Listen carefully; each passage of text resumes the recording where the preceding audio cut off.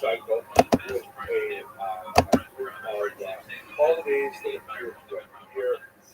They have a lot of cultural connections, particularly in Israel, but they were largely adapted to northern climes as well, including, for example, the holiday of sitting in the booths on the holiday of Sukkot, which usually falls around September or October. And that can be somewhat uncomfortable in northern Germany at that time, but nevertheless, those are the places that are common. So there's so much more to say about the daily daily cycles of Judaism, not nearly as relevant to our more narrow studies of history, however. So I'm just going to leave you with that as kind of like an overview. So what I'm going to do is I'm going to thank you for your attention now. I'm really grateful that you're studying with me. So thank you all very much for watching.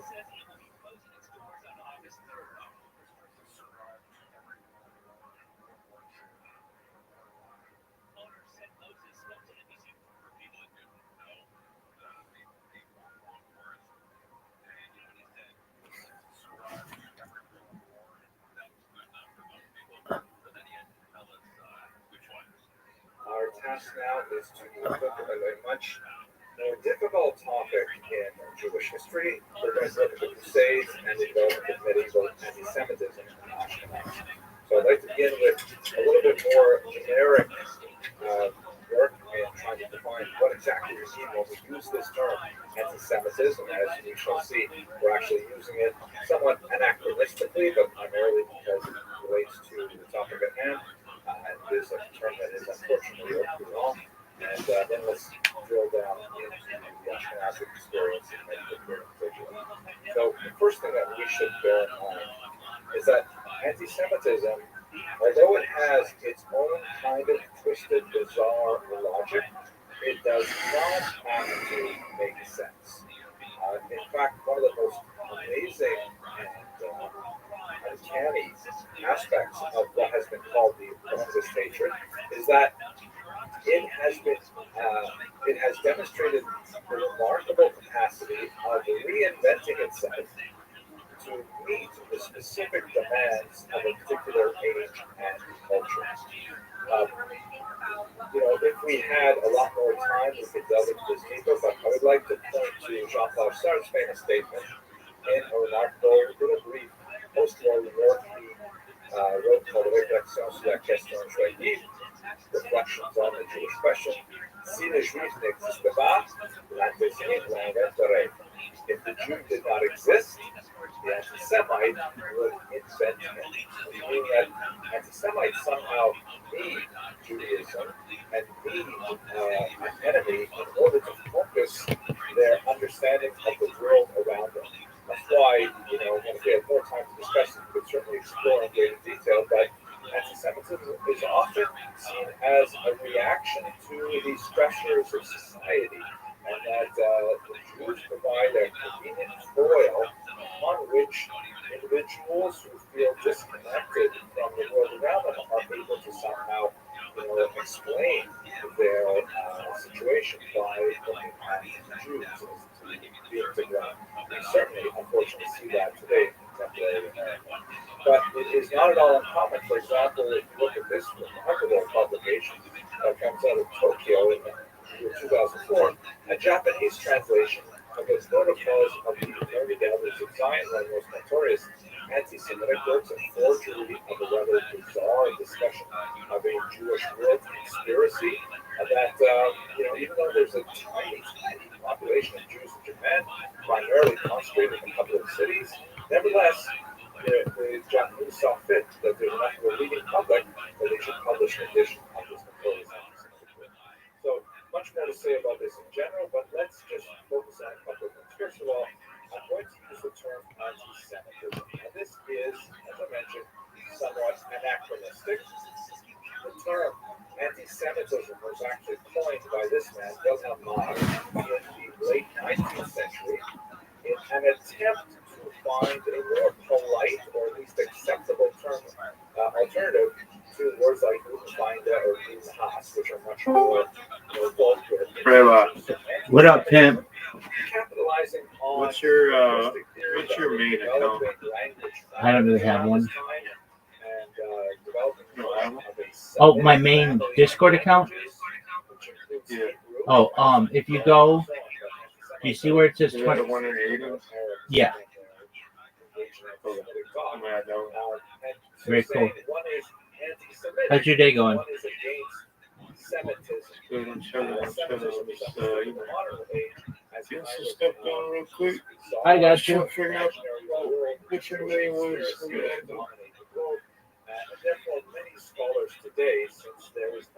Do you stream all your servers? Do I what? So do you stream in all the servers you're in? Like you're in was it Social Live? Yep.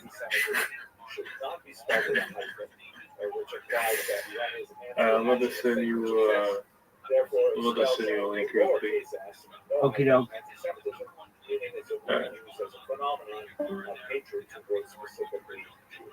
Now, the term anti-Semitism, with its heavy reliance on the idea of a world Jewish conspiracy, is decidedly modern, and it would often be inappropriate to use that term retroactively to the medieval, certainly to the biblical period, but for the sake of simplicity, since that term has become in the wise usage, I will use the term in this lecture as well.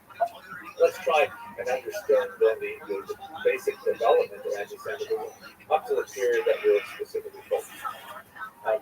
Historically, when you look at the earliest texts that we have focused on the Jews, particularly written from the outside, from non-Jewish society, the Greco-Roman literature certainly stands out. And much of that early anti-Jewish antipathy is really a type of xenophobia, a fear of the stranger that reflects a culture struggle between the values and norms of basically Greek and Roman society and that of Judaism. And there's a whole bunch of things, like, for example, Jews were accused of being lazy, slothful, because they rested one day a week, which was considered grossly excessive in the Roman world. They were considered misanthropic and clannish because they reserved membership in the group only to men who were circumcised, for example. You couldn't be called a Jew unless you went through a conversion ritual, if you were male in particular, in the ancient world. And of course, there was conflict with the Jews. There were two pretty significant revolts against Rome. Three, if you count the Titus rebellion as well, that resulted ultimately in destruction of Jewish sovereignty in the land of Israel, and then later in further persecution under Bar Kokhba. And it's noted, for example, in this famous arch, the Arch of Titus, that was erected in Rome to commemorate that victory of the Romans over the Jewish rebels in the first century, that they have this, depiction of the Jews being forced to carry off the temple spoils to the temple of Jupiter in Rome. Now, by the way, this is what it looks like. Stephen Klein has actually done some great analysis of the chemical composition. The Romans rather garishly painted their statues, and this is what it would have looked like in the first century. Now, all of this, although Jews don't necessarily feel good about it, seeing their goods being hauled off to be displayed in the temple for Jupiter, that definitely is not a nice thing for Jews to experience. But is it really anti-Semitism, or is it just regular cultural conflict that is, demonstrated in war victory propaganda? It seems like this is a more normal conflict, that the Jews were treated well or badly just as much as the Romans treated any other people well or badly. The final point, but basically, it's a normal type of situation. That's fucked up, and he planted a ghost in you. Now, it changes significantly with the birth of Christianity, because there you have a special dynamic. Christianity, of course, is the daughter religion of Judaism. The earliest practitioners of Christianity were Jews. Dan was on his motorcycle.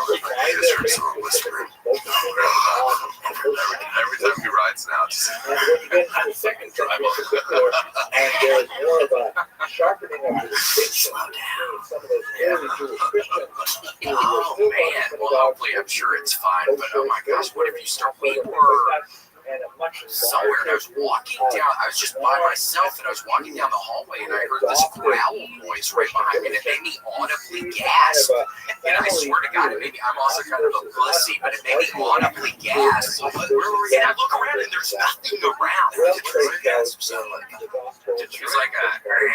was like a scary. It was like an animal noise. Yeah, it was like a. What was your gasp? I was like, I do that. So fucking Erica's ass scared the shit out of me. What was that, yesterday? She fucking pops out from behind corners. She'll open up the shower, and you're gonna give me a heart attack. Sometimes I get so angry because I'm just so scared. Drinking. So where did I hear the ground? Just walking down a hallway in a hotel. Because of Detroit. Yeah, I call Casey. Yeah, that could have been like just someone on the other side of the door just doing some like autoerotic. Could have been. Yeah, it could have been. I would guess all the dudes in the Luxor died. Autoerotic asphyxiation. Wait, it's in there. I really understand that. I think I'd be too scared to do that.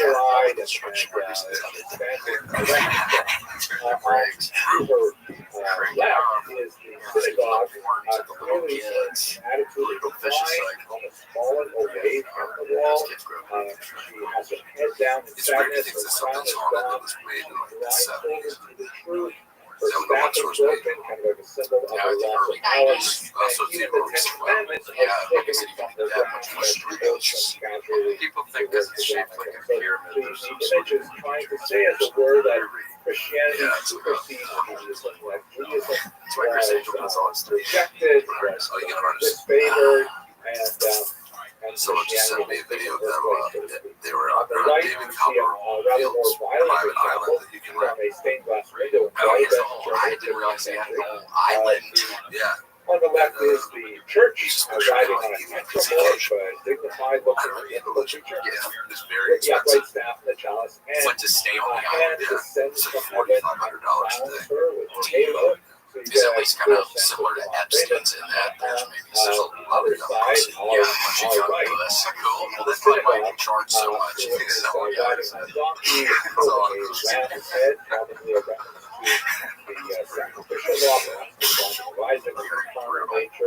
Well, I know South by is happening this time of year, and I made a little list of some of the top 3 people. There's only a couple days left of South by, and these are some of the acts I've been wanting to catch. There's panels, there's everything.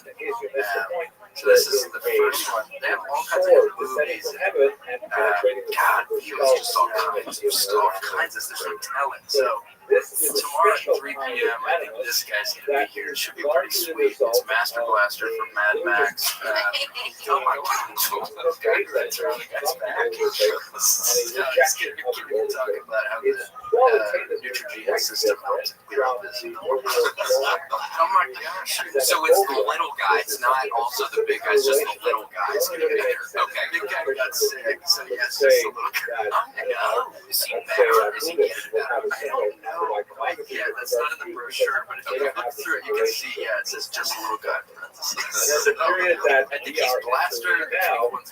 So, okay, Blaster's gonna be there, and I think he's talking to Ed Helms. So, oh my gosh, the hangover, Neutrogena's, type stuff. Yeah, it's sponsored by Neutrogena, so they kind of talk about, just the best ways to eat it and how it'll help you get through the summer, I guess. Don't you think the little guy would be faster? Because he's taking a host body and controls it. And that guy has the muscle. Inherently, you would think, yeah. But it's the first. Yeah, he's literally the brand. And then there's the Bronx. And then again, tomorrow when that's 12:30. Okay. Yeah, it's at the old abandoned Tesla factory. So it'll be cool. Ed Helms will be there early taking pictures. So go get there early if you want that. Take a picture. Master Blaster. So then there's something pretty cool tomorrow at 5:30 a.m. You can stay a couple extra hours, and this guy's actually making it awesome. What's his name? Mr. Pontoon. Mr. Pontoon. And that's the same universe, isn't it? It's the same universe as the Roadmaster. What's it called? What is his name? It's Morton Joe is his name. So he's going to be there. It's just total happenstance that both the Mad Max dudes are going to be there. Yes, yeah, he's going to be there teaching people how to write books. So, At 5 a.m. At 5 a.m. It's an early bird special, and it's by the big water out downtown. they are providing breakfast for that one. Yes, They provide breakfast. It's catered by Little Susan. Is he gonna dress up like her? He normally looks like this, though, doesn't He he? actually looks like that all the time. Yes. Because that's sort of messed up AI technology that helps you breathe. Gosh, I hate that for people. It's like an iron lung. That's portable. And rest in peace to the guy in Dallas who just died. He lived in the iron lung for 70 years. He had a photo taking him smiling. Yeah, he was pretty good, huh? Oh, we painted with this map. Yeah, he was so red. Yeah, poor guy. So red. But like, what's going on in those things? Can they? Are you getting iron paralyzed? Guys are ripped. Just getting strong. It seems like they could have maybe made this more compact system over the last 7 years. But there's just like no research into that. Yeah, because I think the last two to go in there. Last one in, first one out. First one in. There's that's like the only one still working. There's like a mechanic who's like not even the technology since it was I don't know, rest in peace. Yeah, that guy's out of a job. Yeah, I mean, what's he gonna do now? He's 90. It's like the guy on that prisoner movie. He goes back and he hangs himself. Yeah, from Shawshank. Yeah, Shawshank Redemption.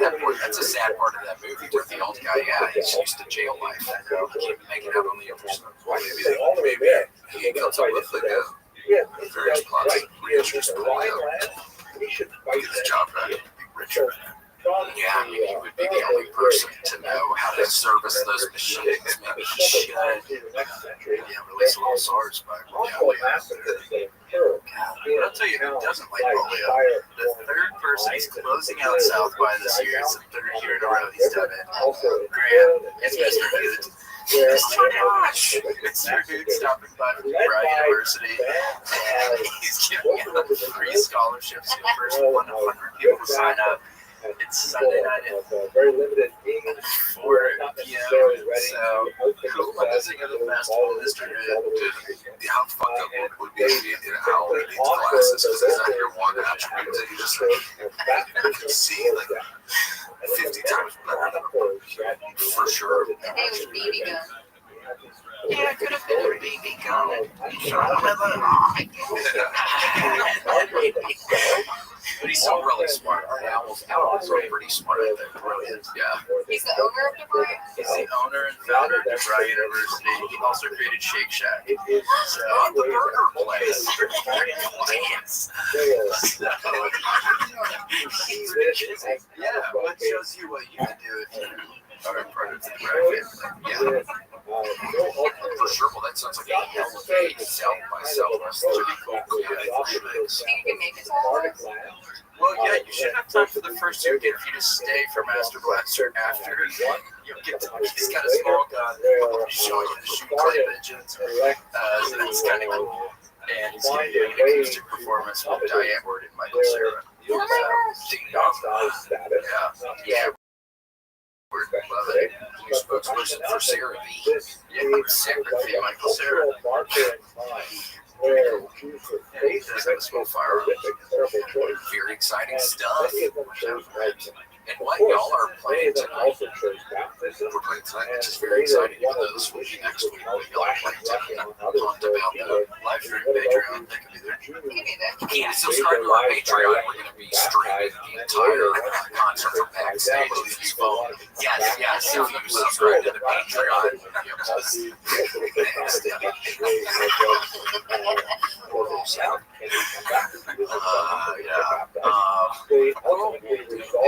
you so much for coming on the show today. It was a whole bunch of fun. Thanks for having us. Thank you guys. We're such big fans of you guys. We're just hoping we can, ride your coattails here eventually.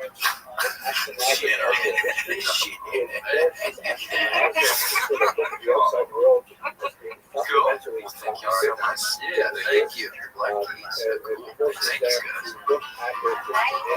Thanks for joining us for this week's episode of the William Montgomery Show. Send your questions, artwork, and manifestos to the William Montgomery Show at gmail.com. Leave William a voicemail at 737-471-1098. Never miss an episode of the William Montgomery Show by subscribing to the William Montgomery Show channel on YouTube and anywhere podcasts are sold. Check out William online at william.f.montgomery1 on Instagram. For more William Montgomery, check out Kill Tony on YouTube and check him out live at the Comedy Mothership in Austin, Texas every Monday night. Find more of me, Casey Rocket, at patreon.com/Casey Rocket. Follow me on Instagram at Casey Rocket. This episode of the William Montgomery Show was recorded at Record ATX Studios right here in the heart of Austin, Texas. The William Montgomery Show is produced by William Montgomery. The anthem is sung by William Montgomery. The drums are sung by William Montgomery. The words are sung by William Montgomery. The William Montgomery Show is a Fanny Co production. Thanks for joining us. See you next time. Shut the fuck down. I'm trying to have fun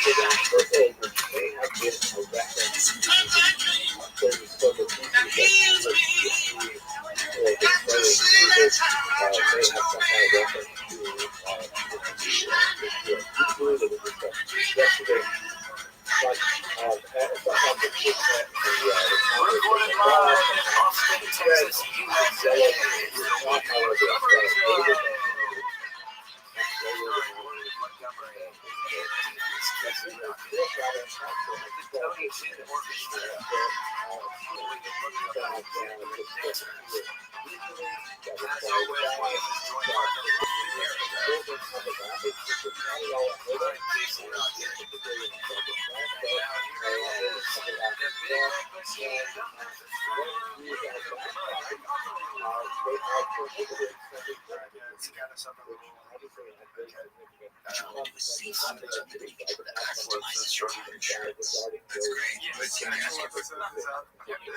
Grant, let us know.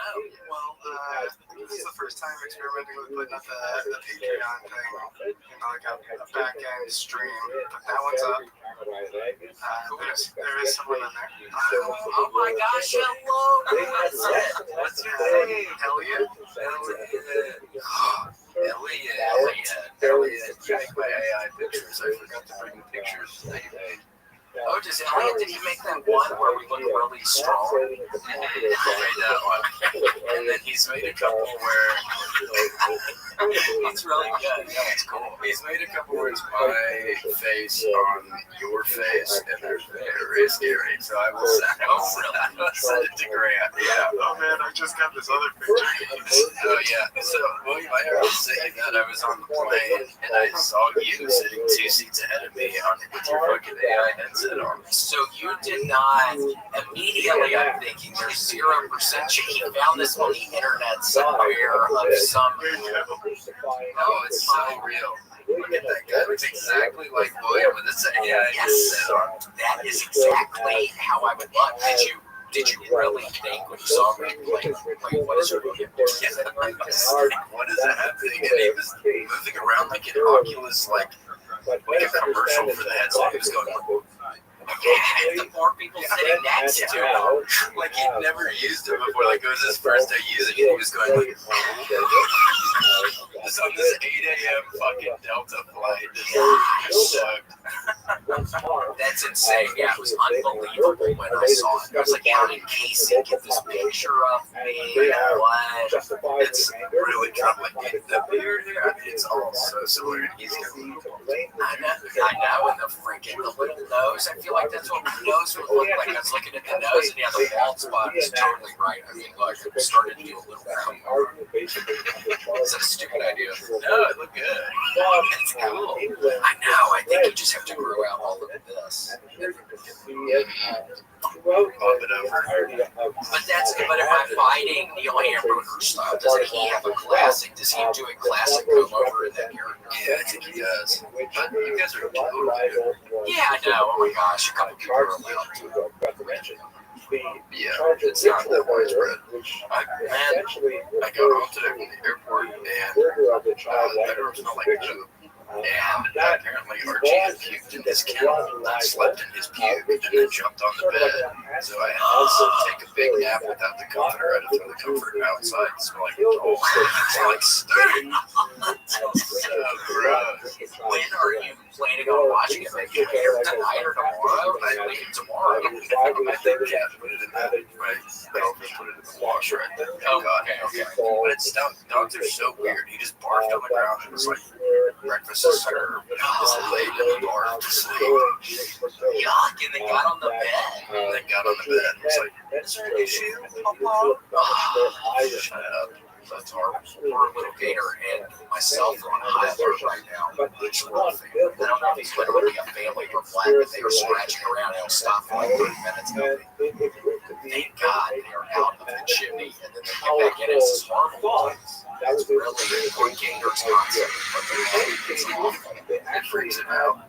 Yes, it totally freaks Gator a little bit. Gator's got a used to something else. Just waiting for one to jump out at me. Luckily, that is I wonder who would win in a fight, Gator or the squirrel. They're on the same side. I wonder try to protect Gator if that happens. It crossed my mind. Sometimes they just go scratching so hard that it sounds like they're on the side.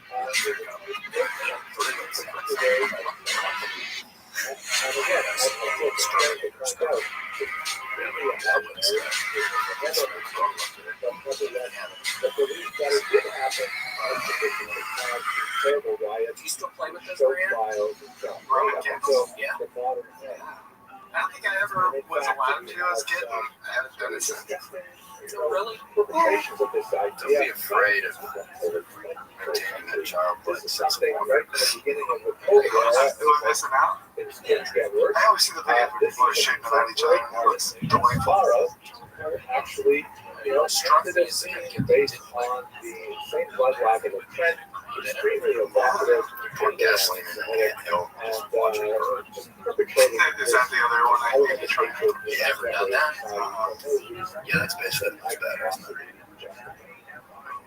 So the blood libel. I saw somebody pour hot molten lead in an anthill one time, and then they did it up, and then it was like,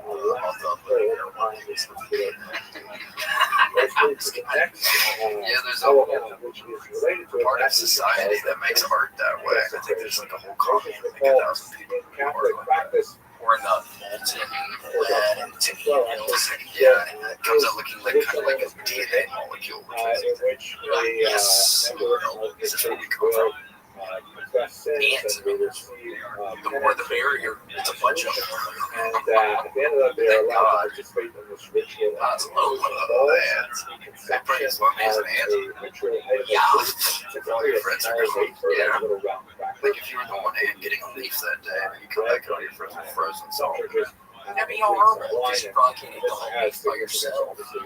You want to share it with a hunter-gatherer or something. You got your kill, but nobody's here to eat it. Represents So cool.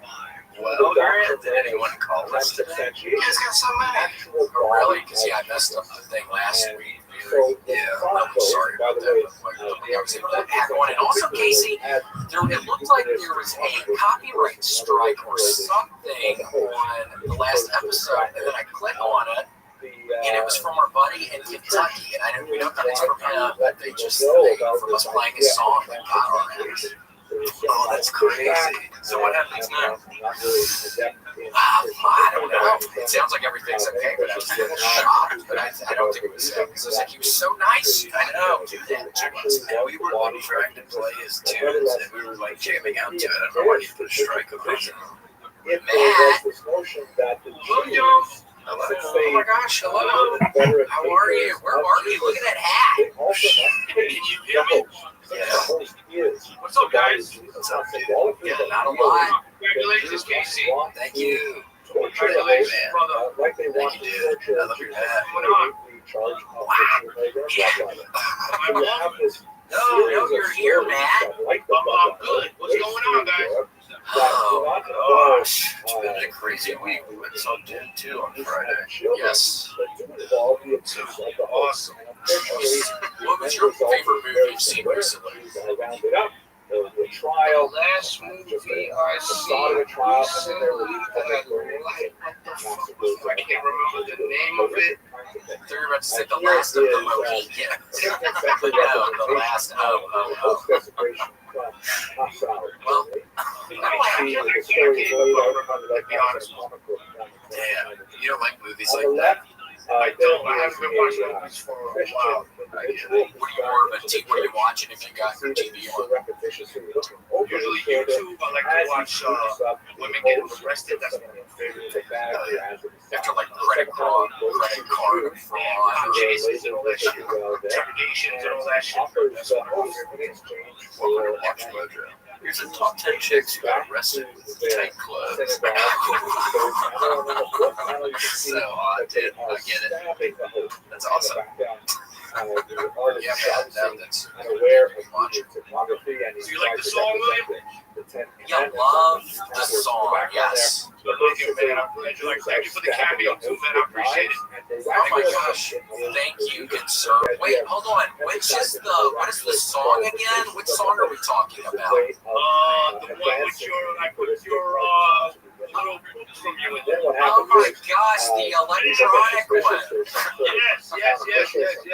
Very Aphex Twin like. Yeah, no, oh my gosh, it was wonderful. I would say let's play it right now, but you're gonna give us a copyright strike for it like the last fucking dude, so let's not do that. I gotta do what I gotta do, man. I know. I'm glad you like it, man. Thank you.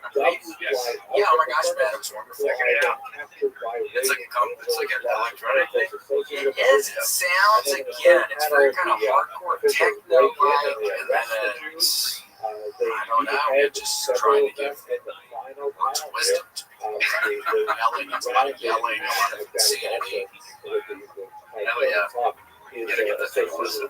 Yeah, no, we'll man, you're not gonna bust us, are you? Hell no. No, wait, I was gonna get it. Now I'm already in flashbacks of last week. That guy was so nice. Boot it up.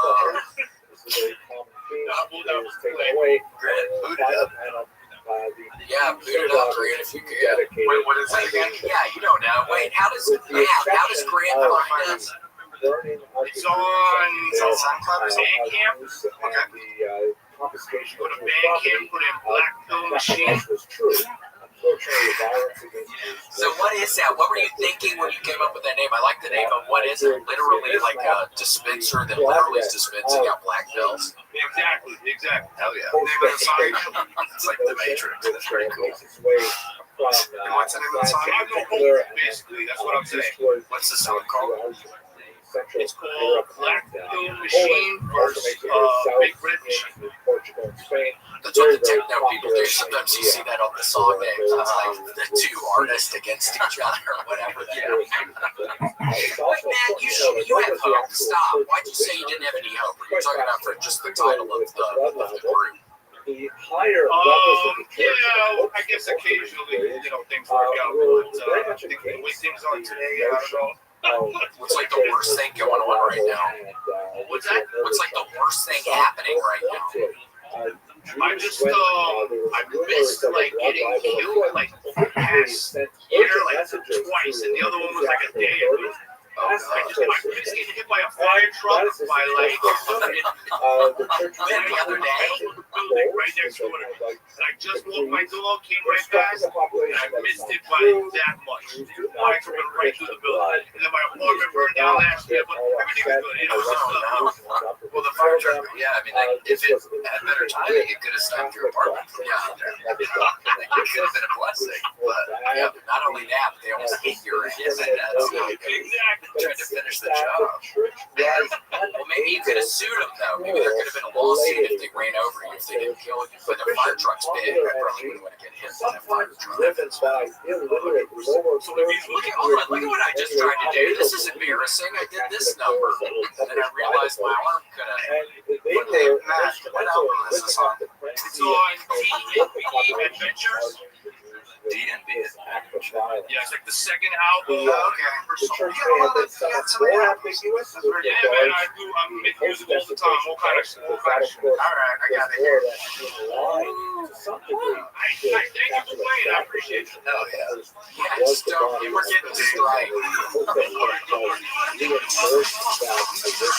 But it is interesting to note that virtually the higher level of research still largely unsuccessfully to explain violent impulse. Why did you just say that? Why? Yeah, no, I mean, you know what? So both of these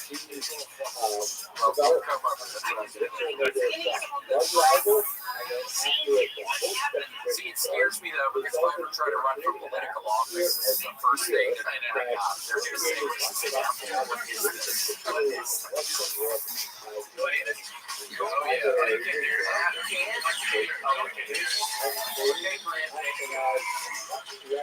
It was great. It was wonderful. That was badass. Yeah. We wouldn't go where you think not. Non-binary beats. Yeah, non-binary. Yeah, non-binary mix. Yeah. So yeah, it's non-binary. It's not going to turn out. It's non-binary. It's a whole fucking yeah, well, that happens. We'll have to reach out to you. We'll have to talk sort of the intent behind the song. Absolutely, no problem. Thanks, Matt. We'll be very careful, okay? We need you happy and healthy. Don't be walking behind the fire trucks. Was there a siren not on?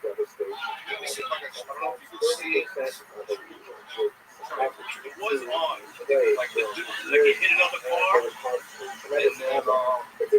Yeah, I don't think I'm picturing this correctly. I was picturing. So what is that? The truck about to hit you? You're able to get kind of action into it. I went through a building. And you were just sitting on the other side of that wall? Just walked by with my dog, and 2 seconds with the truck just came. So I was That would have killed you. yeah, 100%. We made it. So I don't know, maybe that good luck that I was, missing these things by, an inch, but. I think it's good luck. I think so too. Somebody's looking out for you, man. The big dude upstairs is looking out for your ass, man. Never forget it. All right, man. Well, thanks so much for calling. I appreciate it. Thank you so much, guys, and I'll see you guys soon. Hell yeah, The garden. That's where we're going to go to that. Oh, yeah, cool. Hell yeah, dude. Ready to rip. All right, guys. Thank you so much. I appreciate it. Grant, did you make Trash Mountain? What is this? Why do you make Trash Mountain? It's Trash Mountain. Don't make Trash Mountain. Yeah. Is it just me, or should he not be making? No, not at all. Grant, he was sweet. It's not a metaphor. Doing Trash Mountain the mat. Okay. He was very nice. That's how he took it. What about that conversation made you think, oh, let me hit them with a fucking Trash Mountain right now? Yeah, the fire truck shooter who's walking in. That's probably what you're thinking. You're thinking, how can I really be mean and do Trash Mountain? I need to see Trash Mountain. It stresses me out. Did you see the, I wanted to say line watching the wardrobe about the brain in the toaster. So scary. Yeah, I know, when they're in that junkyard, that scary magnet thing. Yeah. When I was born, I was too big. And my mom, she had been in labor for a really long time, and the doctor ran in and said, "What are you doing? This woman needs a C-section." So that's a true story. January 9th, 1995, and she'd been in labor for a long time. So if you're anything like me, you had a really, really big head since birth, and I kind of grown into it, but I still got a big old nose, dude. Yeah. Oh my! I'd always wondered about the C-sections, what the deal is. So that's one of the potential problems is for the mama is the kid having a big old head. I was 11 pounds when I was born. I was really, really big. It's a fat baby. Were you really? Yeah, I was like 10 pounds, 9 ounces or something. Oh my gosh! It's really bad. We'll show you guys next week, but I was sweating. I had a huge head. I could barely hold my head up. It was like the opposite of like a preemie baby. Like I was too big. I was like too developed. Oh my gosh. Yeah, I don't think I had. What did I? I didn't have something. I think because I was born too early. Hey, hold on. What are you wearing these days on your head? Oh, this whole thing? Yeah, this is basically a mammoth headwear hat. It's the only shit I wear. And I used to play a lot of baseball, and I couldn't go up to bat because none of the helmets fit my head. I also have a really big head. Mine happened later when I hit a puberty. Mine got really big. Yeah, I didn't get taller or anything. My head just got a lot bigger. I couldn't play baseball anymore, which was really sad for me. But I now hate the headwear. Really, 20 years later, and it's really kind of helped me feel better about that whole debacle of my life. Those 5 years I was trying to play baseball. There's guys out there who are like us, and some of us are doing pretty good. I know. So never forget that. I mean, you're gonna meet people at the mall. You're gonna meet people at fine dining, casual dining, different places who are gonna look at you and say, "What is going on with that head?" You don't need to worry anymore because you're not alone. And David Edward is there for you. Yeah, you can look, you tap the noggin, you go, I see you, you see me. It's almost like a club, like a very exclusive club. You just start doing the thing to people and they know what's up. And you were being Edward. You mammoth guy? Yeah, you know what the thing to do. Yeah, I mean, you know what they say about the people that have big heads?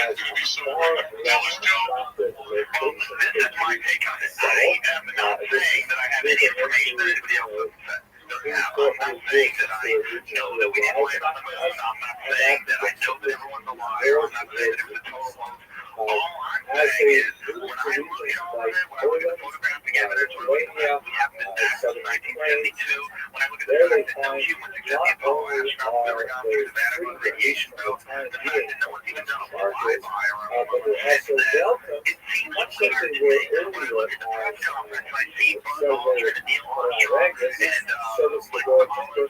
There's also administrators and middlemen after they came back.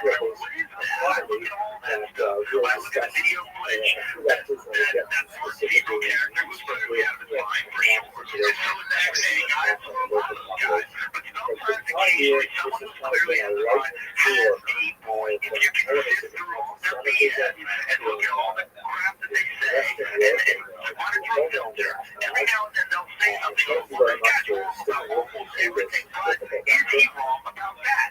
Now, when I look at that video, and some of the video that Steve has of them faking the distance between the Earth and the Moon when they're shooting the Moon, or the Earth rather, through a circular window in the lunar module, and they have the windows blacked out, they're pretending that it's deep space. They're saying that they're 130,000 miles out, and then you see them pull the window curtains down, or the shade, whatever they have covering over the windows, and you see that they're actually in near-Earth orbit. That makes me curious. When I look at the photographs, and I see intersecting shadows. Now, I'm no photographic expert. I don't know anything about really except stuff that I read on the internet. I'm not a scientist. But when I see intersecting shadows that seem to show some sort of a different light source, or more than one light source, it looks odd to me. When I see that those cameras, those crosshairs, are over all the images, it looks cut and crossed to me. When I look at some of the photographs of the moon, I have a gigantic coffee book. Coffee table book, and it's all, a NASA book. It's beautiful pictures of the moon and all these different photographs. Well, when I look at some of them, they look obviously fake. They look cut and cropped. And I'm not saying I know they are. I'm not saying I have any special information, but I'm an open-minded person. And when I look at it, I say, look, I know I sound like a retard. I know I sound like a retard. I know saying that, the Earth is hollow. It's dinosaurs inside of it. I'm sure. It's very similar to saying I don't think people landed on the moon. But you know what? I don't think people landed on the moon. His approach to this is really very straightforward. A lot of people can appreciate. He says that the current really concentrated on demonstrating buses. I can't forget it. Feel free to heckle him, Joe. Not my own guy. Right, we're done.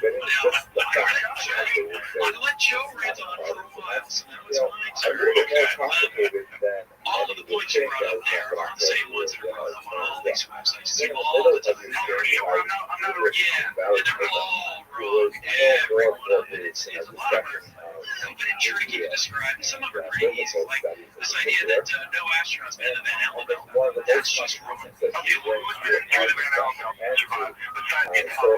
Every single shuttle astronaut who's ever gone into space, the Van Allen belts are these regions of high radioactivity outside the Earth caused by near spike. Right, but they started 300 miles out. And all the shuttle go to 300 miles. That's it. No, that's not right. There is a dip in the Van Allen belt over the South Atlantic. It's called the South Atlantic Anomaly. And the shuttle goes through this every 7 or so orbits. The shuttle goes through it every 7 orbits. They have to shut it down. They have to shut some of the instruments down because of the increased radiation. And in fact, in the Gemini missions, which were launched from the Apollo, went specifically into the Van Allen belt to make sure that the astronauts could survive the radiation.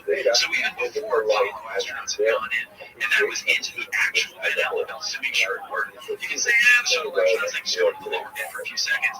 Gemini went in, they tested it, they showed that, in fact, the radiation did not go through the spaceship very well, and the astronauts would be fine.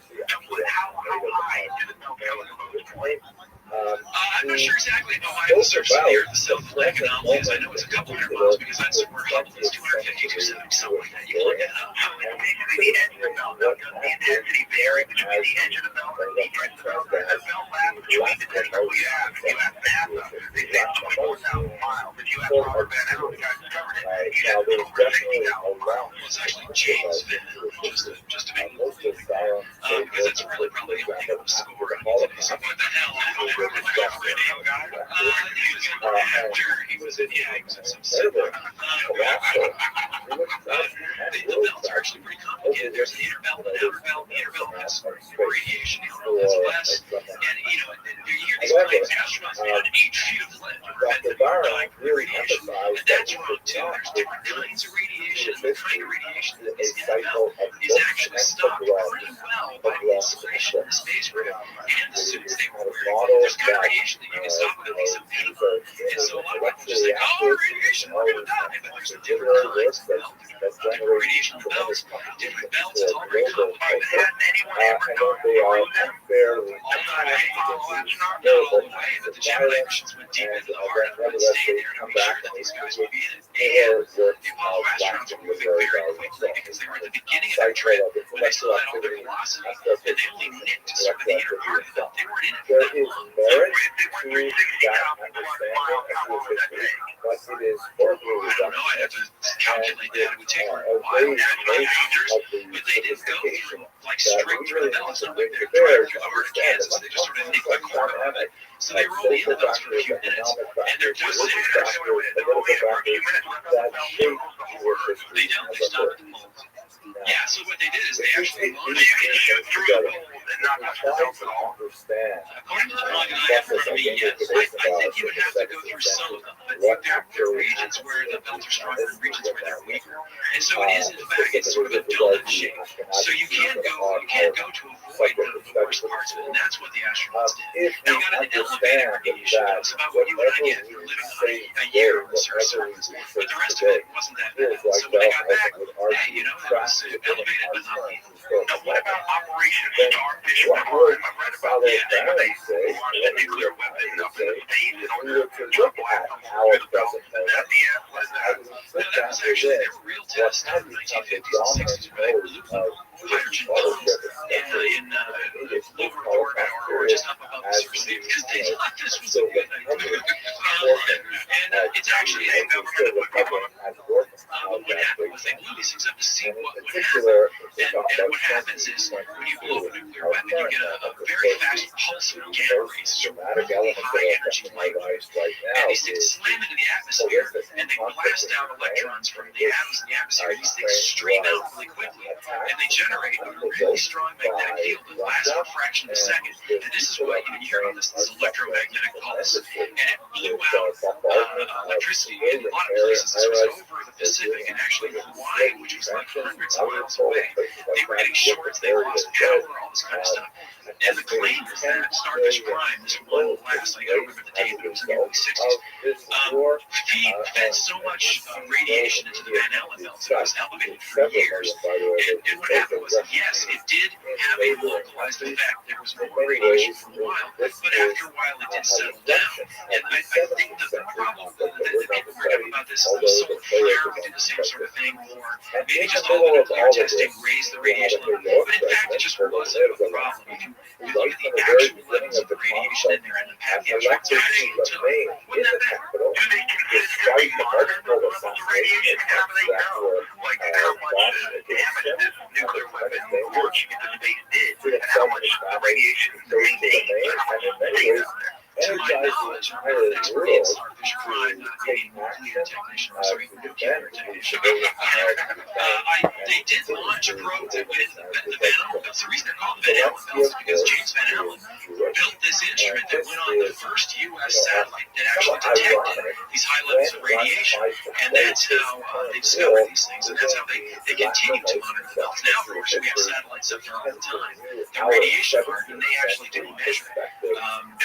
They go in and out of the belts. There are all sorts of devices on it to measure what the low radiation levels are. It's a good thing to monitor because in the case of a solar flare, that can dump a lot of hydrogen electrons and protons into the magnetic wells. And I'm talking about this scientific. And if you're listening in your car, you may want to pull over and take notes. And so it sort of feeds the belts, and they do get stronger for a while. And that's when you get a lot of northern light activity in the northern hemisphere. So actually, it's kind of cool. You get a solar flare, you get a pretty light show. And you think, geez, if there are any astronauts up there right now, they could be in a little bit of trouble. Now, what happened there? Now, what about all the flares that occurred? Supposedly, there was like a lot of solar activity in solar flare that occurred while the Apollo missions were going over. Yeah, this was kind of the suck factor of being an Apollo astronaut, is that when they launched these things, it was actually at the peak of the solar cycle. The sun has this 11-year cycle where it has a lot of activity, sunspots and solar flares and stuff like that. Right now, we're in a minimum, but back then they were actually approaching maximum. And honestly, it was just luck that there was not a massive solar flare during the Apollo missions. There was one in between two of them that was huge, and if they had been out in space, actually outside of the van Vanderbilt's protect you from stuff, they catch it like a net, and they feed it down in the atmosphere. It was harmless.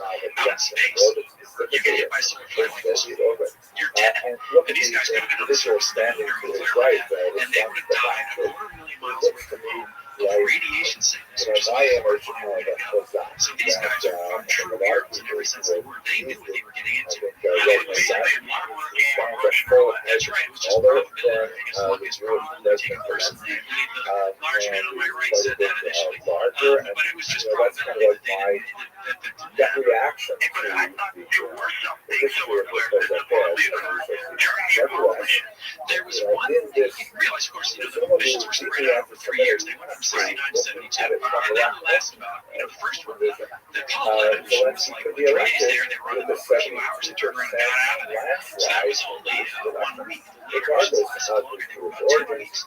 And the flare that I remember reading about happened in 72. I think it was between Apollo 16 and 17. And it was just simple luck. But there weren't any massive flares during the actual missions. There's one of these Moose guys, Ralph Renee, I believe, he was on his show, and I believe he was treated relatively fairly. Actually, you guys were really nice to him, for sure. I've actually been head-to-head with him, and that was he's very nice.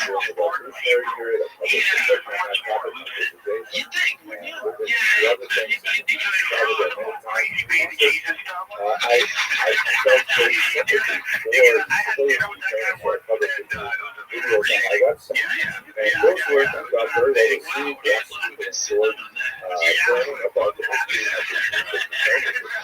got head-to-head with him. Actually, Michael Sherwood, I took him on a few months ago on a radio show. That was a riot. I think so. It's out there. So you should hear it. It's pretty cool. Michael was the good cop, and I was like the gadfly, like, no, you're going to get us over. Ralph says a lot of stuff, but it really all turns out to be wrong. He's got this top 10 list of reasons we couldn't have done it, and it's all garbage. And the Russians were so far ahead of us. It's like, well, yeah, they were, but then we started kicking their butts. They were going for headlines. First rendezvous in space, first woman in space. Like, how does the first woman in space help you get to the moon? We stuck this spaceship and put her in space. Great, that's a real engineering challenge, and so he makes these lists and stuff, and it doesn't make any sense. And he's making a lot of the same arguments, and most of them are pretty easy to show wrong. Now, let's go through a few of the more things that Joe said. Sure. Spend way too much time on radiation. People know that we're talking to Joe Rogan. If you can't picture him with the host of Fear Factor, he's the one the government hates, making people eat bugs and destroy the government. I look at the FCC, just put out a thing and said, our culture is being ruined by shows where people eat bugs. Who the hell else are they talking about, Joe? I actually read that the culture is being ruined by that. It was just the senators trying to help television culture influence type stuff, and that was done by the FCC. They're a show that they make people eat bugs. That's like a syphilis and AIDS-ridden prostitute who's leaking themselves on a hangnail. Absolutely. There's no doubt about that. But you weren't mentioned by name. But I don't know, is 60 Minutes making people eat bugs? I don't know. I gotta say, watching enough people eat those cave spiders was one of the toughest things I've ever sat through. That was pretty hard. That's easy stuff. There were the horrible stuff that smell. That would be everything else. They're just little crabs or little crustaceans, So let's go back to the thing. I'm radiated. That's where we are. There's no danger in radiation. They go through the hole on the top of the donut. They're only in it for a few minutes. There's no worries whatsoever. And the only reason why other people haven't done it yet is... There's no worries whatsoever. Radiation is still an issue. It's an issue on Mars missions because it's a long mission. The reason we haven't gone back isn't technically more scientific. It's political. by the end of the Apollo mission, the people weren't that interested in it. NASA was already starting gearing towards the space shuttle, which is what the government wanted, and a space station, and Apollo just started, dying off. And promising a return to the moon. So George Sr., the George Jr., I don't think I want to remember. Let me read you an interesting quote. This is from the book. This is page 158 of the book, My Life. This is just a month. They talk about a conversation that he had with someone a month after the Apollo 11 landing. He said, just a month before Apollo 11 astronauts Rothschild and Neil Armstrong left their colleague Michael Collins aboard the spaceship Columbia and walked up the moon, meeting by 5 months President Kennedy's goal to a number before the decade was out. The old governor asked me if I really believed it happened. I said, sure. I saw it on television. He disagreed. He said he didn't believe it for a minute that the television sellers could make things look real that weren't. Back then, I thought he was a crank. During my 8 years in Washington, I saw things on TV that made me wonder if he was ahead of his time. You mean Clinton might have said something that turned out not to have right? Oh, you should publish this. I understand what you're saying, but it's not odd to get saved for a guy who was the president of the United States of America. That's a weird thing to say to imply. Even his definite possibility goes on. Listen, Joe, we are going to take a commercial break. We're going to keep you on board, and we're going to come back with Joe Rogan, the host of Fear Factor, against Bill was a Like the I am very honored to have lasted for several hundred years. And I love Fear Factor. As you can see, with the modern boundaries that have been overlaid on stretching from the Baltic Sea almost all the way down to the Black Sea, encompassing several modern European boundaries. Where Jews settled were in both Poland and Lithuania, parts of Belarus, and for our purposes, quite a few settled in this region of Ukraine, known as the right bank, refers to Rover, which more or less bisects Romanian ethno-linguistic territory, and the to the south, when you walk on the floor and you stand on the right-hand bank, that's right, primarily how many groups will be living here, how many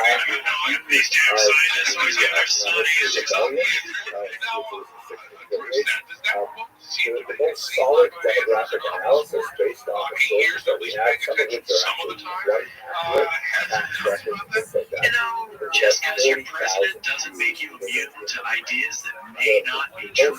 I believe our current president is a creationist, and he may have some other wacky ideas. So this Polymono's idea has been in the fire for Aaron and Joe. Massive difference in the intelligence level of our current and former. Oh yeah, they're like inverse. I'll give you that. Here is another map that I don't think you got the context at all. That quote, the way it read when you read it, seemed to imply that it's kind of saying it perhaps with a wink. They do some amazing things on TV, talking about some other stuff you may have seen that doesn't seem to have a little bit of width to it and may not be saying clearly he doesn't believe let it. us understand that Jews actually continued their development During my 8 years in Washington, I saw things on TV that made me wonder. Meaning that he was privy to information like this. We've all seen some weird deception labeled propaganda like St. Jessica, essentially they were trying to label the hero during the Yeah, remember that? They were saying, they had to go in like George to the hospital. local Jewish municipalities that aim to regulate Jewish rights in the entirety of the Polish it is limited by modern standards, but by early modern and by medieval standards, it is usually forward. And around the Jews who were a non-territorial minority, meaning they did not inhabit a single contiguous territory where they were the dominant population. They were always a minority wherever they lived. I gotta throw that one out the window now. But look, maybe Clint was looking at his own footage of trying to find what is. But look, great. Maybe he's talking about the phone hooks. Maybe he's saying, maybe I did do that or not. Smart people can believe things that are dumb. We see this all the time. Even the smartest people in the world. There's Nobel laureates who go out and quote stuff like homeopathy and all kinds of garbage.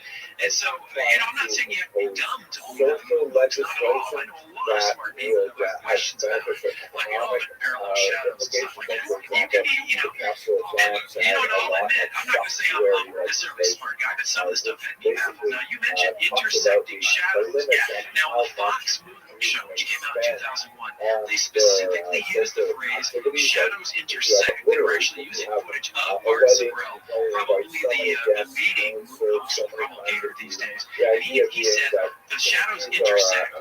Now, I will tell you right now, if you can show me a picture where two shadows on the moon are physically intersecting, then I don't know what I'll do. You just showed me, yes, his pen on the mountain. Now I want to do that. But that's the word that's used. And in fact, shadows don't intersect. The shadows can't intersect. They claim that they're going in intersecting directions. Yes, the shadows appear to converge. They appear to be looking like they're pointing in two different directions. You can think of that here to be like two different lights. Yeah, that's what it looks like. However, if there were two different light sources, you'd see two different shadows coming off of every object. So you can be pretty sure that's not what's going on.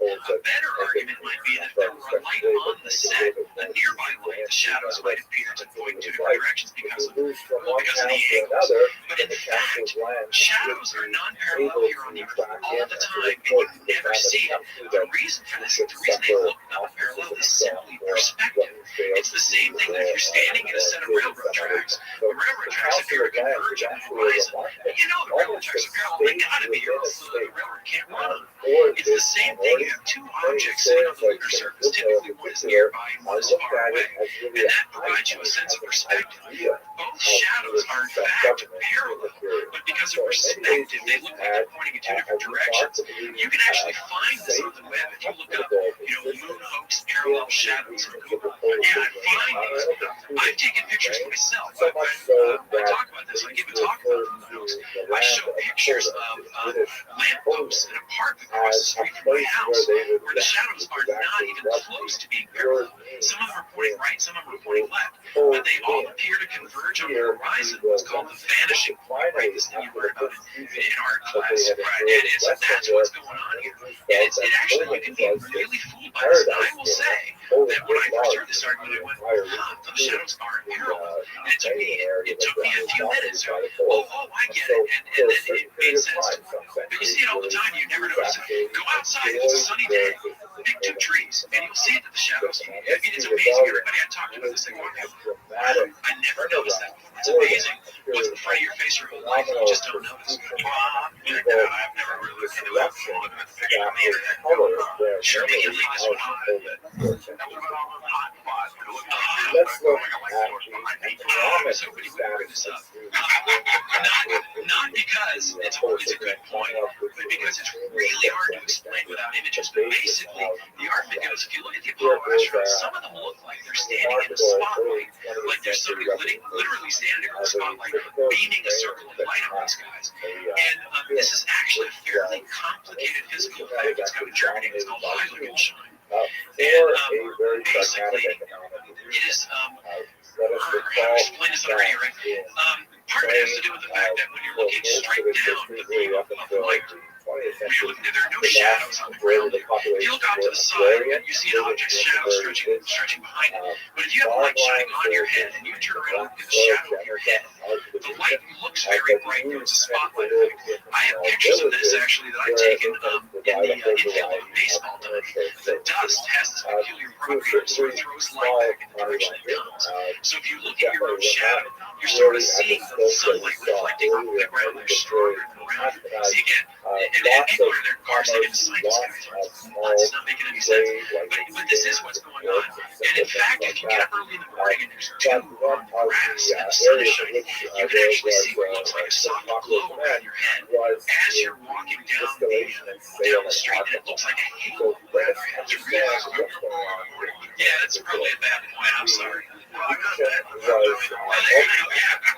There you go. So next time you're like slouching home, give that a shot.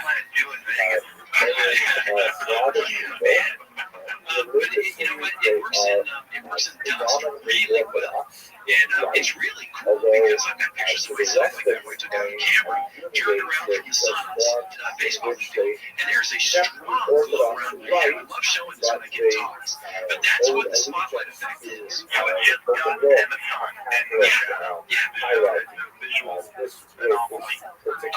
It's like an optical illusion, like an alien around the sun or something like that. It really is just that. It's really cool. All right, now, recently, the Apollo 15 landing site spotted, they believe that the you see that? Yeah, that was cool. It wasn't, people say this isn't proof we landed on the moon. It's like, no, it isn't. Basically, when the Apollo missions landed, they disturbed the dust around them. And there was this mission called the Clementine. It was a military mission that orbited the moon. I took a lot of pictures of it. I'm pretty sure it was a Clementine picture. It just shows like a little spot on the moon, but it's right where Apollo 15 was. Now, those of us who know we landed on the moon look at that and went, oh, cool. And those of us who maybe have their suspicions are like, look, it's a smudge on the moon. Yeah, but either way, sure. That's the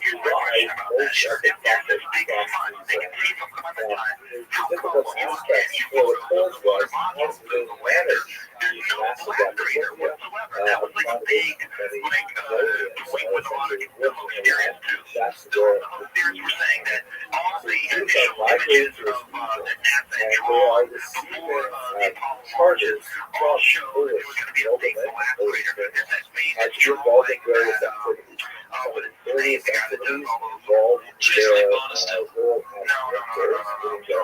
He's got to have those little red leafy things that you always see, like, get it out. Yeah, Norman Rockwell actually has a painting of Apollo climbing out of one of the modules, and he's standing in a gigantic black crater. But if you look at any of the photographs of the lunar module, there's no black crater whatsoever. Now, which one is it? Is there a black crater in the lunar module, or is there no black crater? If there's no black crater, then how can the Apollo photograph of Clementine show a black crater? When you look at the clear, very clear photographs of the lunar module show no black crater whatsoever. Well, I'm going to have to call Norman Rockwell's alma mater and make sure they take away his aeronautical engineering degree. That's a good point. All the old photographs from NASA. When they'd gone to the moon, they weren't sure exactly what it was going to be like. If you look at just like Rothschild'S, the artist I mentioned, he's the one who really, with Very Ron Brown, popularized this idea of going back to the moon. His paintings are totally cool. But when you look at the landscapes that he drew versus the landscapes that are there, they're different. We had this idea of what the moon's going to look like that didn't turn out to be right. And so, in some of these paintings, they show this huge flame coming out of the bottom of the lunar lander as well. But that's not true. There is no big giant flame like that. They used a fuel, which didn't make a big flame. You couldn't see it. So the drawings weren't that accurate. Now, when they landed, there was not a blast crater. And this is a big theory in the conspiracy theories. They say there was 10,000 pounds of thrust coming out of the bottom of this thing, and it should have, 5 tons should have blown out this huge hole. Yeah, it was 10,000 pounds of thrust at maximum thrust, but in fact, as they were landing, they throttled down, and blast out your garage at 80 miles an hour, blast crater. I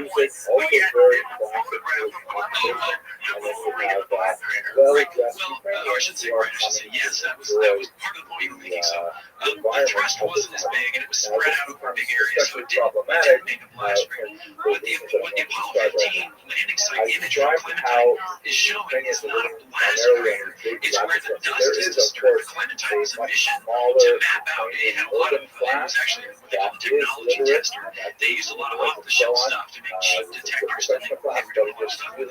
One of the things it did, it was mapping out the minerals on the surface of the moon, which is something you need to know. There's going to be something you need when you're going to go back, like supply of oxygen or titanium or whatever. So they did this mineralogical map.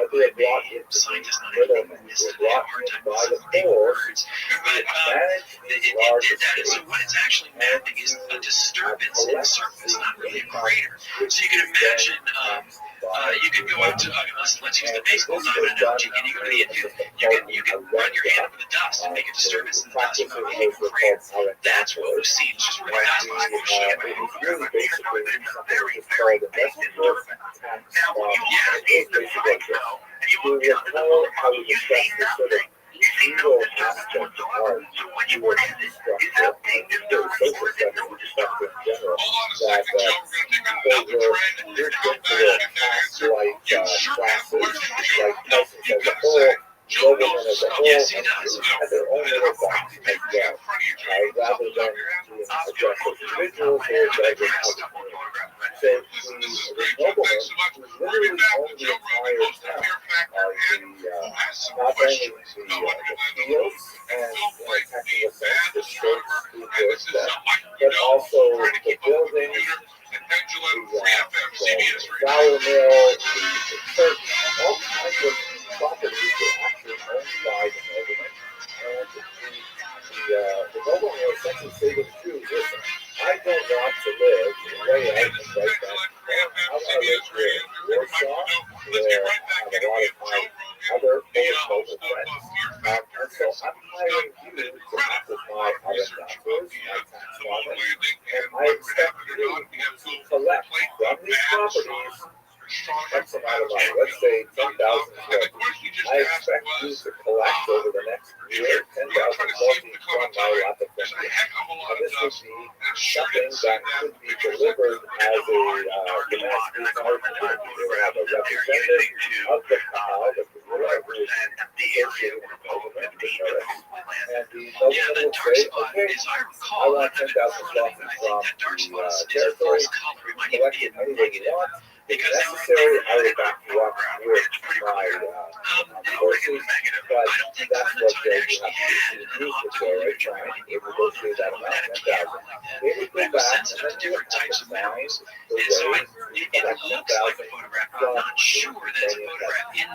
Obviously, a large portion of that would see a dark spot where I saw dark spot. You would see a disturbance in the surface, and what they did is when they landed, the rocket exhaust from the lander was pushing the dust around. So directly underneath the lander, the dust was blown outward, started in a radial pattern, just outward 360 degrees in every direction. And it went a long way. It was carried out by the force of the thrust. And so over a large area, there was a disturbance in the dust, but it was really cleared out directly below the lander because there's no air on the floor. And if you take a blow dryer and blow it into a pile of baking powder or something like that, the curly Q's, that makes a huge disturbance like that. But without that air to carry the dust on the floor, it really only just blew straight out like sort of a hole under the lander directly underneath it. It's like, but then it brings back the notorious cases, there's a lot of emphasis in the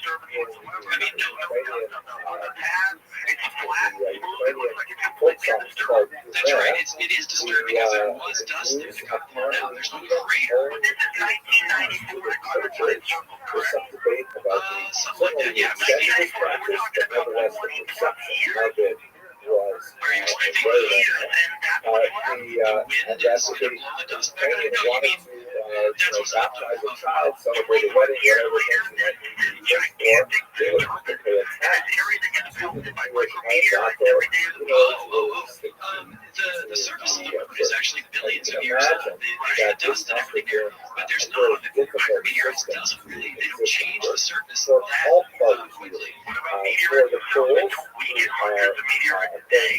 accounts, living in increasingly conspicuous consumption lifestyle, where they'll join many Western platforms and trying to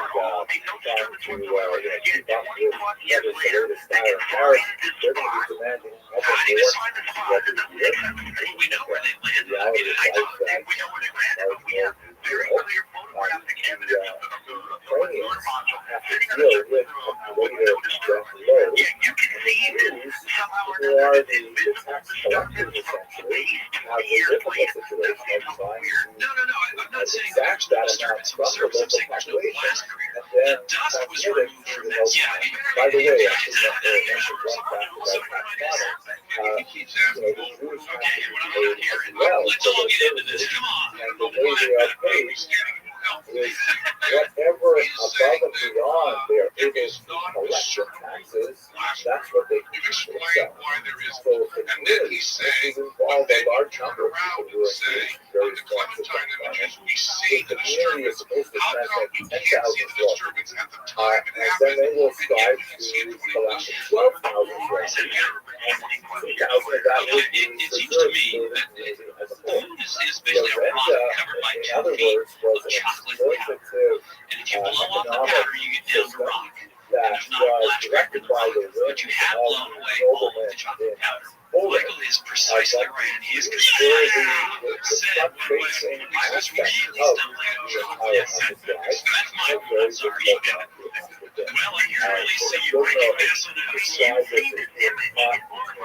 Hammer it's and not. It's anvil. just where the dust got blown around and mixed up. The hammer being, of course, the Polish command, the anvil being the Serbian peasantry, Now, what ends up happening is there will be massive peasant revolt in the Exactly the same. No. When you actually look at a lot of pictures, of course, you can't take a picture of the landing spot, but where they landed, we don't have that technology, so we only have rebellion pictures after was the lunar led lander by was a there. man named And when you look under the landers, you can see sort of these black red streaks from the surface being scorched a little bit by the that's in one of the pictures. I believe I've seen every single one of them. Okay, I might be wrong, but I do know that the dust was blown out from underneath these things. And without air, our sort of common sense ideas of how things behave on the moon get a little confused. And so you don't get dust building up in the air and then settling down in the pads, for example. It just blows straight out. By the time the lander actually touched down, the exhaust had been blowing out the dust for several seconds. Rebellion was essentially a type of outlaws, and they engaged in a variety of mitigating and statutory activities. Some of them were directed at church nearby, who were engaged in trafficking or slavery, they would drive away from the lander, so there was still dust on relatively disturbing surface. And when the wheels would kick up the dust, what's really interesting is that if you think about it, if you were to drive through a big pile of dust on your car, what would you see? Well, the big particles, the pebbles and stuff would go up and come down, and that would be it. But the finer stuff would billow up, and you get these big dust clouds. but I see they're that also movies all the time where involved somebody in keels out right attacks there's on dust. Polish You don't nobility. see that. Let us understand that You see the all the dust goes up and principal it goes down. enemies Beautiful of the parabolic arc. present day were the Polish noblemen, far But it would away be like in gravel in Poland, here who because were this demanding stuff on so the much surface of of the the moon country. is. I mean, I've actually heard it described as like We were gunpowder very because it's sort of very fine, powdery texture to it, or actually And gunpowder. also The particles themselves are like grains of sand, but they're particular extremely small. those who trained in the Western region who had adopted this new mediate Well, it's kind of hard to tell. You read it. to some degree under Polish pressure, we were looked at the conversion of some of these Orthodox Ukrainians as a way of Well, in fact, if you speed up the video of the Apollo astronauts, to me, it does not look real. It looks like they're moving at the correct speed. Things are falling at the correct speed. If you look at their arms and their legs, it looks like they're So what happened is this individual that Tom who was one of the minor Ukrainian noblemen, gathered around him a large number of followers from regions like the Zaporizhzhia, which is one of the major locations on the Kazakh River, and he led them on a massive series of attacks against those Polish well, I'm noblemen. just going to have to The attacks, agree of to course, disagree had to here make because I've their seen that way video with the through speed right up. down the plain up towards Poland So have I. in Because I've order been to debunking achieve their guys like you, so I have to do this. ultimately achieve their objective. Oh, I think it is. If you, when you speed it up sometimes, I think, you see But it of walk course, around and on do the it, so way, it looks kind of there is cartoons. tremendous havoc against Okay, well, the audience will have to make up their own minds on that. with the daylight tactical Yeah, they're wearing these big heavy spacesuits in the back. horrific period of conflict and death, which are recorded in a series of chronicles from the era, including most famously Nathan and Hannah's Abyss of Despair, the Abyss of Surat, which was I'm going to give kind you of a highly evocative description of these uprisings. I will give you $1 million right now if you can show me video of an astronaut jumping 20 feet, not in the air, not in the air. They're jumping in the air. They might not be $1 million right now. If anybody shows me video of a great jump, But surprisingly, they jump. The best they would do is skip around. They tried doing some jumps and they kept falling down. The problem is the spacesuit has this big backpack on it, which makes them really unbalanced. And they kept falling trying to do normal stuff. It was really hard for them to do stuff. that describes much of the uprising as a reaction to Yeah, they're in lower gravity, so they bounce funny. even if they bounce funny, these hardly soft pedals in anti-Semitic accent. In fact, his description, his detail, his description of the virus are really heartbreaking, but he also applies blame to the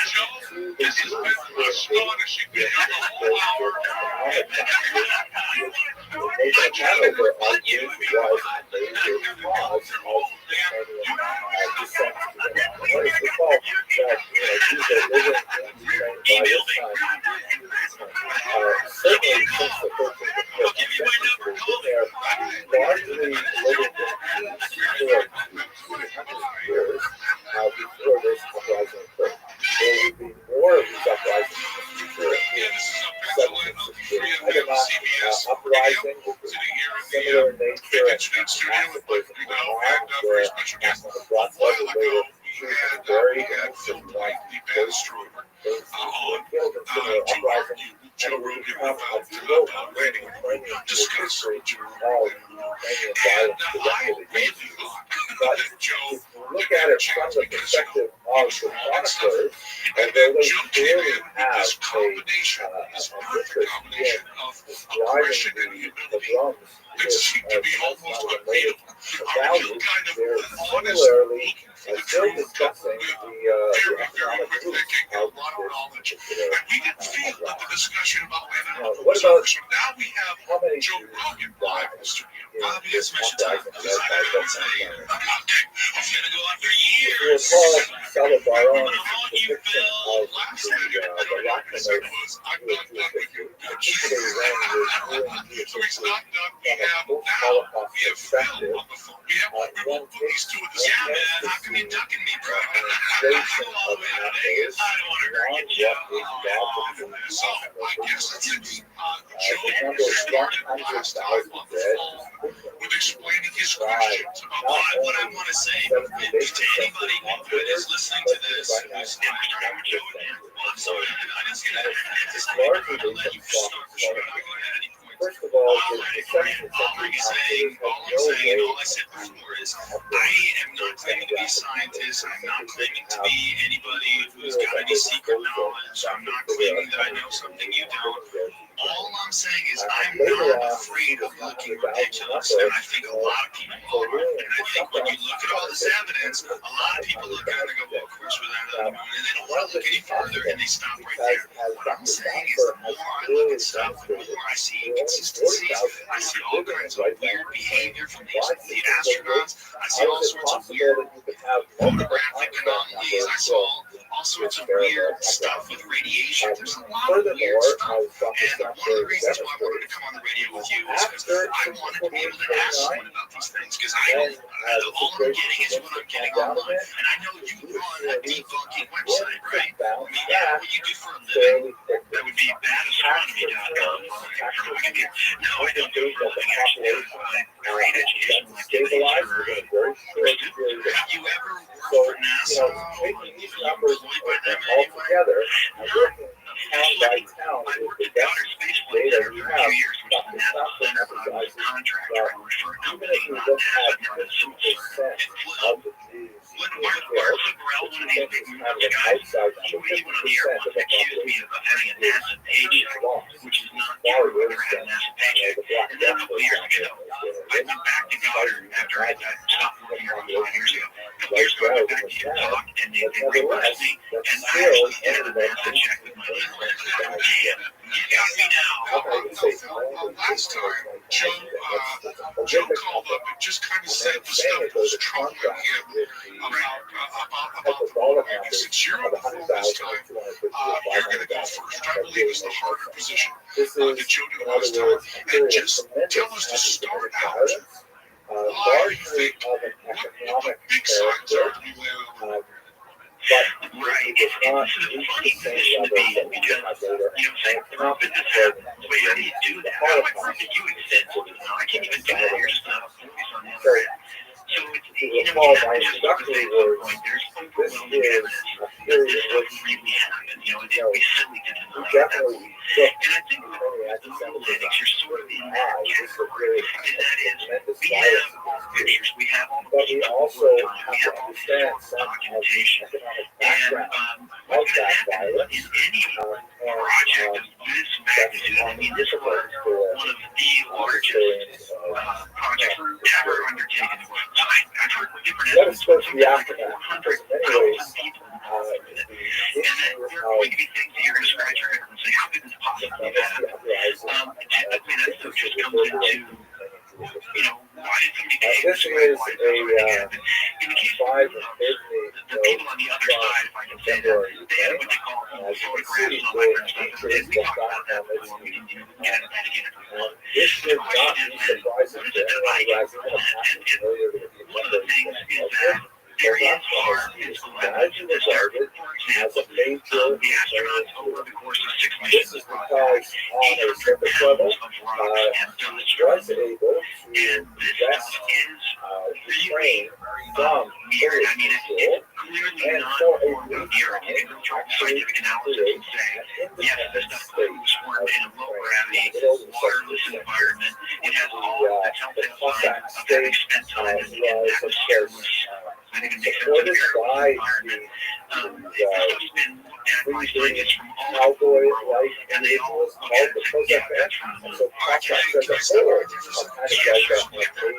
First of all, Werner von Braun went to Antarctica in 1967 in the height of the moon race and collected moon rocks from Antarctica. Isn't that true? Hundreds of pounds. I have heard there's photographs of him, there's videos of him there, there's moon rocks that they brought back, there's video of them carrying stuff back. He went in 1967, 2 years before Apollo. I have not seen the documentation for this, and I looked around for it. Have you seen the photographs of him in Antarctica? Yeah, see, I mean, that's very clear. That's all right online. I can look at that. I'm just sitting here. I don't know that. You haven't heard that argument that Werner von Braun is in Antarctica. Why would he go to Antarctica in the middle of the most hated technological race in human history? He's at the helm of it for the United States of America. He's going to Antarctica to bring back rocks. Before I explain that, I've heard the story too, but I honestly have not found a lot about it. That's ridiculous. It's all over the internet. It's all over everywhere. It's been documented. I've seen videos. Not conspiracy sites. It's all over legitimate sites. I've seen it on a bunch of different sites. It's documented. Werner von Braun was in Antarctica in 1967, 2 years before Apollo. And he was bringing back rocks. Okay, and not only that, he was a Nazi. A huge evil Nazi war criminal who, by the way, the son of Wiesenthal Center said would be prosecuted for crimes against humanity if he was alive today. For sure. He murdered a Nazi. I don't think he was a Nazi. That Werner von Braun ran a rocket factory where they hung the 5 slowest workers a day in front of the rocket factory. There's people that talked about it. There's guys that showed their tattoos and discussed it. Yeah, Werner von Braun walked by as they were working. Von Braun, just to jump in here, totally separate from any moon hoax site. I just pulled up a quick search, many pictures of Werner von Braun. Yeah, it's weird that you would dispute that. I don't understand how this guy got the benefit here. And now that I see one here, there's actually a picture of around Antarctica on the Marshall Space Flight Center site, which is the NASA site. This is a photo was made on or about January 7, 1967. But I have a question for you. If they were to fake the moon landing, so there were some people in there and they were going to do this, why would they send one around Antarctica? Why would they take pictures of one around? And why would they say, look, one around went to Antarctica? Well, why even do that? This is going to be a secret thing. And you're going to go to Antarctica to collect rocks. It doesn't make sense to send you a rocket. There's a lot of things that don't make sense, but the fact is he was in Antarctica. He did bring back moon rocks. They brought guys, meaning hundreds of pounds, they were many hundreds of pounds. If you find it, it's available all over the place. Okay, well, I'm sure People have a similar kind of there debate, are and even Isn't that weird? Doesn't that seem weird to you? First of all, they would have this evil Nazi running the United States of America space program. And 2 years before we go to Apollo 11, 2 years before that, this guy's in Antarctica collecting rocks from the moon. what is this thing about? Well, they're lying. First of all, they're bringing back this evil criminal from Germany, and they're having him work for America. They're slicking his hair back and making him look nice in a suit. And this guy's an evil ass crap. ourselves It was never about process really of hidden that he was a Nazi. I think it was downplayed because they all Oh, come on, man. I don't know how many I'm not Jews admitting actually what I feel thought was a Nazi. I'm not saying gathering he was a Nazi. I know you denied it, Phil. but they're not You alone. denied it. Here are the You denied original it, you're a lyrics Nazi. of the First said poem Nazi. that You inspired denied it. You the didn't say, national you said, no, I don't mean, I don't mean to say that he's not a Nazi or he's a Nazi. I'm saying that I don't know if he's a Nazi. well, I'm saying he's a Nazi. I'm saying he's a Nazi. At their rocket plant, he was building rockets for the Nazi B-2, which was used to bomb London. Well, dude, you're the Nazi. You know, what do you have to do to be a Nazi? Do you have to actually have video of you cutting a Jew's head off? What do you have to do? No, but there were Jews who were working in the rocket plants too. They were Nazis and they were working. They were slaves, dude. This guy wasn't a slave. He was the head of the program. I'm saying that Von Braun's history is, well, I don't think it's that clear over whether he agreed with Hitler. I don't think Are you a Von Braun apologist? No. This is getting weirder and weirder. But what you're doing is you're sort of poisoning the well here. You're calling No. What you're doing is you're pointing out that the government did something really evil. They brought back a criminal, a horrible person, and they had him run America's space program. meditate upon this 17th century. That's a horrible lie. They rescued all of these rocket scientists and brought them here, and they were all really, really happy to leave from what I've read. Well, that was they were going to get nuked. It was either get nuked, get killed in war, or come over and live nice in Cape Canaveral. But it doesn't matter. The point is, that doesn't matter. That's a huge point. Oh, I don't agree. I think How did you not agree that doesn't show massive amounts of deception on the part of the United States government? the U.S. government has massive amounts of deception every day. It doesn't mean that everything they do is That's part of it. That's part of the point. Let's move off the Nazi thing. We got Phil Gray from badastronomy.com. We have Joe Rogan, who's the host of Fear Factor. One of my favorite comedians. Have you ever seen Joe live, for the way? not live. No, I've seen you. Fabulous. And he just is just shockingly to death. Because when he first talked about this moon landing thing, I thought it was a weird little quirk that he had. He just knows so goddamn much about it. Well, here's the thing, man. I'm not crazy, but I just want to explain this. I don't look for stuff like this. I didn't want this to come up. I'm not like the guy who's trying to find, like, you know, I see all sorts of retarded arguments in these conspiracy theories. I see them left and right. I see retarded arguments in any kind of conspiracy, whether it's 9/11, who shot Kennedy, a tribe where he turned around. There's all sorts of retarded stuff, but there's stuff that makes sense, and you can't throw it all out. And when you look at it all, when you look at the giant picture, there is so much wrong with the Apollo missions. There's so much wrong. Massive amounts of stuff that doesn't make sense. That's why I'm a busy person. I'm not looking into this because I'm bored. I'm looking at this because I was really disturbed. And the deeper I went, the more I realized there's something really wrong going on here. Okay, so we covered the moon rocks. Then we got an explanation. We have a plausible explanation. We got a sidetrack with the argument against Von Braun. That you brought that Von Braun was your. Why would you send your rockets? I don't know. I don't know. It was actually rocks. Second of all, he was there in 1967 or 1968, 67 until 1969. The Japanese scientists first identified Antarctica as having a lot of meteorites. So it doesn't make sense that, you know, he went there 2 years before it was even understood that meteorites went there. I don't know why I went there. I don't think it was to pick up meteorites. And even if he did, there wasn't enough time for them to prepare these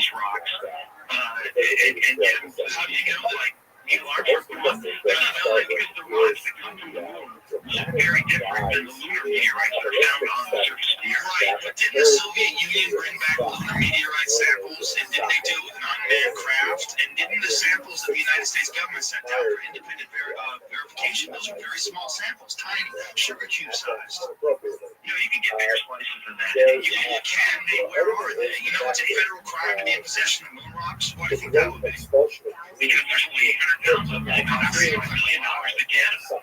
If you want to take a bigger portion, you have to go to NASA to do that, where they've got these things stored in very, very scientifically controlled conditions.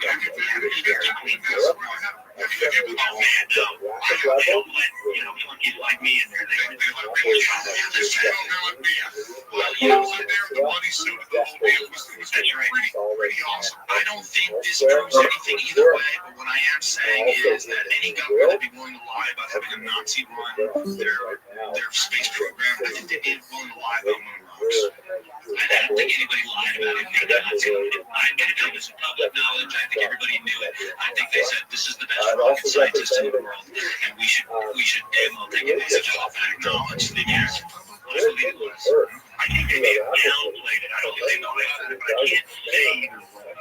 But the point is, the meteorites that came from the meteorites look different than the rocks. They re-enter through the Earth's atmosphere, and so they have ones that the fusion found the ones that have been independently verified. The Russians did bring back the Mercury mission design was not one of their missions that went to the moon and brought back like 100 grams. It was a very, very small sample because it was hard to bring back a lot. And chemically and all of that, they were identical to, or at least close enough to what was found on the moon. And they're different than what's found on the Earth. And you got to realize too, it's not just NASA people say that this energy was undoubtedly was urban people looked at them and said, yes, we can see that these things did not form on Earth. So they must form. Right, but isn't it possible that they could have done this with unmanned probes just like the Russians did?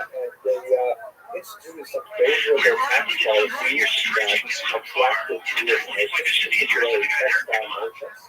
And it was a site of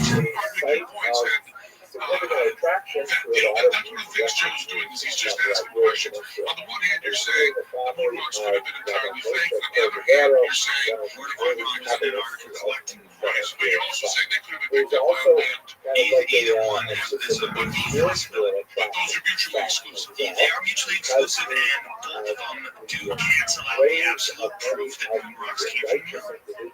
Well, I think you can find several valid challenges for what the countries have no reason to support America. Look at these things later. They're legitimate.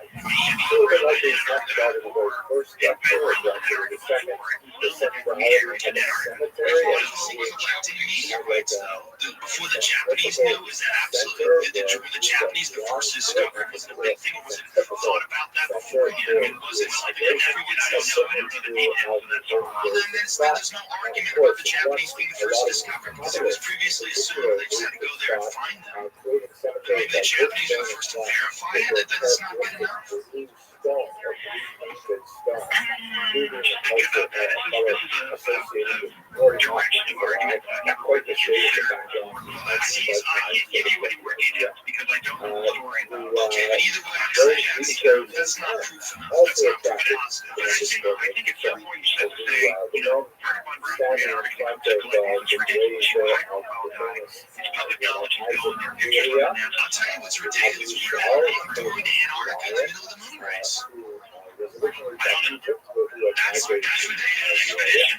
They travel all over the world in different conditions. I believe that if you're going to plan a gigantic deception such as this, you do it in advance. And I think it's entirely possible, if you wanted to look at it from that point of view, that they were doing that. And again, I'm not saying that they did it. I'm not saying that they faked anything. I have zero lazy dog in half. To even if you do that, though, which you would not say that's not proof. Maybe you would. Maybe he wanted to go, maybe he's hands-on, maybe he wanted to be there, maybe he insisted. Who knows? There's no reason. You said some guy.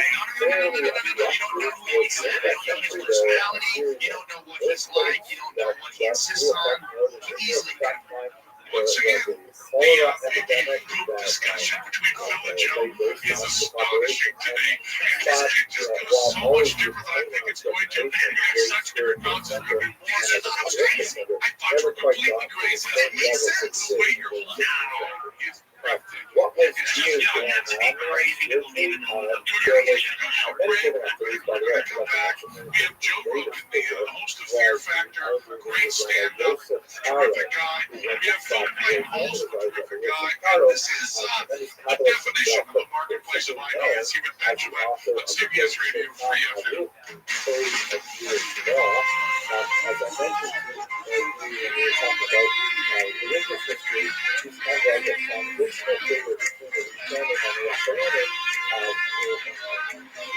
CBS Radio Free FM, I'll Benjamin. My video is also here. Let's get right to it as quickly as we can. Joe Rogan, Fear Factor, asking questions of full plate about landing on the moon. Did we do it? When we do it? Joe's just got questions. What's the next thing I want to open up for us today? Phil, what other evidence would you say says we're landing on the moon? He was the first individual to use what we could call sort of like a scientific systemization of Kabbalistic thinking.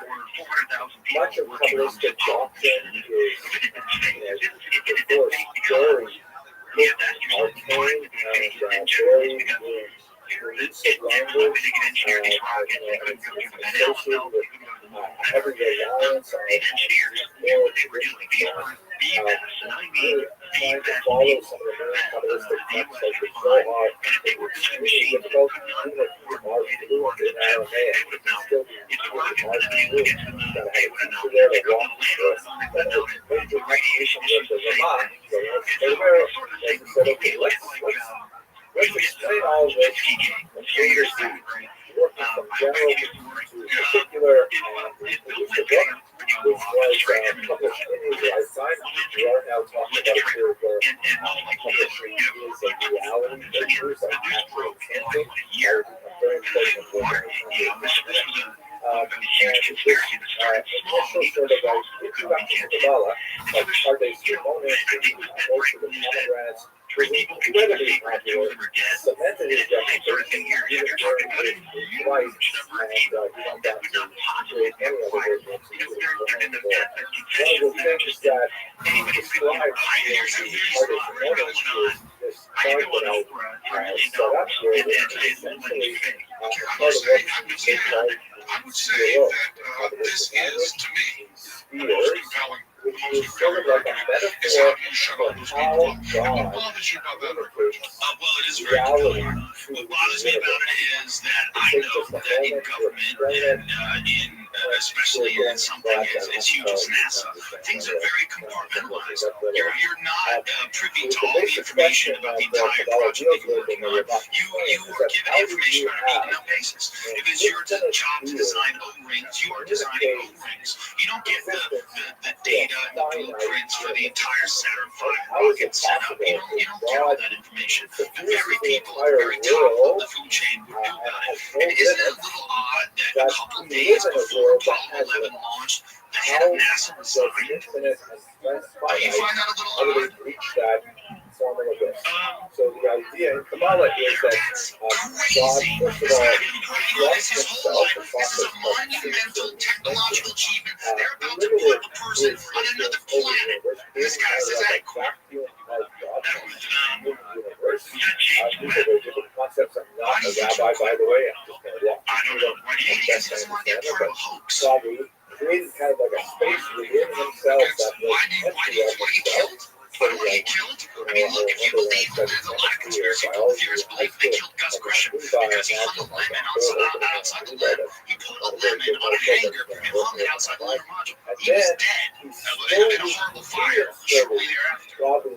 That's a very typical conspiracy theory. But is it not true that he hung a lemon outside the lunar module? And is it not true that our government is filled with evil, murdering liars? Liars at the top of the hill. There's a reason why they're in Iraq, and it's for money. And people are dying for it. And it's the same people, and that's the same type of people who kill astronauts. I'm not saying they did it, but I'm saying it's possible. one big problem with conspiracy theories is that a lot of stuff is stated are absolute fact, when in fact it isn't. For example, well, it is an absolute fact that he put a lemon on a hanger and hung it to the lemon. It's an absolute fact that he burned to death. And then it overflows to the next day. I'm saying it was association issues they were I having. was He the was saying bottom. this thing wasn't going to work. No. He's been quoted many times as saying that the whole problem is that the whole program's in jeopardy, and he didn't think it was going to work. He thought the thing was a lemon. He didn't think the whole thing was a lemon. He was having certain issues with it. He was just having issues with subsystems. Why we put a lemon, publicly put a lemon on a hanger, hang it on the lunar module. That is a monstrous statement from the number one astronaut in the country. Yeah, like that was like the model. All represent I mean, a guy with personality. That sounds I like was a going guy through the mirror itself absorbs some of the radiation if I was energy of the even sun. treated So with the finally, in the 10th mirror, F5 you can actually look at the sun. And the communication systems weren't working right because Why they I'm were these explaining guys this to you is I gave you kind of like the remarks and he got really but the frustrated. He other was side of the there. He was actually yelling something about how we the other side travel talk between two stop Right, trying to and then study they're the willing remarks. to kill And Gus we're only Grisham. studying it for Let's less not than a say year. they did. If they are willing to kill Gus Grisham, would they not kill the guy with the big mouth who designs the movies? if they're going to kill Gus Grisham and Chappie and Mike as well, are they going to do it in the most multi-humiliating way they possibly could, which will destroy the Apollo program and make the Astros really, really bad. 2 years later, they were killed. It didn't even set them off for a hitch. 2 years later, they were on the moon. They showed that they could do it. They showed that they could do it. If you're going to kill a guy, you're going to kill him inside the lunar module on the launch pad. That's going to show you again. Those If Apollo was fired, shatter. So as it were in the Alisa conception, oil came into the first cavity and then it exploded. How can you say that when 24 months Mixture later they were of on the moon? oil and the destroyed Just cavity. consider So it's the next one, and then we shattered as well. And it happened all the way down to finally get to the 10th cavity. And the oil is sufficiently reduced, and it's also mixed with the actual material of the broken vessels that is able to exist in this world. So that's the doctrine that is directed to the destruction of the vessels. And in the Julianic vision of Kabbalah, the task of the Jews is to try to repair I this disagree, Tyler. I fundamental disagree, Tyler. They shot Kennedy in the middle of the street. by I disagree, separating Tyler. out the gross material elements that are present in this universe and creating the crack sparks of holiness that represents like the hot oil, the radiance of God that are buried within the face of the universe. One of the most important aspects of the Rothschild'S book, which is directly connected to stuff that Steve network, is that the Rothschild's tremendous dose of urgency. As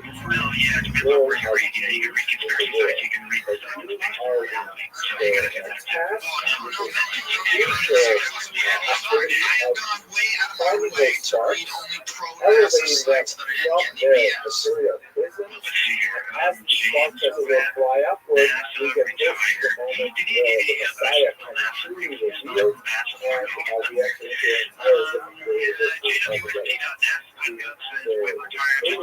the model of the Spirit as the Rabbi presented it is much more kind of like a description of the theological view of creation. But the Arizals added a verb to it. So an imperative, get out there and start doing this. But the Arizals Kabbalah is far more popular, had a remarkable degree of influence, for example, on the Pacific Rim, as we will discuss that really tomorrow, and gave it that impetus of, you can't just sit around studying things, you gotta get out there and access the world, because that is the task of the another possible answer. This I body would of agree with you ideas if there were more compelling evidence for that. There's no has compelling circulated evidence for presidential. It is circumstantial, but it does throw doubt. Joe, how many people just can you? with the advent of You obviously can't they answer have to this, make their but way I'm asking for your throughout feelings. the entire How many people basin would you say and would have to be Europe in as a whole. on And the it is in conspiracy? this Would have to buy in? That's a very good question. I have popularity zero of the answer. thought You of can the just your feeling. Israel, I don't know, but I don't understand how it works. I don't understand how the program works. I really don't. I look at it all and I say, well, I know there was a bunch of crazy stuff that they did. I know. If you know that they had a gigantic set that was a duplicate of the surface of the moon that they were practicing on, and they were taking all these videos and they were taking all these photographs. There's photographs of these guys on cranes. There's photographs of the lamb dangling from a crane. There's photographs of these guys like simulated low Earth, or excuse me, low gravity, where they had harnesses on and they're bouncing around on wires. There's all these photographs of this setup that they had. Now, if they were filming this setup and filming pretending, and there's also absolute proof that there was a satellite in orbit, and the satellite in orbit was beaming back information. They were sending it to practice what they were going to receive from the guys on the moon. Now, if they already had all this video in place, they already had all these simulation footages, and you're talking about some grainy, low-resolution stuff, that's all we have access to. How many people really did have to know? I don't know. But I think a few, I mean, it would have to be a couple dozen. It would have to be the people at the very top. Would they be able to keep their mouth shut? I don't know. I go back and forth on what people are capable of, and then I go back and forth on what people are capable of in government. But there's got to be a ton of people at the very top of the CFR, at the very top of world banking, that know what's going on with globalization, that know what's going on with, the push by these banks for one gigantic global government so they can control everything. And that's an absolute fact. That's what's going on right now. How many people know about that? How many people are blowing the whistle? Very few. So if they can keep their mouth shut about that, they can keep their mouth shut about anything. If it's just a few dozen people, I don't know how many people it is. And these people don't think that it would be a patriotic thing to do. We're talking about the height of the Cold War. We're talking about the Red Scare. We're afraid of Russia. There's this big thing. We want to show technological superiority over the Russians, over the Soviets. So it's possible they would do this and think that they're being patriotic. And at the end of the day, there was an article in the Russian newspaper that said Americans walked on the moon. I should never doubt that. I don't know whether or not our wars with other countries, whether or not our propaganda, whether or not these arguments are all real, or whether it's the puppet on the left and the puppet on the right. I don't know who's at the helm of all this stuff. I don't know how it all works. I don't. But when I look at this whole gigantic picture, it smells. We're going to get a smell. We're going to take a break. Hearing said the word smell. That's Joe Rogan. Of course, the host of Fear Factor, great stand-up. This is a great guy. And we have a strong person on the phone. We're talking sitting here. My name is Benjamin. We've not before this because I think clearly we're not done with either of these bitches. This is Benjamin at CBS Radio.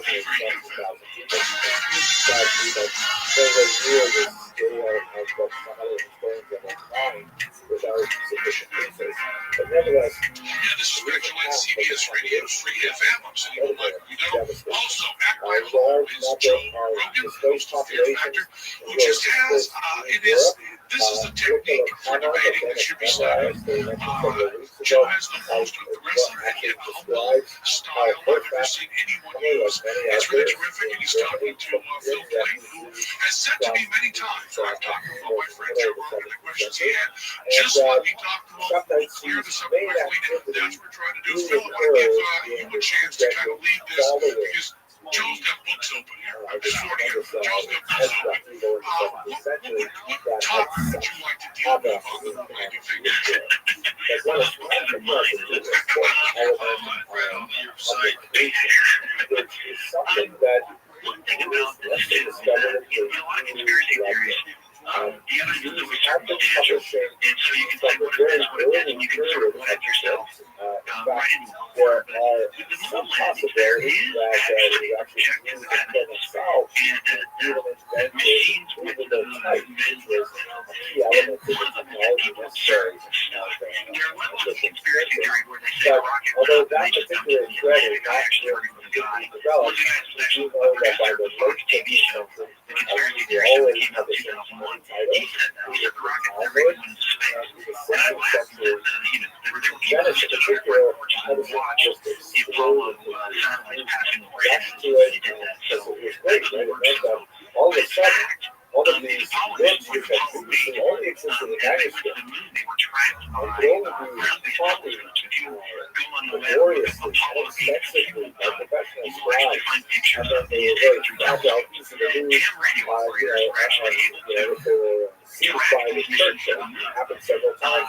And They the could thing easily about burn those, that's a parts directional of the signal. place that would If become machines didn't actually restricted. go All of to a sudden, the then price ham radio drops like the operators would bottom. That no longer are we talking about contemporary concepts. First, technology.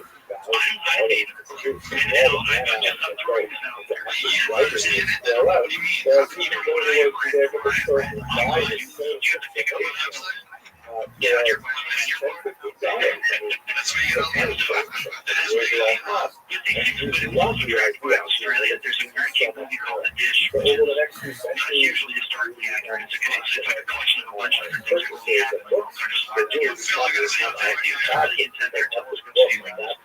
And you could say, well, maybe this just means that we set rockets because we did. it works like this. Okay, but then the thing is a little bit more complicated because one thing that is the Apollo Ideas several circulate, and they did this on Apollo 11 accelerating is they activity allegedly on the moon like these retro 7th reflectors. So do the Soviets.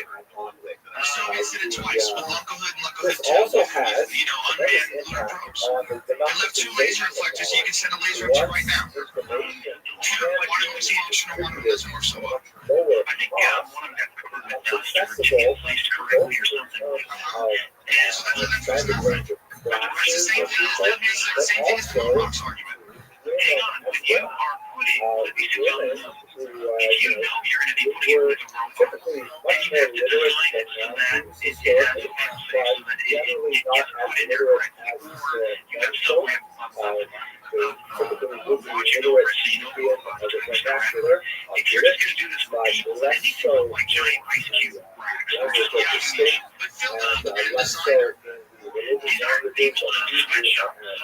You know, They're scientists. Make out they're more software than engineers and they're managers and They are they're both that to do Richard Feynman did point out very clearly in the Holy Readings that there was a problem. It was too strong hierarchy in NASA, and the people at the bottom were not speaking up and did not have the communication up to the top there. Yeah, and that's what 1989 was that? the less educated women who had no access to people whatsoever. So with friendship, all of a sudden you begin to open up the possibility of, hey, but that's when there was problems in the pieces they were making.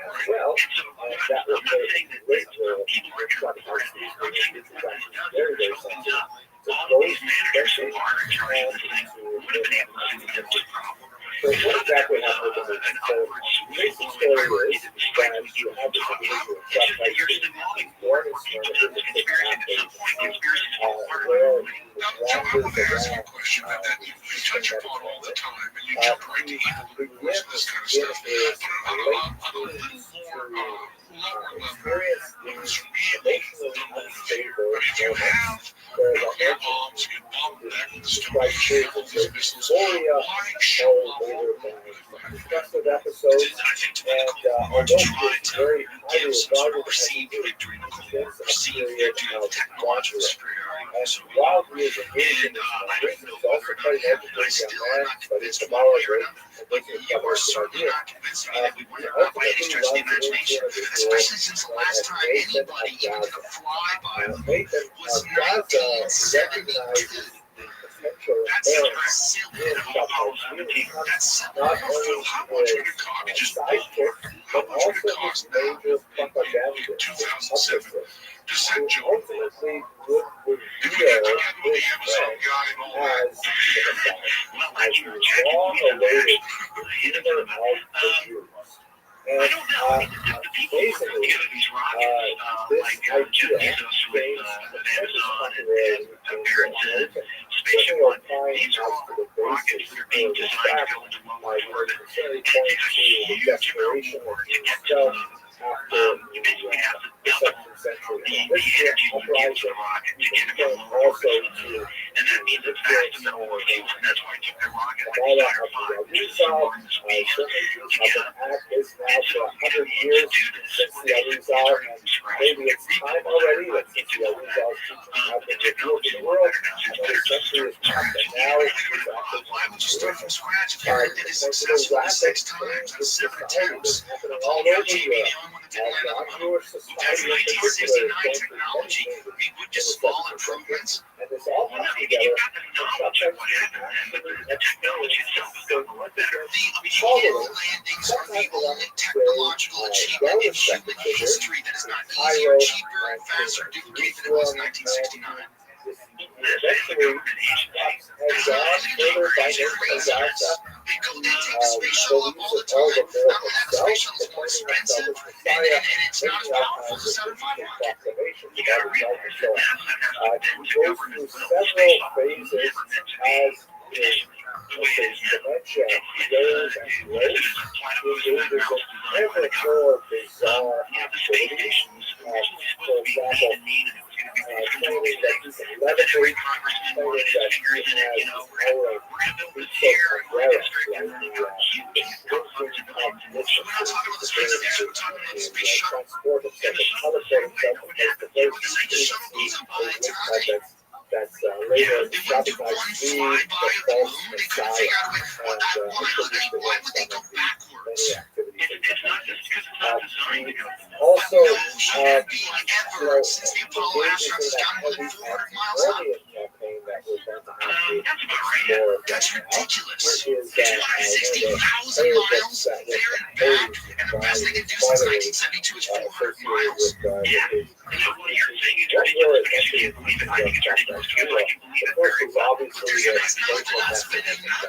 And they keep talking about going back, but they talk about going back in 2020. Why go back in 2020 when you can just... Well, that's the other problem. They don't have the telemetry data from the Apollo 11. Isn't that like the most important data? Isn't that like the most important thing? A huge technological achievement. They landed a man on the moon, brought him back, and they're missing the telemetry data. 14,000 something reels? You're missing... It was kind of like moderate, you can't find the telemetry data. The nullification of fast days, you have those famous fast days of time, which is usually in the summer that reels of telemetry data. The most technological achievement in human history that's not stored at the Smithsonian Institute, it's not stored at NASA Vault, it's not labeled, it's not on lock and key, it's on a gold vault. There's nothing weird about that. About 14,000 reels. I don't know the number. Yeah, George is like 10,000. We lost more than 100 of the telemetry data. That's insane.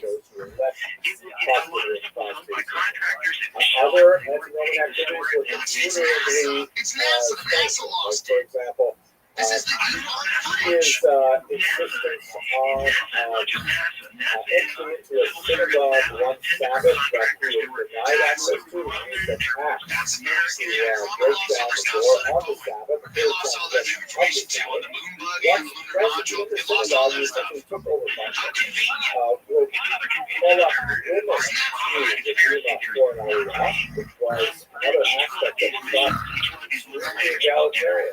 Really looked to women as a great source of this information to gauge exactly how much that contributed to his overall popularity, but then as the things he proposed later after was adopted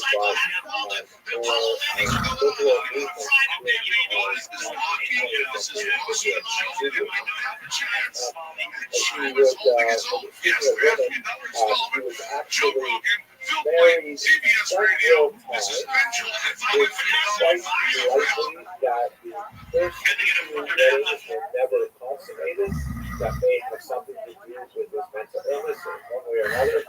He later, however, married an orphan woman who had some kind of a checkered past. There were some questions about her tools were essential for your living. Icon tools complete every repair, without giving an inch. With broad selection and the industry-leading warranty, you can count on Icon. You can count on great value.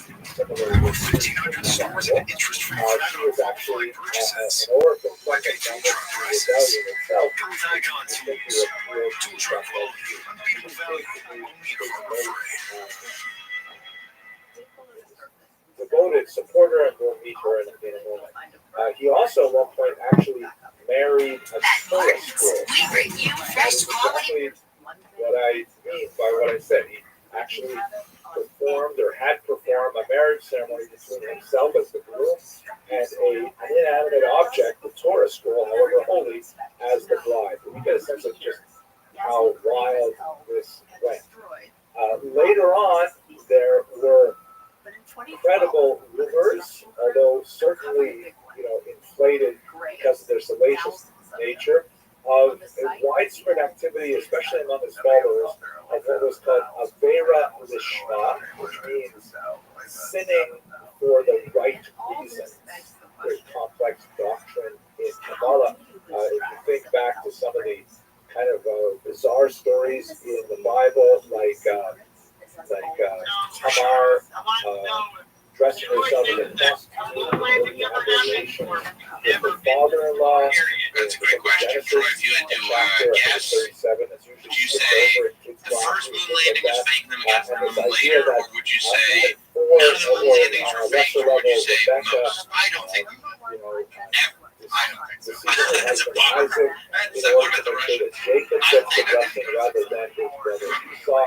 So difficult discussion theologically, but his father is definitely picked up on this idea of a very find the Hubble telescope taking pictures of the rover and footprints on the floor. Oh boy, Norton, you may have stepped in it. You may have stepped in some real evidence.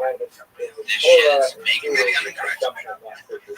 Thank you, Tom. Earth-based I don't know if it's Earth-based or not. Earth-based photos finding the flag, the footprints, and the rovers on the flag. Okay, there are 1,000 times too small to be seen for Earth-based telescopes. Maybe it's just that's convenient. you can see galaxies far away, but you can't see the footprints. All the difference is you're seeing, you can see the galaxies here because it's light, whereas a footprint's a little dark mark on Galaxies are also galaxies are huge. But as I mentioned, what we you can would like zoom to in take on over the tiny little things on Mars. Yeah, but when you see a galaxy, you're seeing a billion stars that looks like one of light. okay for him Like to you're be seeing married something to, that but not okay is to be say read 50 or 1,000 light years to wide demand that people as a use pinpoint of newfangled light. print Like tape. that's all you're seeing. You're not seeing individual stuff in the rather galaxy. than You understand? We have the technology on Earth to take pictures of As the Mars. he's moving on his Tiny career, little detail on the surface of mania Mars. increases So we get those footprints. So we of should be able to see becomes the rover larger and larger and all more the details longer we take lasting, on Mars. You're right, but I think egged on by people like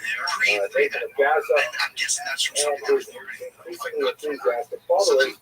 He decides that it's now time for him to reveal himself I don't know. Okay, so out he's of saying, Sultan well, if it's to orbiting demand the moon, that why can't it take pictures landed of Israel footprints? Yeah, are there no over photos of the him footprints as from the Suleiman? Messiah. But that's wild. I mean, that would just debunk everything. Like, look, here's a picture we took. There's the rover sitting there on the moon. It wouldn't debunk anything to me. Through all they should be able to see. But the footprints wouldn't debunk it. I was just crazy. So it tells the Are there no story photos of of the flag? Shoptime Speed. They just zoom in on a couple I of see that elements of flag. it. Yeah, So I Shoptime Speed goes with that doesn't make Nathan any of sense. Gaza, Well, there's no light sails off source to from it either. Constantinople, Like those meets with things that are taken, Ottoman you're talking things in Sultan, and space, say, they're okay, light sources. I'm They're what here. they're taking with like ultraviolet light. They're seen Jerusalem as and light. landed Israel. I mean, like there was light on the astronauts when they landed on the moon. You can obviously because from the photos lit, yes, from the so that means that light does shine on that place. So now the dark side of the moon. Representative Light shining on it. I'm not a scientist. Light shining on it might give a different ability to be photographed and actually get emitting light, giving off the source. But he lays out his case, and the Sultan says, How "Don't big is it? God, Yeah, it's so nice to meet you, Mr. Messiah. Yeah, I don't Mind if I call you Shopsy? Is that okay? I have a counter offer. I'm not prepared to shoot you in Israel. Sorry, I kind of like it. But But by I the way, will the allow you universe to is remain way bigger than a alive. Jeep. Yeah, I mean, I know what I you're have a saying. Jeep. You couldn't fit a universe in it. You See, Mars, presence and authority detailed photos unscathed, from Earth on Mars. You can't take more detailed. What detailed photos of Mars are people taking from Earth? Whatever, even other planets. You can get, what are they looking at there, Travis? 2011. These are photos taken from NASA's It's thousands of followers. There's a lot of debate over exactly how The large the sharpest following images was, ever but taken it's from certainly space very of the Apollo significant 12 all across Europe. Okay, so you can't take the photo. I was wrong. Let me open it up a little bit. Judaism. And the Yeah, and if they're whole lying about it, why following wouldn't they fake clear photos? If they fake the moon landing, why wouldn't they Here fake better is, photos? That's a tremendous question. away. How are they taking that bad of photos? I don't think it's a bad photo. I just think that something in 2014, that's the best photo we get of the moon from space, maybe. When I got an iPhone, yeah, maybe from space, it's a tougher photo to take. It's wild how detailed these photos can get from anywhere, but they're just blurry. Well, I haven't seen anything that's the size of a Jeep. I know that she was earlier. I haven't seen yet. What are some Earth-based photos of Mars? Galaxies are bad examples because space is black, they're light, they're also huge, and you're also seeing something that's, 1,000 light years wide as a pinpoint of light. That's how our telescopes are good. But you're seeing something that's a billion thing, a giant bigger than our sun, but you're seeing it at one point. That's the best Earth-based view of Mars, and it's the whole planet. It's the least detailed. It's a terribly undetailed photo. Do you have the capability of taking photos of the moon from space? Yes. So why can't we get a detailed photo of the moon? My guess is that they haven't spent a lot of time doing it, like for what? Like whenever they take photos, whenever they take photos from space, they usually aim a camera somewhere and they have a reason to do it. And there's a limited amount of time because everything's moving. So somebody said, why don't we take photos from space? Rather than landing sites that you can watch it and say, wow, I like to do that. I'd like to do that. There's no purpose. People saying nobody landed. Let's just show them that, look, there's the ship. But maybe scientists maybe they're not looking at it like, let's get a very small segment of people who won't believe it anyway to shut up and we can actually use this for scientific purposes. Why not just get a filmmaker? Take a picture of the rover. Sometimes he is definitely the Messiah. We have already accepted that. That's not We have good technology. Just have somebody take a picture of it. I'm guessing that the craters look small. Like we look at small, detailed photos are taken, but they're not small. They're actual craters. They're large. Yeah, they look small, but they're not canyons. Yeah, they're big. That makes sense. From space, you can zoom in on Google Maps and tiny little, way up in space, you can't take a photo of a Land Rover on Mars. I guess those are the best photos they have. But if they haven't tried it in 10 years, if that's the most detailed photos they have is 10 years ago. Once the Google Maps were that good, they wouldn't need those cars driving around neighborhoods with the cameras on them. Turkish politics, for example. Thank you. There are I can get a also certain amount of detail reverberations from Google, of like when video you zoom in from Google satellites, you can get, and that was one of the things where Google satellites were closer. After And how far was that thing that took those from? I don't know any of the answer. Well, I mean, yeah, Google satellites are right above us. So how far was that taken from? Was that taken from something that was the same distance? Even his conversion and with This a lot of the things Dr. he said, Tyson, it proved to be a bit of a or any thorn in the side physicist. of the Ottoman authorities, who Let's see, 40 years found later, that flags that remain was on. constantly How do they giving out post-messianic authorities, many people, okay, you can be king No, of it says Africa, flags remain in you can be quotes. the vizier of Europe, and things like that. And it was creating a certain amount of disruption among his followers and among Jews in general. Okay, So let's see what Tom ultimately, in, he was let's see what in Tom in prison. Connecticut has to say. And This is a in wild-ass prison, phone call among description. the last thing What's he up, did Tom's was truck? he requested a Hey, young I just want people to say that not share all for of his the own NASA stuff purposes, is fake. so Because that my he could grandmother pray gave her great prayers from and the church. turn Mic into drop. penance. So she In lived. many ways, That's right. I said, oh my God. Oh my God. Jesus. And I'm going to tell you, Tom, I may not know your last name. I'm going to take your word for it this time.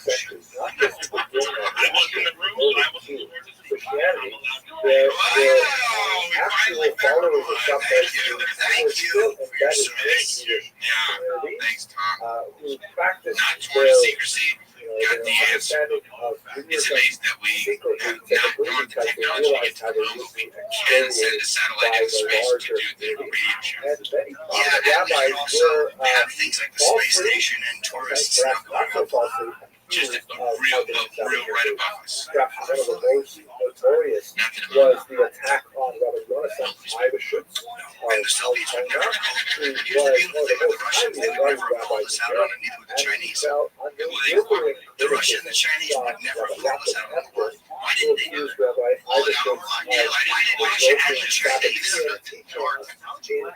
Why wouldn't it even now? Why wouldn't the Russians be like, Yeah, maybe that's who did American food on YouTube. Russians? It sounded like if they put that to I'm telling you, this is a great documentary. You should watch it. for help Of and healing course it is. for substance, We can make it livelihood, 5 marriage, minutes. all kinds of things like that. It's really going to explain what there's a very lot to further digest. for that. There's a lot of circle But talk. Rabbi Yaakov Remember Emmer I showed studied you some of that the there's all analysts this produced by Rabbi stuff on Jonathan the Ivashutz internet and that said makes people he's definitely a crazy and Shabbatinian. convinces them that And they're right. so people lined up on either side who was their favorite rabbi that they would defend, and it was like a rather Okay, major you know what? It's hard to have 3.5 hours, but I try to watch Similarly, this stuff because I like it beyond the more. case of a great Watch it. I'll well-known watch it figure, piecemeal. I did watch the one UFO documentary fantastic that you told me about, and I did, and I watched the other one that came out. And it was amazing up until they went to the African kids that don't want to fucking hear what a bunch of children said. That is pretty wild. Huge losses. Yes, I myself, yeah, but I was just too long. Like, you don't think that's worth examining? It is, but not today. It lost me because I have much more interest in what pilots say and what impossible photos and videos than what children say. And I was at the end of the documentary, so it's too long. It was that part. The fact that 6 kids all saw the same thing was pretty at any rate, when I threw out the study, it was The written whole by a fucking man school who was said they were molested, and it perhaps turns out for they his weren't. But technical work, I don't but think he was kids at heart mind. really I a don't communist. want to be as trustworthy as adults. Like pilots, I would put more stock in. I could listen to a pilot tell the same story as another pilot over and over again. I would put more in that. He was I'm just hounded not sure they out ever of say his you put higher stock native in that. land in northern Italy, So and he sure, sought higher stock. refuge The kids you in could have, but I just thought they spent too much time on it and they wasted a good and amount on of the way money. to Amsterdam with his family, he was actually put under house arrest in Frankfurt Patrick in New by Jersey. critics who suggested that he was Hey guys, a late follower of Shopheads. I think it's But, interesting that a Troy good 8 years is after negative, Shopheads, he was already but we passed can away. write that way. And They the can look Select at Yeshavim the himself is held under universe house for arrest. like it taking All of his literally writings millions of were years to get here. confiscated And by use the that local education, Jewish the court straight and telescope, then in order to buried get like and the lost. in So the a moment tremendous looking amount of like his that work millions no of years. longer have We have extant. that It is technology. moldering And we also somewhere have the under technology a to cellar floor in and the the city of orbit Frankfurt. that orbit Nevertheless, he was able to exonerate himself from all charges. Yeah, that's the one I asked that astronaut about, James. I didn't know the name, but that was the one I asked. It's in not deep space, but deeper space than But anyway, Hubble. Yeah, and the deliberations of the how do you handle Sabbath that question? debacle continued throughout Europe for a couple of years. Perhaps the last expression of this, or the last organized expression Yeah, and that probably got amazing. Is it up there now? I think they're still running tests. Yeah, Like a few months. personally to be the Yeah, if reincarnation now of Shopheads, really what Jacob Frank shown here. I don't think I want to overbalance the lecture by going into too much detail with Jacob Frank, but the ironic parallel with Shabbatai Tzvi is that while Frank also proclaimed himself the Messiah, as like Shabbatai Tzvi, he did not appear to have the same level How far away is the James Webb telescope? Do you know? he seems to be more of the Charlotte type, casual outside feel that. I wonder how long it takes for this repair to be done. Like on the Hubble, they can fly guys up there. How would they repair this James Webb? Would they have to send out just a machine?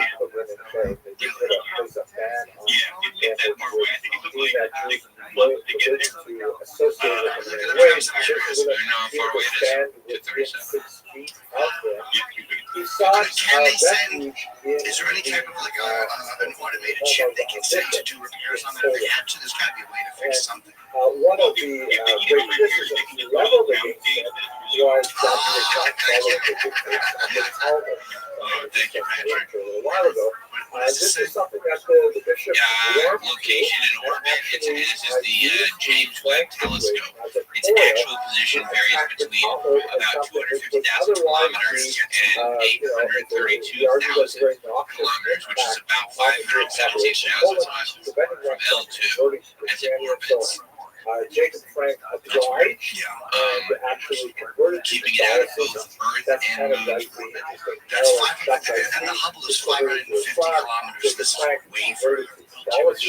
Largely for opportunistic reasons. Is it a gravitational thing between the moon and discovered it, and in so doing resulted in the confiscation and destruction of some 10,000 Talmudic volumes.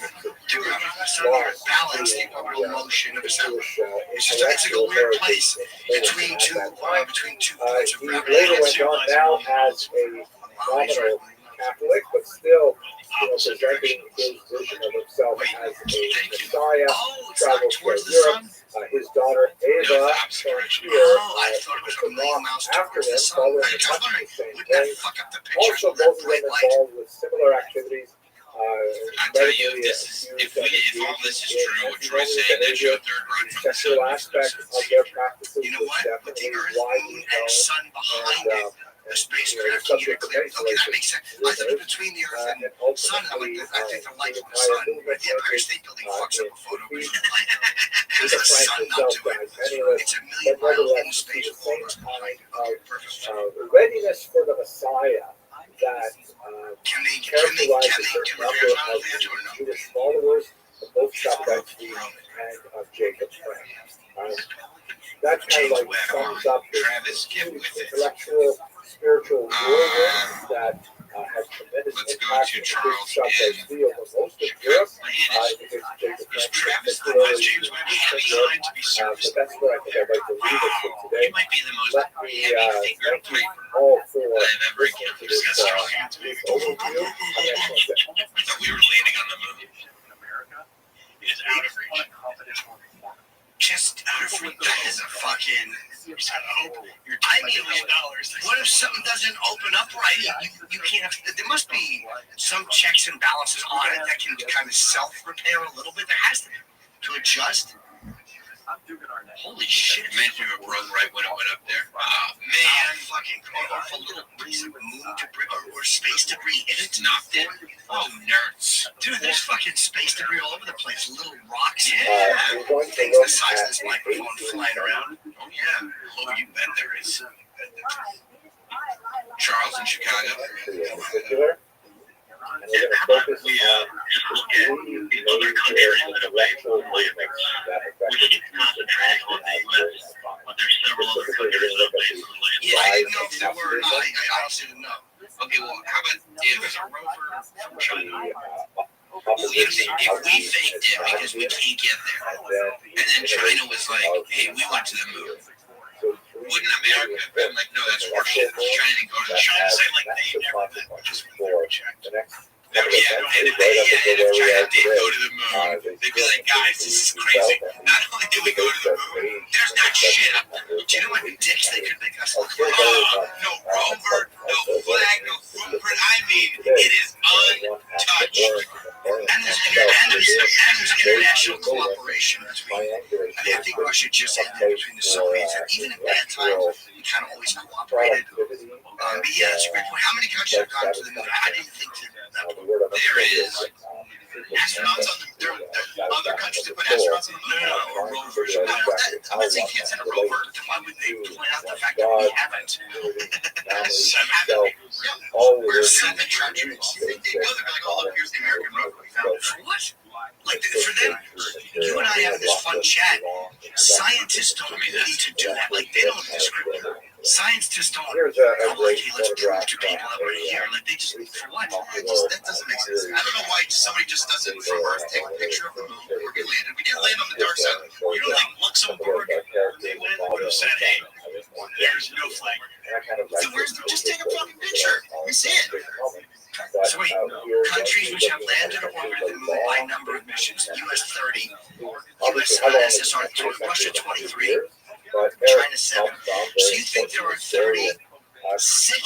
these projects. It ends in 1990. So by then, you think there are 60 missions with different countries, different astronauts, and different control rooms full of people, all of who are silent and none who are talented. Sworn, but again, sworn, no astronauts.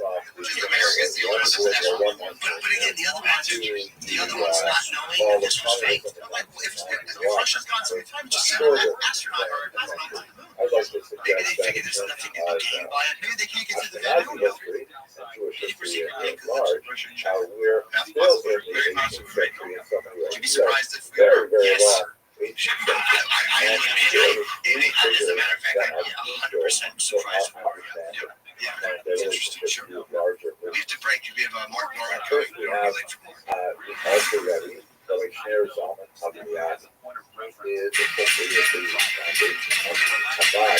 I would include a figure perhaps more appropriately of some sort.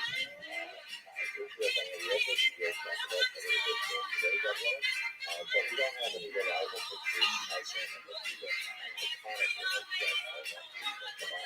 all over the world. And what is more about it, I don't think is really a third generation to continue in advancing with weight loss by ends. Customers report losing over 11 pounds in just the first month with compounded GLP-1 injections. Through HIMS, you can get a personalized weight loss treatment plan for 100% online, prescribed by a licensed provider and delivered to your door for as little as $165 a month. Find the plan that's right for you and start seeing real results sooner.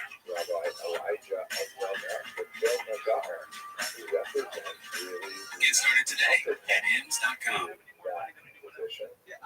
He is the knowledge head of the movement known as the Misnagdim, or the Misnagdim, as it's pronounced in Ashkenazi pronunciation.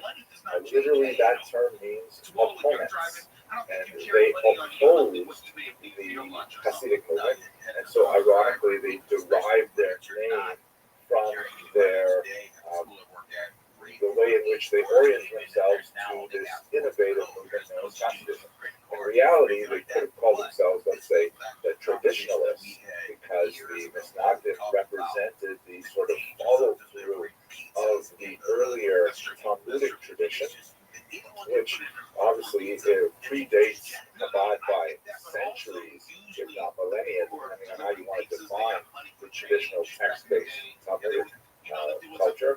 But nevertheless, the term Misnagdim stuck, and so they're very important element in our discussion of the three major intellectual movements of the Finally, we have the Haskalah, which is certainly well typified by Rabbi Moses Mendelssohn, also known as Moses of Dessau, and he was the first really significant Jew to articulate a new way of identifying with modernity that did not view the outside world as necessarily toxic and dangerous, but rather one in which Jews were expected to engage, one in which Jews could fully connect with, while respecting the boundaries of their own ideologies and beliefs, and yet they could contribute to and be affected by the outside world. These three ideologies came into very significant conflict over the course of the 18th and into the 19th centuries. And of course, these three movements have a legacy, an intellectual legacy, which continues to affect us today. While we're on this picture, I can't leave without pointing out that the actors in this series called Shtisso, it's a very enjoyable series. They, of course, do not necessarily look the way they appear. Here's Shulam Shtisso, the character played by Dov Glickman, rather brilliantly, but rather different physical appearance. And here is his son, Akiva Shtisso, played by Michael Aloni. I especially like including this picture of Michael Aloni because it often happens when I'm walking down the streets in Jewish neighborhoods. People walk up to me and say, "Hey, don't I know you? Aren't you that guy, Michael Aloni?" That really doesn't happen. Occasionally, though, in Manhattan, I misplace and often mistaken for other people like Will Smith. I'll probably cut this part over here. But let's go straight into the next part of the lecture. It's hard to have these lectures start so early in the morning. It's 8 a.m. here, and I can't see any of you in this webinar, so I'm just talking to my own face, and I'm tempted to cheer myself up with stupid jokes.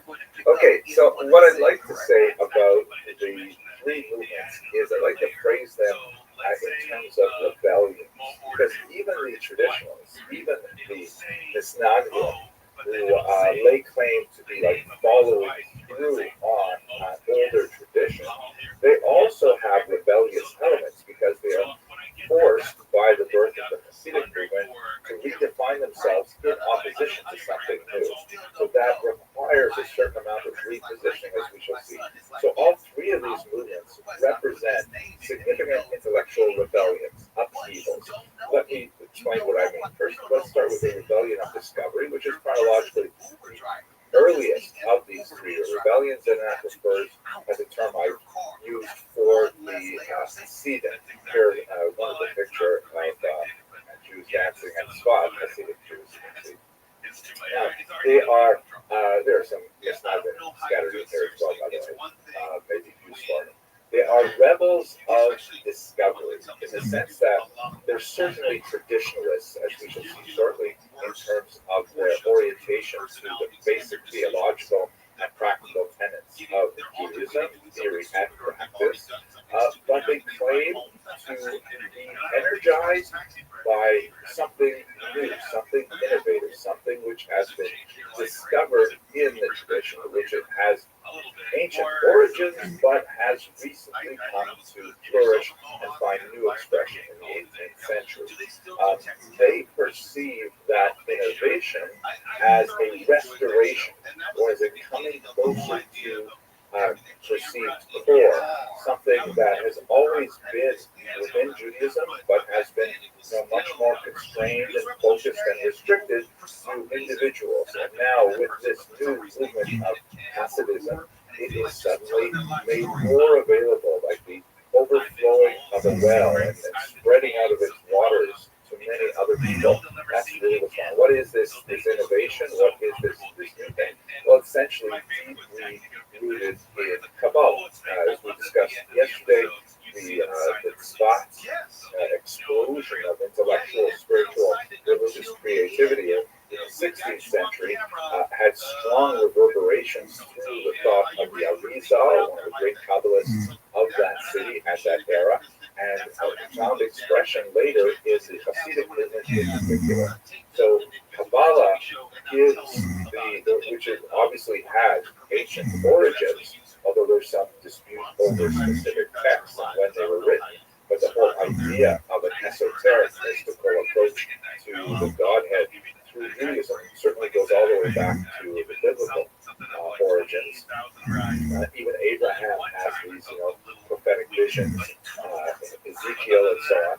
So the idea of bringing more of that Kabbalah, more of that tradition into standard day-to-day Judaism was something that Hasidism was especially noted for. So it is a rebellion of discovery, meaning, hey, we have this amazing intellectual, spiritual resource here. Why aren't we making more use of it? That's really what Hasidism is in terms of its rebellion. Then, to contrast that, we have the rebellion of tradition, which is associated with the great Talmudic schools in Lithuania in particular. The rebels of tradition look at this innovation, they look at the Kabbalah coming into daily practice and say, wait a second, that's not right. Kabbalah is meant to be only for the holiest of holy. They're not saying that Kabbalah is somehow incorrect or not representative of Judaism. They're saying that it should be more restrictive. The Hasidim have stepped over their acceptable boundaries by offering these kind of ideas to a much larger population of people who are not ready and they are not spiritually refined enough for this.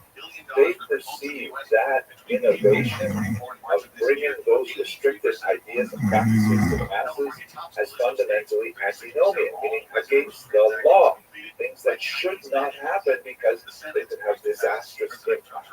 And just to give you a sense of how this can really be couched in terms of a rebellion rather than a pure opposition, one of their great heroes is the famous Sam Sofer, Rabbi Moshe Schreiber, very important thinker of the era, in which in his clash with not so much the Hasidim, much more the Haskalah, he laid down a very basic principle, which I want to explain. It'll take me a little bit of a second. Let's just go back for a second to the biblical practice of not eating meat during a certain time of year in the summer. There's a particular crop of wheat during the summer harvest that's called Hadash. In Hebrew, that means new. And that new wheat may not be eaten during a certain period of several weeks during the summer, which is one of those biblical laws. And so, as the Talmud puts it, Chadash Asurim Min Torah, or as we say in English, Chadash Asurim Min Torah. The new wheat is forbidden by the Torah. So, Rabbi Schreiber, the Sam Sofer, used that passage from the Talmud to describe anything new as being forbidden by the Torah. Simply saying, Chadash, Asur, and a Torah. Anything new is forbidden by the Torah. You can't innovate with this new introduction of Kabbalistic ideas, but in particular, you Maskilim who want to bring an organ into the synagogue, want to move the Sabbath to Sunday, want to revise the laws of keeping kosher. No way, Chadash, Asur, and a Torah. Anything new is ipso facto forbidden by the Torah. So that's kind of like a pretty strong statement. And I don't think that Sam Sofer meant it literally and universally, but it was definitely a way to kind of coalesce thinking around an approach to these new ideas. So it is a rebellion, but it is a rebellion for tradition. And then finally, the last group, the Maskilim, the so-called enlighteners, that we'll have much more time to discuss in the Q&A, hopefully. The enlighteners, the Maskilim, are, I like to term them as rebels of expansion, meaning they say, here we are in the 18th century, and we sort of have a particular way of life and a way of relating to non-Ashkenazim, specifically the non-Jewish world around us, but also to, non-Ashkenazi Jews, of which there will be a significant new influx after the Spanish expulsion of 1492. And they say we should rather be expanding our horizons into other areas of political, social, especially cultural and intellectual endeavors that we've never really engaged in before. This background image is a beautiful medieval representation of a Jew and a Muslim playing chess together. Chess was seen for much of the second millennium of the Common Era as kind of like a leveling factor that regardless of one's ideological background, one could engage in a game of chess without necessarily sacrificing one's personal beliefs and practices. So they were seen as kind of like a safe meeting place for ideologically divergent players like Jews and Muslims, Jews and Christians, Christians and Muslims, and so on. This rebellion of expansion sees innovations in the tradition as corrections, as ways of addressing artificial phenomena that had developed over the centuries that may have been intrinsically harmful to the advent of Jewish civilization and thought.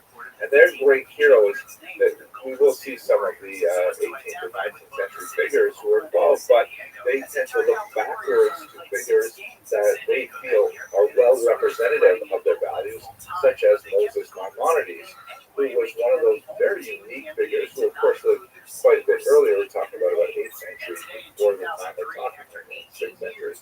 And Moses Maimonides, however, was one of those rare Sephardic geniuses who was adept both within the Jewish intellectual tradition and extremely creative, writing things like the Mishnah Torah, the Guide for the Perplexed, but at the same time, very, very active in the secular world as a physician. He wrote many treatises in Arabic on various medical conditions and so on, and he's seen as kind of like a golden age individual and a prime figure for modern Jews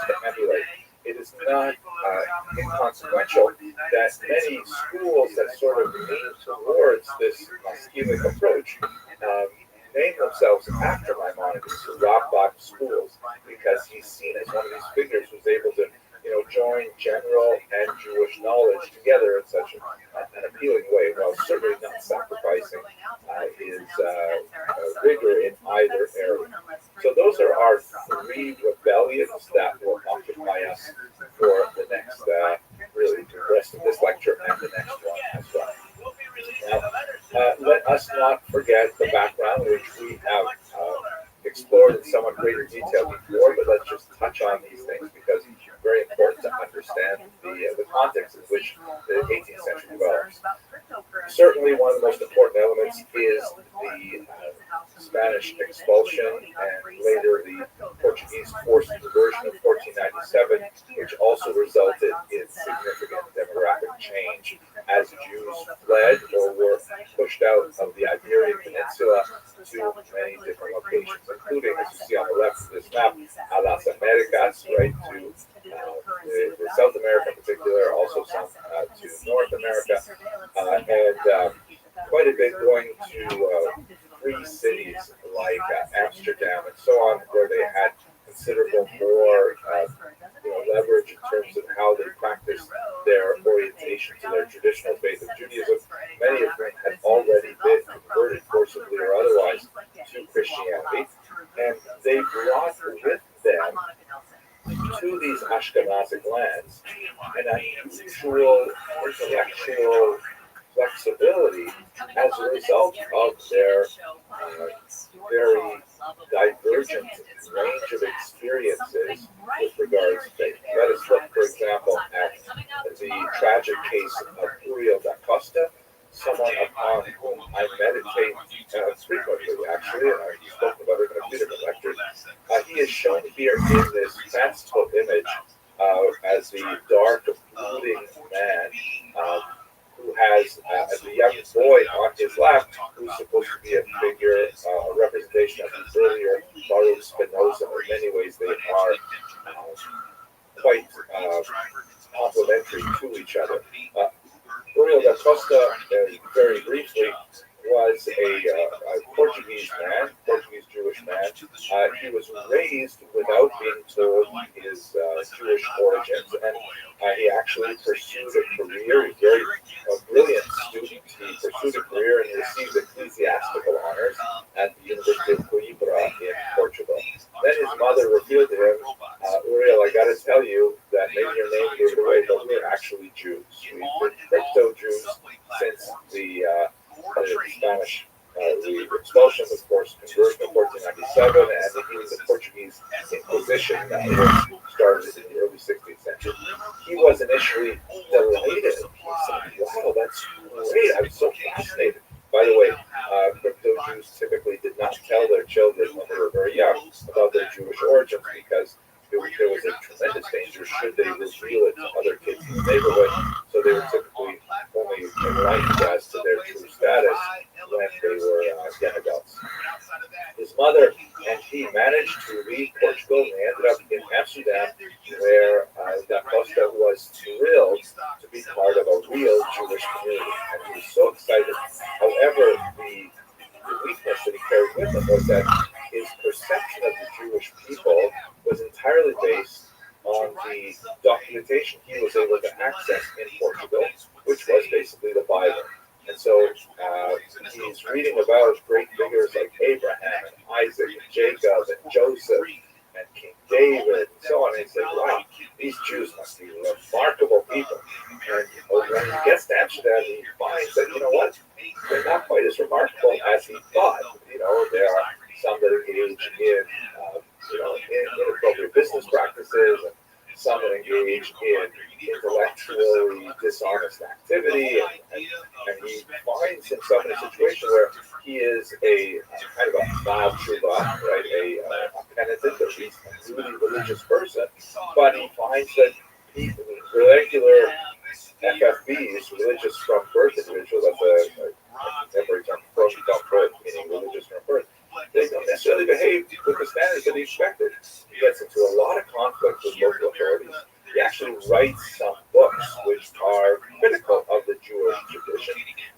His intellectual genius was coupled with, unfortunately, mental instability, and he is excommunicated several times. He actually moves to another community, tries to settle there. The same kind of thing happens. The end of the story is he went back to Amsterdam with kind of a resolution that, as he put it, I have to live in a community, so I agree to live as an ape among apes, meaning he would give up his personal view of what Judaism should be and what Jews should believe, and he'll live within this regular community because he simply can't live alone. He's terribly attached to his mother, he wants to be near her, and so on. In the final excommunication, the Beit Din of Amsterdam decided that if he were to be accepted back, he had to undergo a ritual humiliation. They said to Uriel, we've done this several times, you say you're sorry, and then right away you go back and do other terrible things. You'll have to view my video on this to understand a little bit more of the practical details. But specifically, they said, if you really want to come back, then this is what you've got to do. You've got to come to synagogue, you've got to confess in front of the entire congregation. You will endure a symbolic flogging. It's not a flogging like, to draw blood and things like that, God forbid, but it was nevertheless in the middle of the synagogue to be flogged, to see such a public, visible sign of public condemnation. And then he would have to lie down on the steps outside the synagogue and have the entire congregation walk over his prone head. Terrible humiliation. He goes through with it, then he goes home. He sits down and writes a 12-page suicide note called, which has been published later, called Exemplar Humanae Vitae, the example of a human life. And then he pulls out a gun and he kills himself. Very, very tragic story relating to the question of identity, layers of identity, his earlier Christian identity. He added underlying his newer Jewish identity, the disconnect between his imagined Jewish identity and the identity of the Jews of Amsterdam, among whom we live.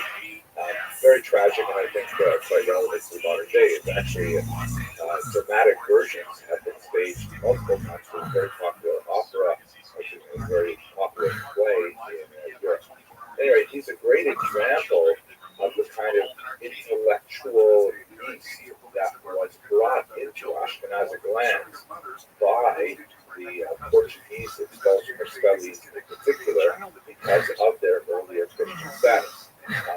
Recall that this is a process that took place over a century or two, and so there are people who have been Christian for generations who then finally make their way to Ashkenazic lands in order to join a Jewish community, and they've already been colored by a very, very different experience than traditional Ashkenazic tradition. Of course, the figure on the left here is Baruch Spinoza, who is shown by the brilliant painting by Rothschild'S as being so different from the brooding dark Acosta, using light clothing, blonde, and holding on to flowers, and they both gaze at a book. Acosta with this penetrating 1,000-yard star, but with Spinoza with kind of this casual offhand glance. He, of course, essentially repeats much of the story of Acosta. Here is another work by Rothschild'S who is just as fascinated by these individuals as I.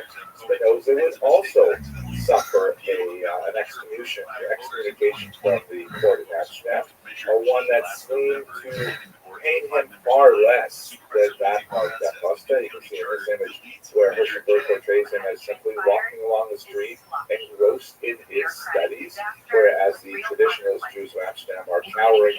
One appears to be reaching for a stone to perhaps throw at him, and Rothschild'S is definitely sharpening his axe with this rather polemic image, but nevertheless it points to the narrative that I want to describe here of intellectual ferment that's going on in Ashkenazic lands, particularly in Western Europe, that will eventually find its expression in, at the very least, the Haskalah, and really quite a bit more, as Spinoza, of course, has a stronger arc of influence on Western thought.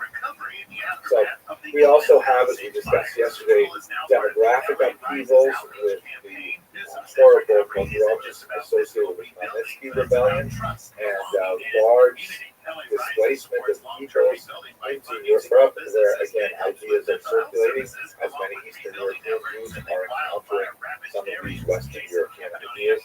And then we are immediately following the Magnitsky Rebellion with the whole Shabbatai Tzvi debacle, which we discussed also yesterday, and that's followed up by Neo-Sabbatianism. This is one of the amulets that we mentioned yesterday, in which Rabbi Yosef Eibeshitz was accused of being a Neo-Sabbatian, and even figures as phenomenal and as important as Rabbi Moshe Kadri Sato were accused of heretical use. So going into the 18th century, we've got so many ideas kicking around, lots of challenges to the status quo, and they will ultimately find expression in the three movements that I described. Let's just look, before we move straight to the Hasidic movement, at the demographic distribution of Ashkenazic Jews and how that relates to the three movements that we talked about today. This is a great map that gives you a sense of the demographic shift that we described earlier this week of Jews from the Rhineland. There are still significant populations of Jews in Germany by the time you get to the middle of the 19th century, but all Jews have also been admitted, not formally, but basically the earlier expulsion was ignored, so you have Jews making their way into the United Kingdom. But the large mass of Ashkenazic Jewry is primarily in the Russian Empire at this point. In terms of the three movements that we're going to be talking about, the first is the Hasidic movement, that is chronologically the earliest movement, as well as the Hasidic movement, which is largely centered in what we would call today the right bank Ukraine and southern Poland. That's where you have the great centers of Medjugorje and Berdichev and so many of the towns that are associated with great Hasidic masters are really located in the southern part of the great homeland of Eastern European Ashkenazi.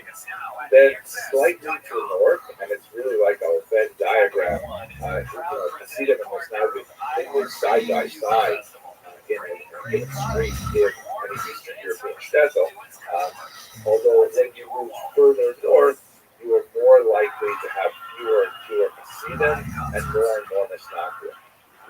Vilna was widely regarded, Vilnius, as the capital of the Hasidic world, the capital of the Masnavic world, primarily because it was the domicile of the great Vilna Gaon, Rabbi Eliyahu Vilna, that we talked about earlier. But there were Hasidic movements active in Lithuania as well, including Chabad, for example. So they're primarily to the north, but as a Venn diagram, they're overlapping with Hasidim. Finally, you have the Masnagdic movement, the Haskalah, which also has penetration into Eastern Europe, but is really based in the northern German region. Berlin is one of the major centers of Haskalah in the early period, and these three movements will interact with each other over the course of the 18th and well into the 19th century, and many of their arguments continue to reverberate through the present day. Well, what exactly is Hasidism? What do we mean when we say Hasidism? I did point to the Kabbalah earlier, but in terms of what's important to Judaism, how does Hasidism differ from the traditionalists?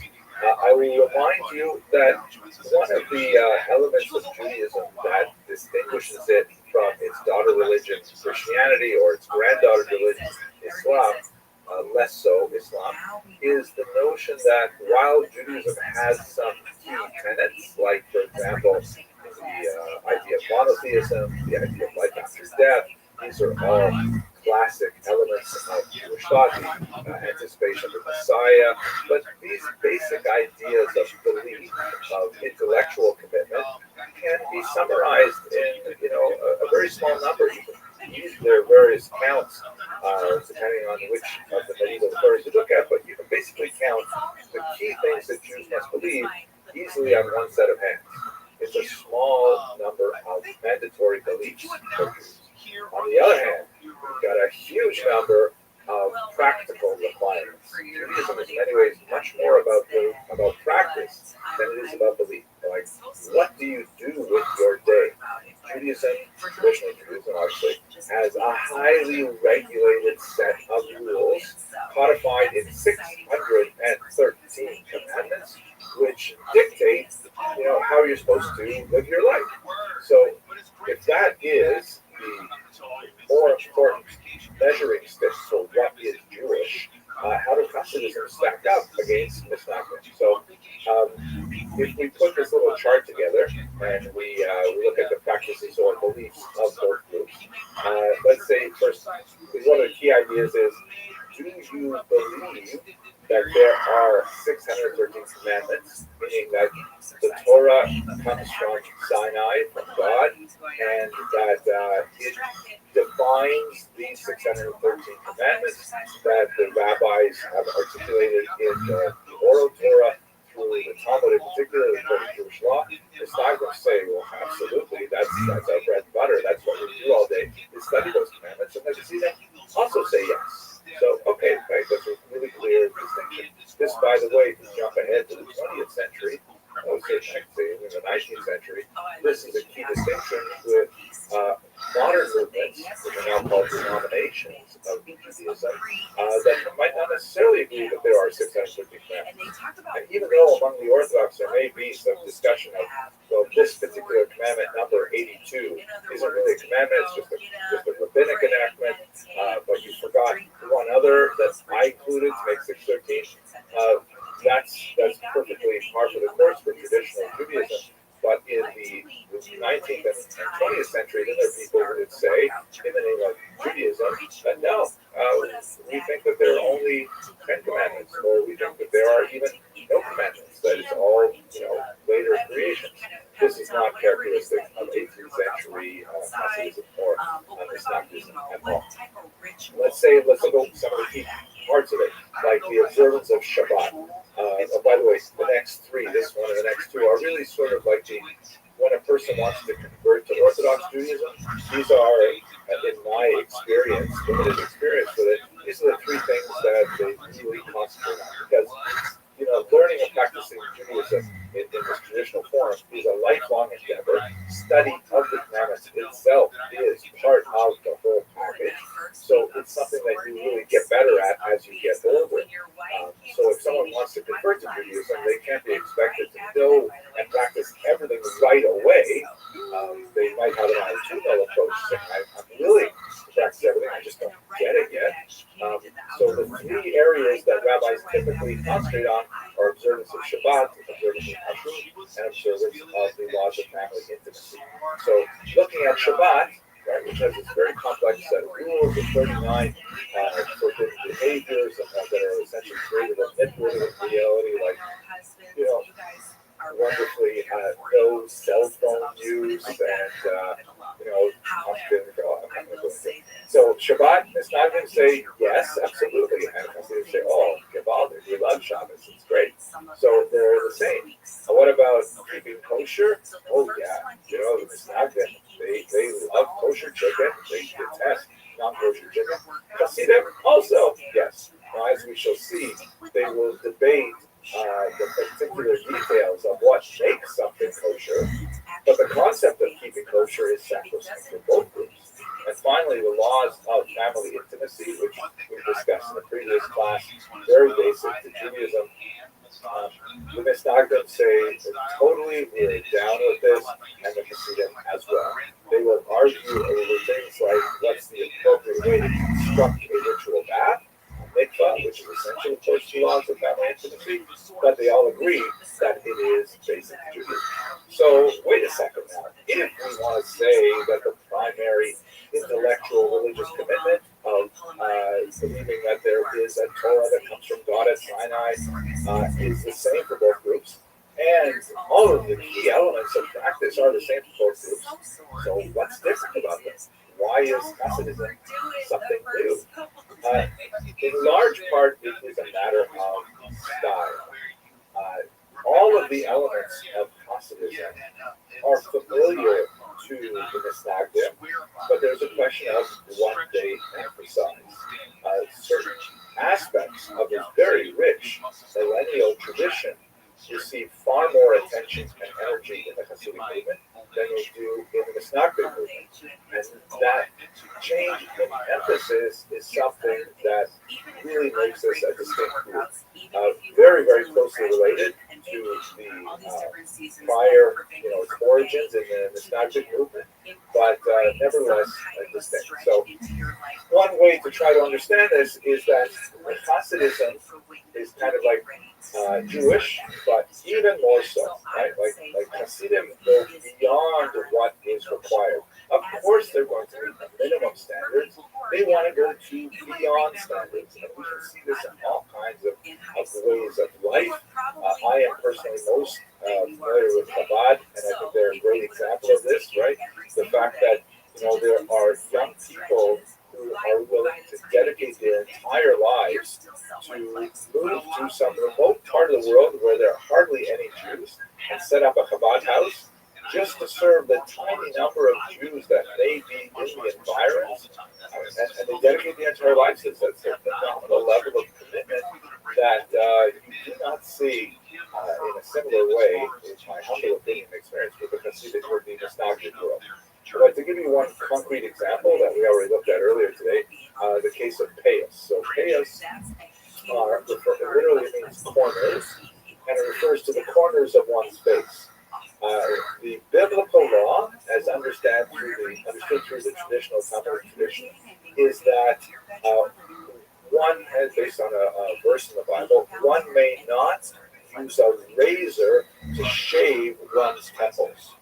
Specifically to men, men may not shave their temples with a razor. So, as you notice, the hair on the side of my head, maybe I need a haircut, a trim, but nevertheless, they're certainly not long. It's more or less the same length as whatever hair is left on the rest of my head. And that's because I am a rich buck and just have the traditional approach, which says no razor. Okay, fine. But the Hasidim say, if we can't take a razor to that part of our head, we're not even going to take scissors to the part of the head. And we're going to let that part of our head just go wild and free. And that's going to be kind of like an outward statement of who we are about. We are Jewish, but even more so. Now, it's not to say that it's forbidden to trim one's payos with scissors, but in Hasidic practice, it's highly discouraged. The idea is, no, you've got to live your life. What they say today, you be you, and your you-ness is in the Hasidic tradition. And we see this with a lot of Kabbalistic-oriented movements, because there is a Kabbalistic element to the payos and to the beard as well. And we see, for example, here, although these are actually fake payos that they're applied, as we saw earlier in today's lecture, by a makeup artist, nevertheless, it's a very distinct external feature that is readily recognizable. So it's not like this is foreign to the Misnagdim. They'll certainly understand it, but nevertheless, it indicates kind of like a larger approach and style to everything Jewish. That's what the Hasidim want to emulate in their approach.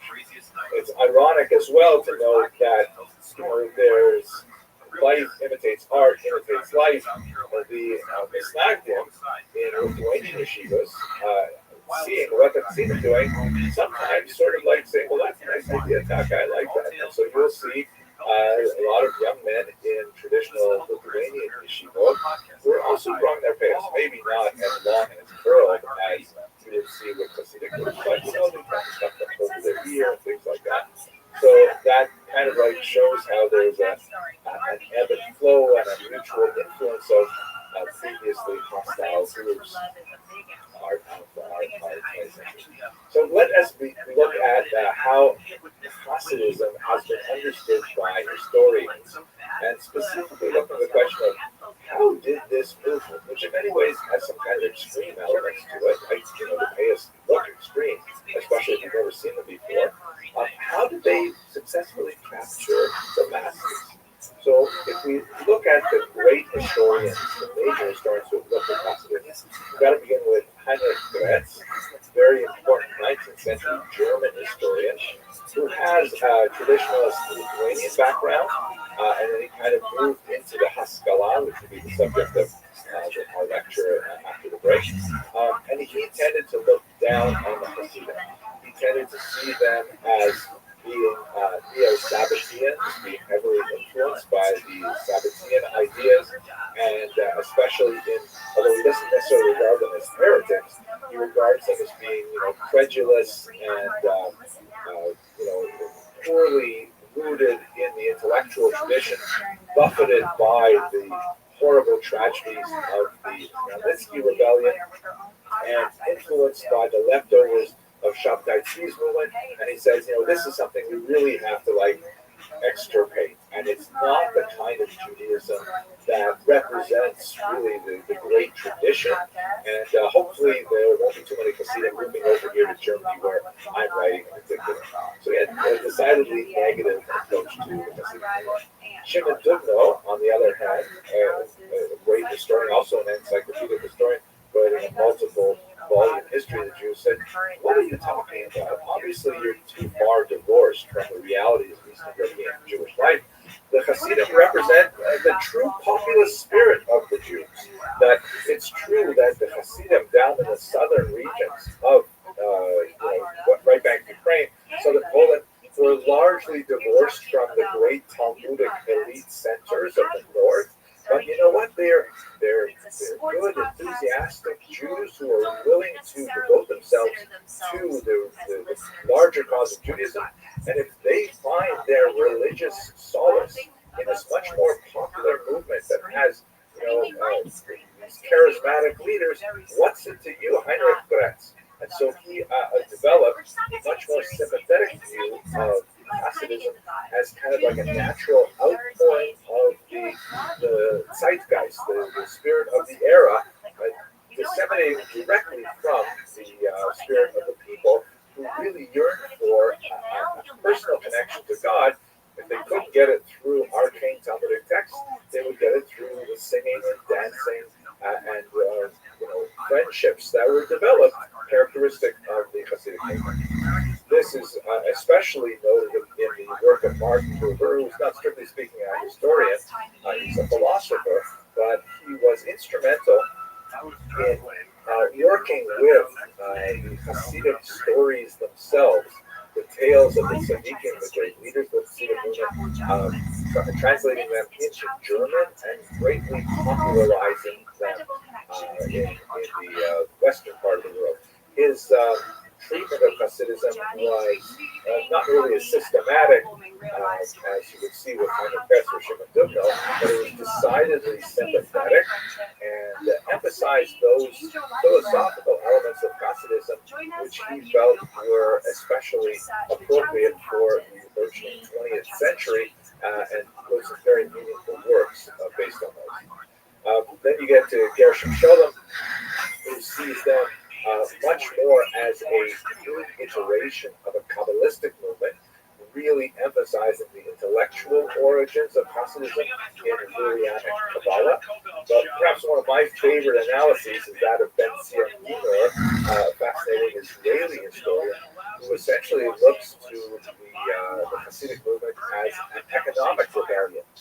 There's a lot more to say about this than I have time for, but the basic gist of his argument is that if you recall when we spoke about the Arenda in the Magnitsky lecture, there, basically noblemen owned entire towns in the post-Soviet Commonwealth, and that also meant that they actually owned the right to name the chief rabbi of any particular location. It was not a right that they necessarily were, especially interested in until they started receiving bribes to name one candidate over another.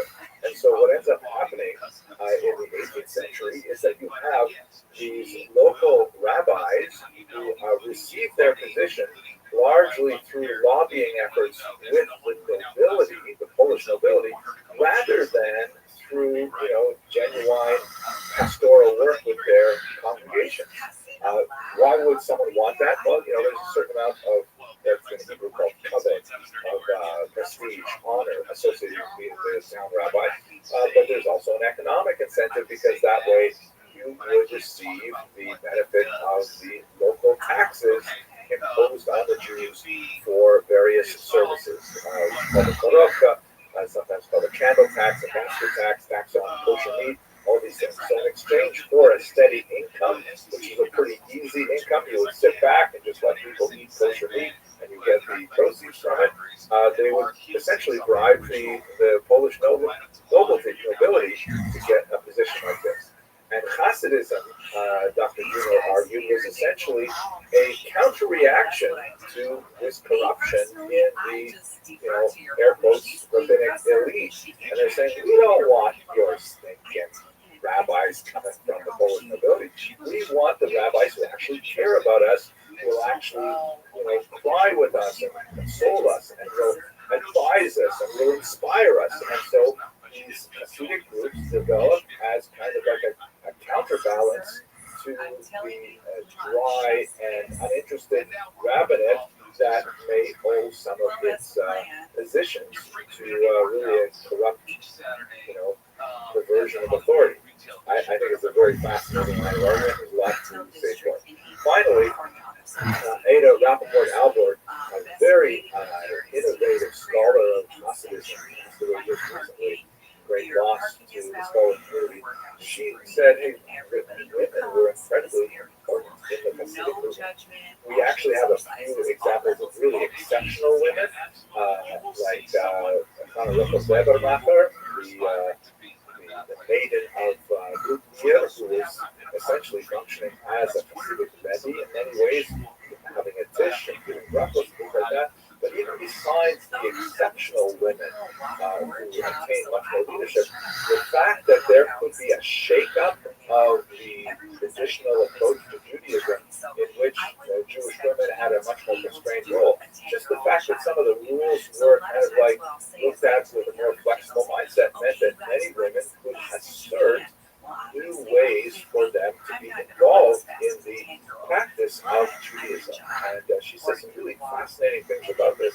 And I strongly encourage you to have a look at it as a gender-based approach, which I think has tremendous merit.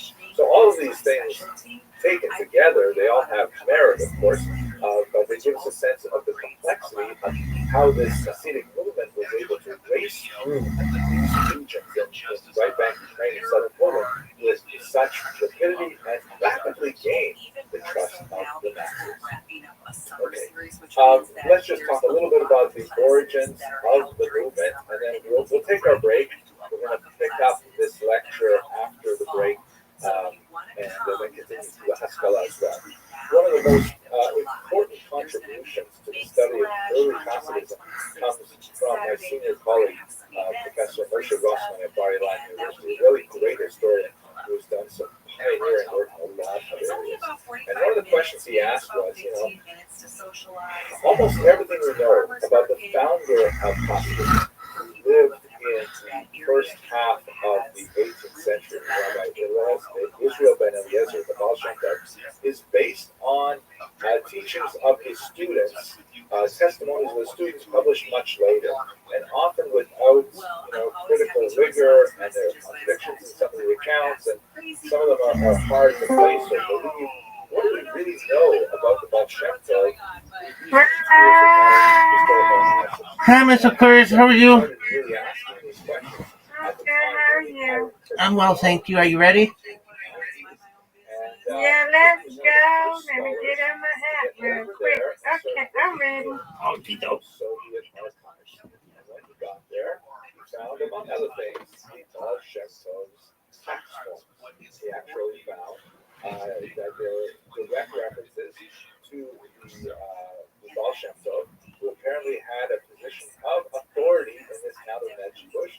Here you can see enlightened, highlighted the line from the tax records that refers to someone named Baal Shem, who is called a doctor, reverend elsewhere, which indicates that he actually lived with on a particular street, a particular address that was apparently provided by the community, and that he was a figure of significant authority, especially towards the end of his life. And so he there we go. discuss in his classic work, the historical search for the Baal Shem Tov, derived from Polish records. Hey. Great strike. Complete image of who this Yeah. founder of Hasidism Come on, Rabbi. Did it. It's an amazing story. What I'd like to do when we come back from the break is begin with the precursors to the Baal Shem Tov to place him in his social and intellectual context, and then we're going to go deep into the conflict with the nostalgia and then the Haskalah. So I want to thank you all for your attention and endurance. Thanks very much for watching. 3 suspected burglars have been killed during a police pursuit in Anaheim. 2 other people in the car earlier this morning survived. Police Sergeant Matt Sutter says Nice bear. Thank you. Come on, Rabbi.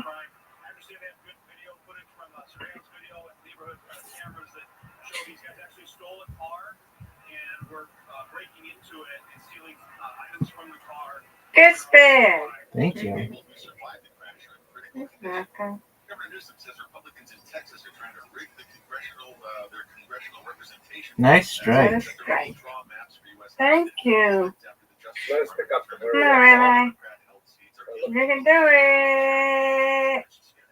Yeah, the precursors to the Hasidic movement. What I'd like to do over the next hour is to No. from the early Hasidic movement to Oh, their no. It's Gnostic okay. limits, try to understand a certain element of the clash between these two groups, and then we're going to round it out with the third post in this triangle, which is, of course, the Haskalah, the Masculine. So we left off discussing the historical role and the historicity of Rabbi Israel ben Eliezer, known as the Rabbi. Baal Shem Tov, phenomenal research Right. done by Professor Moshe Grossman. But in this context, to understand the Baal Shem Tov more appropriately, we really have to go to some of the precursors to think about how to Good emerge spin. as a figure. Thank you. One of the most significant figures in pre-Beshtian research, Besh being the acronym for Baal Shem Tov, is my colleague Dr. Yochanan Rothschild'S, who is, of course, a great scholar at Northwestern University. No, okay. Almost. That way. All right. Come on, Rabbi. Won the National Jewish Book Award for Got his this. remarkable work, The Golden Age Shtetl, which I highly recommend. But some of his early work in Jewish history of Eastern Europe. There you go. Oh, wonderful. There. Thank you. Scholars who are called the Balei Shem. Let's just explore that term for a second. By the way, this is a rare archival photograph from my personal collection. Ooh. I first met Dr. Rothschild'S in Kiev. Nice job, Mr. Aquarius. Thank you. You too. Thank you, ma'am. The Soviet archive, when he was working in the bowels of the Well, Nazi library, there's a remarkable collection of big cassettes, which are communal record books going back to the period we're discussing today, in the 18th century, of individual towns scattered throughout right now Ukraine. Absolutely fascinating work. Come on, Rabbi. You gotta win one now, okay? I'm trying. One of these Balei Shem, in particular, Hillel Baal Shem was his name. And as you see, the name There Baal you go. Shem reappears. So Right. here's Hillel Baal Shem, and there's the Baal Shem. So Get it. who are these people? That's what I'm talking Hey, about. Rabbi. Hey. So basically, the word Shem Oh, no. means What the praise, word? and Baal Shem That means was the crazy. master of That was the quick. name. Go ahead, Rabbi. This is Right. the Didn't I just get a strike? for an No, I didn't see it. My thing That glitched. is, Yeah, it did. I just did get a strike, and it took it away. Amulets are a very, very old Okay. tradition. No. Hold on, let me go back. Aramaic terms. This thing is glitching. It's glitching bad. Material cultural. Rabbi, did you get it? Because I don't see it on my thing. It's messed up. Yeah, it's your turn. Yeah, something's wrong with this. Hold on, I gotta refresh. Okay. Having such difficult time. Yeah, there's something wrong with it, Rabbi. Something wrong with it. Something wrong with it, for real. But go ahead. I can't. Something's wrong with it. It's your turn. Something wrong with it. Yeah. Okay, just rejoin the game. Which again has I did. I did. in the Okay, I'll close and reopen myself. Yeah, we're gonna have to do something because something ain't right. All right. The rabbi or the miracle worker would write a small See, he's right. Something not right. slip of paper, some kind of Yeah. what would look like a magical incantation. And we have many examples of these. We have the Aramaic curse bowls of Babylonia. We have small devices. Right there. I don't know what's going on, Rabbi. I don't either. You might have to start it over or something. The original writing of a biblical passage. Okay, do you see it's your turn at least? Can you do? Yes, it's your turn too. Oh, I can't send another invite because you might have to start it over again. Okay, I can't send another invite because we're in a game. So these amulet makers were not necessarily. Okay, I'm gonna resign. I'm gonna resign because something's wrong. Yeah, I'm resigning. Okay, there we go. You won. All right, no, we both won. Try to do it again. Yes, ma'am. Charlatans would get involved and would take people's money without producing anything that would have. There ain't no glitch here. There we go. Let's go. Other than perhaps as a placebo. Beyond the scope of this short class, to talk about the metaphysical import of these documents and to what degree they are efficacious. But essentially, there is an industry I got one. Nice job. All right, Rabbi. Producing amulets Thank you. who have specific needs. And there are lots of these in right back Ukraine, southern Poland, primarily because of the lower level of education of the population there. As I mentioned in the last lecture, the centers of Talmudic learning were primarily to the north. And Come on, Rabbi, you gotta try harder now. Come on, you got this. Is inversely related Are you sleepy? Jewish education in a given place. I could Get be it. wrong about that. At any rate, a lot of these Come on, Rabbi, you got this now. Strike it. That's No. why Rabbi Israel ben Eliezer, who was also noted for his wonder-working miraculous You want this? was known as the Baal Good Shem dog. Tov. Uh-oh, hey, you can write that one down. I agree. His name being the name of God, or the master of the name. No. Is Okay, good, I want Rabbi as to win. opposed to all of those other Baal Shem who are not so reliable. The Baal I'm gonna Shem win. was the backdrop for the emergence of this unusual individual. All right.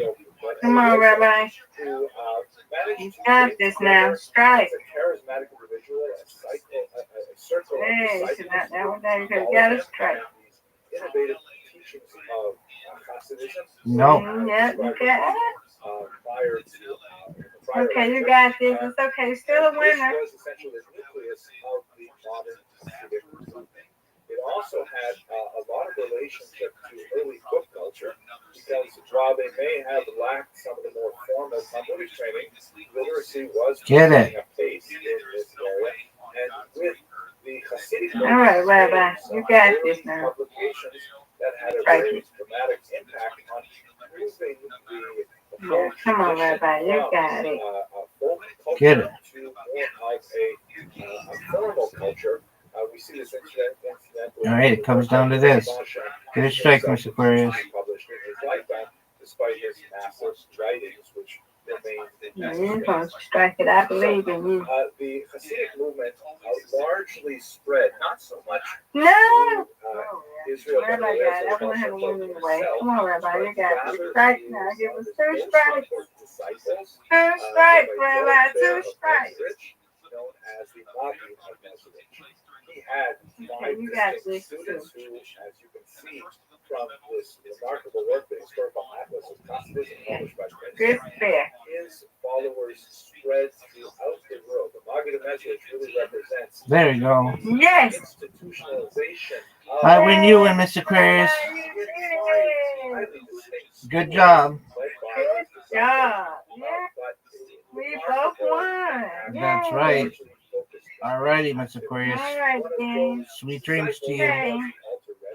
Sweet dreams. I'll see you in the morning or tomorrow. God willing, thank you. God willing, see you tomorrow. Yeah, God willing, take care. All right, you too. Sweet dreams. But All right, you too, sweet dreams. Thank The you. audience say hello, okay? And I'm thinking about it. Okay. Sweet dreams. That was innovative and energetic and was rapidly. Bye.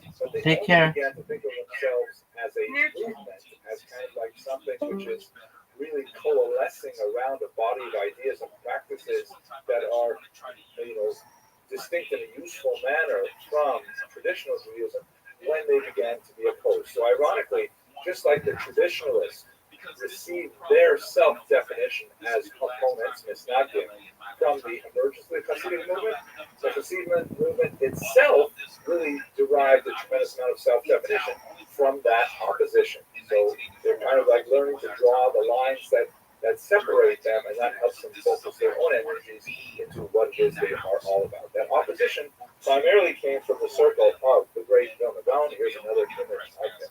What exactly were the Misnagdim opposed to? What exactly was their problem with Hasidism? So let's have a look at several key aspects of that opposition. The first is that the Hasidim were organizing separate prayer groups.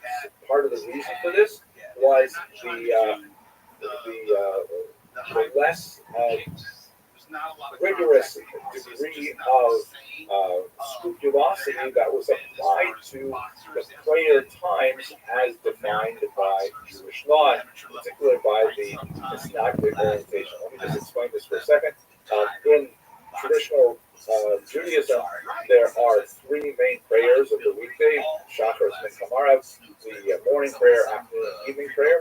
And the rabbis of the Talmud, in fact, it's the very first thing that's discussed in the Talmud, is trying to delineate when exactly are those times. When is morning? When is afternoon? When is evening?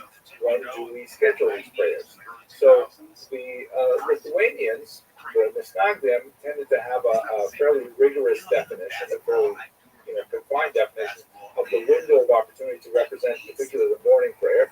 The Hasidim, however, argued that what's more important, the adherence to those details, which, by the way, particularly as you move further north in Europe, the higher level of latitude really changes the times in which those morning prayers may be recited. Do you really want to drag yourself into this kind of prayer? In the summertime, it could be really super early too.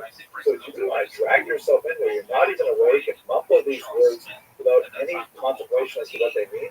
Perhaps it's more valuable to God to, wake up refreshed, to spend a little time in contemplation, maybe even eat a little breakfast to revive yourself, and then go to synagogue and pray like a mensch, like a human being. And so the sometimes overlapping, sometimes distinct times of prayer meant that a specific community had to have a separate prayer house, a specific prayer house. And this level of division within the community was regarded very negatively by the Misnagdim, and they took issue with it. And so related to that is sometimes they're just ignoring the mandated prayer times. By the way, Hasidim would counter, of course, that we're not ignoring the regular prayer times. What we're doing is we're making sure that the minimum requirement of certain prayers are actually recorded and actually recited within the mandated time. But the fuller prayer is really only recited perhaps a little bit later than the traditional time, but it's recited with kavanah, with intention, and with meaning. That's far more valuable. They argued that another element that contributed to the separation, this fissuring, fracturing of the community, was that the Hasidim were adopting a different prayer rite, that of the Ari, the great Arizal, who we discussed earlier, Rabbi Isaac Luria, the great Kabbalist of the 16th century. And this was distinct from the prayer book that was used by the Misnagdim. Again, if you were a Martian landing on the planet, and you asked someone, can you please explain to me what's the particular Misnagdim, and you would show him, we assume this Martian is a him, I don't know what pronouns they would use, but you show him the regular sitter and the Ari sitter, and he would say, well, it's not like there's a huge amount of difference here. The percentage of words that are different or in different places are I'm guessing, single-digit percentages. Is it really that huge difference? And of course, right? Because it does mean a lot. But the Misnagdim had an issue with the Hasidim for changing the writer players. There's a more significant issue. And by the way, I'm not going to make a big deal out of this, but Ben Zion Dino really did dig deeply into each of these issues to look at the economic roots of all of these shifts and how that had implications for the revenue streams that were generated by the Jewish population. And more significantly, did those streams flow? Did they flow to the traditional rabbi who may have received his position there as a result of driving a Polish movement? Or did they flow to this charismatic, popular Hasidic rabbi who received his position by popular assent, particularly in the early 18th century? So one of those most taxed issues was kosher slaughter, right? When you have a kosher meat produced, then there's taxes that have to be paid to cover the supervision and things like that, and also that not all animals, when they're slaughtered, are slaughtered correctly, or they turn out to be healthy enough to be consumed for kosher stipulations. So that means an element of loss for the kosher butcher. What is he supposed to do? So that's why there's a huge tax applied to try and offset those costs. So the Hasidim and the Misnagdim differed on a fairly fine point of Jewish law regarding the sharpness of the blade that is used to slaughter the animal. If it is too dull, then it requires the slaughterer to forcibly push on the animal's neck with more pressure than is appropriate, and that causes the animal more pain. But the thing is, if you make the knife too thin, you sharpen it too much, that even the slightest thing, if it hits the table incorrectly or something, that can cause a tiny nick, which would rip the neck of the animal rather than slice it. And as a result, that would also cause the animal pain, and these have implications for whether or not the animal is kosher. So the Hasidim and the Misnagdim disagreed on the degree of which the knife was honed, and therefore Hasidim said, well, we really, since we differ, we need a separate shopeh, we need a separate slaughterer, ritual slaughter to prepare our meat, and that, of course, has implications for the revenue stream. One of the charges laid at the feet of the Hasidim by the Misnagdim was that they disregarded the study of the Talmud. That they were so deeply involved in the ethereal wisdom of the Kabbalah that they weren't studying the Talmud as deeply as they should. This is probably true for the early period, especially because, as I described, the nature of the distribution of higher education in the Jewish world at that time. But certainly as you go through the 19th century, it's no longer true. And Hasidim are just as likely to be deeply involved in the Talmud as Misnagdim are. But related to that was, instead of studying the Talmud, we're studying Kabbalah. And as we mentioned in the last lecture, this was like, oh my gosh, the Kabbalah is like super advanced study. We respect the Talmud, or the Kabbalah, say the Misnagdim. We consider it the Holy of Holies. But it should only be studied by a very, very limited coterie of highly advanced students who are highly qualified, who have already completed the entire Talmud and all of the commentaries and things like that. What are you doing giving the Kabbalah to regular people like this? Even in kind of like popularized versions like the Tanya, which took esoteric doctrines of the Zohar and elsewhere, and then sort of digested them in a much easier format for popular readers. You can't do that. That's not okay, says the Misnagdim. And then they get a little bit more serious. They say, you know what we heard about these Hasidim? They engage in raucous, unruly, even drunken behavior. Doing things like turning somersaults in the middle of the synagogue, wildly gesticulating during prayer, clapping during prayer. They engage in farbrengens, which are like gatherings with a lot of alcohol, and they sing all kinds of songs, but then they go into other tangents which are really not appropriate, and they argue about the general sense of decorum that the Hasidim manifested, which they said was totally against their much more sober, staid, rigid Lithuanian behavior.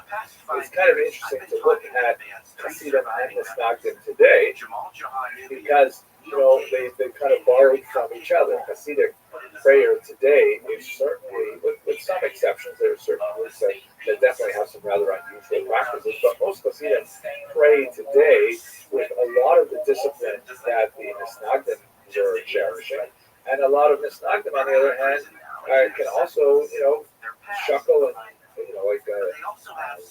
bow back and forth with great violence and intention. That was probably an influence of the Hasidic movement back in the 9th century. So they really borrowed from each other quite a bit. Finally, one of the most nasty charges was that they were breaking laws, not following halacha, and they adduced a variety of things, big and small. And even they were following the teachings of Shabtai Tzvi. Kind of interesting that usually the charges are laid out in a similar order like this, which goes from things which are much more objective and easy to quantify to things which are much more kind of fuzzy and theoretical and people aren't really sure about. But it certainly gave a certain amount of impetus to the nature of the charge against the Hasidim. So how did they respond? So the Alter Rebbe and Rabbi Menachem Mendel of the tips said, wait a second, what is going on here? They went to meet with the Vilna Gaon to explain where they're coming from and say, no, we're not trying to represent a different movement. And a lot of these things that you're saying are like not true, like the Sabbatean things like that. But the Vilna Gaon would not meet with them.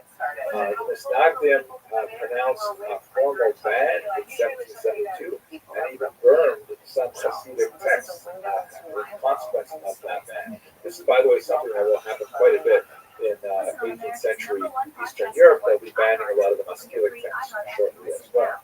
The Hasidim, who are now, demographically quite strong, and they issue counterbans and their own book burnings. So it's pushed back onto the Misnagdim. And both groups begin to reify their relative positions to each other. A very, very strong social ban was reissued in 1781 against the Hasidim in an attempt to kind of extirpate this nascent movement, but it was already too late. The movement had already found so many willing and happy adherents in the southern part of the continent, and it just was not going to go away.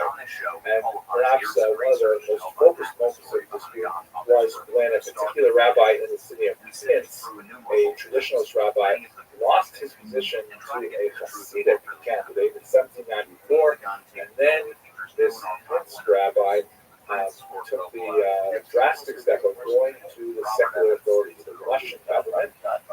We shall discuss the implications of what that meant shortly, and said that the Hasidim are essentially rebels not only against the traditionalist Jewish community, but by extension against the state.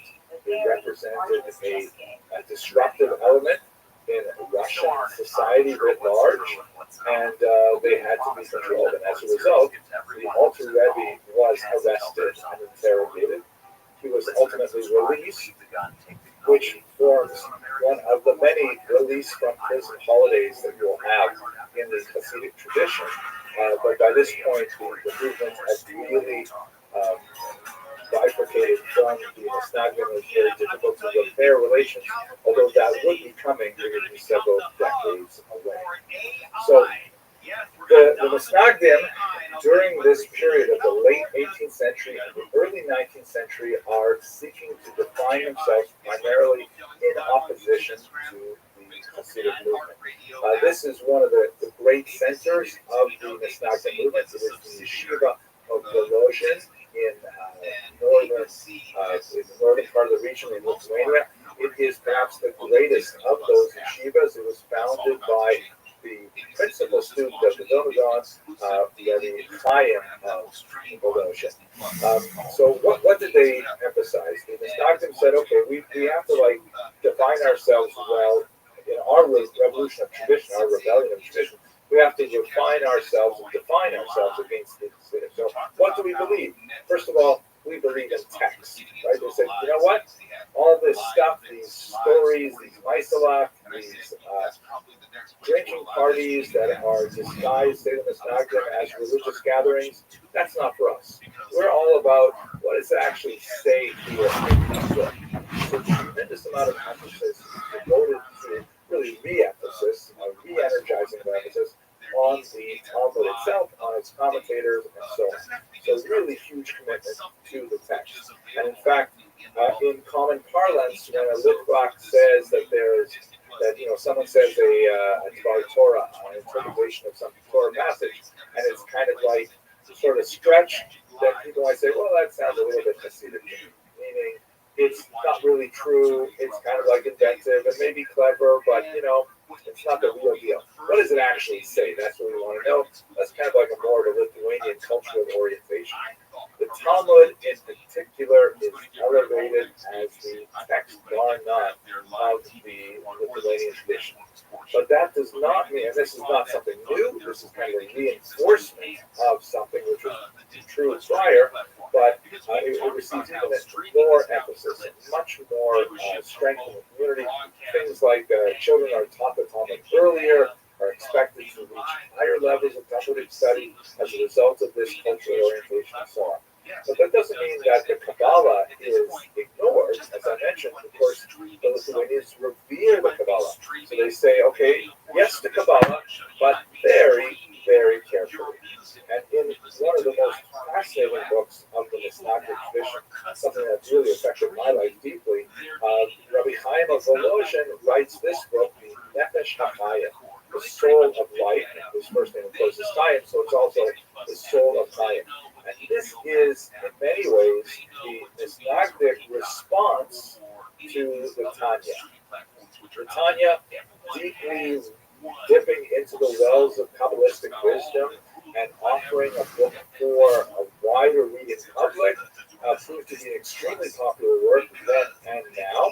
And so the Mishnagdim countered by saying, hey, don't think that there's no Kabbalah in our Mishnagdic movement. Have a look at this book, which is a truly amazing book. Let me just tell you one personal story about it. I remember when I first went to yeshiva in Jerusalem, and I came to it as an adult, so I did not have a strong childhood background in Talmud. And I was doing fairly well, I was enjoying it and so on, but after a few months, I was speaking with my senior colleague, Rabbi Mordechai Becker, who was privileged to encounter one of my teachers in Talmud. And I was speaking to him on the phone, and he said, how's it going? And I said, well, it's okay, it's kind of interesting, but, we're doing a lot of Tosfos, and it seems a little bit like, I sit down, the crossword puzzle in front of me, the Havdil, make a distinction, I'm just giving a metaphor. It's a crossword puzzle, I solve the puzzle, I go on to the next puzzle, I come home, go to sleep, then go back, another crossword puzzle, right? And I was seeing it largely as a kind of a dry intellectual exercise that wasn't giving me kind of like the charge that I wanted spiritually. So Rabbi Becker said to me, okay, I'll tell you what to do. Get a copy of this book, Nefesh HaChaim, because I was studying Lithuanian yeshiva, and this is a very Lithuanian book. And he said to me, just one thing, don't read it for more than 15 minutes a day. Just focus on 15 minutes, read it deeply, but don't get too crazy about it. So I picked up the book and I fit it into my day because I would normally take the bus from where my wife and kids and I were living to the yeshiva. It's about a 15-minute ride. And I would say, okay, on the bus, I will read extra time. And I read it and it was so engrossed and it was impossible to tear my eyes away from it. It was so impressive. It continues to have an impact on my thinking today that I frequently goes way past my yeshiva staff. And when I finally looked up, I was like in the middle of, Shuafat or some distant neighborhood of Jerusalem. And I had to get off the bus and then get on another bus going back the other way because I was so engrossed that I could not stop when I was at 15 minutes. Anyway, that just gives you a little bit of a sense of how the Mishnagdim are reacting and shaping themselves and doing very creative things in an attempt to meet the unique challenge. And they are also, as we mentioned several times now, carefully borrowing from the Hasidim. They were loath to accept the idea of the tzaddik, And there were certain aspects of the behavior of the tzaddik, tzaddik being the leader of a Hasidic dynasty, sometimes referred to as the Rabbi, depending on the specific group. There were some aspects of the behavior of certain tzaddikim, the establishment of large courts, sometimes quite lavish, almost royal in flavor, with conspicuous consumption. They were skeptical of the practice of writing knitla, of individual Hasidim writing a little note of petition, and then paying a small fee to the Rebbe, a pidyon, which would then be used for charitable functions, things like that. That was the theory. And then having the Rebbe include that bittul somehow in his prayers. All of these things were viewed with great skepticism and frequently disdained by the Misnagdim. So they weren't prepared to go that route. But they really valued the level of adoration that the ordinary Hasidim would lavish on their intellectual spiritual leaders.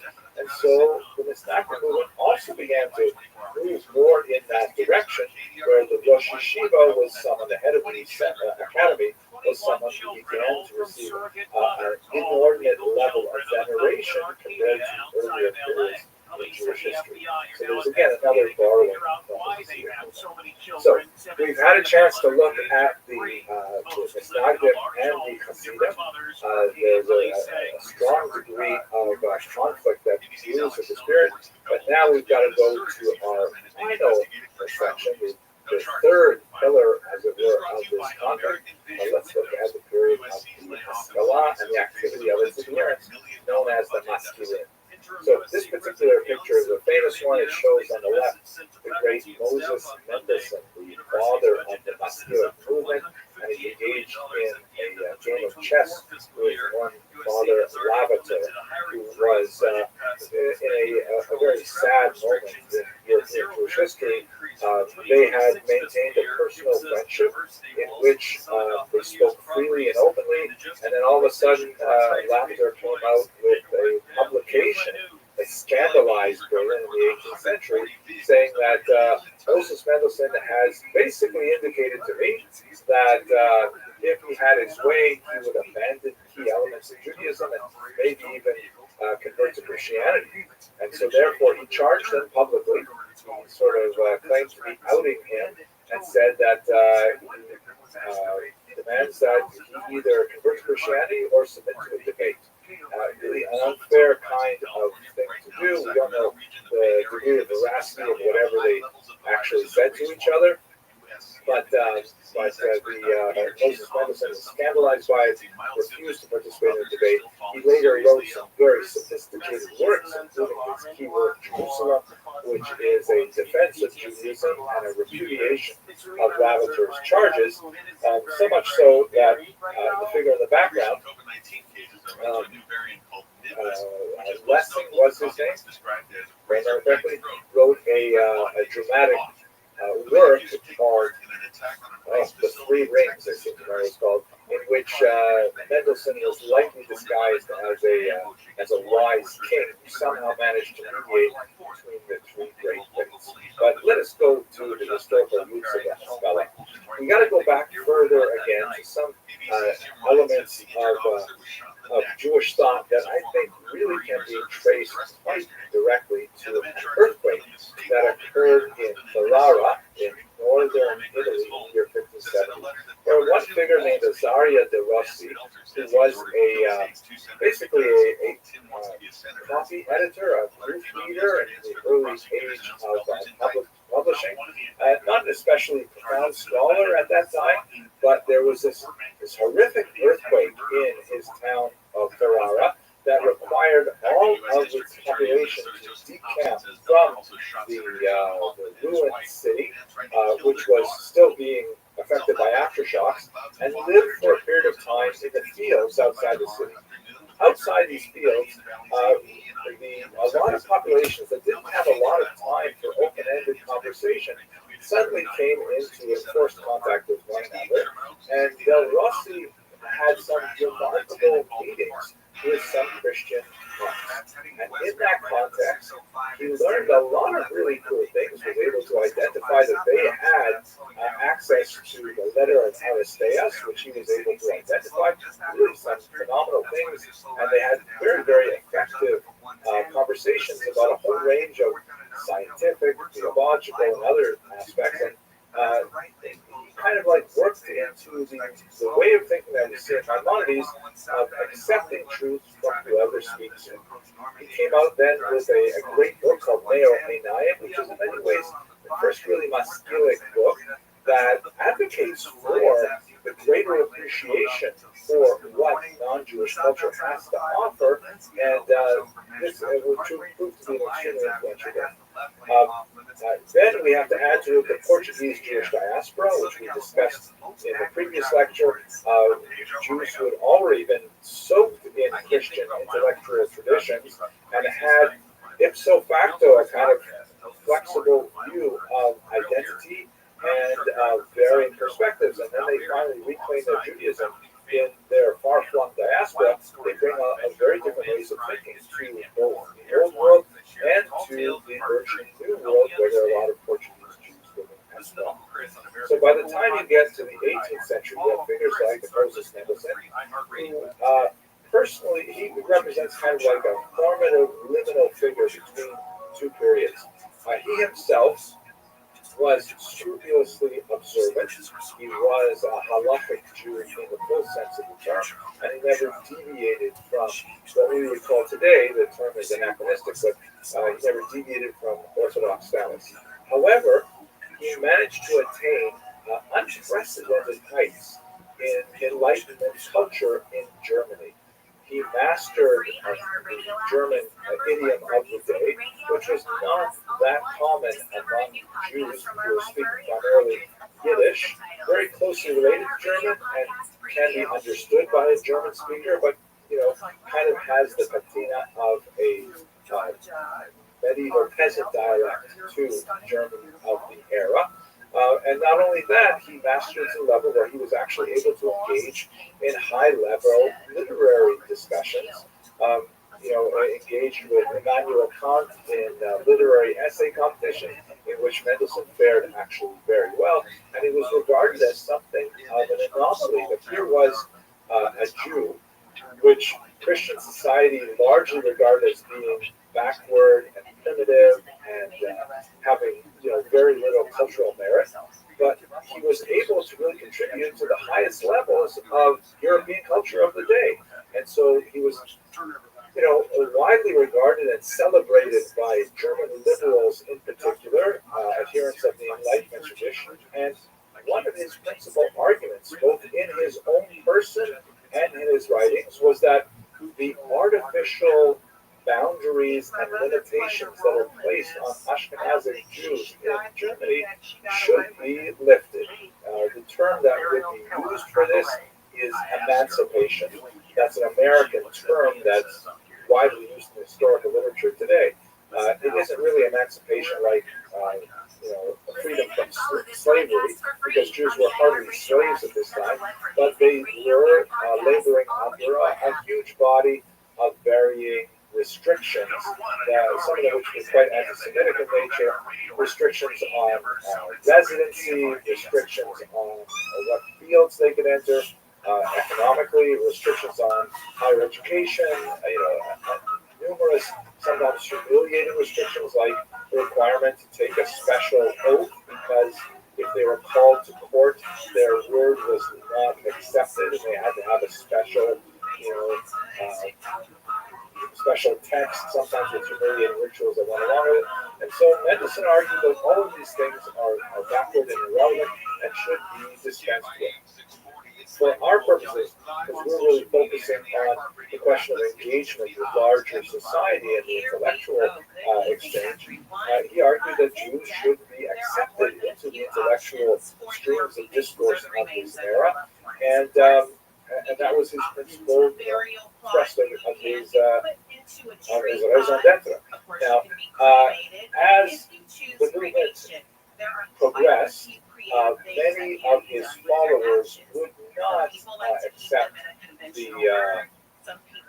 the bargain that they could remain in the traditional Orthodox lifestyle and still be accepted by general society, and they argued for greater adaptations to Western society, which included jettisoning of Jewish beliefs. One of the principal proponents of that approach was Solomon Lyman, a fascinating individual who left behind a really entertaining autobiography. In many ways, he was Mendelssohn's peer in terms of his mastery of the German idiom. But unlike Mendelssohn, he chose to abandon his Jewish roots. And although he made a career essentially out of being an ex-Jew and what he had to say as being an ex-Jew, he could describe with ridicule the Jewish experiences that he had. And when he was a youth, he was quite a bit of an intellectual seeker. So he actually spent time in the Hasidic court of the Maggid of Mezrich himself. He actually portrays somewhat of a sympathetic portrait of the Maggid, but nevertheless he moved on from that and he went to Germany. He never had the same degree of acceptance or of success of Moses Mendelssohn, but he represents kind of like the different direction that the Haskalah took, which represented a moving away from Judaism.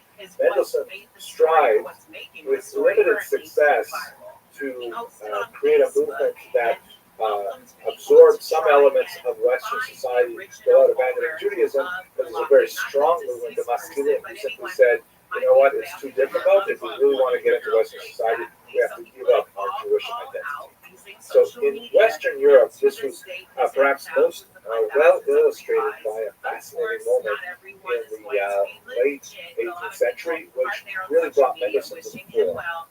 And it was the premature death controversy of 1772. Basically, a number of figures, including a rather unusual non-Jewish individual and an early Maskil, and I have a separate lecture on this, so if you're curious, go have a look at my YouTube channel for the premature death controversy, and we'll see what we're going to discuss there, approached the local Duke Friedrich of Mecklenburg-Schwerin and said, there's a horrible problem. People are being declared dead and buried before they're actually deceased. And the Duke said, that's terrible. Are you kidding? I can only imagine the horrible fear that would result from such an event. And they said, you know who's the worst at it? The Jews. Because the Jews have this custom, which is observed to this day, that it's considered disrespectful to allow a body to remain in state longer than necessary. And rapid burial, in Israel, for example, within 24 hours is considered the norm, is much more preferable, largely from a philosophical and kabbalistic reason, because the rapid decomposition of the body is believed to be associated with the process of atonement, and so therefore it's considered a kindness to the body to bury it as soon as possible. But that means that the Duke said, if this is happening, that Jews are being buried without proper, supervision of their death certificates, he therefore made a public health decree that Jews may not bury their dead until they wait 3 days from the moment of expiration. They've got to wait 72 hours before they bury their dead.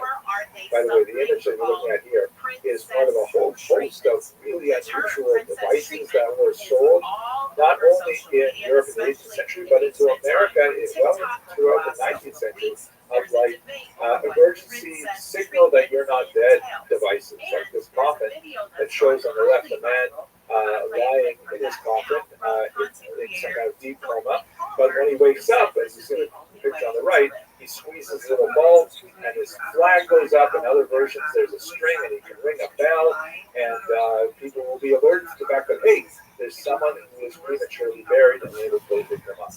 So the Jewish community turned to Moses Mendelssohn and said, you got to help us out here. They also turned, by the way, to Rabbi Yaakov Emden, who was a traditionalist, but Rabbi Yaakov Emden said, you know what, I think you're better off going with Moses Mendelssohn in this regard. Moses Mendelssohn wrote a document that convinced the Duke to modify his position, And so there was a temporary reprieve from that particular decree. But Mendelssohn then wrote back privately to the petitioners and said, you know, I did this for you, I got it done, I'm glad to hear that, but listen, the truth is, it's not such a bad decree.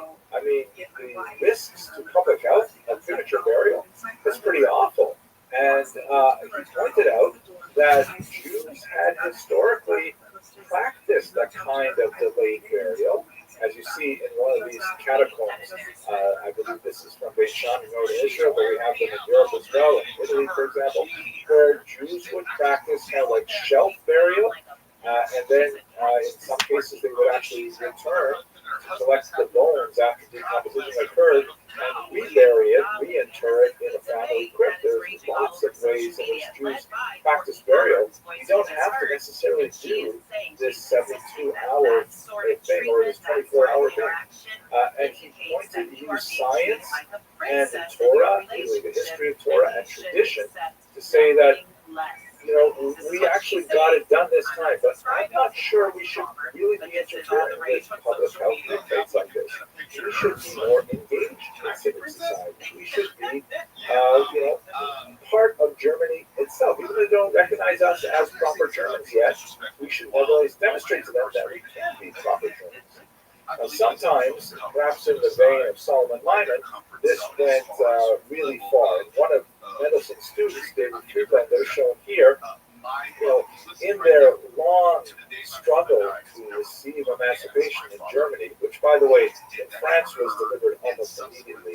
1789 was the revolution, and then by 1791, Jews were emancipated.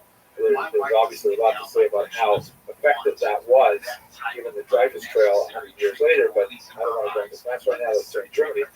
David Friedlander said, you know what, the truth is, all of these things that you're saying, Moses Mendelssohn, are totally true, but the Germans just aren't going to accept us until we do something pro forma. And so we actually advocated the so-called dry baptism, meaning, you know what, why don't we just, you know, we don't really believe it. Why don't we just go along and convert to some form of Protestantism, some form of Lutheranism, maybe, that would be a nominal Christian identity that would seem that the Portuguese Jews it would work. Hey, get out there. Also, a couple of kids, you know, some stuff and tropic. I'm like, what we got it? Go to Hot Topic. I call it Tropic.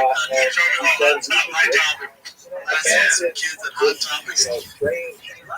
Crusade era digital acceptance of refusal of baptism, and then we'll get everything we want socially, legally, and so on. With only these minor officially, Billie Eilish. But unofficially, She always wears baggy clothes behind the bush. German Jews in particular choosing a nominal baptism in order to provide social and economic advancement, especially for their children throughout the 19th century. Somebody's got them. She might. She does. Yeah. Is she of age? I've known this before. She's Billie Eilish. And draw the line and say here and no further. The no further was frequently adopted as an option. Some people, like Rabbi Samson of Hirsch, a very important thinker who influenced, by the way, his teacher Heinrich Kretz that we discussed in the last lecture, he said, you know, we can't stop this train. It is overwhelming. There's too much of value in Western European civilization to hope to keep the Jews boxed in. And so therefore he argued that what we should do is rather articulate a clear set of boundaries.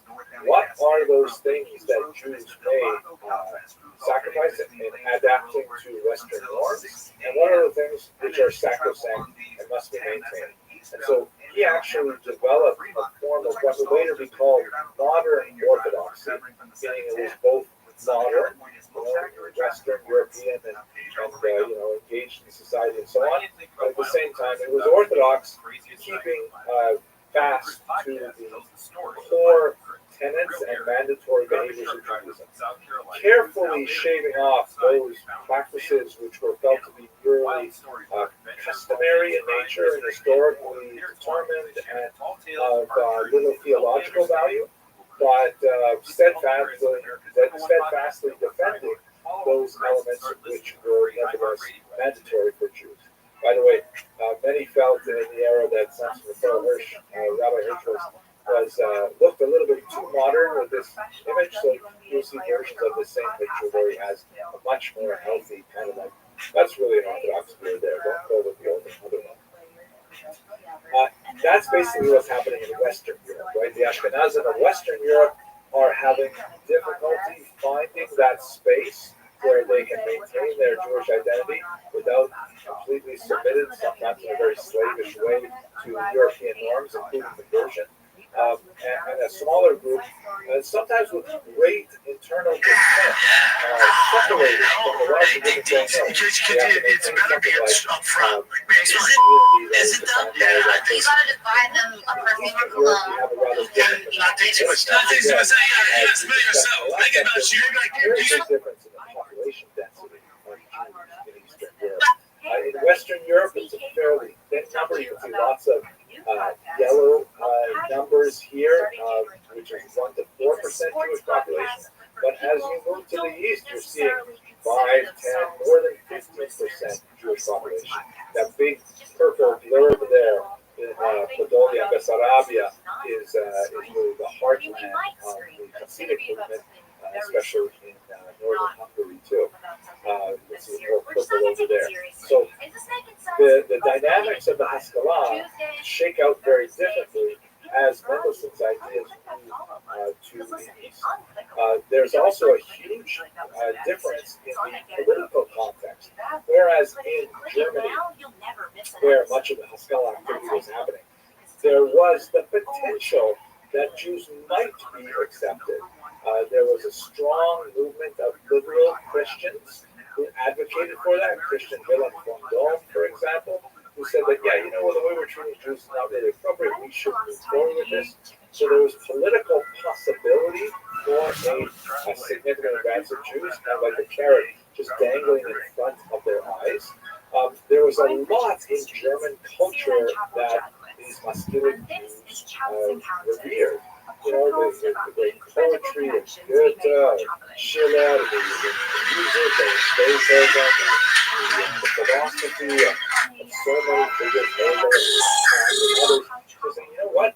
There's a lot to choose from here in German culture. So they were very attracted to it. The Haskalah was deeply attractive. And of course, the linguistic affinity of Yiddish and German was not such a big chasm for Jews to jump over that. And Russia, on the other hand, very different. Politically, forget about it. We're talking about the period of the Tsars, which was, generalizing, but in the 19th century, really quite repressive. Jews were still regarded as foreigners. They were, they were not participating in the Russian narod, the peoplehood of the area, and it was an autocratic state with very little possibility of serious change. In fact, that change was only coming in the 20th century.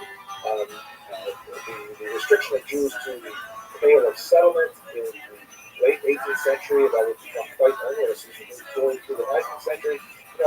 There was a very different and hostile attitude in Russia in comparison to Western Europe. Culturally, the Jews were not as thrilled with Russian culture as they were with German culture. Russian culture of the 18th century in comparison to Western culture, German culture is no comparison. They didn't have the same literary heft as the Germans did going into the 19th century. It's true the Russians really surged forward in the 19th century. People like Tolstoy and Pushkin and Turgenev and Dostoevsky. But at this period, there is less attraction in Russian literature for Jews. And linguistically, Yiddish and Russian are much further apart. It's true that Jews mastered enough Russian for, what minimal contacts they needed for business. But also, let's not forget that Russian is not even the dominant language except in the cities. In the countryside, it's all Polish, Ukrainian, Lithuanian, Belarusian, and those are the languages in which Jews find some utility in terms of day-to-day communication. So there's far less, kind of like attraction of Ashkenazi Jews to the Russian environment in those matters. Whereas in Western Europe, the consequence of Haskalah is assimilation, outright conversion to Christianity and abandonment of Judaism. In the eastern part, they see the value of some of those ideas, but they think about acculturating themselves. And you're like, yeah, we're going to stay the way we are, but maybe we should adopt just little pieces of it and find a way to articulate a distinctly Jewish modern way of thinking. And so where you see that, for example, is in the advance of Yiddishism as a culture, the advance of the secular study of Yiddish culture, the growth of secular Yiddish writings like Mendel Storim, Shalom Aleichem, and others, the development of a distinctly Jewish political viewpoint, Zionism, and the addition of Jewish values to the burgeoning movement of socialism. All these three things, by the way, will be discussed in much greater detail in the next lecture, so don't be worried by the fact that I'm zipping through them right now to conclude our 18th century time. Some examples of this is people like Joseph Pearl, who was a very important Moscow in Eastern Europe, who, as you can see from this picture here, remained an Orthodox Jew. He was a great proponent of education and set up a network of schools, very significant. Tarnopol is one of the most important centers of this, children's schools, to give them kind of like modern European education. He also was a brutal opponent of the Hasidim, and he wrote under pseudonym some nasty attacks on the Hasidic movement. But nevertheless, Haskalah in general is more closely related to the Litvaks than to the Hasidim. Let me just conclude with some really important points here about the government. I may go a couple minutes over, I apologize, but I want to bring us to a conclusion. In Russia and Eastern Europe, I mentioned the horrific nature of persecution under Tsar Nicholas I in particular. This is the period in which Nicholas I, who emerged as a leader immediately after the assassination of his father in the abortive rebellion, the Decembrist rebellion, he adopted a policy of autocracy in Russia, which meant that Jews were to be forced to fit into the model of understanding of what it meant to be part of Russian society. And it was not an easy fit at all. There were several policies that Nicholas I adopted, including the destruction of the Kehillah, that we discussed way back in the second lecture in 1844, and especially the notorious Cantonist decree. Now, the Cantonist decree was this rule that Jewish children, as young as 12, legally, and frequently even younger, were to be impressed into the Russian armed forces on a strict quota. Prior to 1837, Jews could pay a different tax and then would be exempted from conscription. But we should understand that Russian conscription was 25 years in length. This was essentially a lifetime commitment. The 25 years would not begin when a Jewish child was impressed at 12. They would have to spend 6 years in a mandatory training camp called a canton, but they were in these regions. And since the term cantonista, they would spend 6 years in these training camps, and then they would spend 25 years in the army, and that was basically, say goodbye to your son. You would never see them again because they would be lost to the Tsar's army. They were frequently, exposed to conversionist sermons by the staff there and so on. And the whole idea of this horrible decree was to try and accelerate the assimilation of the Jewish population. But that was the stick. The carrot was similarly placed before them, and that carrot was unfortunately poisoned. Bringing in people like Max Lilienthal, a well-meaning but naive individual who wanted to offer the Haskalah to the Jews of Eastern Europe. They set up a system of crown schools where they said to families, you don't want your son to go to the army, I can understand that. So, but we do want him to learn certain values so they can be productive members of Russian society. So therefore, if you send your child not to the local cheder, not to the Hasidic rabbi, but send him instead to the crown schools where they will receive a well-rounded education in the sciences and the literature and so on, then your son will be exempt from the draft. But these schools, as William Ball himself found out to his dismay, were also very thinly disguised efforts to expose the children to Orthodox Christian propaganda and conversionist efforts. And Lilienthal left in disgust, and he ended up in America, actually. And the crown school system is widely exploited by the Jewish population.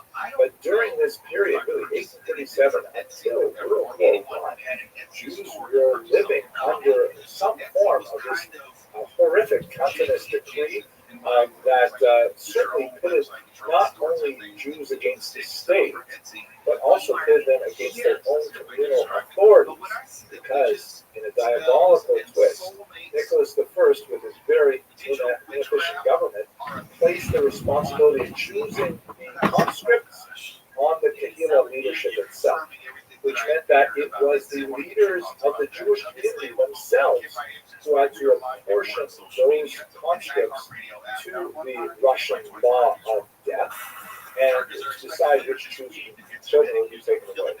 In some cases, not surprisingly, corruption seeped in, and you had the children of the weak and the poor and the orphans. They were the ones who were sent before the children of the wealthy and powerful, which led to a tremendous conversion of the belief of the traditional Jewish community in their Kahal leadership and their traditional rabbinic leadership.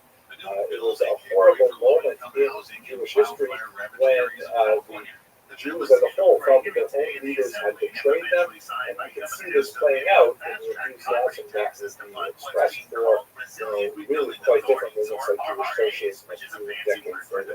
We'll get to that in our next lecture. But to wrap this up, what I'd like to show you now is a photograph of Eliezer Steichen, a very interesting individual who wrote a remarkable work looking at the grand scope of this triangular conflict between Hasidim, Misnagdim, and the Haskalah.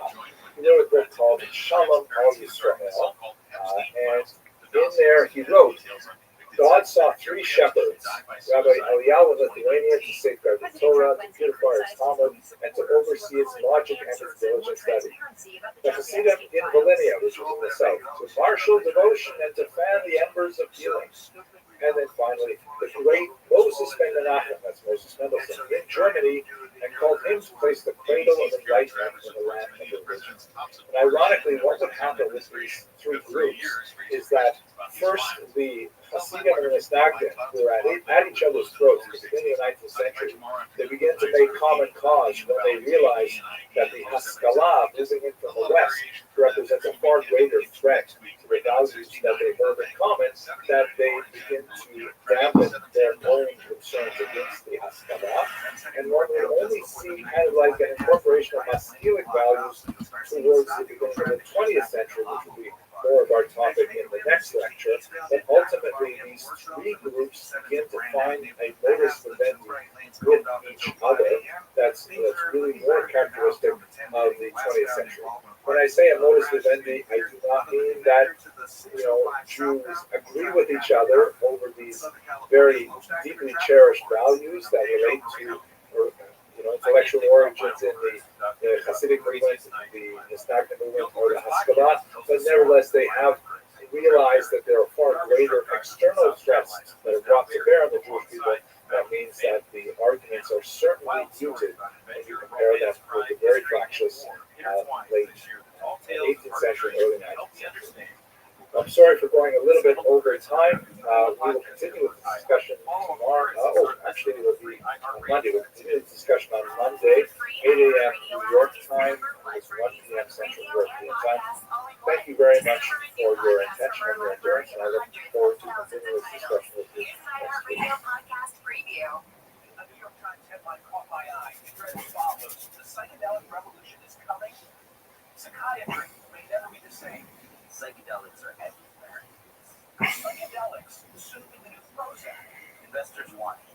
The most important IPO of the year because people believe in psychedelics. Depression, anxiety, so many desperate specialists to us now as medicine that can make us all better. But there's a dark side. So, what is this? Right. I just want people to see what I see. What do you see? And I see cover-ups, and I see the possibility that a lot of people Today we're going to look at the 19th century in particular, kind of like the long 19th century, which begins with the emancipation of Jews in France in 1791, and then we're going to move forward right up until the early 20th century. So it's a long 19th century, to say kind of the phrase that was coined by Eric Hobsbawm, right. So, first of all, what do we mean when we say emancipation? This is kind of like an unusual term. It's a term that's actually borrowed from American scholarship. Emancipation is used to describe the liberation of the African slaves in America, which was clearly of a very different character and quality than the granting of equal rights to Jews in Europe. Nevertheless, that term has been well accepted into the historiography, and we will work with it. Just kind of like we'll talk about tomorrow, the term Holocaust also has some, difficulties, and why we should use that term, but it has been widely accepted, and so we will work with it as well. What exactly did emancipation address? Well, we should recall that right up until the late 18th century in Europe, and well into the 19th century, depending on which country we're talking about, and even into the 20th century, if you look at the former Russian Empire, Jews labored under a second or even third class citizenship status. They were typically understood as resident aliens. Big brains. Protect that noggin of yours with a hat from Mammoth Head, where their head started at 7 3/4 inches wide and just get bigger from there. Really basic rights, like It's big heads only around these parts. If you've spent your whole life stretching out heads left and right, or just going without, because nothing fits, Mammoth Headwear is a total game changer. Yeah, you don't have to get the thing on eBay like I had to get for a hat. I got it off of eBay one time. It was too small. I had to get some hat stretcher, and I swear to God, it's still in the hat stretcher, and I take it off every now and again and try on the hat. It's still too small, and this is 4 years, I swear to God. Not ready yet. Yeah, so I couldn't really wear anything before Mammoth Headwear. I mean, they have snapbacks, trucker hats, beanies, sunglasses. They won't dig into your face and give you a headache. So this hats and the sunglasses. Yeah, you can basically have full outfits from the neck up. And not only will life be a lot more comfortable, you'll look incredible too when you finally get a hat that fits. Yes, I mean, it will be wonderful. I mean, so you need to head to mammothedward.com and use code WMS for 15% off and free shipping on U.S. orders. That's a great deal. The 15% and the free shipping. I'm loving that. That's mammothedward.com, code WMS, or click the link in the show notes And give that giant head of yours the gift of Mammoth Headwear. Here, where their residency rights could be taken away at any time. What's up, you Their We missed you. Not shit. How are you? We miss you. Miss you.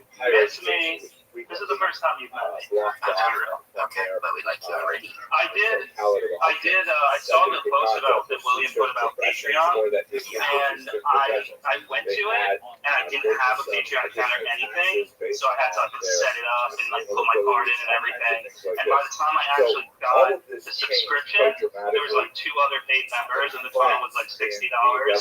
So I don't think I'm the first $40 member, and I just want to say I'm sorry. I failed you guys. Josiah, just you getting one is beyond sweet. What is the 40 again? That's a mercenary? A mercenary. Yeah, that's the title. Yeah. Ooh, welcome to the mercenary level, my friend. Welcome to the phone. Thank you. I do want to say also, like, as far as the Patreon, I was watching the live stream, and I could not hear Matt. It sounded like you guys were hearing him and interacting with him. I couldn't hear his audio at all. I realized this after the fact. This is the first time trying to push out a live stream here, and I think I just had the wrong audio input or output rather. Hopefully I fixed it since then. Well, Josiah, thank you for letting us know, because Grant sure wasn't about to tell us that you found us. He would have thanked you for telling us. He was buried in the lead. So cool. Well, where are you? What are your plans today? Today, I don't really have much plans. I'm just hanging out at my apartment, chilling. Do you guys know what a Galileo thermostat is? That's pretty cool. Are you making one? What is it? No, it's this thing. Get it in frame. It's this thing right here. It's filled with water. It has like these glass spheres in it with like little metal tags. And the one that's floating the lowest says what the temperature is in my apartment. So 76. Where are you? That's kind of warm. I'm in New York. We just have the heat on right now. Turn it down just a little bit. So the heat's actually a good thing right now because it's cold. Elevation. Yeah, it is. I can't really control. That's why I got that. Because I can't really control the exact temperature that it is in here. My landlord controls it. So What? I keep bouncing it where it's at. I can turn the radiator on and off, but like he has control over how hot it is, like how hot the radiator gets. Is he a nice guy? Has he ever tried to? Oh, he's the best. Yeah. He lives here too, so yes, I make sure it's a good temperature. He's listening. Oh, cool. Yes. Is he listening? No, but I live alone. Just it's really hot. Not really much furniture in my apartment, as you can see. Oh my gosh, are you gonna get on Facebook Marketplace? That could be a good place to find stuff. Yeah, that and Amazon, cheap stuff on Amazon. Yes, just don't go down eBay for the furniture, because I got some furniture on eBay, which I never got a couple years ago. It was filled with mold. Really? Well, also eBay, you're bidding with people, so somebody can come in like at the last second and just take it from your ass, you know? That's correct. Yeah, if you can. Yeah, sometimes I get involved in the bidding wars, but luckily not too often. Sometimes you have to buy it in the future. Yeah, it's pretty quite lovely. And I actually have another question. So I have tickets to both of the Madison Square Garden shows in August, and I was wondering, are they actually going to take people's names to put in a bucket when it's that many people? They do it. Is there a way to sign up? Yeah, no, I mean, I know for the past arena shows, yes, they were totally getting names and putting them in a bucket. So yes, I would. That's awesome. Yeah, oh my gosh, I wonder how many people. I don't even know. I'm sure a bunch of people would sign up for that damn thing. Oh my gosh. But yes, I think they are. Okay. And do you know, is it something where you just sign up like when you show up there, or is there going to be like a website or something? Yeah, I would think when you get there, and then if you see me, I'll probably be taking some names. If you give me $200, I will put extra. I'll put a star by your name. No, I'm kidding. Oh my god. No, but yeah, I think it's just signing up there. Okay. Let's think about it. Well, you ready? You got a minute ready? Maybe. I don't really do. I've done stand up maybe like a dozen times, but I don't really do it like that, you know. Tell us maybe what you're better with. Yeah, good job. Okay. What are we talking about? We're going to talk about candy bars. Yeah. Probably talk about how like real adulthood is realizing that Snickers is like the best candy bar, and you start to look at the other options like Milky Way, Chips Caramel. We got that. Three Musketeers, Silk what's that called? Nobody knows what that is. Get that out of here. I do not like either one of those either. That's why we put a little thin layer on the bottom to just be classy. Crunch bar is like you're biting into chocolate covered bubble wrap. Nobody wants that. Baby Ruth, I had one of those on Saturday night. I had a real sweet tooth Saturday night, and I had for the first time in a while a Butterfinger, which I loved. I didn't bites, and then the Baby Ruth was pretty good. That's so good. Butterfinger is actually my favorite example because it's like, what is that experience? It's like you're biting into something that's 2,000 years old. But it's a Butterfinger. I might as well go up to Greece to be able to see anything, just like gnaw on the wall. For now, or like hold the vacuum right in front of you while you eat them. I know. I was laying in the hotel room bed, and I just ended up covered in Butterfinger pieces when I woke up the next day and crumbled everywhere. Wow. Yeah, that's pretty much a given. You know, you don't kind of just accept that if you're going to be Butterfinger. Yep. And everything's looking good, Butterfinger. Okay. All right, Josiah. Well, thank you so much for joining the Patreon. Totally appreciate the support. Josiah, so much. You guys are my favorites. Josiah, really quickly, I have a joke for you. Do you want to hear it? I would love to hear it. Okay. Man, movies have been pissing me off lately. Yeah, Moulin Rouge. No, Moulin Asian, but nice try. I'm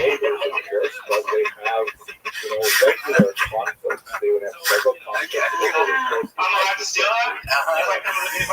If you get on Madison Square Garden, you can tell that shit. Yeah, I will be on that. Yeah, you need to, and then you can have some more Moulin Rouge, and you can be thinking along those lines, maybe come up with some more Moulin and then Rouge jokes after that tags. Yes, I love it. Bring your landlord, because it sounds cool. Yeah, he's great. It's Tony. Cool, okay. Yeah. That's my landlord. I'm sorry if I'm sweating profusely right now. I'm a little bit excited to be on the show. We don't see sweat. Yeah, we don't. That's great. That's great. A soft filter on you, so that's oh, thanks. You said you were maybe going to put soft filters on people. Thank you. Not on YouTube, but on Josiah. That's sweet. Great, huh? I used to play with Roman candles a lot, right? Did you know that, Josiah?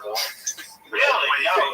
New York, they're pretty tight about fireworks, so Yeah. you can't really get good fireworks. Is that true? That's in that prison, right? That put you in Rikers. Yeah. Yeah.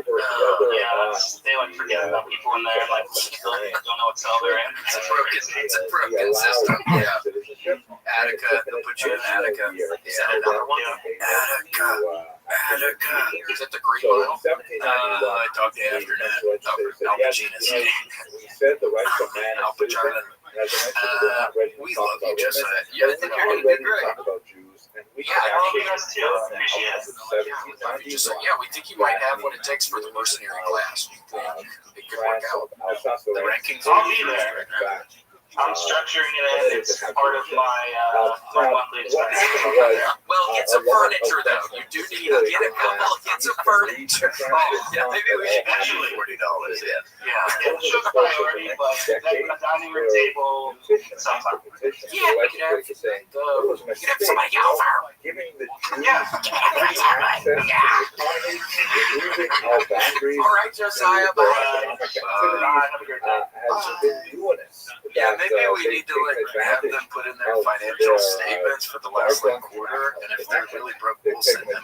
Yeah, for sure. Yeah, we got to, especially for the mercenary class, we have to make sure. I mean, because we need the mercenaries taken care of. Yeah, 100%. I mean, he doesn't have any furniture in there. I mean, right. I'm glad you said something because I started feeling some kind of way. He's living in not a rent control apartment, a climate control apartment.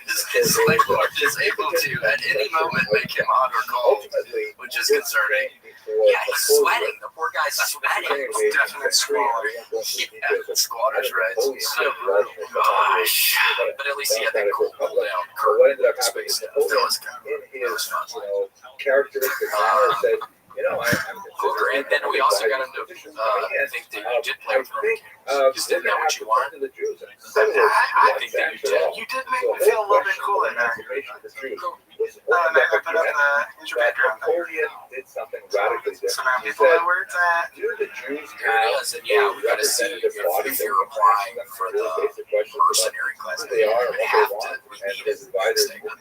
Yeah, what happened to Josiah happened to him. No, we won't let that happen to you guys. We like you, even if it's just a kiss and a handshake. You don't even have to give us any cake. Yes, but if you're sick, do the kiss on, I don't know, forehead, cheek, I don't know, whatever. They're sick, yeah. about to bring in the next person. One sec. Here goes nothing. I'm resizing you on camera. I am Napoleon. Let us Oh my reconvene gosh, snuggle the great pussy. Snuggle Keyword. And so he set We're not out hearing you. Snuggle, that can't hear you. throughout Europe, saying What up, that keyword? Napoleon was going to be reconstructed. My little mute button was muted. There we go. How are you? What had happened? Had you been? Why was it muted? Had you been on there before doing something? You had to. I didn't want anybody hearing anything crazy or, I mean, I was probably up to no good. I don't. Yeah, I became I mean, I kind of been hooked up to the PlayStation. I mean, I got it all running through this little headset. I got my work, my PlayStation. It's Wait, what are you playing on PlayStation? I've been playing the finals, Diablo 4 again. What's the finals? Basketball? No, it's like Fortnite. I don't know. It's like multiplayer. The whole map is destructible or whatever. You blow the whole thing up. Oh shit. Oh, man. Don't start playing The Last of Us 2 Remaster because I need to. I got in the top 20% yesterday. Finished the daily run somehow. Normally I'm not even fucking and it's like I play it so much and then finally I had one chance to do the daily run and then I end up a fucking zombie bites me or something. It's like raging. What happens when a zombie bites you? Does it let you keep playing or the game is over? For the daily run, the game is over. That's why the pressure is so high. That's why I think I do end up dying. I can't deal with the pressure sometimes. What do you think? What should I do? I mean, you might need to practice up. I mean, I don't know if there's any real life. I don't know if in the gym and stuff, just getting ready for. I don't know. I haven't. Casey has a little. Casey, I mean, just in case. Damn, I'm scared of him. I know.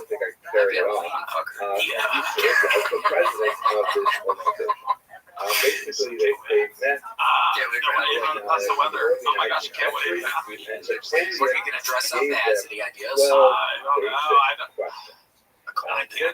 What's been your best Halloween costume ever? Do you have one that pops out in your head, or you can dress her up? Yeah, one is Gandalf once, but it was really just I just wore a snuggie really and like a beard. Do you have a wizard's hat? Yeah, well, it's like not even a wizard's hat. I mean, grab it. Yeah, oh my gosh. Let's see the hat. It's close by. It's handy. That's what I was thinking. Yeah, oh my god. Look at that thing. Oh my god. Really not. Oh, it's kind of a little floppy. It's kind of funny. Who are they to a music festival or something? Oh my gosh. Yeah. What's that bad boy? It's like I got at the beach. Something cool. I mean, if you're gonna be playing guitar, you gotta have those cool hats. Who's playing the guitar? I don't know, like I feel like Santana. No, I'm kidding. You can play the guitar. That's what I was saying. Steve, I play the guitar. Yes, Stevie playing guitar. Virtuosos love hats like that. Stevie Ray Vaughan, Santana, the Bristol Twins, Indiana, right? Indiana, they're at Lubbock. Yeah, Indiana. Died in Indiana. They died with Stevie Ray Vaughan. They were the pilot. Yes. It was so weird. They had pilots. Stevie Ray Vaughan should have known not to get in that chopper. And it's the Twins. Yeah, they weren't even. They were good. I mean, they were good people. They're good pilots. Yes. So Snuggle Pussy promises you never get in a chopper. Ooh, yeah, I'm really afraid of heights. I don't know. I mean, well, don't get in a helicopter because you're going to be pretty high up. Yeah, I gotta think I'd die if I went in. I mean, I guess. You might not die, but I wouldn't risk it. Somebody was actually, I was recently driving down to San Antonio, and I saw the $20 helicopter ride. The thing started, the rotor started to spin. I was like, what fucking person just paid $20 for this fucking helicopter ride? God, that doesn't seem like enough money to cover expenses on like a certified helicopter. No, not at all. It looks like one of those helicopters you see like flying in the ocean or something with like just the two things going around. I don't like that. Have you guys been in a helicopter before? Like, same deal. No, I've never. No, I don't think I would. I don't think it doesn't sound smart. No, I don't think you could pay me to get on that. I never understood why people wouldn't wear parachutes. Because if it was going down, you figure you could just bail with a parachute to save the day. Well, what if the helicopter is falling downward, Casey? It would chop your ass up. It's worth the risk. If you timed it just right, you could go right between the blades. Fair enough. Fair enough. Very delicate. I've always wondered about jumping out just right before it landed. I know. Like an elevator. Like if an elevator's collapsing, you just jump at the last second and you're okay. I never thought about the propeller though. That shit, yeah, I mean, that would probably cut you into a bunch of pieces. Yeah, I've seen videos with one of those things touching somebody's head and it's immediately gone. Oh, really? Immediate blood spurting out of the fucking neck. That reminds me of that cartel video I watched where they skinned that guy. We talked about it about 12 episodes ago. Yeah, I saw something I shouldn't have on Reddit today. It was. Tell us. It was like just a shit. I think it was in Ukraine or something, but I mean, really, they just mowed down this van, and then they just went and just pulled everybody out. They're just pulling everybody out. But it was. Yeah, they shot him a bunch and pulled him out. Maybe that's when you press mute on your headset. Maybe you can't just like, oh my gosh, watching more videos again. Yeah, I don't even by the way, just call to it make a sure bad that link there's or not something. It was. Be careful, at least you have that shirt on though. It's kind of badass. I love the eagle with the American flag behind it. That's fun. That's kind of funny. I got it on Amazon. I got a bunch of shirts on Amazon. And then it said they were delivered, and I didn't find them for like a week. My neighbors grabbed it or something. So technically, I ended up putting the packages finally at your place, or you did not have a store. I don't know. I'm so shy around them. They just kind of put it on my door. I was like, what are they real pretty? And they go, yeah, are they really pretty girls or something? Do they come in? Yeah, they must be. No, what are they? Are they weird or something? Or why do you feel weird about me? Or saying, I don't know. I really will just kind of look. There's one day where I think I saw them, but I didn't really introduce myself or anything. So I really barely. They're just like, hey, can you move your car? I'm like, that's a good conversation starter. Oh my gosh, yeah. Well, you still have time. How long have they been your neighbors? Well, I don't know. I guess I moved in August or something. It sounded fun right there. What happened there? That sounds fun. It was, I moved in August, so I don't know how many months that is. That's like, well, you still have time. I would say hello because my deal with my downstairs neighbor is some lady, which doesn't matter, but it's a lady, and she just now gives me a weird look. And it's like, what have I ever done? And generally, but I should be saying hello to her, and sometimes I do, and she'll just look at me and walk in the door, her door. So don't be that totally snuggle pussy. Everyone's passing by, and I kind of like wave. Say hello next time. Deuces Wild. I know that could be fun. Deuces Wild, because that I think means they realize you know how to have fun. You're being cool. Yeah, but you're talking about little that you got there. So we should hang out with them more. Why don't we ever hang out with them like smoke kush? Yeah, is that what you were about to say? You're about to mention sweet, right? Yeah, I was gonna say. I mean, they're always out there blowing dope. I'm like, maybe I should start doing that. Blowing dope. Blowing dope. Oh. I was like, oh my gosh, is that a new thing to call marijuana? Dope. Silencing. Yeah. Snuggle Pussy, thank you so much for calling in today. And yeah, oh my gosh, say something to your neighbors. Introduce yourself. And then it's not going to be weird at all. Then it'll be nice when you say rather quickly no. much of this Hopefully return my package. yeah. They still have some of your shit. So here's There was one that went missing. I don't know. They might have it. You're going to see them wearing one of your shirts. That would be awkward when you're getting all that. I was worried they would see all the shirts, but Win some, you lose some.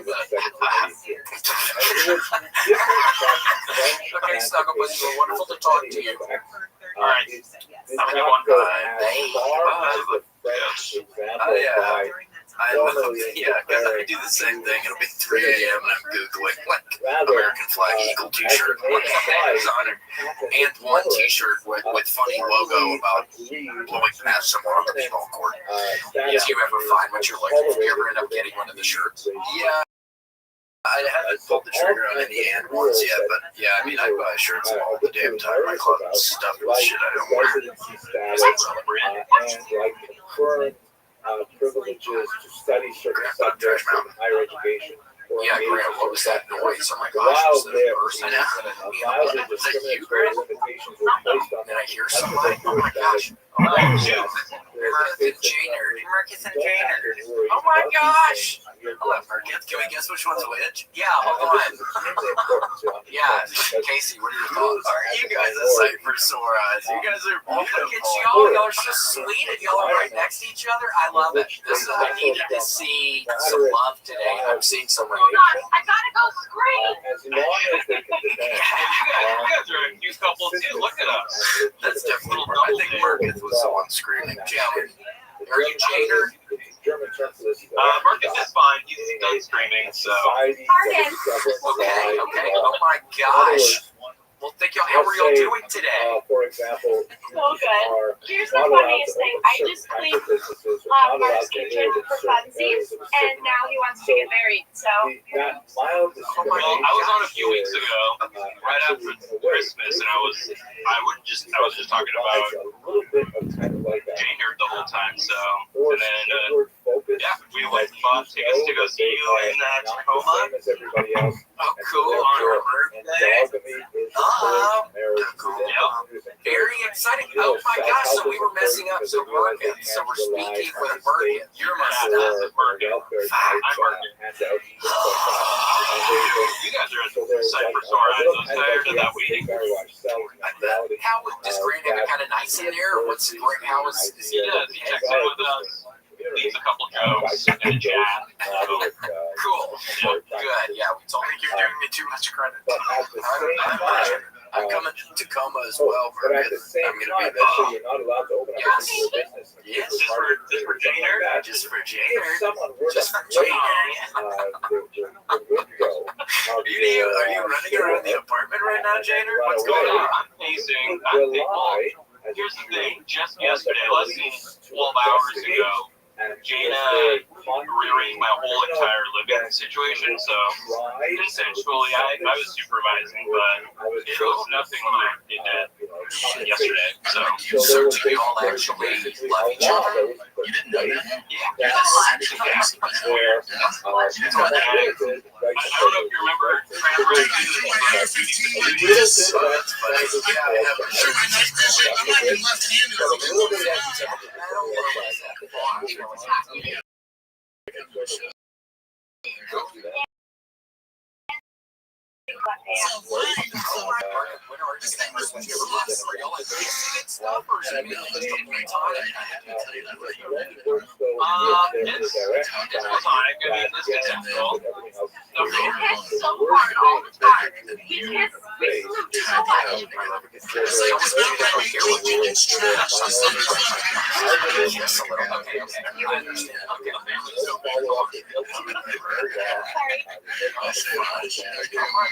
Well, so I assume it's looking good in there.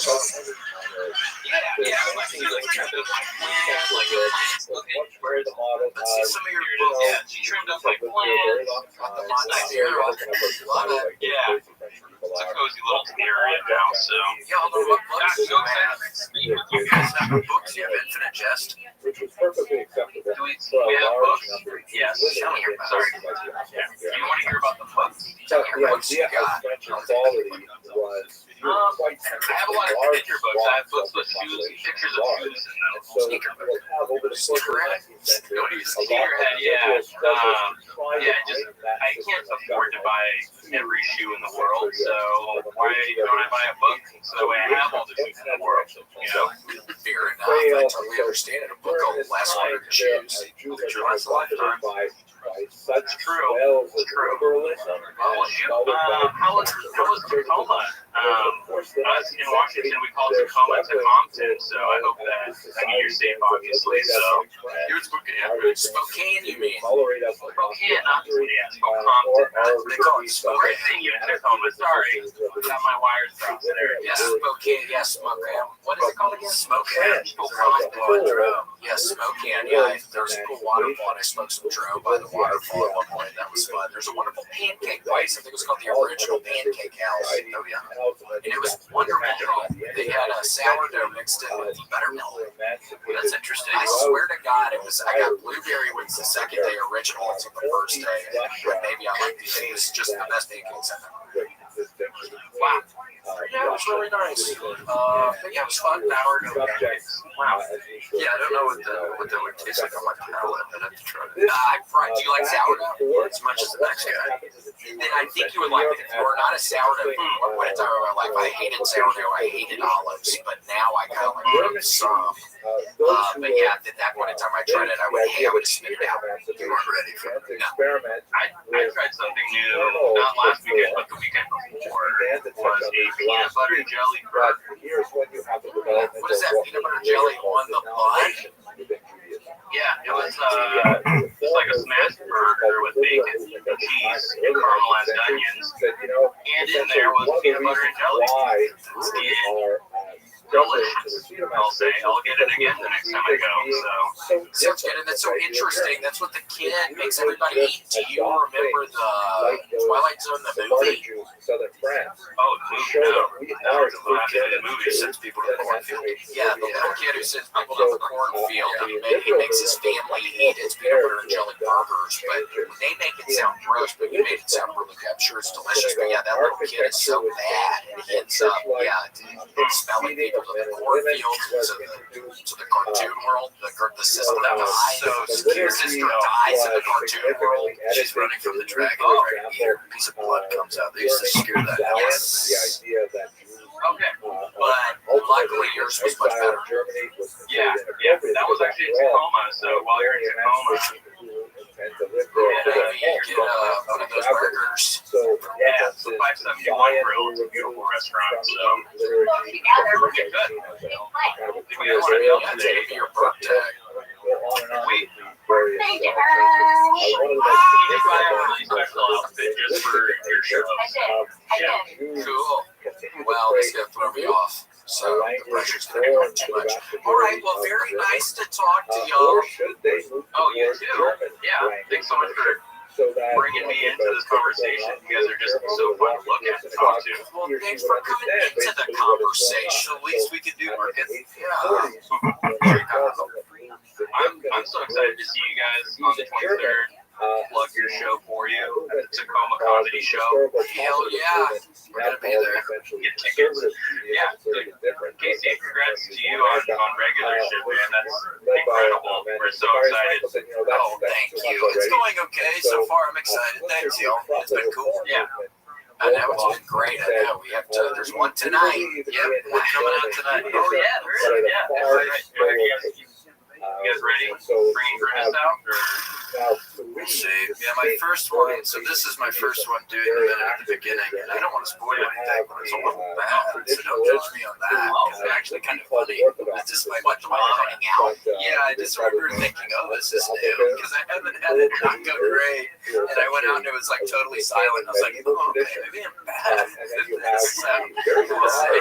But the next one, looking forward to it. We're gonna watch my rearranged apartment. We're gonna have a little party today, just kind of feel Tony. So it'll be cool. And actually, the last time I was on here, we had a party for William Montgomery pre-show, so we're gonna have a little party for when this episode airs. Oh, that's exciting. Hell yeah, dude. Oh, Patreon? Cool. Good idea, guys. I think that's awesome. Yeah, thank you. Yeah, the ads have been, they're maybe now kind of paying for it, but yeah, we're just trying to figure it out. Cool. No, I think it's great. You guys might be my first Patreon I signed up for just because I talked to you twice now. Sounds good, and it looks like luckily you have some furniture in your apartment. The other sweet fellow at the beginning, there was no furniture. He was like living in a salt trap. It was sad. Yes. No, but we look in a place if they're still watching. Can I ask you guys a question? Is that all right? Yeah. What are your opinions on grown men playing with RC cars? And he is especially obsessed with Leaving for the kids. Message received. There is a pretty cool RC car subreddit though that I frequent, where people are showing off their RC car. RC. And I do like looking at that. Yeah, it's my newest hobby, and I'm just curious. Jada's supportive as much as she can be, but They can be. There's been one, and now there are 6. Oh, how long has it been since between 1 and 6? How much time did that take? 4 months. 4 months. 1 a month, though. That's about 1 a month. One time we went to Seattle and I bought a new RC car, and she got a new outfit, and then we come home and I'm unboxing my RC car and just changing her out. She paused halfway, the exact halfway point of changing her outfit. It took me about 45 seconds to realize. Hold on. Let the record show, it was a spicy outfit. I was like, let's do an experiment. If I unbox my spicy outfit, will this be more important than the RC car? And the last, we did finish unboxing the car before I got a glance, but no, it's okay. Okay. It was RTR. It was ready to run. There was nothing to set up. It was good to go. Who could blame you, dude? Yeah, you had your eyes on it. I love it for sure. All right, good sir. Well, thanks so much for calling me. Thanks, man. I love you guys. I'll see you guys in a couple weeks. Cool. We love you.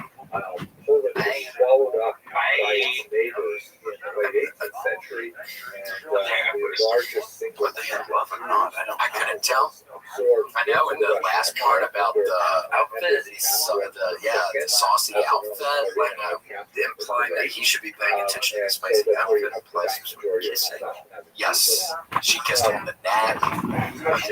Yeah, she kissed him on the neck towards the beginning. Yeah, something was. Degradation of Jewish That's not my video. I'm proud. Hey, what's up, Will? Whoa! Oh my gosh, Russell! What's up, man? Oh my gosh! Oh yeah. I've been trying to get on here and talk to you, Casey, for fucking 6 months. Oh my gosh! Well, here we are. What are you doing? You're outside somewhere? I am. You've been blazing some. Your eyes look red. You've been smoking some dope out there. Your eyes look so red. It looks like a filter. Yeah. I love you. Hey, I just smoked a joint from the dispensary illegally. Cool. But we're trying to get to this escape room. We have an appointment at 5 o'clock. I just went inside and talked to the dude. I said, hey, I'm on the line with the podcast. He's trying to talk to me.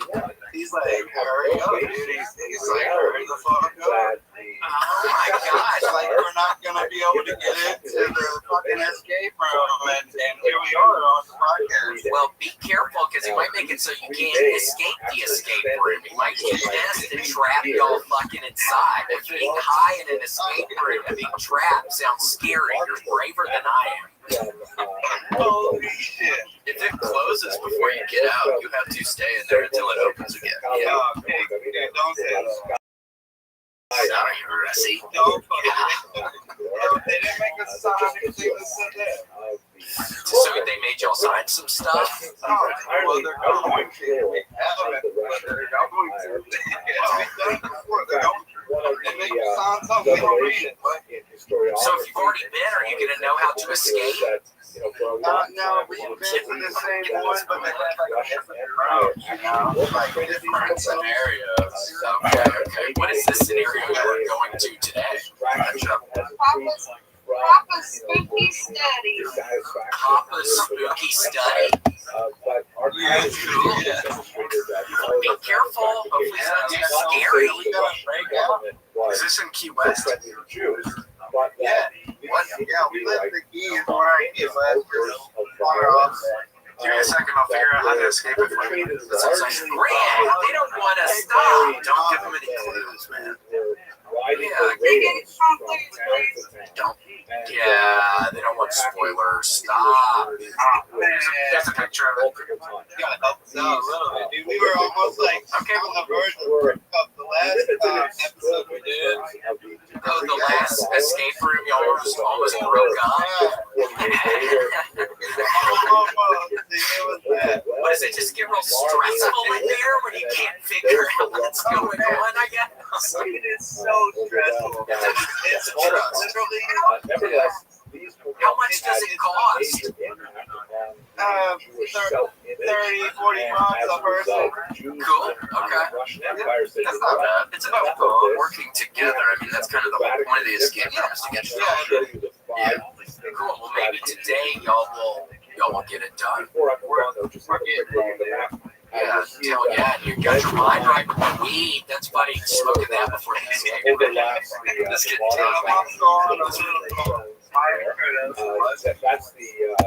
in a microdose of mushroom. That sounds funny. Again, braver man than me. I would end up in the corner crying if I did that. Let me out. Yeah, I'd be really scared of here. I don't want to be here anymore. Yeah. Cool, Russell. Will y'all give them hell, okay? Get back in there. Sign the paperwork. We're breaking out, dude. Yeah, y'all gotta get out today. Cool. See you guys later. All right, bye. Good luck. We love you. Happy escaping. Russell, I love you, man. I love you. What a funny Monday. Just get totally fucking snizzed up and do an escape room. That's awesome.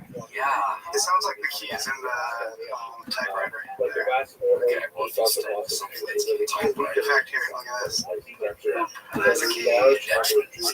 So what do? You're just walking around the room and then you see a key on the typewriter and then you use it for the different locks or doors? Maybe you have to type out something specific, like something specific, and it comes out in the keyboard. Yeah, it's that's scary. So it's Daddy's spooky study. That's Papa's spooky study. I like it when it's Daddy's. Yeah, it's we're spicy. Like some sort of ancestral relationship. For sure. We'll make our own Daddy's. Daddy's hot chicken. You have to escape from a hot chicken place. It's cool. Very cool. Have you ever done one of those? Yeah, I did one in Paris one time. Was that fun? I cannot really remember. I was on tramadol at the time because my back was hurting and I went to a clinic and they gave me a bunch of tramadol, so I was loaded. But it was I remember it being really fun. I remember it was a jail setting, so we were in a jail and there was some liver we pulled and it lifted the toilet and we found some glue in the toilet. But it was really fun. Some correlation. Grab one more person here. Get your video up. Another factor is they look at political turmoil. Hello? One second. Oh my gosh, Trev dog. Look at that sweet dog. We got Danny driving out. Is he a pretty good driver? Yeah, pretty good. Yeah, thanks, though. Cool. Yeah, I had a buddy in Memphis bit. I shouldn't say that name. It doesn't matter. He's doing better now. But we used to get in his car and he would do whippets, and it would scare me to death because I'd drive and do the whippets, and I would almost hit cars. It always scared me to death. Cool.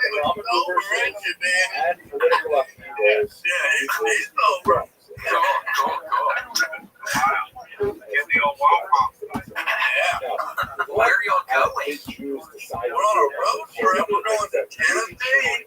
Uh-oh. own stomping grounds. Yeah, my own stomping ground. Where y'all coming from? Louisville, Kentucky, man. Okay. Where are y'all going in Tennessee? It's called King's Park. It's like the northeast corner. Oh yeah. I was there, but I remember. Yeah, What do you think? I was here, but I remember. What the hell did happen? What are you doing there? all fucking doing doors and windows out there. Yes, you are. Love that. What, was there recently some sort of storm or something? Or how were y'all just driving there from Kentucky to do some doors and windows? I think it was some kind of recent contract or something. Cool. Keep it on the books. Let's leave. Yeah, I just worked. I don't know. cool. I understand. Will y'all be safe? Yeah, I lost my virginity in the mountains of Tennessee. Check out the mountain picture. You guys got to check this out, huh? Oh my gosh. Were you on I-40? Were you on I-40? I don't know what road we're on. $250,000 We're about to go through the Cumberland Gap. Wagon wheel. Cumberland Gap. Yeah, y'all gotta listen to that when y'all go through there. South Africa. Yeah, we're probably going to lose service in there. There's a big tunnel. So. Well, gosh, we're going to honk in it. No, we're definitely going to fucking honk in Don't honk in it. Oh, no. Western Europe. It would have scared me if I was a little boy behind you because my uncle always said they collapsed if anybody honks out. So it always scared me to death. Western Europe because the Russian Empire Well, Trek Dog, are y'all in the tunnel? The second major strategy was, no, let's not lose. Trev, we're losing you, brother. Yeah, we're losing y'all. And in this area, I can hardly hear you, but I think it was something nice. Thank you. Perhaps most famously, Oh, just like that. Right, there goes Trev Dog. Right when he's complimenting you. There goes Trev Dog. You should lead off with the compliments. Just yes, please. Because we don't we're about to go through a tunnel. Somebody messaged Kat, my fiance, and said, hey, your boyfriend sucks and he makes people angry. What? Yeah, I guess to get to my heart. And they know home is where the heart is. They messaged Capper and I said, your boyfriend sucks. Well, I told you somebody yelled at me outside of their car, right? Didn't I say that on the podcast? Oh, yes, you're in Austin. Yeah, I was outside of the mothership. So I went, Casey Rocket. And I went, what? And he went, you fucking suck. Yeah, people are nuts. Rather than moving to some other country. Yeah, can't let the damn weasels get in the fucking hen house. No. Because they mess up with the chickens. Yeah, they eat all the life. Yes. Cool. Well, thank y'all so much for calling or trying to call. Yeah, talked to some fun people. More was fun just until Trev Dog. It was kind of a downer at the end. It actually the self-interest literally went out. And I may be worried. Maybe I know. He's living his best life going to a tunnel. Windows and doors. Little late in the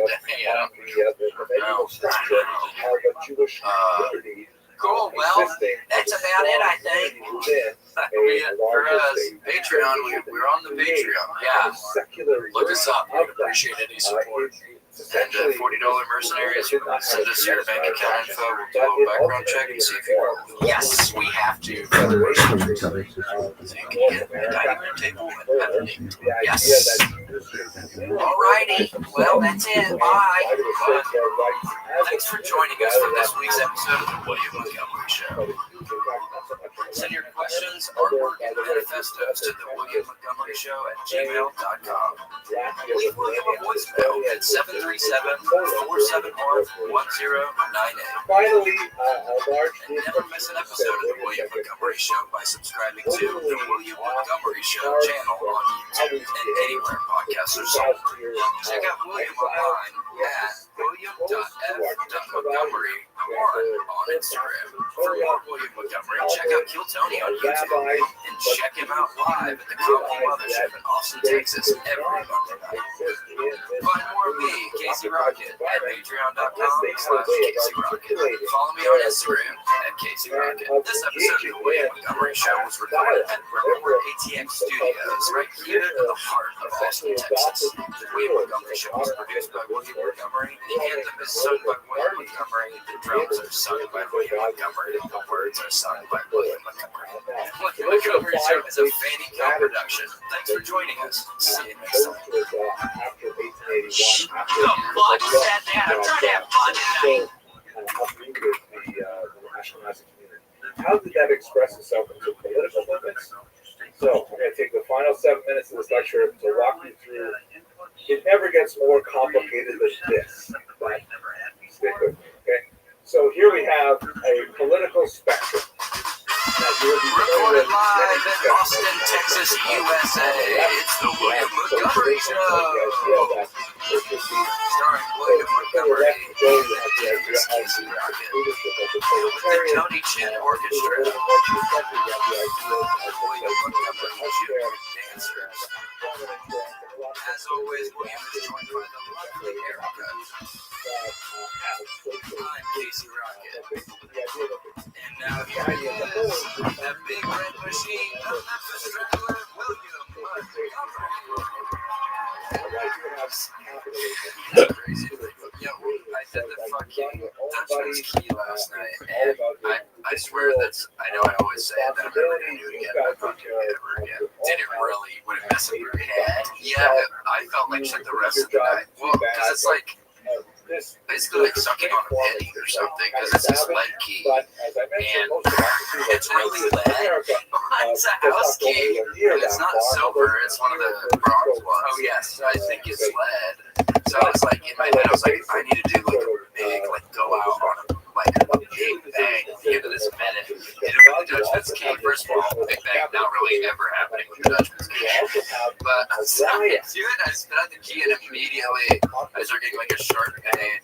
And I think I have fucking getting lead poisoning from it. That's scary. What you need to, I can go with you, maybe, or you need to just a Home Depot. They have the machines in case if you honestly, if you ever tried a silver key, because you know they make the silver keys. Honestly, that might get out because it's hilarious. You did the Dutchman's Key, I think Saturday, and I hear you did it the one time, and it went great. A big pop, yeah, got a pop. And it's in this industry, it's all about pops. If you're not getting pops, you're not getting anywhere. Yes, you are stagnant. If you don't get pops, you're stagnant. You hear that, Grant?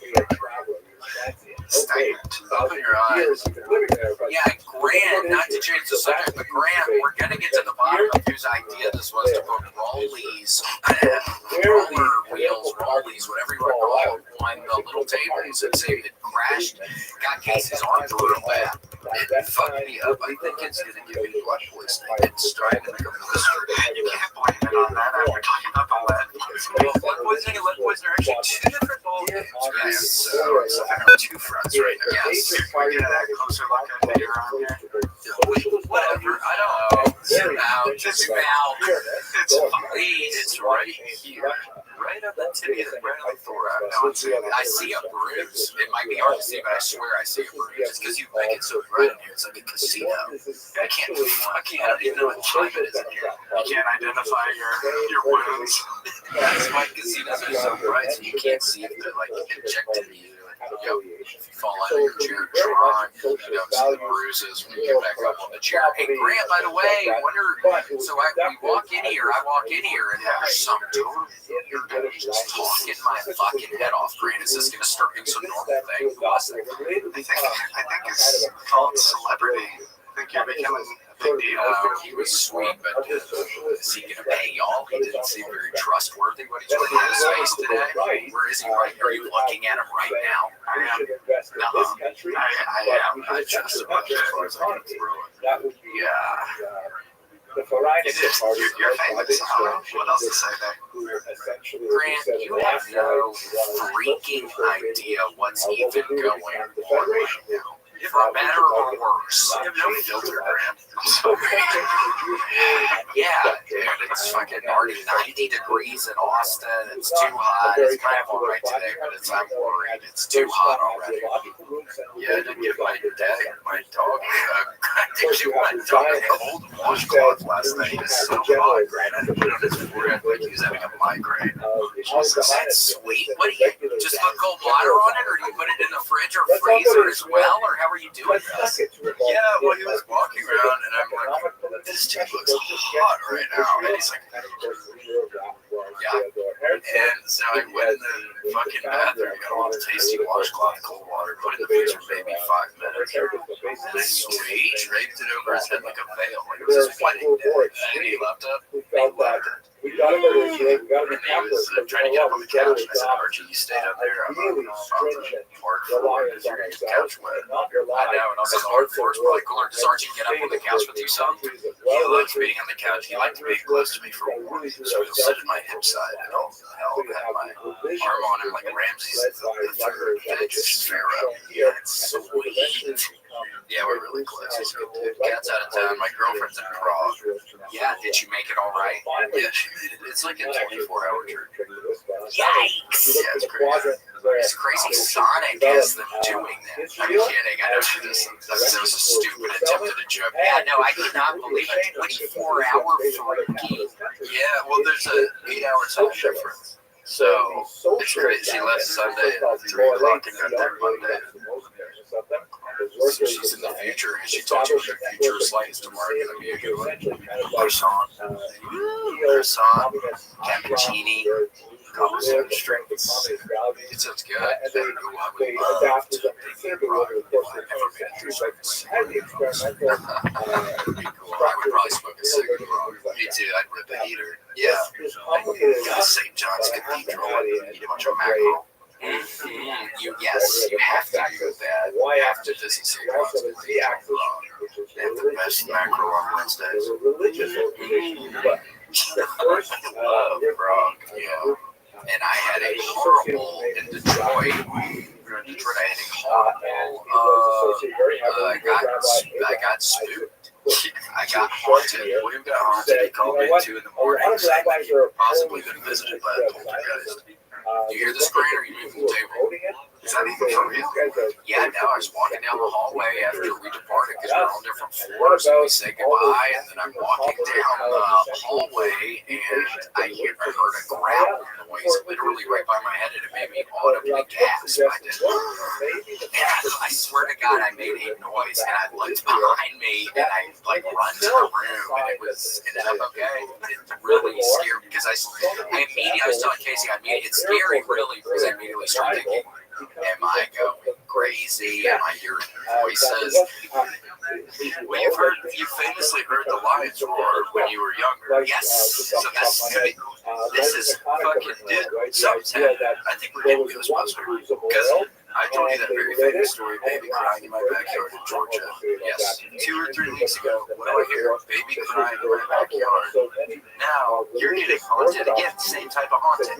Where is it coming from? How do we stop it? What's going? Where's it going to lead to? Most importantly, what's the end game? Because it ain't going to get any better. No. Yeah, I mean, I'm having the nightmare of the plane crashing again, and I literally can't breathe. So, what is it? Sleep apnea? Or you just trying to sleep sitting up? I don't know. Sleep apnea is a nightmare that's real. I know, it kills people. It's a silent killer. The silent killer kills Chris Benoit. Yes. Steve Hicks. Was Chris Benoit the one that fell from the rafters? That was Owen Hart. Yeah, Owen Hart killed him too. Because I think he was taking a nap under the rafters. Thank God. Yeah, he started having an apnea nightmare. Yeah. Apnea. How was that, Grant? Sleep apnea. What is the blue? Is that veins? That's airflow. So guess what, right? So your tongue, so when you have sleep apnea, your tongue is going. So with your tongue, it's closing it off. Shave off a little bit of the tongue will probably fix my sleep problem. I wonder if they have surgery for a sharper tongue. And so they're all over the world. I can't believe people do that sometimes. So those people give themselves the snake tongue. Yeah. Freaky. I could not. What? I wonder, do they put you under for that? They just cut your tongue with like a damn razor? Oh, yeah, maybe just give you the shots in your tongue. I don't know. I remember there was a good Ernest P. Worrell recurring segment on his show. Did you ever watch Ernest? You know, like Ernest goes to jail, like these things, he had some television show. One of his recurring things was a tongue character where it was a guy in a big tongue suit and it had like these little teeth around him so you could tell it was the tongue, and then he would get shot sometimes and he'd fall asleep. He was like at the dentist and it was the numbing shot. Oh, okay. Ernest. Yeah, Ernest, rest in peace. He died smoking too many cigarettes, Jim Varney. Yeah. And that, he would love to smoke a cigarette, bro. I'll tell you that. He would, in his DeLorean. This guy had a DeLorean. I don't remember that. Yeah, oh my gosh, he drove a DeLorean. I found it on eBay one time. Really? Yeah, I was looking up DeLoreans like 10 years ago on eBay. Just looking around. And I swear one of them was Jim Varney's old DeLorean. Okay, hello everyone. Yeah, how much was it for? I wish I could remember. I might have done. At this point, It was $100 on I it. have like a general Where he's looking at a jacket and the so much. expression of political opinion. So that's the dangers of eBay. Yeah, find something you think is good and then it's going to smell really good. It's been staying in someone's cat house. We should go on to understand how this was filtered. Yeah, I was with my buddy. We were in Biloxi, Mississippi. My buddy and I one time doing some little comedy, little tour thing we did again like 10 years ago. We stayed at this girl's house. And I pull out this just thing that had blankets and pillows in it. When I open up the top, the worst smell of cat urine engulfed me. And my buddy can't smell. He doesn't have a sense of smell. So he was just seeing me gagging, and he started laughing, and I started laughing. And like the mom is there of the mother of the girl whose house it is, who's on the. I said, just stop laughing. Was she laughing about it? It was just us two in the room. We were just worried. It was just sometimes it's fun to get the giggles like that. Sometimes you cannot stop laughing. You know, you have to stop. That always makes it funny. Like a funeral or something. Yeah, that's something funny. Child like this. It's a wonder. Yeah. Dude, I don't know. I wish Fuzzy was here to tell this story, but I have to talk about this. This is so funny. So Fuzzy killed door guy's mother. Fuzzy, so funny. He's been doing this bit at Mothership where before he walks on stage, this is fucking hilarious. He slipped somebody a note in the front row, so he'll be walking up and slip them down, and then he'll walk on stage and the note says, "Get help, not a comedian, please help me." That's fun. So, and then he does his act, and his act is like, super silly, like Fuzzy's such an upbeat guy, and then he's apparently done it for weeks. And last night he hit it someone at the front row during the door guy show. He gets on stage, he's doing his act, and then he sees the guy just bolt up and run. Like he ran downstairs and he told security, "Hey, like we need to get the police. I think this guy's in trouble." Oh my gosh! So, like, the security guy was like, "No man, like it's a bit," and he goes, "No, you don't understand. This guy, like somebody's like holding hostage," which is so funny because what? Yeah, what would be the Indian? And it's like, can you stand up? That's insane. Well, hopefully Fuzzy later remember helping him like that. Well, no, apparently the guy was fucking livid, and he went back upstairs and he asked for his check, and Fuzzy tried to apologize. Czechoslovakia, which is now the Czech Republic. Didn't want to talk to him. Really mad. That represents. Yeah, what an idiot. What are the chances he's actually being held hostage and not some comedian making a joke? Why would he be going on stage? He could just walk up and do like one situation would be happening. Thank gosh. I guess that guy was just like, this is my one opportunity. It's pretty much Dateline 2020 or whatever, and that was his shot. Things have changed. It's funny when you hear Fuzzy tell it, but it's such a crazy, I always love a good personal bit, a bit you do. No, on stage, but just to kind of make someone feel a little more comfortable, for sure. Shouts out to Fuzzy. We always do this when we see each other. Fuzzy, peace sign, dude. If you happen to see this, we always give each other a peace sign. It gives me comfort. It gives me a sense of comfort. Yeah, to know that someone out there gets it. Yeah. Well, we were. Russia has disappeared, and they've labeled this map. We're doing a last second. So today we're doing. I am really worried, Casey, that I get it.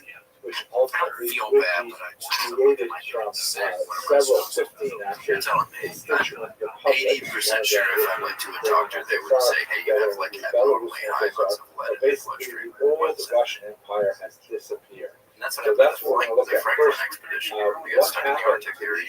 So what we did. Oh my gosh, Casey, when you have your glasses on, if you're in the hospital, that is why this is so much glasses on. February He's in a coma. He doesn't need his glasses. He always needs his glasses. Isn't that what the girl says in the sad Macaulay Culkin and Bird? Or is it a different one? You're my girl. But does he have his If you were glasses? standing where I am right now in New York, What is he dead in the casket? He doesn't have his glasses, and that's what your eyes available. Is that what it is? Because didn't he get attacked by bees? The bees got him. These things happen. Yikes, you gotta run. I don't even know what you do. They say cover your body in mud like you're being chased by the predator. And then the bees, yeah, they get vision like the predator at first. So yeah, they can see with the heat vision. Where'd he go? Yeah, where'd he go? And then he always says that in that movie. Where'd he go? Where'd he go? Where's the boy? Yeah, I was looking for some boy. I never got that part. I thought the movie was beautiful, great. I didn't Macaulay looking for some boy. I know. It's like, are you gonna at least like show us what boy he's looking for? Yeah. Come on, let me see him. Now he's an ass. Yeah, it was so weird. It took away a lot from the beautiful movie. I know. That whole scene where he's like, I don't know if it's his friend or a relative or what, but it's horrible. It's, what was that? The big grant that the kids fly on? Or Rabbi? It looks like the water bottle is kind of like a all over the world, generally, and Russia is involved. Do that, Casey. Massive amount of territory. I'd get one for side. Would you? Yeah, like a little punky. Yeah, hoop. Yeah. And Hoop on the side would be fun. And you could put a keychain on it for like the city that you most recently visited. Oh wow, it's just a Las Cruces, New Mexico. That's so cool. Las Cruces. There he is. Ooh, that is a double. Look at that one. But with the water bottle, yeah, it looks like a fun extra piercing. Jewelry. Well, Grant, do we have anybody? Did anybody call in? We have one caller. Oh my gosh, hold on. Well, we might have to talk to them the whole time because you want to bring them in? yes, Let's see if they pop in. well, the pressure's on. Yeah, I mean, this is a high pressure episode today.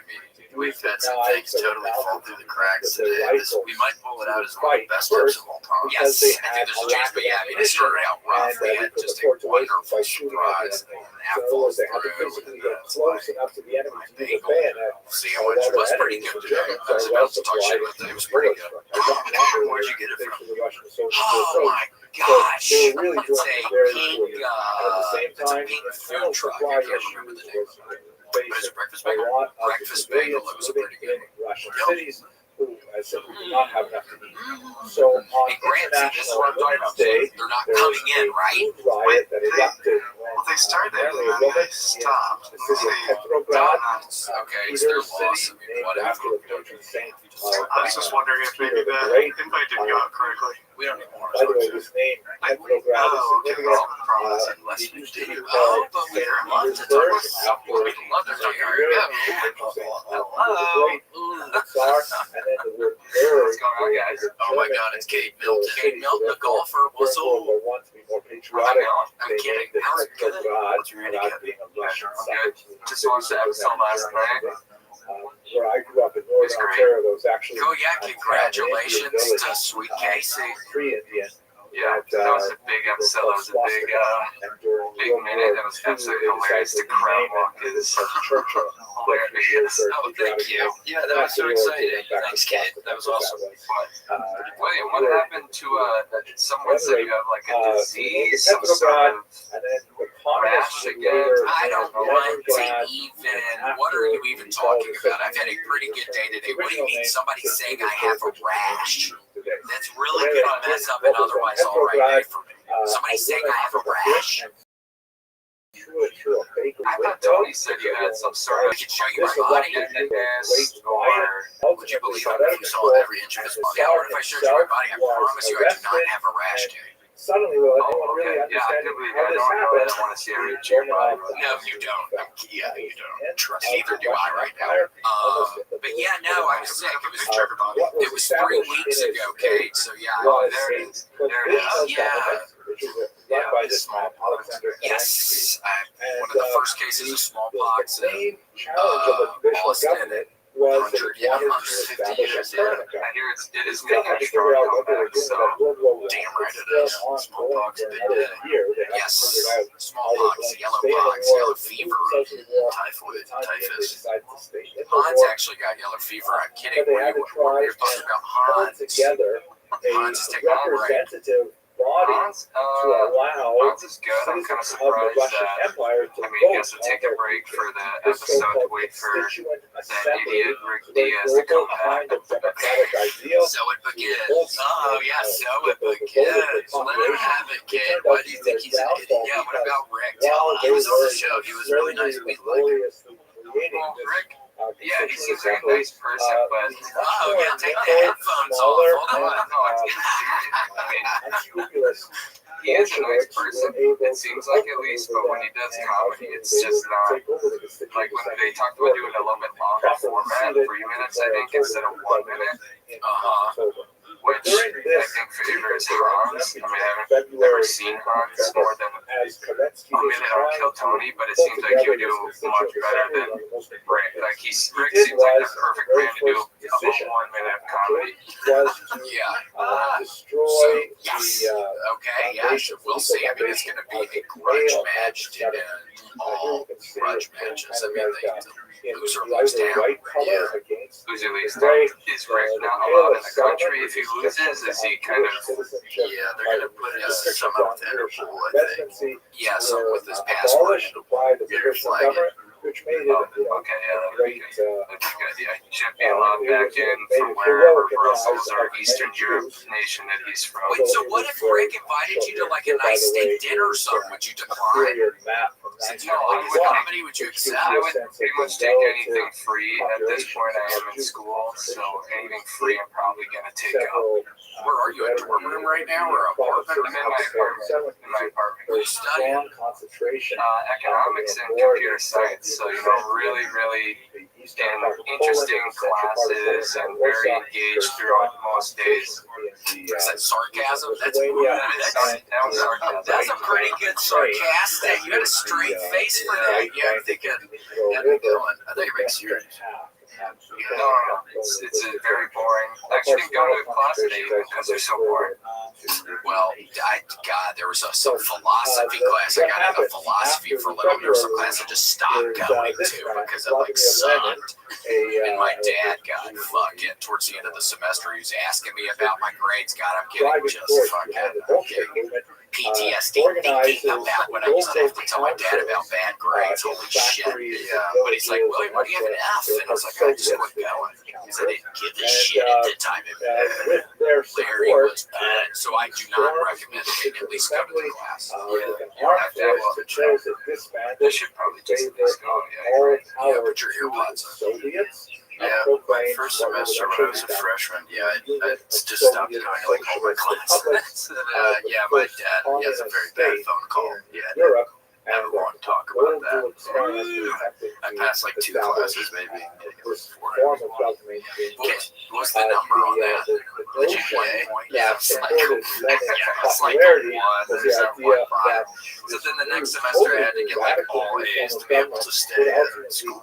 So were you able to? Yeah, A's and B's. I just went to class. I'm a borderline boy genius kid. I don't know if you know that. Can we? Can we guess what college you go to? Okay, yeah, sure. Okay. First off, do you think we're going to? I don't think you will. Is it a D1 school? Yes. Oh, what are y'all good at? Is there like a specific sport you're good at? Some people might say football, but in recent years, not so much. I would say probably hockey nowadays. What is one of the colors? What is one school color? Red. And the Soviets felt equally Indiana? aggressively that communism Close to would actually Indiana. be the dominant political modality of the entire globe. At the very bottom of the globe here, you see the capitalist. Wisconsin. Probably looks more to you as Two guesses. a monopoly Oh man my figure, a gosh. monopoly man, Well and done. very famous Two Rothschild guesses James for Casey. Isn't that where the bus went? is based on a traditional Running back? Wasn't that his name? idea Oh. of Yeah, that is the bus. I've never heard about that. 10 years. The bus. That's a fun nickname. Just as what you're running over people when buses run over. That's kind of a graphic thing to think about. If you're a good running back, the bus running over people. in general. Sometimes made Sort of, well, how are your classes going? Is everything going okay? Yeah, everything's going all right. It's just kind of not super interesting. It's real nice out. It's February 27th and it's almost 70 degrees here in Madison today, which is absolutely bizarre. That's concerning.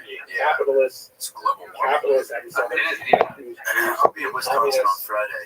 Janesville, Wisconsin. Comedy Camp. Okay, yeah. Go see him, Kate. How far away is that? Whoa, look at the guns. Maybe a half hour. Oh, really? Oh my gosh, a half hour, Kate. Consider it. Are you going to? Where are you going? The Comedy Cabin in Janesville, Wisconsin. Comedy Cabin. All right, I'll look into it because I have some family coming this weekend for Big Ten hockey.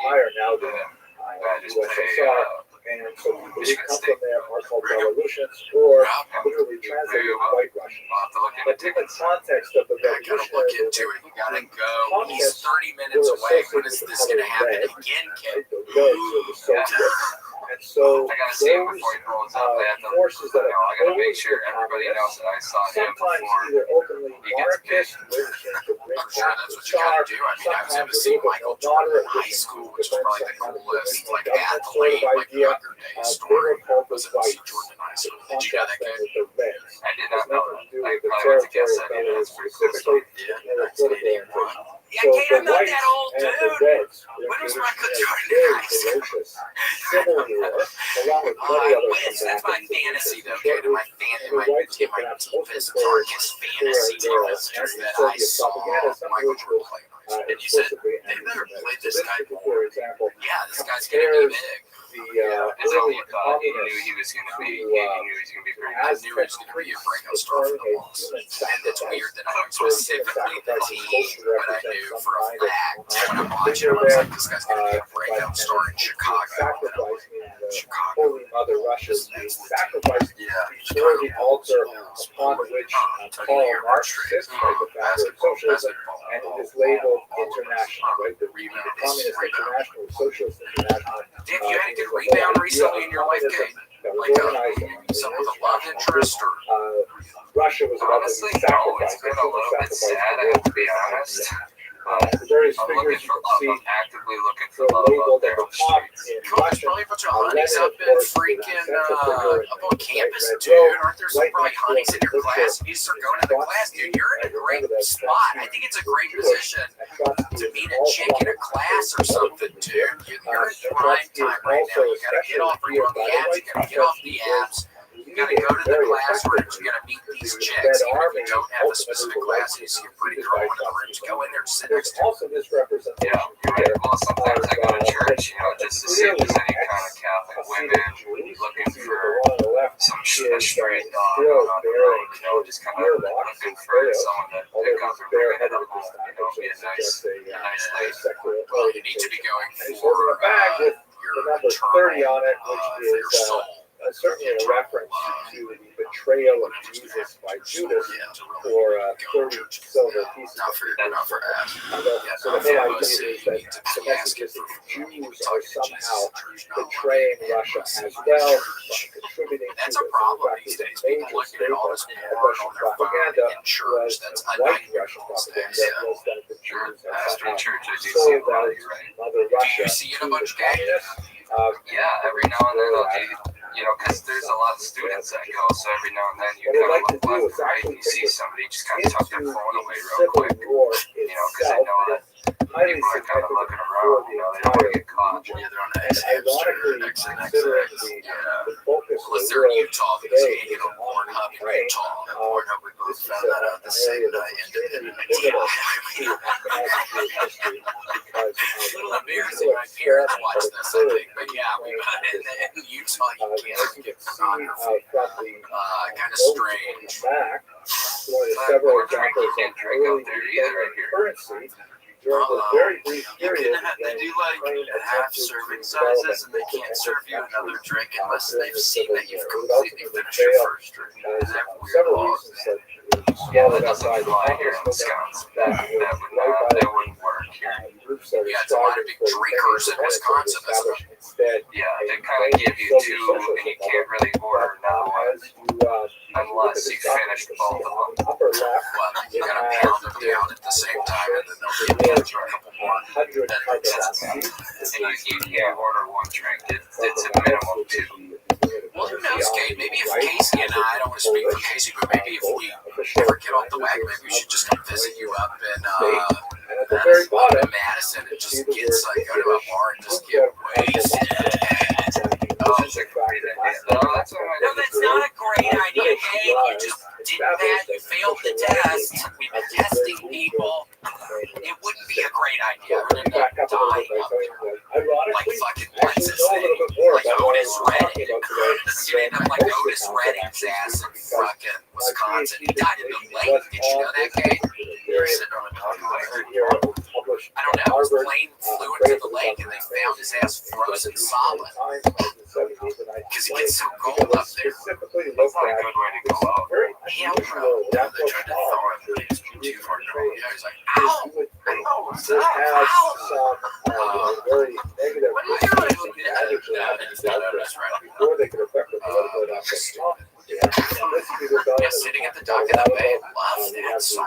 And it only became a hit after he died. The song was released like 1 week later.